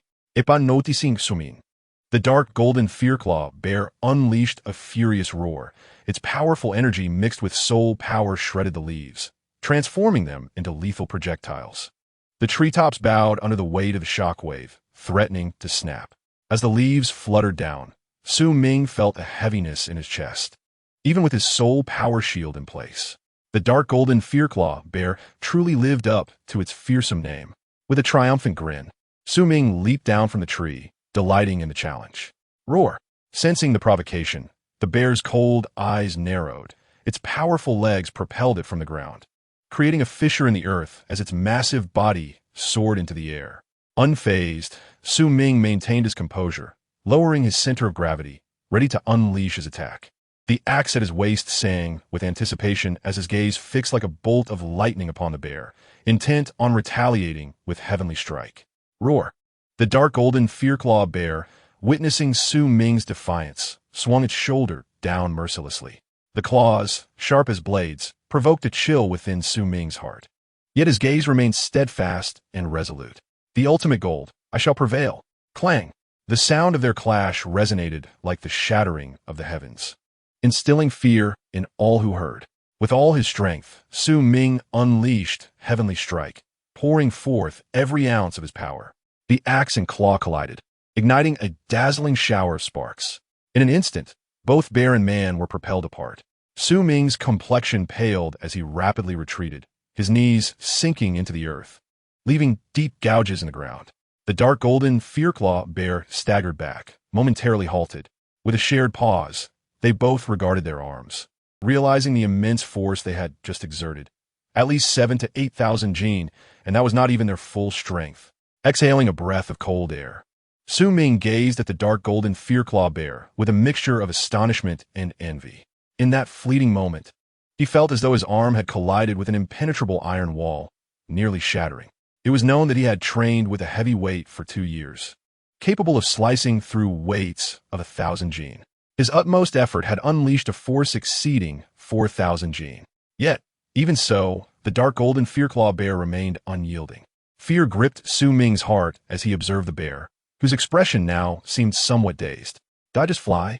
Its fierce gaze momentarily softened, as it scrutinized the human before it, unable to fathom how such a small creature possessed such strength. As their icy gazes intertwined once more, Su Ming understood that he had lost in terms of strength, utterly and completely. He harbored no hope of victory. Yet the battle was far from over. With a furious rhythm, the first soul ring surged. Silver light danced upon the axe, shimmering like moonlight on frost, emanating a chilling aura. The descending leaves parted as a figure surged toward the dark golden Fearclaw bear. Swish! The bear's golden claws slashed through the air, producing a sound as delicate as paper tearing. Su Ming's heart raced as he swiftly evaded, crossing his axe before his chest to defend against the bear's ensuing assault. With a swift maneuver, Su Ming successfully slipped beneath the bear's armpit.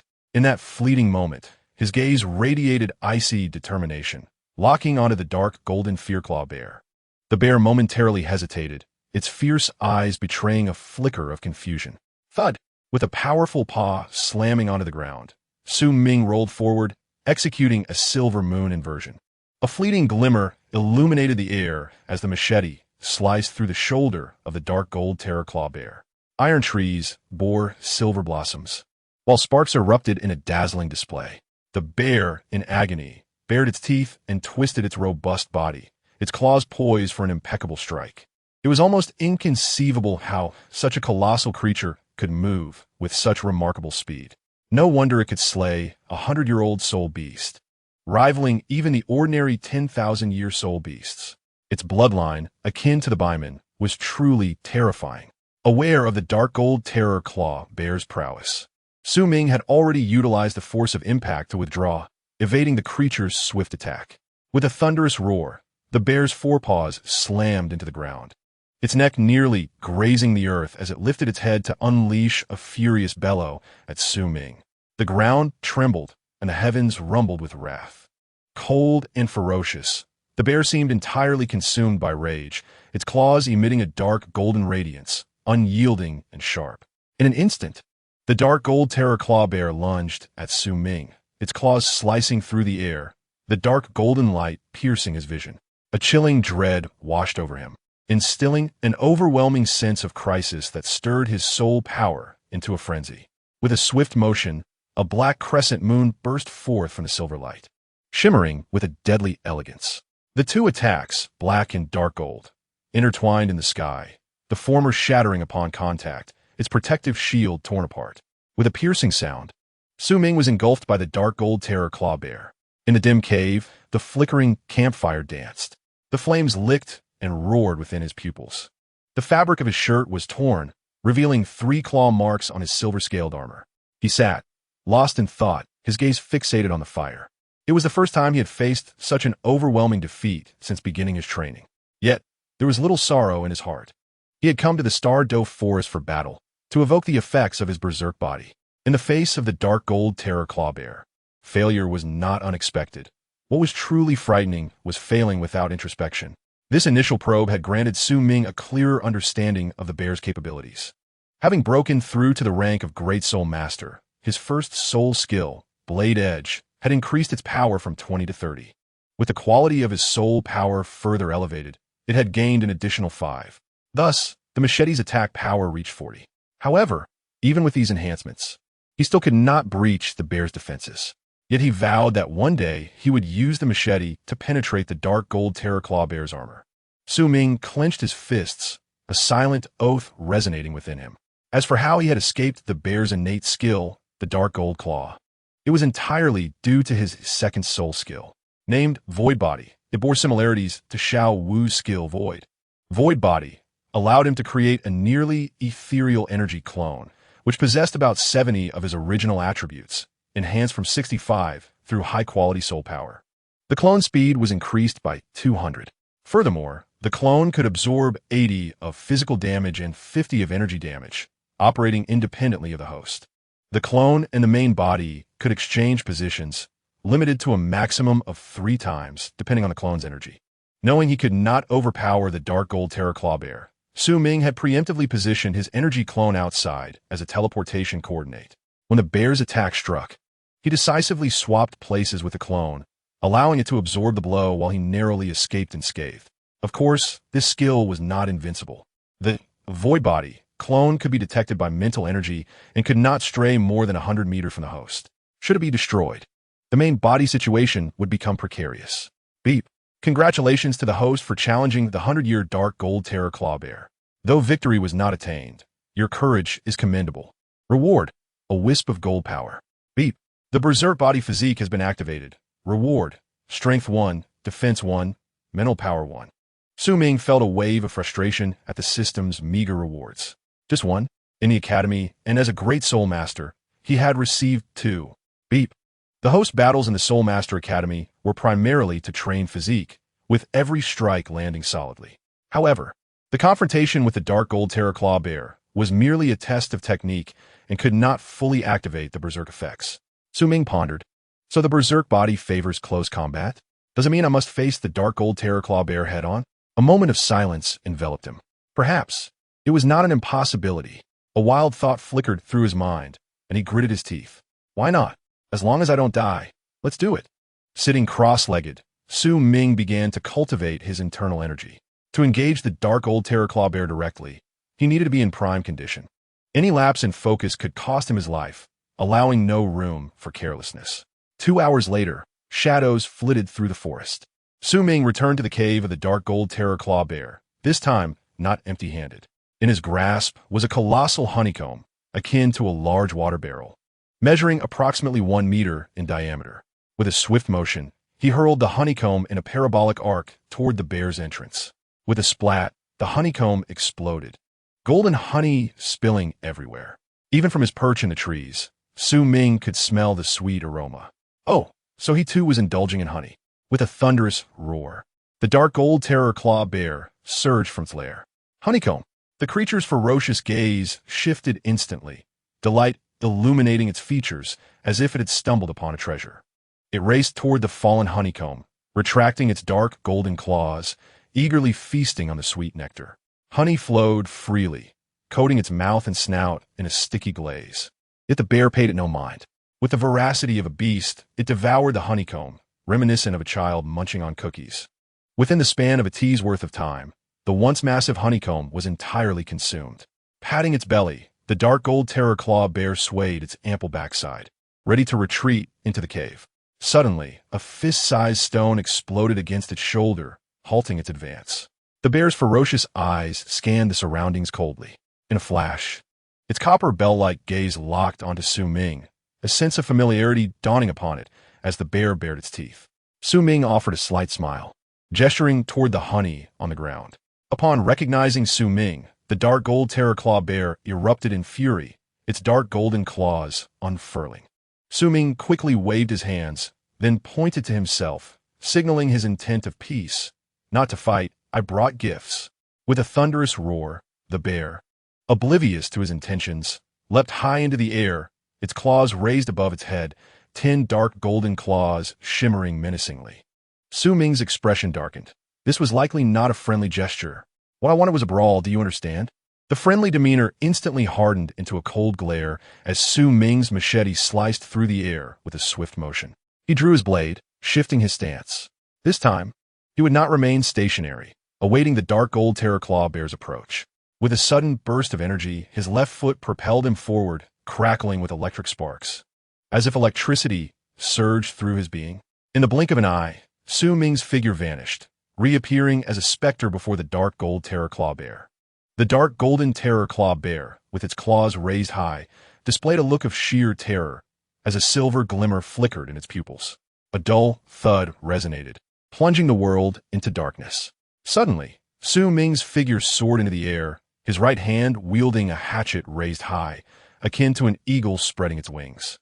The dark golden terror claw bear's abdomen caved in, its massive 2-ton frame sent flying backward. Dark soul power coalesced beneath his feet, granting him leverage as Su Ming propelled himself forward, landing behind the dark golden terror claw bear. With a similar strike, a similar terrifying force followed. He delivered a fierce upward slash to the bear's rear. The bear's descent faltered momentarily before being propelled into the air once more. The sound reverberated like pearls cascading onto a jade plate, a dazzling display of impact reminiscent of a tennis match, merely a solo showcase of Su Ming's prowess. Only when he could no longer control the angle, and his arm could not muster the strength to continue launching the dark golden terror claw bear, did Su Ming swiftly create distance. A thunderous crash echoed as the bear crashed to the ground, splitting the earth and sending dust swirling, its head ringing from the impact. Feeling toyed with by humans, the dark golden terror claw bear, regaining its senses, seethed with rage, its bloodshot eyes radiating a crimson glow. In the depths of the forest, a fierce close-quarters battle ensued between man and beast. The clanging of metal resonated like a relentless wooden fish being struck. Su Ming remained intensely focused, dodging the bear's assaults with utmost speed. Yet, in such close combat, evasion was not an everlasting solution. The bear possessed 2 sets of claws. As Su Ming circled behind, a sudden darkness enveloped him. An enormous arm lunged forth. The impact felt as if a heavy hammer struck him, sending Su Ming hurtling away, his insides churning. Blood spattered as he crashed into a tree, which swayed under the force. Just as he landed, Su Ming vanished into the thicket, leaving no trace.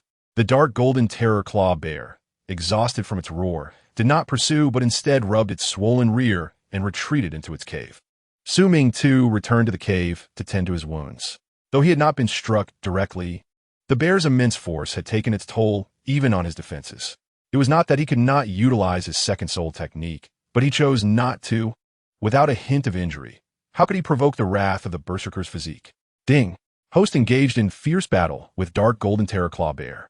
Berserker's physique activated. Reward: Strength 2, Defense 2.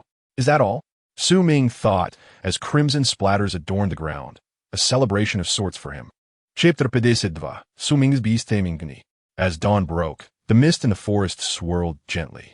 Suddenly, the golden honey delivery arrived at the entrance of the dark golden terror claw bear's cave. The familiar scent wafted through the air. Inside the cave, the bear stirred, stepping out with its massive legs. In front of it, Su Ming casually discarded his ordinary hatchet.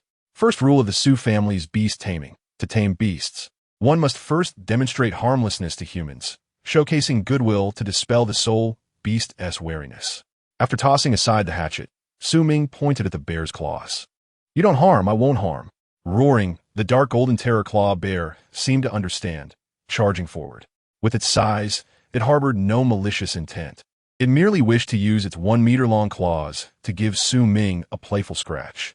Su Ming's expression darkened as he activated his first soul ring and charged at the bear. Thunderous crashes echoed as trees toppled one after another. The air filled with the sound of thunder. After a brief moment, the chaos subsided, leaving behind a blood-stained piece of cloth clinging to a tree. Second day of beast taming, another failure. A day later, the same honey, the same location. Like clockwork, Su Ming returned to the spot. The dark golden terror claw bear, now well fed, immediately launched an assault on Su Ming. Its cold gaze revealed no hint of emotion. Third day of beast taming, another failure.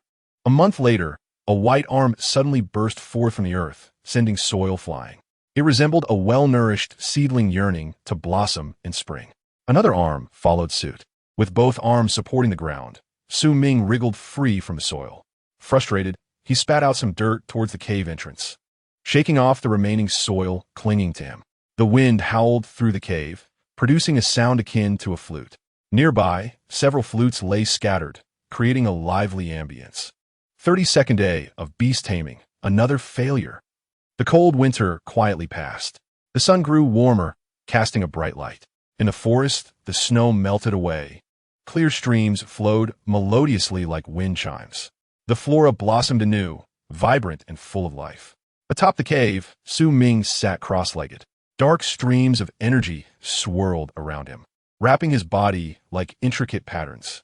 The energy coalesced into a tangible form, each line meticulously arranged. Even the thickness of the lines seemed imbued with a mysterious charm, as if any alteration would disrupt the entire composition. The black markings were enigmatic, reflecting the laws of the universe, capable of influencing the very forces of nature.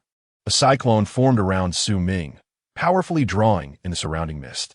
His body resembled an insatiable abyss, continuously consuming energy within a radius of several hundred meters. If perfected, the gathering technique could potentially harness energy over a kilometer's span. As his cultivation progressed, the potential grew even more formidable. Exhaling a cloud of black mist, Su Ming opened his eyes, a hint of joy flickering between his brows. Host, Su Ming. Soul Power, Level 23. Martial Spirit, Hatchet Quality, Purple, 4025500. Special Physique, Berserker's Body. Techniques, Breathing Technique, Lightness Skill, Perfect. Golden Crow Blade Technique, Perfect. Mixed Yuan Blade Slash, Second Layer, Perfect. Gathering Technique, Major Accomplishment. Possessions, 2 Recovery Pills, Mental Immunity Mask, Blood of the Subdragon, Flesh of the Millennium Titan Serpent, Spirit Nurturing Pill Recipe, Ice Silkworm Armor. Millennium Silver Moon Wolf Bone. Strength, 200. Defense, 188. Mental, 169. Su Ming successfully ascended to level 23 in soul power. This rapid advancement was largely due to the terrifying energy within the Sun Mouse, which directly propelled his soul power to level 22. This was the result of compressed pure soul power. Without compression, even a Millennium Sun Mouse could elevate his strength to level 24. Of course, achieving level 23 was also attributable to the gathering technique, a reward from 2 years of soul power cultivation. I'll take 5 days off. I refuse to believe you can withstand it, Su Ming declared with a smirk, rising to his feet. Sunlight cascaded gently upon him, and with a radiant smile gracing his stern visage, he was certain many young maidens would be captivated. As the meteor rushes toward the moon, Su Ming strides confidently toward the lair of the dark golden claw bear. This bear companion is assuredly his. With a self-assured countenance, Su Ming lightly taps the underbrush with his toes and leaps forth from the thicket. The scene before him reveals a wasteland, ravaged as if by lumberjacks and rodents in collusion. At the entrance of the cave lies a colossal bear, resembling an iron tower, its dark golden fur glimmering. It curls its legs and supports its head with its robust arms, exuding a languid demeanor. To ensure his safety, Su Ming decides to employ his secondary skill. Should it fail, he can retreat underground in an instant. A radiant purple light envelopes him as an ethereal figure, translucent as air, emerges from within, leaving only wisps of black vapor in its wake, even its outline obscured as it descends into the earth. The purple luminescence captures the attention of the dark golden claw bear. Upon recognizing Su Ming, its eyes gleam with excitement, and it swiftly approaches, arms swinging joyfully as if reuniting with a long-lost friend. Su Ming remains still, unwavering, as the bear draws near. Instead of attacking, the bear squats down, its formidable eyes scanning the surroundings as if in search of something. With a roar, its initial joy is replaced by frustration, expressing its discontent. Yet Su Ming appears oblivious, walking past the bear with indifference. The bear's expression darkens. It perceives the human before it as ungrateful. In a swift motion, the bear swipes its massive paw, sending Su Ming gliding back toward it as if on ice, leaving a shallow groove in the ground. The bear's roar is noticeably quieter than before, as if it fears startling Su Ming. Displaying a foolish innocence, the bear gestures with its left arm toward a location, the honey spot, and bellows, seemingly trying to remind Su Ming of something. With a disdainful glance, Su Ming gestures dismissively at the bear's claw. In an instant, the dark golden claw retracts. The bear then raises its paw, indicating that it means no harm. Su Ming, maintaining an impassive expression, slowly raises his fist. The bear, perplexed, gently pats his arm, relieved that it didn't inflict harm. With a haughty gaze, Su Ming regards the bear, exuding an air of noble superiority. The bear, initially confused, soon seems to comprehend, raising its fist to make contact with Su Ming's. Su Ming steps back, applying slight pressure to resist being pushed away. Satisfied, he begins to communicate with the bear using a series of gestures. "Every day, I will provide you with honey, and you shall train with me," he signals. The bear responds with a low grunt, seemingly understanding.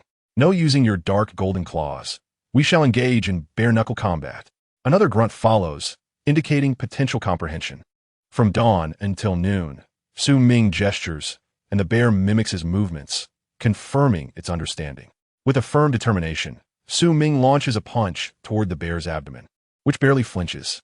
"I admire your resilience," he thinks, as his soul energy surges like flames enveloping him. Just as Su Ming prepares for another strike, a flash of dark golden light cuts through the air. A sudden sense of danger grips him, and he looks up, his expression darkening. "What? You promised not to strike." With a swift motion, the bear's claws swipe through the air, unleashing a wave of dark energy. Clone, terminate. Su Ming finds himself 30 meters underground, his expression one of dismay. Above, the bear roars defiantly, echoing the sentiments of a furious deity. "Why have you struck me?" Indeed, Su Ming laments. On the 40th day of beast taming, modest progress has been made. Chapter 53. A punch with impact, intense training. Reflexes, forged through experience, often stem from learned behavior. Organisms subjected to various stimuli from their environment can develop conditioned responses, especially in relation to food. Once habituated and assured of safety, an animal's aggression diminishes significantly, leading to instinctive behaviors such as digestion. As the system asserts, effort yields reward. After nearly a month of feeding the dark golden claw bear, its wildness has notably diminished. On this splendid day, the sun shines like gold, casting colorful rays through the forest canopy, resembling vibrant rainbows adorning the trees. Boom, boom. The sound of thunderous collisions reverberates through the mountains. Su Ming's fists rain down upon the dark golden claw bear like a torrential downpour. Each strike reverberates with an ominous resonance. The bear, towering over Su Ming, retreats as he unleashes a relentless barrage of punches, his movements a blur, swift and overwhelming. The bear, unwilling to be dominated, shifts its shoulder and unleashes a mighty swipe toward Su Ming. The air crackles with energy, tousling his hair as he perceives a giant looming before him, brandishing an impenetrable fortress wall. Just as he anticipates being overwhelmed, Su Ming swiftly leaps onto the bear's belly, employing a lightness technique to evade the impending strike. With an elegant arc, he gracefully lands before the bear, only to vanish once more in an instant. Narrowly escaping, Su Ming supports himself against the bear's advancing leg, executing a handstand to deftly evade the attack. With a powerful thrust, he propels himself into the air, soaring nearly 10 meters high. Have you ever heard of the descending martial arts? The black crystal shattered beneath Su Ming's feet as he plummeted rapidly. Like a shooting star, a terrifying onslaught followed in swift succession. Boom! The shockwave obliterated everything in its path, stirring up a cloud of dust. Su Ming's fist struck heavily against the forehead of the dark golden claw bear. Even the 2-ton weight of the dark golden claw bear could not prevent it from sliding backward. Roar! The bear's face visibly expanded, as it opened its massive jaws to unleash a roar akin to a mountain's echo. Crack! Su Ming raised his hands in defense, but the bear's roar was so fearsome that it tore through his protective barrier. You promised not to use skills, yet here you are. Frustrated, Su Ming had no choice but to shield himself with his hands. His complexion turned visibly pale. Fighting was not merely a drain on soul power. It also consumed physical stamina and mental energy. In combat with the dark golden claw bear, Su Ming had exerted himself to the fullest, sparing no effort. continuously probing the bear's muscle movements with his mental energy. Every punch he threw was with all his might. Otherwise, he would have been unable to evade the bear's relentless attacks or push it back. Boom, boom.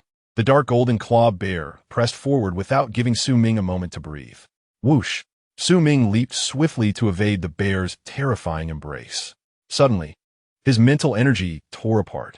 A searing pain shot through him as he hurriedly recalled all his mental energy. Bow!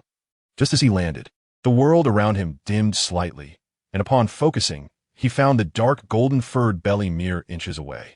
It's over. A chill ran down his spine as he looked up, discovering the massive bear paw waiting for him.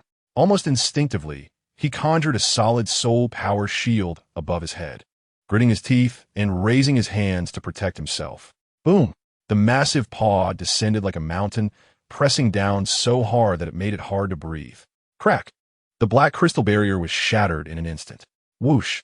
Like a nail, Su Ming was driven into the ground. The dark golden claw bear let out a ferocious roar.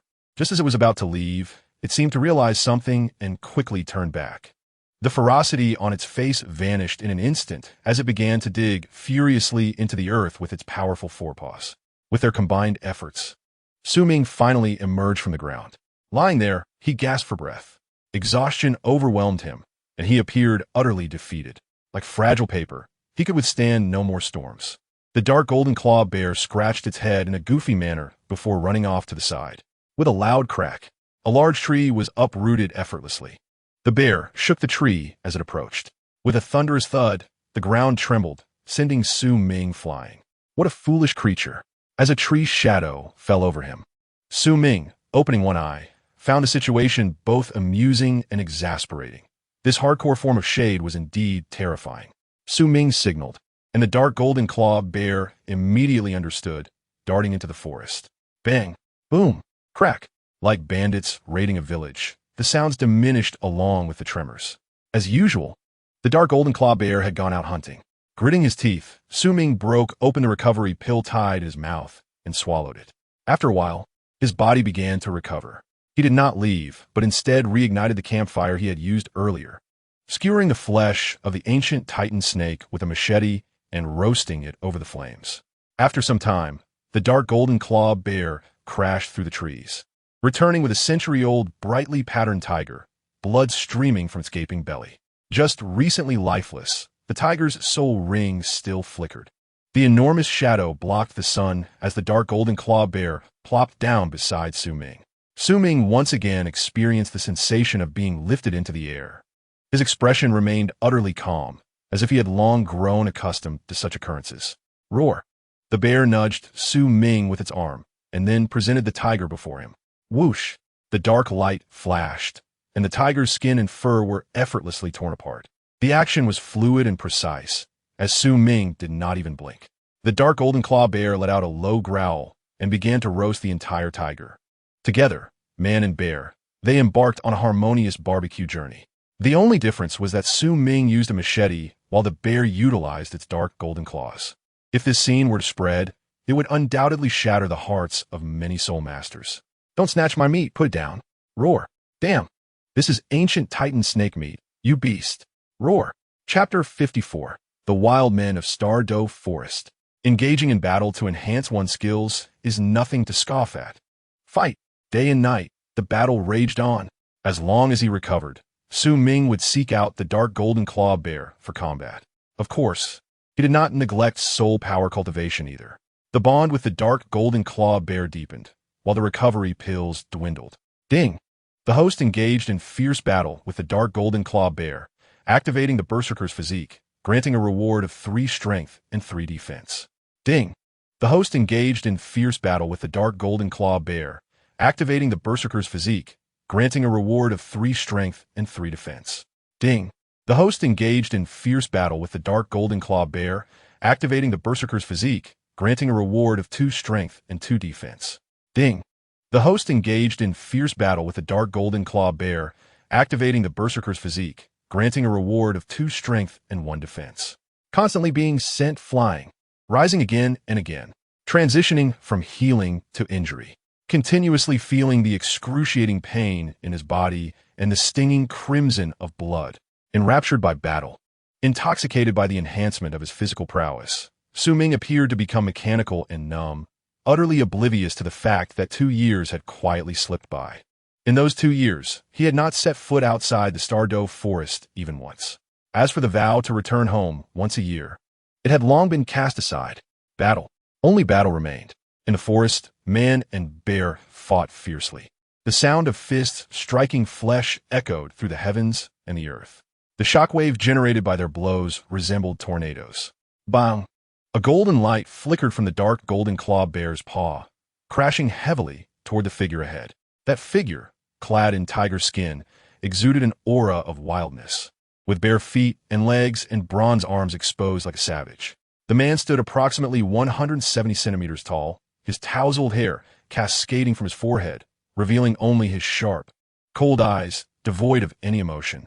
Faced with the century-old dark golden claw bear, a soul beast that even soul kings found challenging, the man showed no fear. His body leaned back, nearly touching the ground, his long arms and torso resembling a tightly drawn bow, ready to release at any moment. His right fist surged with dark energy, a terrifying force crackling with lightning. In an instant, their fists collided with a thunderous roar. Boom!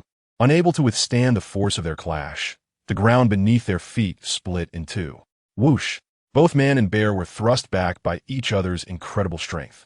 Debris flew, and dirt churned as they carved a straight path through the earth. As if in perfect harmony, both sides stomped their legs diagonally toward the ground, dissipating each other's force.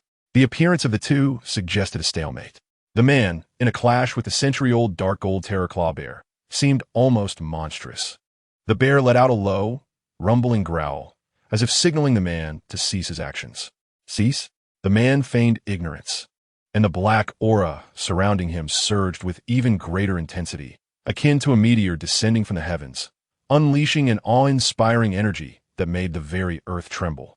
The dark gold terror claw bear's eyes bulged with rage, and its gestures became increasingly frantic, seemingly imbued with some semblance of human expression.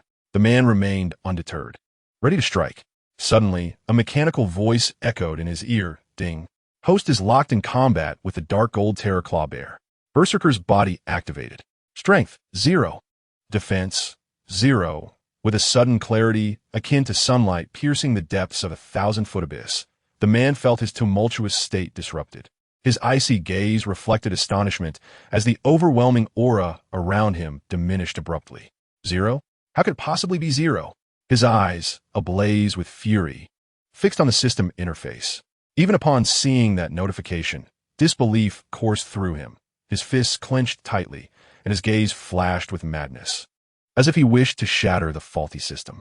Warning: the potential enhancement of the beginner berserker's body has been entirely exhausted. Please upgrade to intermediate as soon as possible.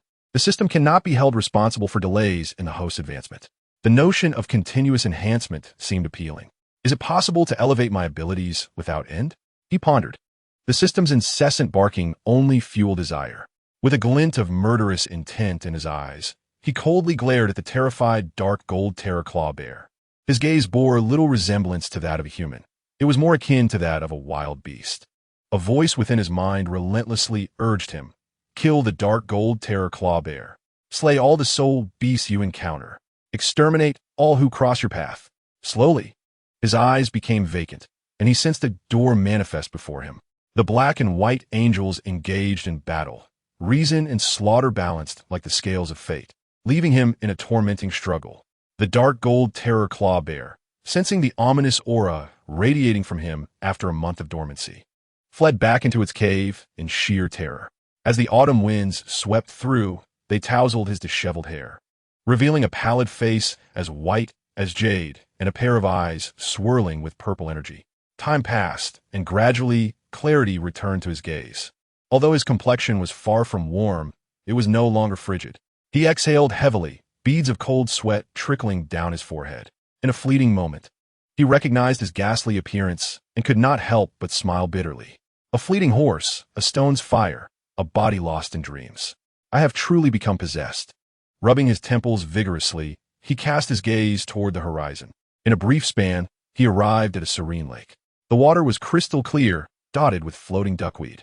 Reflecting the surrounding desolation, the lake exuded a chilling aura, as if it could not resist the autumn's embrace. Without a hint of hesitation, he plunged into the water, disregarding its coldness. Having emerged from that tumultuous state, he was acutely aware that his previous condition could only be described as abysmal. Even in retrospect, it sent shivers down his spine, leading him to wonder if he had traversed into the realm of the Rakshasa. Floating atop the lake, he surrendered to the frigid water, allowing it to seep into his very pores. The azure sky, the fluffy clouds, the gentle breeze, and the soaring birds. The black and white world gradually morphed into a vibrant tapestry of colors and lively sensations. Time slipped away as he floated on the lake. Eventually, he slowly opened his eyes, seemingly restored to his former self. System, how do I elevate the berserker's body to intermediate? Ding. Please conduct your own research. The system has no obligation to disclose further information. He inquired tentatively, is it possible to withstand the prowess of a tidal Douluo for half an hour?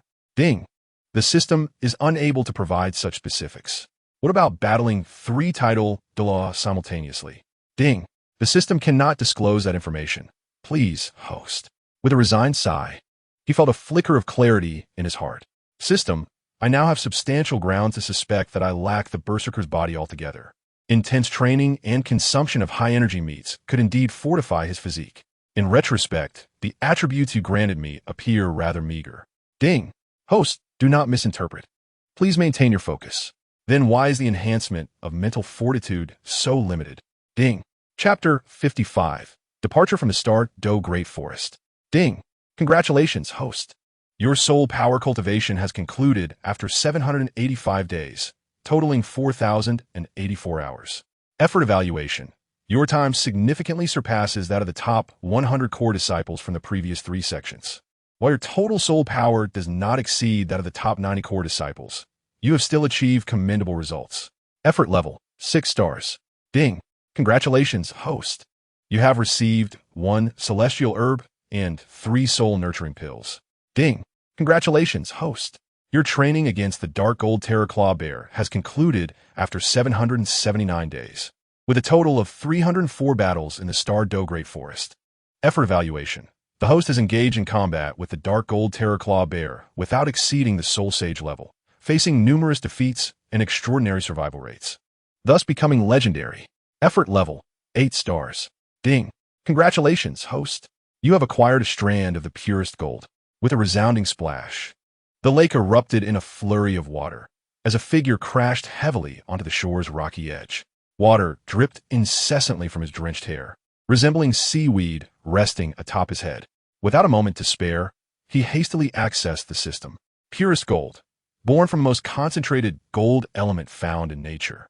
This is the epitome of gold, indestructible and incredibly resilient, capable of tearing through the void and wreaking unimaginable destruction. What a treasure! His face beamed with joy, his heart racing with exhilaration. After 3 years of cultivation, he had amassed merely 37 portions of golden energy, a far cry from the 100 needed for the purest gold. Indeed, I was not mistaken. Battling the dark gold terraclaw bear truly yields the purest gold. His spirits soared with elation. 2 entire years. Had he merely sought the enhancement of the berserker's body? No. Every step he had taken in his cultivation journey had remained within the bounds of his plans.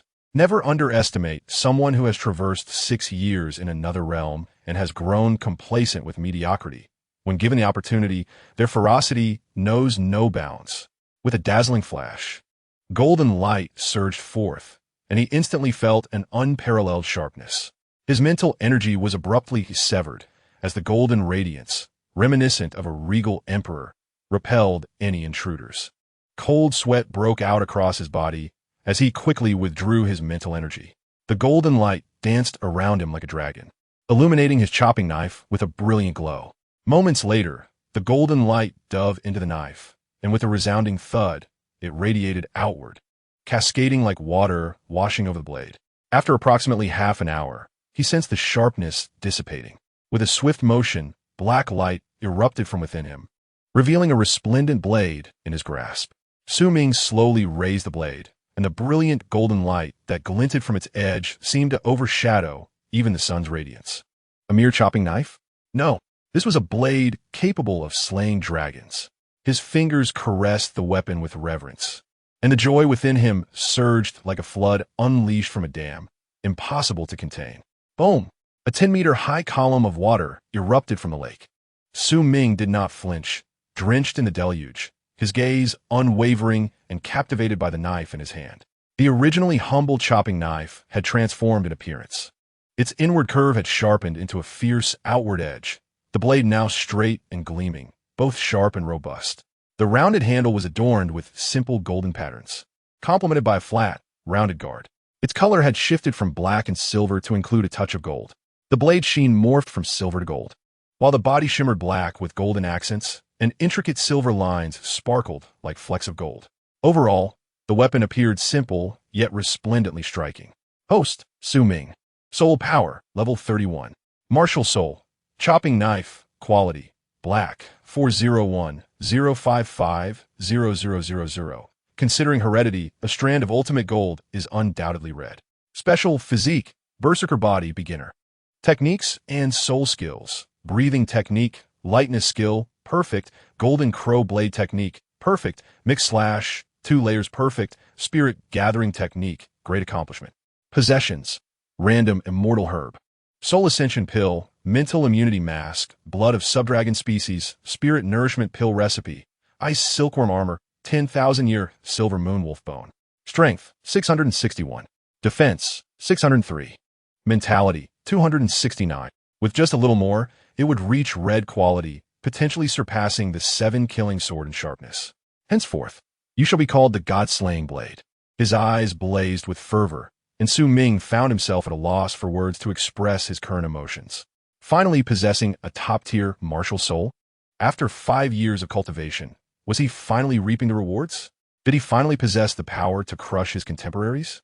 Drawing a deep breath, Ming steadied his mind. This was merely the beginning. The path ahead was still long, and he must remain humble and patient. Yet, it was time to depart the Stardow Forest. With a glimmer of determination in his eyes, Ming stored his martial soul and swiftly made his way toward Xiao Jin's cave. After more than 2 years in the Stardow Forest, he had nearly become a wild man, and he did not wish to linger any longer.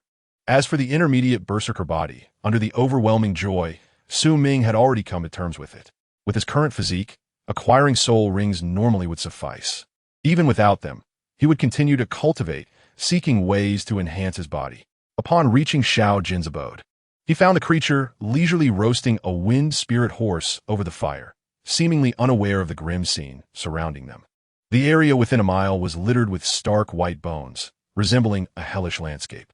The remains of soul beasts numbered in the hundreds. A chill surged through Ming's heart, and he involuntarily gulped. In his frenzy, he had subconsciously fought and scavenged for food, never realizing the extent of the carnage around him. No wonder he had previously succumbed to madness. The sight before him was a stark reminder of how slaughter could deeply affect one's psyche, especially for someone who had traversed from the modern world, struggling to accept such a drastic transformation. Though he repeatedly reassured himself that it was inconsequential, the cumulative effect over time was enough to alter one's very nature. A blade meant for killing, ultimately turned upon its wielder? He muttered to himself, beads of cold sweat forming on his forehead. If he remained longer, he too might become a beast of slaughter. Indeed, everything has its pros and cons. Greed often leads to ruin. Shaking his head, Ming felt a heaviness in his heart as he approached Xiao Jin. Since he was leaving, he would share this final meal with him as a farewell and perhaps borrow a few items. Half an hour later, Ming wielded the golden blade, hunting the dark gold terror bear through the forest like a seasoned hunter.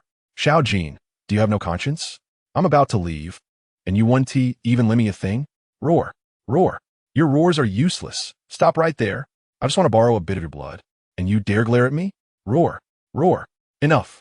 If you keep roaring, I'll treat you like a pig and stab your neck. I know it's the softest part. In a spirit of mutual benefit, Xiao Jin graciously provided Ming with 3,000 drops of blood. Ding. Congratulations to the host for defeating the century-old dark gold terror claw bear for the first time in 2 years. Reward. Black gold satin robe. Finally, a sense of relief washed over him. Having released 2 years of pent-up anger, Su Ming slowly rose from Xiao Jin's side. Chapter 56. Is this your best theory? Nodding City. The streets bustled with vendors and passers-by, alive with vibrancy. The nodding city of his memories, blanketed in snow, seemed a world apart. A youth donned a mask and carried a blade at his waist. His cool gaze scanned his surroundings with a hint of familiarity, his expression subtly warm. Clad in a black robe with golden patterns, he exuded a clean and sharp demeanor. Standing tall and poised, his long hair cascaded like a waterfall, interspersed with strands of gold tied back with a jade crown. His handsome visage caused the girls who stole glances to blush profusely. However, his expression remained icy, his sharp gaze piercing enough to render one unable to meet his eyes. As the youth strolled down the street, he suddenly stepped back. The vendor's eyes lit up, hastily calling out, "Young master, my candied hawthorn is exceptionally sweet. I assure you, it's a delight for all ages. Please, take as many as you like. Even the elderly and children will enjoy it." The youth said nothing, tossing a gold coin before hefting an entire skewer of candied hawthorn away. The vendor quickly pocketed the coin, elated as he thought about his good fortune for the day. The vendor was not deceitful. The candied hawthorn indeed lacked sourness. The youth had sampled a couple beforehand to avoid any unforeseen mishaps. The Soul Master Academy. He had finally returned. Su Ming's heart stirred. He did not enter through the main gate, but instead scaled the fence, leaping onto the rooftop as he made his way toward the academy's interior. Tang San, Zhao Wuji, you are the most exceptional students I have ever taught. In a few months, you will likely break through to Soul Master. At merely 11 years of age, your potential is exceedingly rare even across the continent. You will encounter many geniuses and face numerous threats. To conquer your foes, you must first understand them.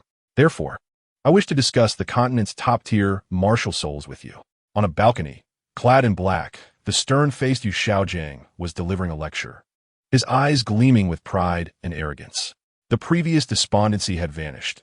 He stood with his hands clasped behind his back, his tone confident and vigorous.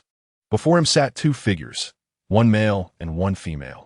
The young man appeared ordinary yet stood tall, his expression resolute, exuding a sense of calm. The young woman, dressed in azure, was strikingly beautiful, her figure poised and graceful, yet her demeanor bore an air of subtle tranquility. Faced with Yu Xiaojiang's explanation, she listened intently, her delicate face devoid of any impatience. Instead, she diligently took notes, causing the youth beside her to feel inferior. The two were Tang San and Zhao Wuji. Suddenly, unbeknownst to them, a figure clad in black had stealthily arrived atop the roof. He bore a sugar-coated hawthorn skewer on his shoulder and wore a white mask. His cold gaze fixated on them. Upon locking eyes with Zhao Wuji, the masked man's expression shifted subtly, particularly when he noticed her taking notes, leaving him momentarily dazed. Zhao Wuji taking notes? It felt even more fantastical than Douluo itself. This girl has truly changed, mused Su Ming inwardly, choosing not to disturb her as he savored his treat. After 2 years of meat, he was somewhat weary of it, and the sugar-coated hawthorn was precisely to his liking. However, as he listened, he soon found it hard to continue. He spat out the hawthorn seeds, which clattered down the tiles. Who? The 3 were startled, their eyes narrowing with icy resolve, especially Yu Xiaojiang, whose expression darkened like stormy waters. Following the sound, their bewilderment deepened. Sugar-coated hawthorn? The figure in black, masked, was clearly a nefarious character. Yet, why did he remain so nonchalant after being discovered? Moreover, who carries a sugar-coated hawthorn skewers around? With veins pulsing on his forehead, Yu Xiaojiang stepped forward coldly, stating, "This is a sacred place for disciples, and you dare hide in the shadows to eavesdrop. How shameless!" Shameless? Su Ming pointed at his own position with a sardonic smile, retorting, "I am not hiding. If you discover me, it is not eavesdropping. If you fail to notice me, even if I stand right before you, that too is eavesdropping, is it not? Furthermore, your theories are lacking, and much of what you say is of no use. Do you think I covet it?" His blatant mockery struck Yu Xiaojiang like a fly in the throat, causing his chest to tremble violently. "Very well. Since you claim my theories are flawed, I would like to inquire where the issues lie. Should you be unable to articulate this, do not blame us for being impolite. This is the Soul Master Academy. If it comes to blows, you shall find it impossible to escape." Yu Xiaojiang's gaze was sharp like a blade. "If looks could kill, Su Ming would have long since succumbed. Tang San observed Su Ming in silence, sensing something amiss, while Zhao Wu furrowed her brow, speechless, feeling an uncanny familiarity about him, as if he carried the distinct scent of the Star Doe forest. A group attack? Su Ming found it somewhat amusing. Within the entire Soul Master Academy, how many would dare stand with Yu Xiaojiang? They would likely avoid him upon seeing Su Ming. The quality of a top-tier martial soul is high. According to your assertions, innate soul power is proportional to the quality of the martial soul. Even among the same type of martial soul, there are variations in innate soul power. It is even more so with lower-tier martial soul masters surpassing their predecessors. What you refer to as proportionality is merely a rough vertical comparison. I wish to ask, among those with the same martial soul and parents, why does innate soul power still vary? If you can answer this question, it would be far more profound than your 2 words of proportionality. Yu Xiaojiang was momentarily speechless, as he genuinely did not know the answer, which was precisely why he only spoke of proportionality. Tang San's brow furrowed in curiosity as he glanced at Yu Xiaojiang. Noticing his anxious demeanor, and instinctively asked, "Teacher, even you do not know the answer to this question?" Yu Xiaojiang's face burned with embarrassment as he feigned calmness. "I am indeed curious to hear what insights you possess." "So you do not know, then?" I truly do not know." It was like a thorn piercing his heart, leaving Yu Xiaojiang seething with rage, wishing he could remove it. Su Ming shook his head in disappointment, lamenting, "A theoretical master. It seems your reputation is not matched by your substance." Yu Xiaojiang was rendered speechless, his eyes nearly ablaze with fury. Su Ming continued his verbal assault. "The concept of innate soul power is not entirely accurate. The emergence of soul power is linked to the martial soul. A high-quality martial soul actively absorbs nutrition from the body, which serves as the foundation for soul power formation. The reason soul power varies is not only due to differing martial souls, but also because of the energy derived from the food consumed during childhood. Additionally, the environment during the formative years can influence the energy they absorb from the outside world before the age of 6. Therefore, what is measured as innate soul power is often a combination of both innate and acquired factors. Boom! At this revelation, Tang San's pupils dilated in shock, knowing it to be true, while Zhao Wu was equally astonished, realizing the implications. Yu Xiaojiang's pallor turned ashen as he staggered backward, trembling hands gripping the wall for support. The two exchanged bewildered glances at Yu Xiaojiang. Wasn't he supposed to be the authority on theory? Did he truly not know? Chapter 57. Zhao Wu. Your child has been taken. Regarding Yu Xiaojiang, even with Su Ming's adult soul, he found it hard to harbor any fondness. While he could tolerate Tang San's double standards, recognizing the ease with which power could inflate one's ego, he could barely excuse Dai Mubai for shirking responsibility, understanding that his youth left him vulnerable to the palace's intrigues. Yet, this did not absolve Su Ming from morally condemning him. As for Yu Xiaojiang, setting aside the theories, his teaching methods were widely criticized. They say renowned teachers produce exceptional students, yet he seemed to be a case where the exceptional students elevated him. As for his romantic life, abandoning 2 women in succession, his arrogant self-delusion ensured he would struggle to find true love. There were indeed obstacles in loving another. But to love someone, one must first be worthy of them. Trust must exist between both parties. Although the specifics of Yu Xiaojiang's departure from the Spirit Hall were unclear, his haughty demeanor in leaving without seeking clarity exhibited a profound irresponsibility. He even failed to believe in someone who harbored affection for him, treating Lu Erlong even more harshly. Young breakups and blocking each other can be understood, but at such an age, one should possess a sense of responsibility. Could hiding away make the issues vanish? It felt akin to a child playing house. Or perhaps, his unfortunate circumstances rendered him unwilling to bear such burdens. Just like at this moment, Yu Xiaojiang, humiliated by Su Ming, chose to leave in a huff without uttering a word. It seemed time to discuss this matter with Zhao Wu. With his thoughts set, Su Ming slowly rose. He clapped his hands, 2 sugar-coated hawthorns flying forth effortlessly. Tang San and Zhao Wu exchanged puzzled glances at Su Ming's actions. What was he up to? A slap followed by a sweet reward? Su Ming remarked, "I just bought these on the street. Seeing you both as fated, I thought a share." "Fated? I see you're just asking for a beating." With a cold huff, Zhao Wu trampled on the tiles and stormed towards Su Ming. "Be careful," Tang San warned, his hidden weapon already in hand, poised for action. "Step Step, step. Xiao Wu darted towards Su Ming like a swift SW from Su Ming's shoulder. He glanced down and saw Xiao Wu, who had stopped less than 2 meters away. She slowly rose, holding a mask in her hand. Su Ming, is it really you? Tang San exclaimed, his face a mixture of shock and joy as he hurried over. Hearing this, Xiao Wu trembled slightly, her eyes reddening. How typical of you to come back and provoke someone right away. She lightly punched Su Ming's chest, while Tang San, relieved, spread his hands and said, see?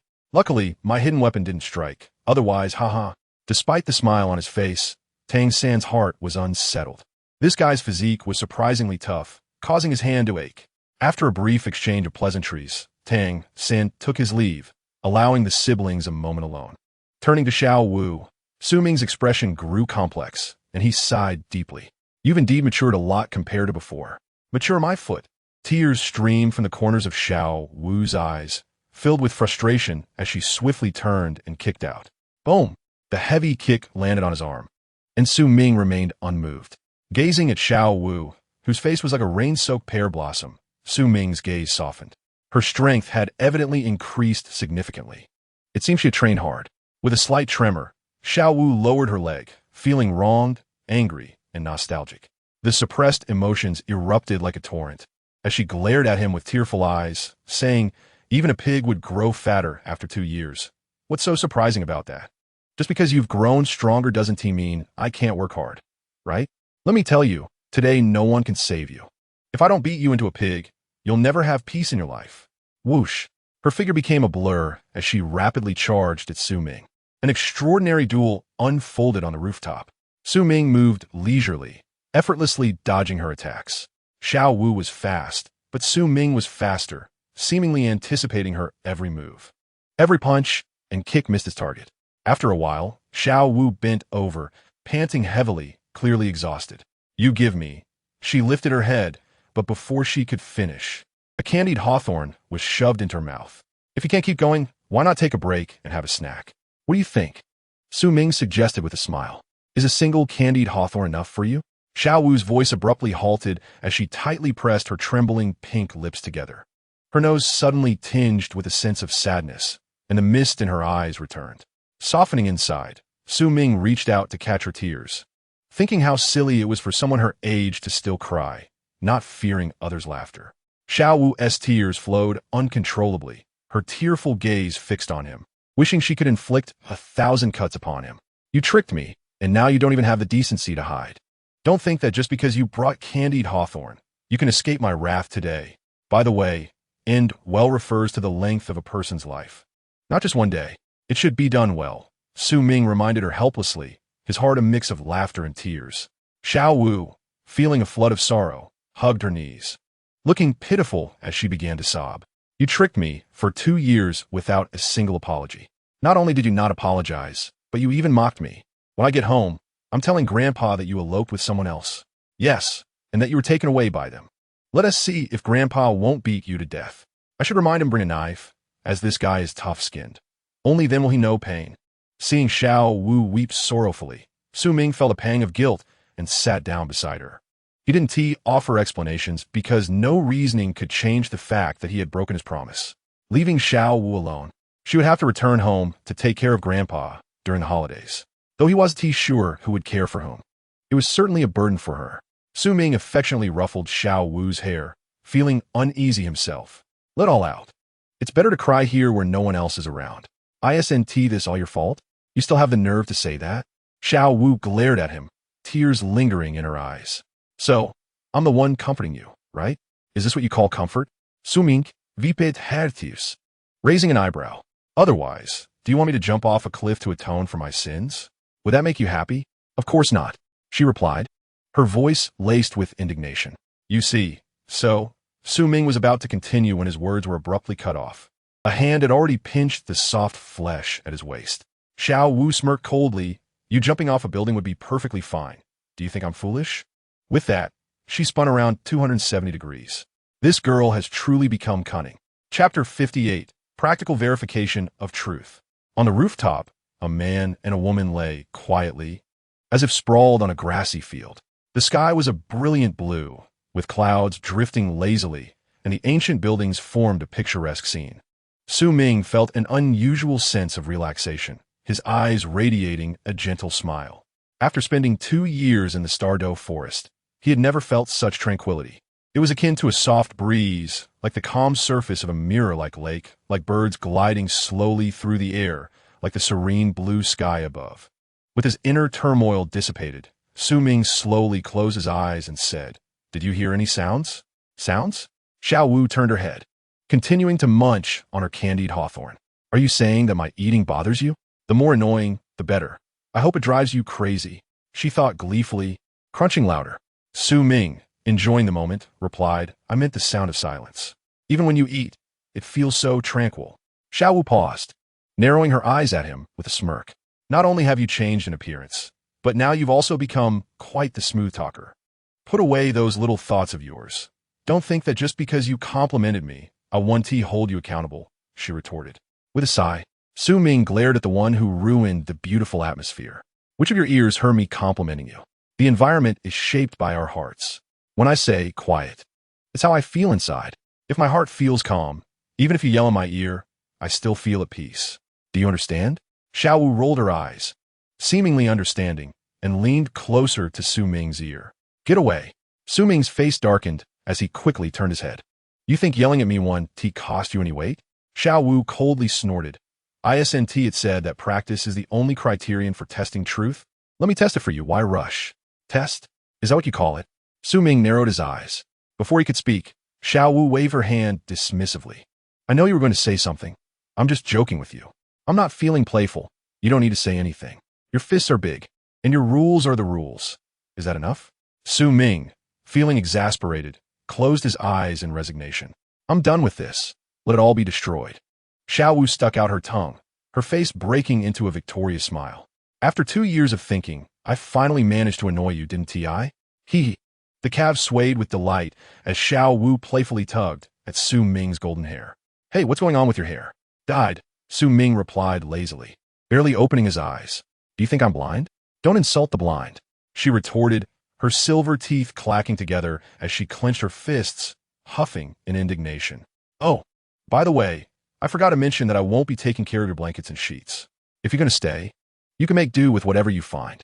After all, you won't be here for long, so it's better to save a bit where you can. What do you think?" Zhao Wu's gaze was fixed on Su Ming, her eyes revealing a hint of anxiety. Su Ming was no fool. He could easily discern the underlying meaning in her words. "All right, I should be at the academy for the next few months. Even if I'm not at the academy, I'll be in the village and won't just disappear for no reason. Why are you telling me this? I want to help you by those things. You'll have to do it yourself." Zhao Wu's cheeks flushed as she lay back down, gazing at the sky, feeling that today was particularly beautiful. Time passed in silence, with neither of them speaking. Su Ming was nearly asleep when Zhao Wu's voice broke the stillness once more. "Hey, what do you plan to do at the academy? If it's about training, I'm already a great soul master. I might even be able to assist you." "Training?" The familiarity of the words made Su Ming's fingers twitch slightly. He opened his hazy eyes, his expression suddenly serious. "Look closely into my eyes. Do you see anything unusual?" Zhao Wu leaned in closer, scrutinizing his gaze. His pupils were dark, resembling crystal, while the whites of his eyes bore a few bloodshot veins, suggesting he had rested well. To her, these seemed rather normal. Furrowing her brow, Zhao Wu knew Su Ming wouldn't jest about such matters and continued to examine him closely. She likely couldn't discern the deeper implications. Feeling the tension between them, Su Ming waved his hand dismissively. "If you can't see anything strange, then it's fine. Perhaps I'm just overthinking." "No." Zhao Wu's voice turned cold as she pried Su Ming's hand away, leaning in even closer, seemingly more intent on observing. Su Ming's gaze remained steady, his heart also curious about the adjustments he had made. After a moment, Zhao Wu appeared to discover something. Frowning as she stated, "How should I put this? Your eyes seem calm and gentle, yet they convey a sense of danger, like a ferocious beast from the Stardew Forest. Moreover, I can sense a chilling intent to kill from your gaze. You previously wanted to kill me, didn't you?" Startled, Su Ming quickly interrupted, not wanting her to delve deeper into the topic. He realized the situation was dire. Even this naive girl could see through it. Zhao Wu pulled back, yet her grip remained firm, her expression serious as she questioned, "What has happened to you?" You went to the Stardow Forest and hunted soul beasts, didn't you? Her face betrayed her rising anxiety as she sought clarity. Experience had taught her that something was amiss with Su Ming, particularly the sinister killing intent she sensed, reminiscent of encounters with ruthless individuals devoid of humanity. Su Ming smiled softly, feigning nonchalance. It's not as serious as you think. I probably just spent too much time in the Stardow Forest, leading to some mental strain and a lingering aura of evil soul beasts. It's just a minor issue.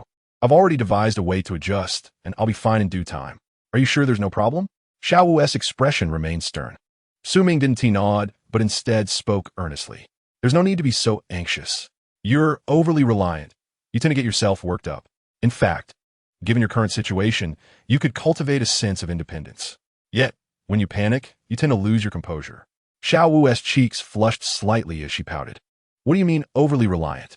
You flatter yourself. I've been doing just fine without you. You'd be surprised. I'm now the leader of the academy. Your previous words were clearly intentional, weren't they? Not only did you belittle me, but you also elevated yourself, Su Ming replied, smirking.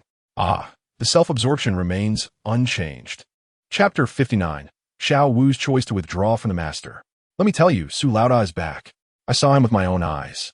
Fatty, don't spread such nonsense. Laoda left school 2 years ago. How could he suddenly return? It's true. I saw him reading in the small woods to the east. Reading? Get out. Now. Far away. You are just spouting nonsense without any basis. That is the greatest insult to my idol. Amidst the absurdity, the news of Su Ming's return spread like wildfire throughout the campus. Zhao Wu and Tang San were already in their 6th year, and many of their former classmates had long since graduated, leaving few familiar faces at the academy. Yet, the name Su Ming remained hotly discussed within the Junior Soul Master Academy.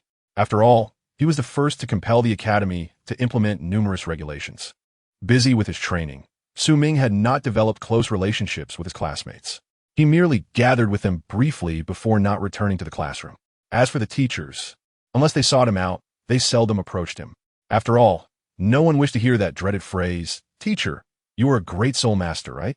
Thus, upon his return to the academy, Su Ming felt entirely at ease, just as he had when he left without any teachers attempting to stop him. The leaves were scattered, sunlight filtering through the gaps, casting dappled light on the grass. A gentle breeze rustled, and the occasional chirp of birds sounded like a soothing melody, resonating within the heart. Seated on the grass, Su Ming quietly perused the books before him, surrounded by a small pile that encircled him. Unlike Tang San, who had the advantage of having a powerful aunt, Su Ming had to rely on his own means to navigate his situation. He had little interest in music. Though he knew a few songs from the future, he wasn't naive.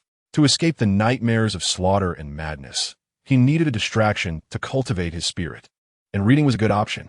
Fortunately, he did not suffer as severely as Tang San did after emerging from the Slaughter City. His experience was only superficial, and he could still maintain control over his temperament.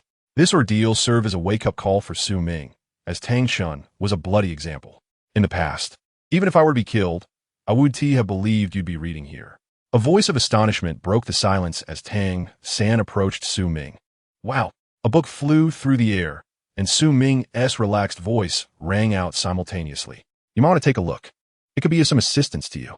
Oh, Tang San's expression shifted to one of skepticism as he recalled the soul power training method from their last encounter, knowing Su Ming wouldn't intentionally harm him. However, upon seeing the book's cover, his mouth twitched in disbelief. Surely, this isn't the wrong book for me? Tang San's expression was enigmatic as he directed the sealed face towards Su Ming. This is the book, he stated, referring to the gourmet cooking guide. Su Ming raised his head, his gaze indifferent. It was merely something to peruse during idle moments. Tang San casually flipped through the book, unable to fathom Su Ming's intentions. He sighed deeply, speaking from the heart. I can't shake the feeling that you have returned as a different person. It's not just your appearance. Even your demeanor has changed, making you somewhat inscrutable. I am genuinely curious about what you have experienced to bring about such a transformation. With a swift motion, Su Ming refrained from answering, his attention shifting to the side as he flicked a stone, which soared into the large tree with a whoosh. Suddenly, a leg stepped forth. Zhao Wu, smiling awkwardly, looked quite unnatural.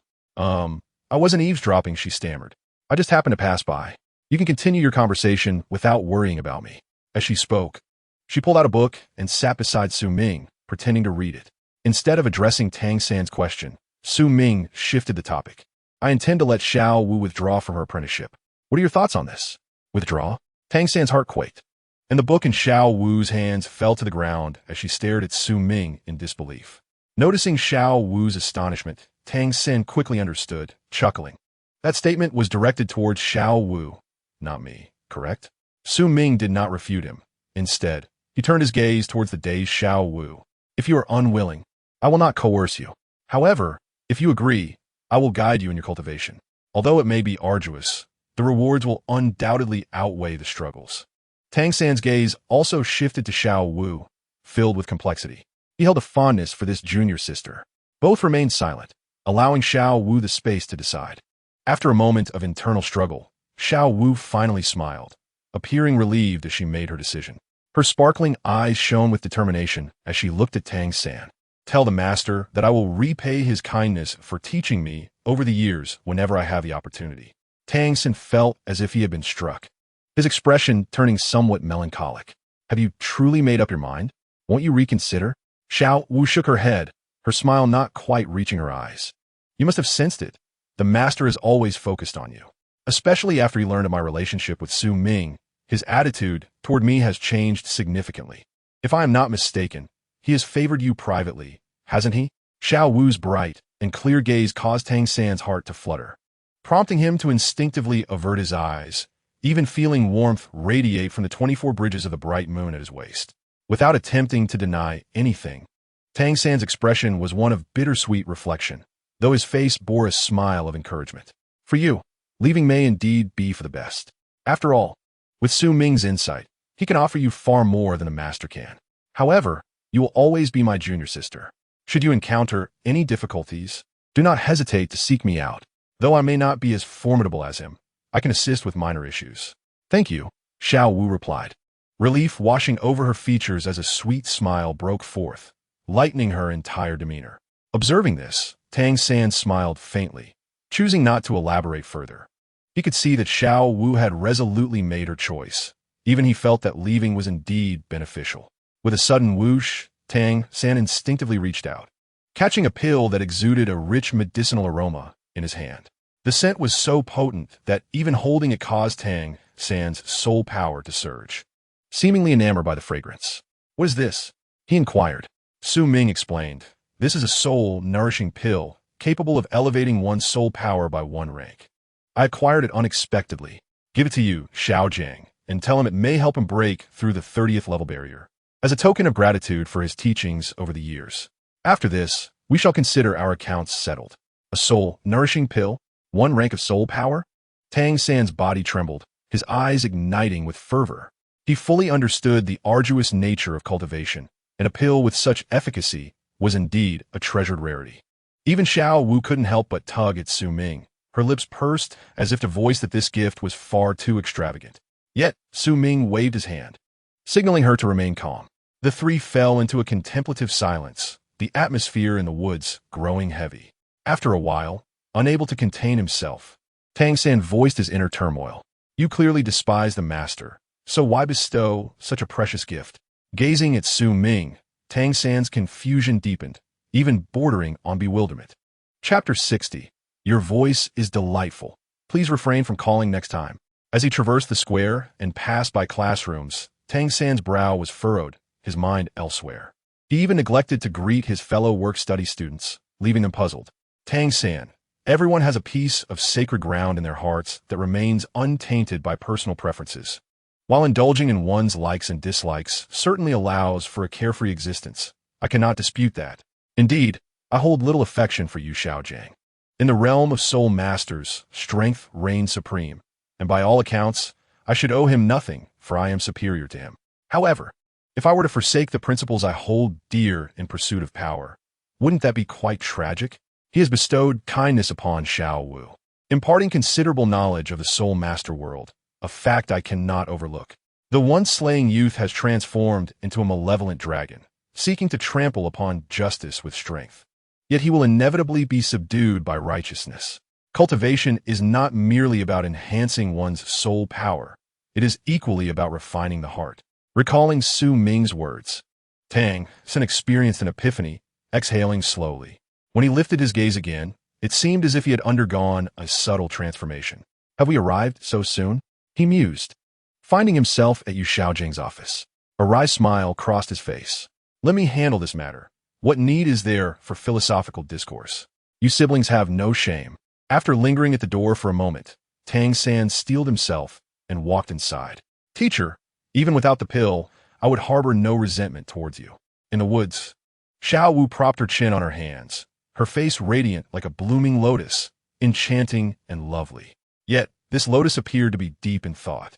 Indeed, Xiao Wu was contemplating Su Ming's earlier remarks, as these ideas starkly contrasted with her previous experiences in the Stardow Forest. In the Stardow Forest, power dictated reason. Lacking strength meant becoming prey for soul beasts at any moment. This was her first encounter with such rhetoric, imbued with a sense of rebellion. Yet there was an underlying logic that left her perplexed. With your mind, I doubt you'll come to a conclusion in a day, or even sleep at night. Came a teasing voice as Su Ming closed the barbecue experience compendium, preparing to return and experiment later. Xiao Wu po te, sitim bisaid sumin. Since I no longer have a teacher, you might as well explain it to me. I truly cannot comprehend. Su Ming raised an eyebrow, smiling gently as he asked. Knowing you would soon be without a teacher, why did you agree so readily? Xiao Wu's cheeks flushed slightly at the question. She tilted her head against her knees, her delicate eyes sparkling with a hidden delight. I'm not foolish. I know who truly cares for me. Although the master is a teacher, his sincerity towards me is lacking. Comparatively, despite your past misdeeds, your honesty shines through, and I believe I shall not falter in the future. Xiao Wu lifted her head, a smile that was both playful and enigmatic gracing her lips. You agree with me, right, brother? The soft call sent a shiver down Su Ming's spine, causing him to tremble slightly. I could be your father, he mused, then corrected himself. No, she is 100,000 years old. She could very well be my ancestor. Su Ming rubbed his brow fiercely, deciding to address the doubts within her heart. Let me ask you, what do you strive for in your cultivation? Before Xiao Wu could respond, Su Ming continued with a grave expression. Generally, cultivation can be categorized into two motives. First, the desire not to fall behind others. Second, the need to avoid being bullied. The first motive embodies idealism, a pursuit of strength, power, and wealth, aiming to place oneself above others. The latter reflects a fear of oppression. Whether it stems from a desire to prevent being wronged or from having already suffered injustice and seeking reparation. At this point, Su Ming's tone softened considerably. Catching a glimpse of Xiao Wu's head hung low, her eyes cold and filled with a tumult of hatred, he reached out to affectionately tousle her hair. The two motives may seem disparate, yet they intertwine throughout one's life. The unwillingness to be oppressed and the desire to protect one's possessions are essentially two sides of the same coin. As I have previously advised you, possessing strength, yet refraining from its reckless use is paramount, is it not? Indeed, she replied, feeling the warmth of familial ties. The hatred in Xiao Wu's eyes gradually dissipated. Rubbing the corners of her eyes, she raised her head and declared, though your words hold truth, there is no need to gift him a soul elevation pill. It is a precious elixir that enhances soul power. Wouldn't it be better for you to keep it? Xiao Wu's eyes widened in disbelief, internally chastising Su Ming for being so extravagant. She had intended to offer some millennium-old herbs and now found herself parting with a soul elevation pill. You might as well give it to me, she lamented, feeling a pang of regret for not stopping Tang San earlier to retrieve the pill, realizing she had suffered a significant loss. The soul elevation pill could only be consumed once, and now that she had achieved the status of soul master, it held little value for her. Stretching languidly, Su Ming reclined, gazing at the dappled light filtering through the trees, murmuring to himself. I am more curious as to whether the soul elevation pill ultimately ends up in Tang San's hands or is consumed by Yu Xiaojing. You're a soul master? How pretentious, Xiao retorted. Have you forgotten that you have an elder sister who is a powerful soul master at home? How ridiculous. To think that Tang San would dismiss me so easily. Xiao Wu pouted, feeling despondent. Let them do as they please. The pill is no longer yours, so why fret? True. Su Ming chuckled, choosing not to mention that he had conveyed additional instructions to Tang San, a mediocre teacher rising to prominence on the backs of his students. If he truly were mediocre, it would at least affirm the teacher's excellence. But alas, his disciple is the dual-wielding Tang San, a time traveler. Even without Yu Shaojiang, he would still rise to become a formidable force. This, too, is a significant reason for the old medicinal master's unwavering support for Yu Shaojiang. With the bonds of affection severed, justice resides in the hearts of the people. Oomph.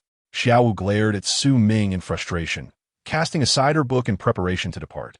This girl, Su Ming chuckled softly, shaking his head as he tossed a small box towards her retreating figure. Huh? Xiao turned back, grasping the box tightly in her hand, a smile blossoming on her face like spring flowers. This is the only one. If you lose it, don't come looking for me, Su Ming warned coolly. That's what you say, Xiao replied, brimming with enthusiasm as she prepared to leave. Wait, what now? Curiosity piqued, Xiao turned back. With a grimace, Su Ming said, That brotherly call sounded delightful, but please refrain from using it again. It makes me uncomfortable. If you must, just call me Su Ming. Brother, she teased, raising an eyebrow. Brother, she smirked mischievously. Brother, she tilted her head. Ugh. Su Ming gritted his teeth in exasperation as Xiao stuck out her tongue, bounding away with a lively gait. Su Ming mused to himself, Indeed, I feel no guilt for having teased her in our childhood. Chapter 61. Does Su Ming possess a 10,000-year soul ring? In the back mountain, the valley had transformed remarkably after 2 years of Su Ming's absence from its turmoil. Lush green grass carpeted the ground, fragrant and inviting. The vibrant flowers bloomed in a riot of colors, and the once elusive birds now frolicked freely across the meadow, filled with joy and abandon. Leaning against a stone wall, Su Ming appeared relaxed and at ease, deftly carving with a small knife as wood shavings fell from his fingers. The wood, reminiscent of a human form, was posed with arms outstretched, feet positioned in a stretching posture akin to a calisthenics routine. The figure bore a striking resemblance to someone nearby. Is it time yet? Has the hourglass not run out? Came a timid voice. Xiao, arms outstretched, balanced precariously on a slender bamboo pole, floating above the water without falling in. Her pink eyes trembled, her face taut with anxiety, as her swaying legs sent gentle ripples across the surface. Though it appeared she might plunge into the water at any moment, she exerted every ounce of strength to maintain her balance. Almost there, just a little more, she encouraged herself, determination etched on her features. Without lifting his gaze, Su Ming skillfully flicked his leg, instantly flipping the hourglass. The carving continued without interruption. The sincerity of his demeanor instilled a profound trust in Xiao, prompting her to let out a soft gasp as she persevered. As time trickled by, the features of Su Ming's wooden sculpture became increasingly distinct. A gentle breath scattered the wood shavings like snowflakes. It resembles me, yet it still requires refinement, he mused, a satisfied smile gracing his lips as he continued to perfect his work. His grandfather, Blin, was a skilled wicker craftsman, and such tools were omnipresent in their home. Su Ming had always enjoyed tinkering with them during his leisure. This hands-on experience proved to be a more fulfilling method of cultivating his spirit than merely reading. It was engaging, rewarding, and allowed him to savor the artistry of the blade. I can't hold on any longer, came a voice of despair. Xiao suddenly relaxed her tight grip, feeling as if a colossal weight had been placed upon her feet, dragging her down. Splash! Seizing the moment before her shoes were soaked, Xiao sprang from the bamboo, landing swiftly on the shore. Nearly collapsing, she leaned on her knees, hunching over as she approached Su Ming. Casting a glance at the emptied hourglass, a hint of a smile emerged on her flushed face, realizing she had indeed managed to endure. How frustrating. You are just taking pleasure in my struggle, she fumed, noticing the figure he had carved in her likeness. You let me practice while you laze about. And then you depict me in such a ridiculous manner. What is this level of artistry? It's utterly hideous. With a thud, Xiao plopped down in exasperation, lying on the ground in defeat. No more practice, I declare. Do not speak of ordinary carrots, even if they were century-old. Do not expect this lady to rise. The sharpness of a sword emerges from the whetstone, and the fragrance of plum blossoms comes from the bitter cold. If one cannot endure such trifles, how can one aspire to master lightness skills? You are far from it. Indeed, you are very far.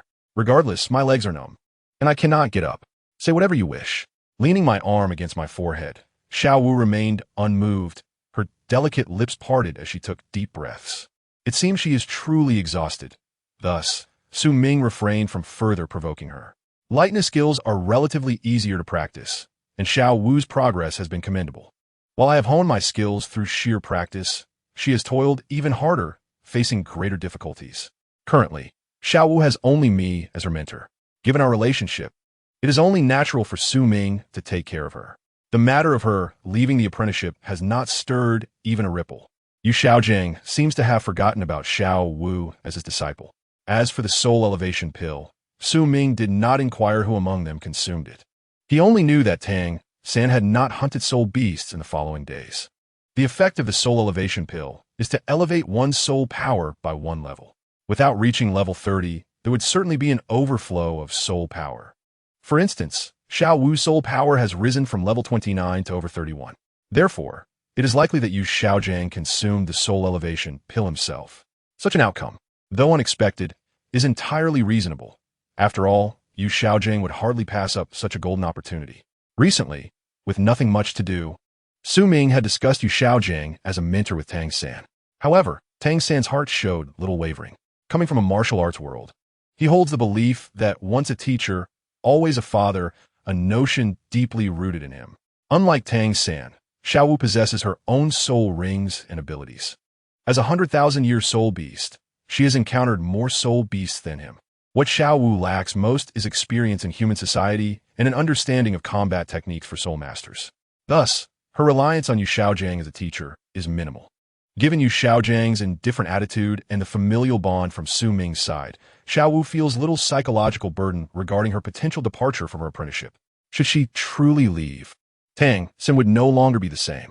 Su Ming chuckled inwardly, choosing not to intervene further. As he previously stated, everyone has their own convictions, and one cannot force another. A sudden shiver ran through him. Su Ming's gaze darted suspiciously around before he stood abruptly. I shall return tonight to teach you how to cultivate soul power. Without waiting for Zhao Wu's response, he soared into the depths of the forest. This fellow always carries an air of mystery. Zhao Wu slightly opened her eyes, muttering something she did not heed. Her gaze fell on a wooden carving on the ground, and her features contorted in distaste. Oh, considering your martial spirit is a blade, it is utterly ugly. Perhaps it is not the blade's fault, but rather a matter of poor aesthetics. Deep within the woods, Su Ming slowed his pace, coming to a halt. Since the elder seems intent on finding me, why must he hide? This is not in line with the elder's usual demeanor. A sudden gust swept through the tranquil forest. Indeed, you have become stronger than before. A booming voice resonated from all directions, its hoarse timbre powerful and resonant. Whoosh! The tattered cloak rustled in the wind. A figure leaped down from the trees.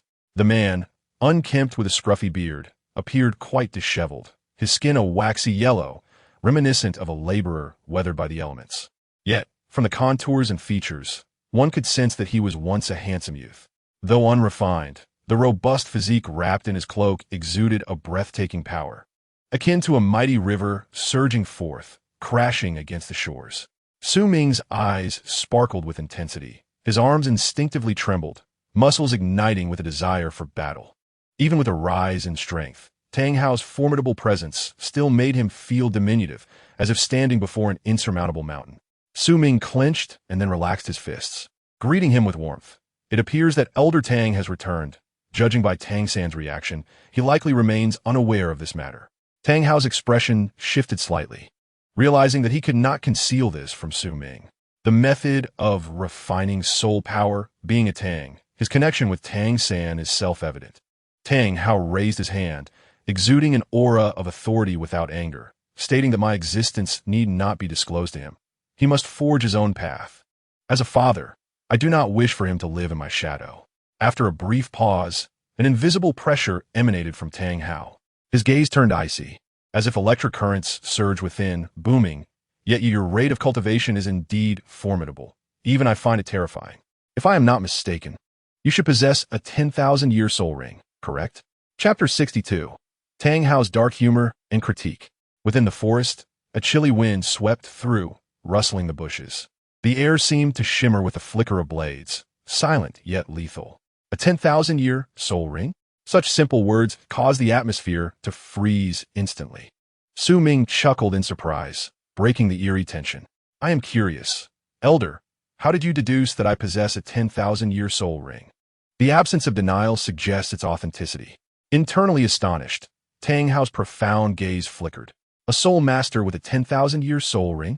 Such an anomaly in the soul master realm would be a force to reckon with if it matures. Perhaps only if Tang San awakens his blue-silver emperor bloodline. Coupled with the Haotian hammer, could he stand against such a being? Tang San, one cannot tell if you are unfortunate or fortunate. However, having such a person by your side indeed accelerates your cultivation far beyond what your father anticipated. Tang Hao's previously cold expression softened considerably. Even high-ranking soul masters, including titled Douluos, cannot discern the age of their opponent's soul rings. After a slight pause, a grave expression crossed Tang Hao's features. You are experiencing some issues with your body. The invisible aura emanating from you contains the unique malevolence of a 10,000-year soul beast. Though this aura is nearly dissipated, even a titled law would not detect it, yet I am somewhat special, allowing me to sense it. The domain of the god of death. Su Ming pondered, nodding thoughtfully. It seems that reshaping one's heart and mind is indeed not a matter of a day or two. Now that we have reached this point, why are you still not taking a hint? I have never been this interested in a few individuals. Tang Hao fell silent, prompting once more. I can see that you're already addressing the issues within yourself. Recognizing this is no easy feat, however. I'm even more curious about what form your martial spirit has taken now. Could it still be a firewood knife? Martial spirit? Su Ming raised his head, noticing the curiosity in Tang Hao's eyes, and suddenly came to a realization. How rare! Su Ming smiled awkwardly. Tang Hao must guard Tang San, and thus his soul ring cannot be concealed. His body shimmered with black light, golden rays converging in his hand, revealing a dazzling golden blade. Simultaneously, 3 soul rings appeared beneath Su Ming's feet, 2 purple and 1 black. The last ring, indeed, confirmed Tang Hao's speculation. Upon witnessing the 3 soul rings, including the 10,000-year soul ring, Tang Hao's eyes widened in astonishment, a sense of witnessing history washing over him.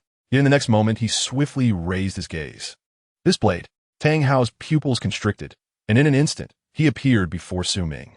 His gaze was fixed intently on the god-slaying blade in Su Ming's hand, the shock within him rivaling that of witnessing a soul of 30,000 years.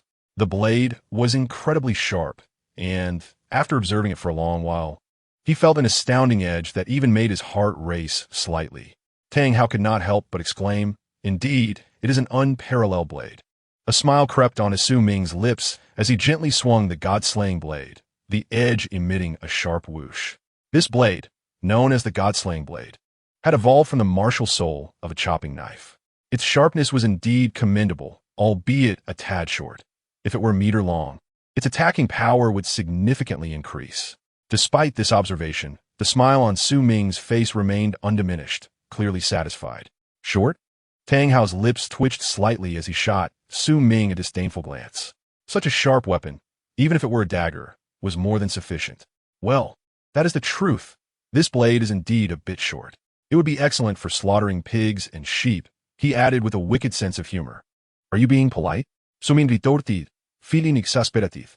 Jealousy will tear you apart. Jealousy? Am I a dignified title though? To be jealous of a mere soul master like you? Tang Hao shot Su Ming a cold glance, leaving the implications of his words for Su Ming to ponder. The atmosphere suddenly grew heavy with silence. Neither Tang Hao, known for his few words, nor Su Ming, even less so, engaged in idle chatter unless with those they were intimately familiar with. After a moment, it was Tang Hao who broke the silence, broaching a sensitive topic. What do you plan to do about that girl? Su Ming's expression darkened, his eyes turning icy in an instant. Yet, the next moment, he regained his composure, chiding himself for overthinking. Zhao Wu had met Tang Hao and had not encountered any trouble from him. Given Tang Hao's experiences, it was unlikely he would suddenly turn against her.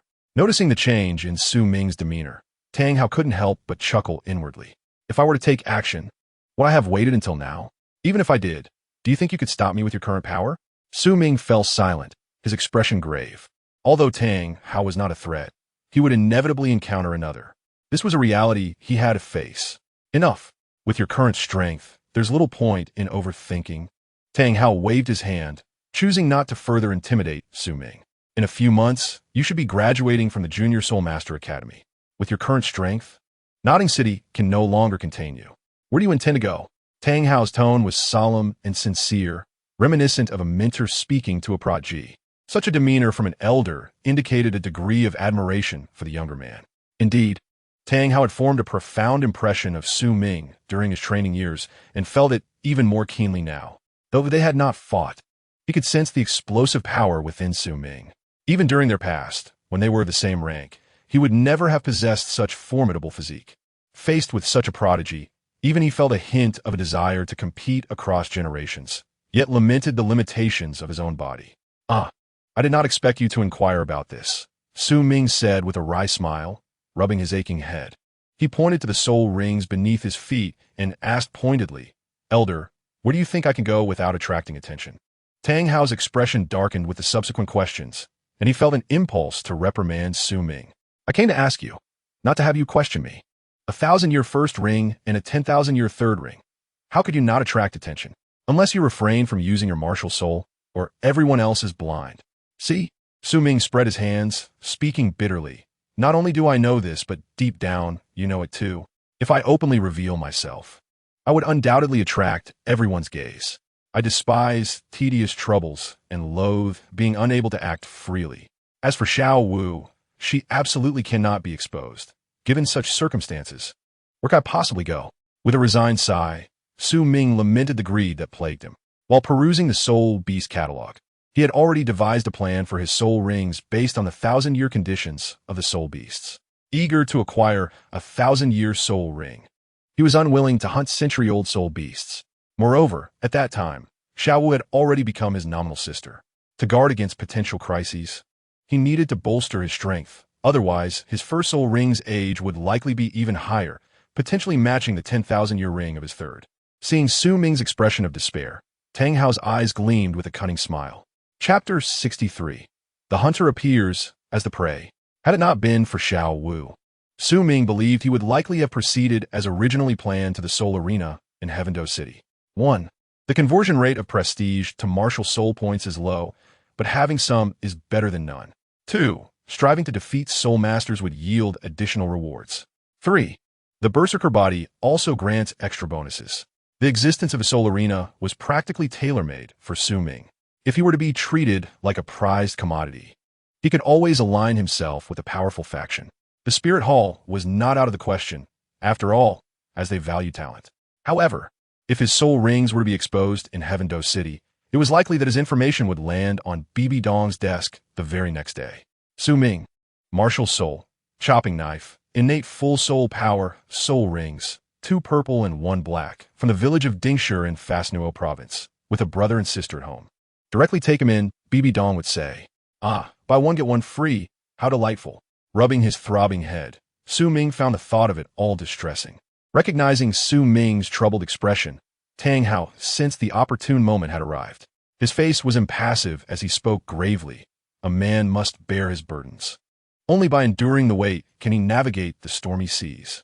If one cannot even protect their own kin, then even boundless power is but a vain dream. He is unworthy of being called a man who stands tall. Tang Hao's voice, filled with profound sorrow and guilt, gradually faded as he succumbed to memories that ensnared him. He was well aware of Tang Hao's past with Yin and comprehended the emotions that surged within him. Life's greatest tragedies are losing a father in youth, a spouse in middle age, and a child in old age. From Tang Hao's anguished words, Su Ming felt a deep resonance and refrained from discouraging him, instead saying, "When the wind rises, one must hoist the sail. With heavy responsibilities ahead, one must spur their horse onward. Only through adversity can a man truly understand what it means to stand tall. Yet, one must lament that human strength has its limits. What is sought cannot always be attained." Startled, Tang Hao instinctively exclaimed, "Good." But as soon as the words escaped his lips, he quickly fell silent. Observing Su Ming's mature and rational demeanor, Tang Hao felt as though he had received a stinging slap, his face burning with shame. The more enlightened Su Ming became, the stronger Tang Hao's feelings of guilt and self-reproach grew. If only I had possessed his composure back then, perhaps. Tang hao sai yin wa li, his original emotions evaporating as he stated plainly. After Xiao San graduates, she will continue her studies at an academy called Shrek. The locale lacks the presence of Soul Daw and Title Daw, allowing that girl to conceal herself with ease. If there are no other suitable places to go, it would be wise to first visit that academy. In the event of danger, perhaps I might have the opportunity to rescue her once more. With that thought, Tang Hao's figure vanished in an instant, unwilling to linger here for even a moment longer. Su Ming shook his head, and as he turned, a smile unconsciously crept upon his lips. Indeed, his heart raced. Su Ming's steps seemed considerably lighter as he departed. The sudden transformation of Xiao Wu into a younger sister left him pondering the current situation and contemplating the next course of action. Without a means to conceal her identity, he could not possibly take her to a place inhabited by Soul de Law. The safest option was either to remain in her formidable Daqiang village or to have someone protect her. The former was not feasible, leaving only the latter. Shrek Academy was undoubtedly the best destination for Xiao Wu, a strategy Su Ming had already devised. With Tang Hao present, she could also make new friends, and he could guide her in her cultivation. As for his own training, the third layer of Hunyuan Blade Slash belonged to the realm of mental attacks. His mental strength was currently insufficient for such cultivation. Soto City boasted a soul arena, while Shrek Academy was home to both talented protagonists and supporting characters. Not to mention exceptional Soul Emperor and Soul Sage instructors. Arranging tasks tailored to the protagonists and supporting characters was relatively simple. Tang Hao sought to stimulate himself and even assist Tang San. Su Ming was well aware of this and understood the necessity of leveraging such opportunities. Life is akin to a performance, reliant on one's skills. Hunters often appear in the guise of their prey within the valley. Time passed swiftly, and in the blink of an eye, 2 months had elapsed. Xiao Wu, like a dragonfly skimming the surface of water, traversed the thickets with an effortless grace. Her face radiated joy, and she appeared elated. In a matter of moments, she landed effortlessly before Su Ming after covering several hundred meters. "So, how do you find my lightness of foot? Have I mastered it?" she exclaimed, pride and satisfaction beaming from her countenance. If she had trained step by step, her speed might not have been as impressive as hers. A half-sensitive attack type, Soul Master, seemed indeed easier. Su Ming nodded in approval. "Indeed, you have mastered it.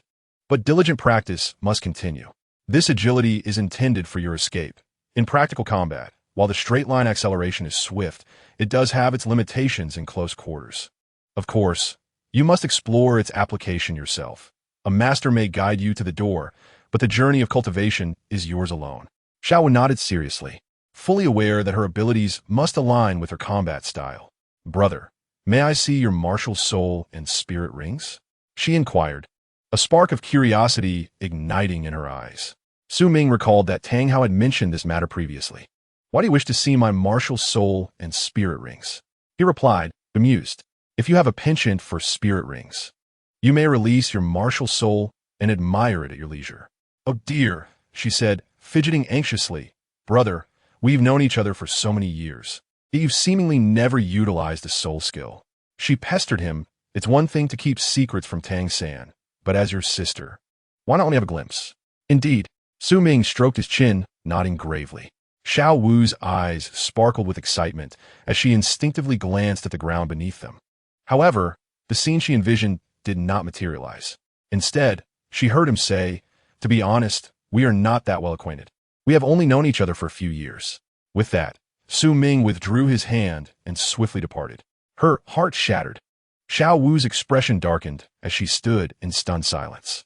"We've known each other for years, yet you say we are not familiar?" she exclaimed. "How can you utter such cold words? If we're not familiar, I shall ensure you become so."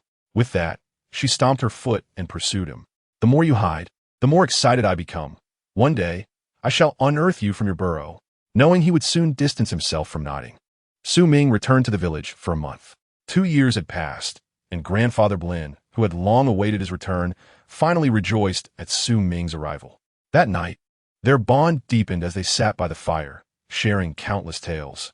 The wisdom of age imparted valuable lessons to Su Ming. During his time in the village, he did not engage in rigorous training. Instead, he assisted at home and learned some skills from the basket maker. Although his baskets were not particularly impressive, Bolin was delighted and patiently guided Su Ming.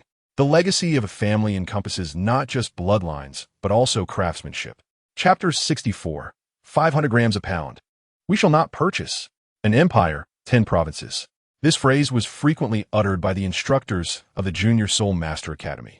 Although the Tiando Empire nominally encompassed 10 provinces, 5 of them had already been established as kingdoms and principalities. These mini-states, wielding military strength, were on the verge of becoming independent forces.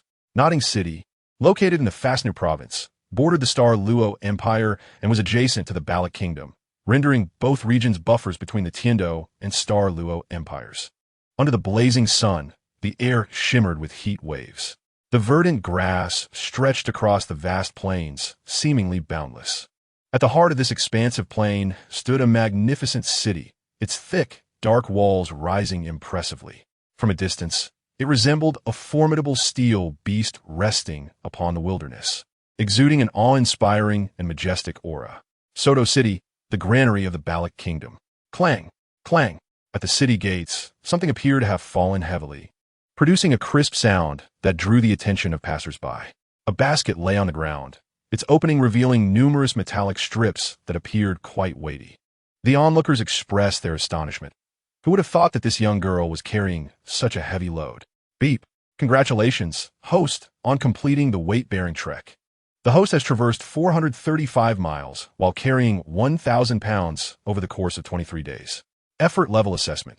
Based on the host's current physique, carrying 1,000 pounds is not particularly challenging, but considering the distance of over 400 miles, the host's endurance is commendable since no soul power was utilized throughout the journey. Effort rating, 3 stars. Beep. Congratulations, host, on receiving Strength 7, Defense 5, Mental Power 3. The rewards were indeed useful. Su Ming felt a flicker of joy within, yet he immediately heard someone nearby expressing their exasperation. Finally, we have arrived at Soto City. Otherwise, I would be utterly exhausted. Zhao Wu wiped the sweat from her brow, her face flushed with heat. The wooden basket she carried was also a point of interest. Traveling with such a burden was decidedly more challenging than the usual weight-bearing exercises. Covering such a distance while carrying 100 pounds, stopping and starting, would tire even a soul master significantly. The one who spoke was Tang San, who was equally fatigued, panting heavily as he spoke. Unlike Zhao Wu's complaints, a subtle smile adorned his face, indicating he found some enjoyment in the experience. He had initially thought to journey to Shrek Academy alone, but unexpectedly, Su Ming and Zhao Wu had also decided to come and take a look. Having a captivating friend by one side makes it worth traversing even 4,000 miles, let alone 400. Su Ming, with a chuckle laced with exasperation, remarked, I merely suggested that you both come here to experience the arduousness of a long journey, not to bear any burdens yourselves. It is unreasonable for you two to carry weights while expecting me to do the same. With that, he removed the thick, snow-blue weighted armor from his body, feeling the 1,000 pounds it weighed in his hands. Such a hefty burden could never have been forged by the blacksmiths of Nodding City. This armor, a reward from the system, was a combination of multifunctional shoes, sturdy gauntlets, and ultra-fiber clothing, all assembled during his runs back and forth through the Stardow Forest and the Soul Hunting Forest. The weighted armor could be adjusted, ranging from 500 to 5,000 pounds, but wearing it made him feel somewhat cumbersome, and this was only his first time donning it. Zhao Wu stuck out her tongue playfully, saying, Brother, if you don't carry any weight, it makes us feel a bit out of sorts, doesn't it, Tang San? More than just out of sorts, Tang San added with a smirk. I used to think it was great that you weren't carrying any weight. It seemed like I might have a chance to surpass you. Now that I know I can't beat you, seeing you suddenly unburdened feels like a personal blow. Zhao Wu nodded in agreement, their banter a delightful interplay of camaraderie and jest. Su Ming, you've truly changed, resorting to such antics, he quipped, while internally he couldn't help but scoff. He ambled towards Soto City, noting how Tang San now seemed to navigate life with ease, free from a secrecy that once characterized his thoughts. Antics? Tang San scratched his head, bemused and unsure how to retort, acknowledging there might be some truth to it. Nevertheless, one must always keep an eye on their goals. With such aspirations, the coming years promise to be thrilling. Zhao Wu furrowed her brow and whispered, Tang San, my brother just insulted you. I can't bear this. It's too embarrassing. Indeed, siblings share a common mischief. Xiao Wu, don't treat me like a fool. You've been on the receiving end of beatings for quite some time now. If you have the ability, go seek your revenge, Tang San retorted. That's different. Xiao Wu quickly shook her head, adopting a tone of authority. As the saying goes, to hit is to love, to scold is to care. As a sister, when he hits or scolds me, it's ultimately for my own good. But you're different. A true man should not remain beneath others. You haven't even faced off with my brother yet. Have you forgotten? Face off? Why bring that up? Tang San's expression darkened as he approached the city gate. 2 years ago, he had lost without even utilizing his soul abilities. A duel would only mean taking a beating. Surprised by Tang San's nonchalance, Xiao Wu furrowed her brow, pondering where she might have slipped up. It seems I haven't revealed anything, she thought, hastily chasing after him. I refuse to believe you use your martial soul. Soto City, expansive in its domain, serves as the granary of the Balik Kingdom and boasts a bustling commerce. Even outside the city center, the streets brimmed with shops, vibrant with an array of goods, creating a lively atmosphere. For Xiao Wu, it was akin to a treasure trove opening before her. Brother, let us buy some snow pears. They smell particularly sweet. She exclaimed.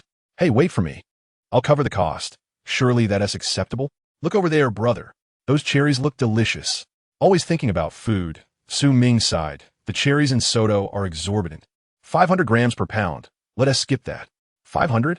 Xiao Wu's hand trembled and quickly retreated. With just a handful of gold coins, she realized she could hardly afford much. That is too pricey. It's practically robbery. She instinctively distanced herself from the cherries, exclaiming, This bunny has never seen such overpriced cherries. The vendor's expression darkened. Is there a mistake? Why am I being labeled a rogue trader? Tang San was taken aback, initially believing the prices in Soto City to be outrageous, but soon erupted in laughter. 500 grams per pound? Haha, that is too funny. Xiao Wu narrowed her eyes and asked, Tang San, what are you laughing at? Do you have that much money? Cough, cough, I can't afford those cherries. Tang San teased, waving his hand dismissively. After a moment of thought, he generously proposed, he traveled quite a distance and must be tired. Let us find a place to rest, and I'll treat everyone to a nice meal. How does that sound? Someone else treating us. Xiao Wu's eyes sparkled with delight, clapping her hands together. Wonderful. I won't hold back. I must feast. Tang San, how about we first try a pound of those cherries? Xiao Wu suggested. You're pushing me to my limits. Tang San replied. While I'm offering a treat, if I run out of money, you'll have to figure it out yourselves. At that moment, Su Ming felt a shift in the atmosphere. Both Tang San and Xiao Wu noticed something amiss as they followed Su Ming's gaze. Suddenly, Tang San's face turned awkward, and Xiao Wu's expression shifted as well. Brother, so you fancy those who are voluptuous? Chapter 65, Shrek Academy, a small classroom in a village? Following Su Ming's gaze, a woman approached, her black hair cascading down her back, clad in a fitted black leather outfit that accentuated her curves. It was hard to fathom that this girl, appearing no older than 12, possessed such a striking and voluptuous figure that even mature women would envy. Beyond her remarkable physique, her beauty was undeniable, with delicate features resembling a blossoming flower, pure and exceptional. However, her expression was icy, her dark eyes devoid of warmth, appearing almost devoid of human emotion. Clear throat Tang San's eyes sparkled with amusement. It was no wonder Su Ming had shown no interest in other women. It seemed he favored this type. Xiao Wu felt her cheeks flush, utterly unprepared to discover this side of her brother Su Ming. Indeed, men can be quite disappointing. Noticing their strange gazes, Su Ming gritted his teeth in frustration. What are you two focusing on? Your thoughts are unwholesome. Bang, bang. 2 sharp knocks resounded on their heads. Ouch, ouch. Xiao Wu rubbed her head, while Tang San, grinning through the pain, remained silent as a man should. The woman, noticing the commotion, cast a cold glance their way before dismissing them with disdain, her expression unyielding and indifferent. Even upon hearing their conversation, she showed no interest in engaging, embodying a proud and solitary demeanor. True to the original narrative, her character remained aloof. Watching her pass, Su Ming felt no particular stir within. He was merely intrigued by encountering a character from the original story. Brother, who is she? Do you know her? Xiao Wu, having been jolted awake, asked, her face flushed with embarrassment from the earlier misunderstanding. Tang San, curious, directed his sharp gaze at Su Ming. sensing that he should know her given his reaction. Though the woman seemed unaware of Su Ming's identity. Su Ming waved his hand dismissively. I don't know her. I merely think she resembles someone I know. In the vast sea of people, one might assume it to be a mere blossom of similarity, yet is neither here nor there. Thus, Zhao Wu inwardly exhaled a sigh of relief. Tang San glanced backward, a glimmer of light dancing in his eyes. She must be a soul master. From her gait, it could be inferred that she belonged to the agility-focused category, undoubtedly swift. Su Ming nodded, acknowledging that long legs typically confer greater speed, though it varies by individual. Indeed, her legs were long, and Tang San instinctively nodded in agreement. Suddenly sensing an incongruity, he turned to see the disparaging gazes of the two, causing his complexion to flush with embarrassment. No, it's not as you think. I truly did not observe her legs. Didn't you? Zhao Wu, hands on her hips, retorted vehemently. Who would believe you? Tang San, flustered, countered, I genuinely did not. His face turned pale. Such accusations could tarnish his reputation. In a swift attempt to divert blame, he pointed at Su Ming, exclaiming he saw it. Logically, we are in agreement. Am I like you? Su Ming shot back. If not, why the urgency? Oh, Zhao Wu chimed in. Exactly, you're not, so why the rush? She gestured towards her brother, whose expression remained unperturbed throughout, unlike Tang San's. Tang San nearly choked on his frustration, lamenting, my esteemed reputation is doomed to be ruined by you two siblings. Esteemed reputation? Su Ming replied with a sidelong glance. When did it ever matter? Zhao Wu furrowed her brow, declaring, you possess one now, but I remain unconvinced. Their journey continued, with Tang San treating them to a meal, and neither Su Ming nor Zhao Wu hesitated to partake. Clearly, Tang San underestimated the current appetites of his companions, leading to an awkward situation when it came time to settle the bill. With such a hefty sum, Su Ming would not allow Tang San to bear the cost alone. The following day, as dawn broke with a soft glow, 3 figures emerged, elongated shadows casting a youthful radiance. Brother, why is Shrek Academy not situated within the city? Zhao Wu, her large eyes filled with curiosity and anticipation, bounced around Su Ming, eager for an answer. Tang San interjected, you fail to understand. The more powerful an academy, the more it values a conducive environment for cultivation. If it were located in a bustling city, the distractions of nightlife would surely divert the students' focus. Zhao Wu gasped in realization, her eyes brightening. I never considered it that way. It seems Shrek Academy must be quite extraordinary. Indeed, Tang San replied confidently.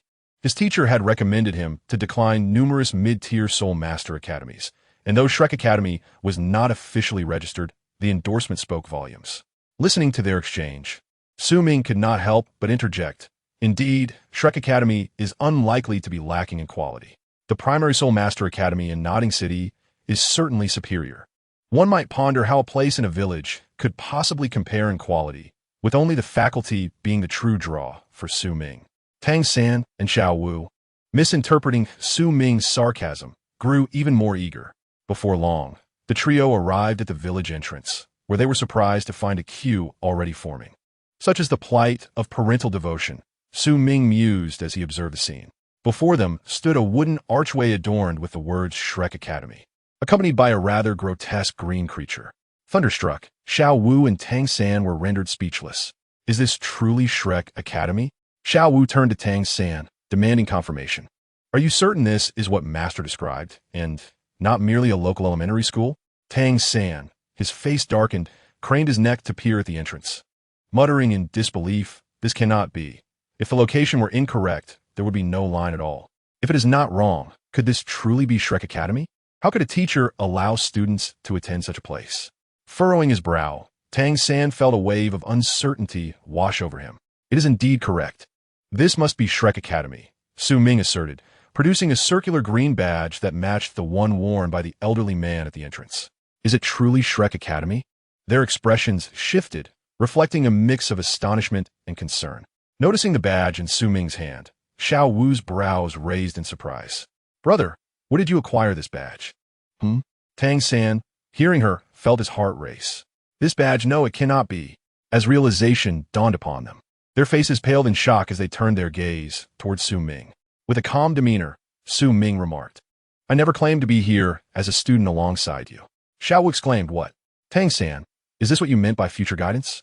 You meant to teach us.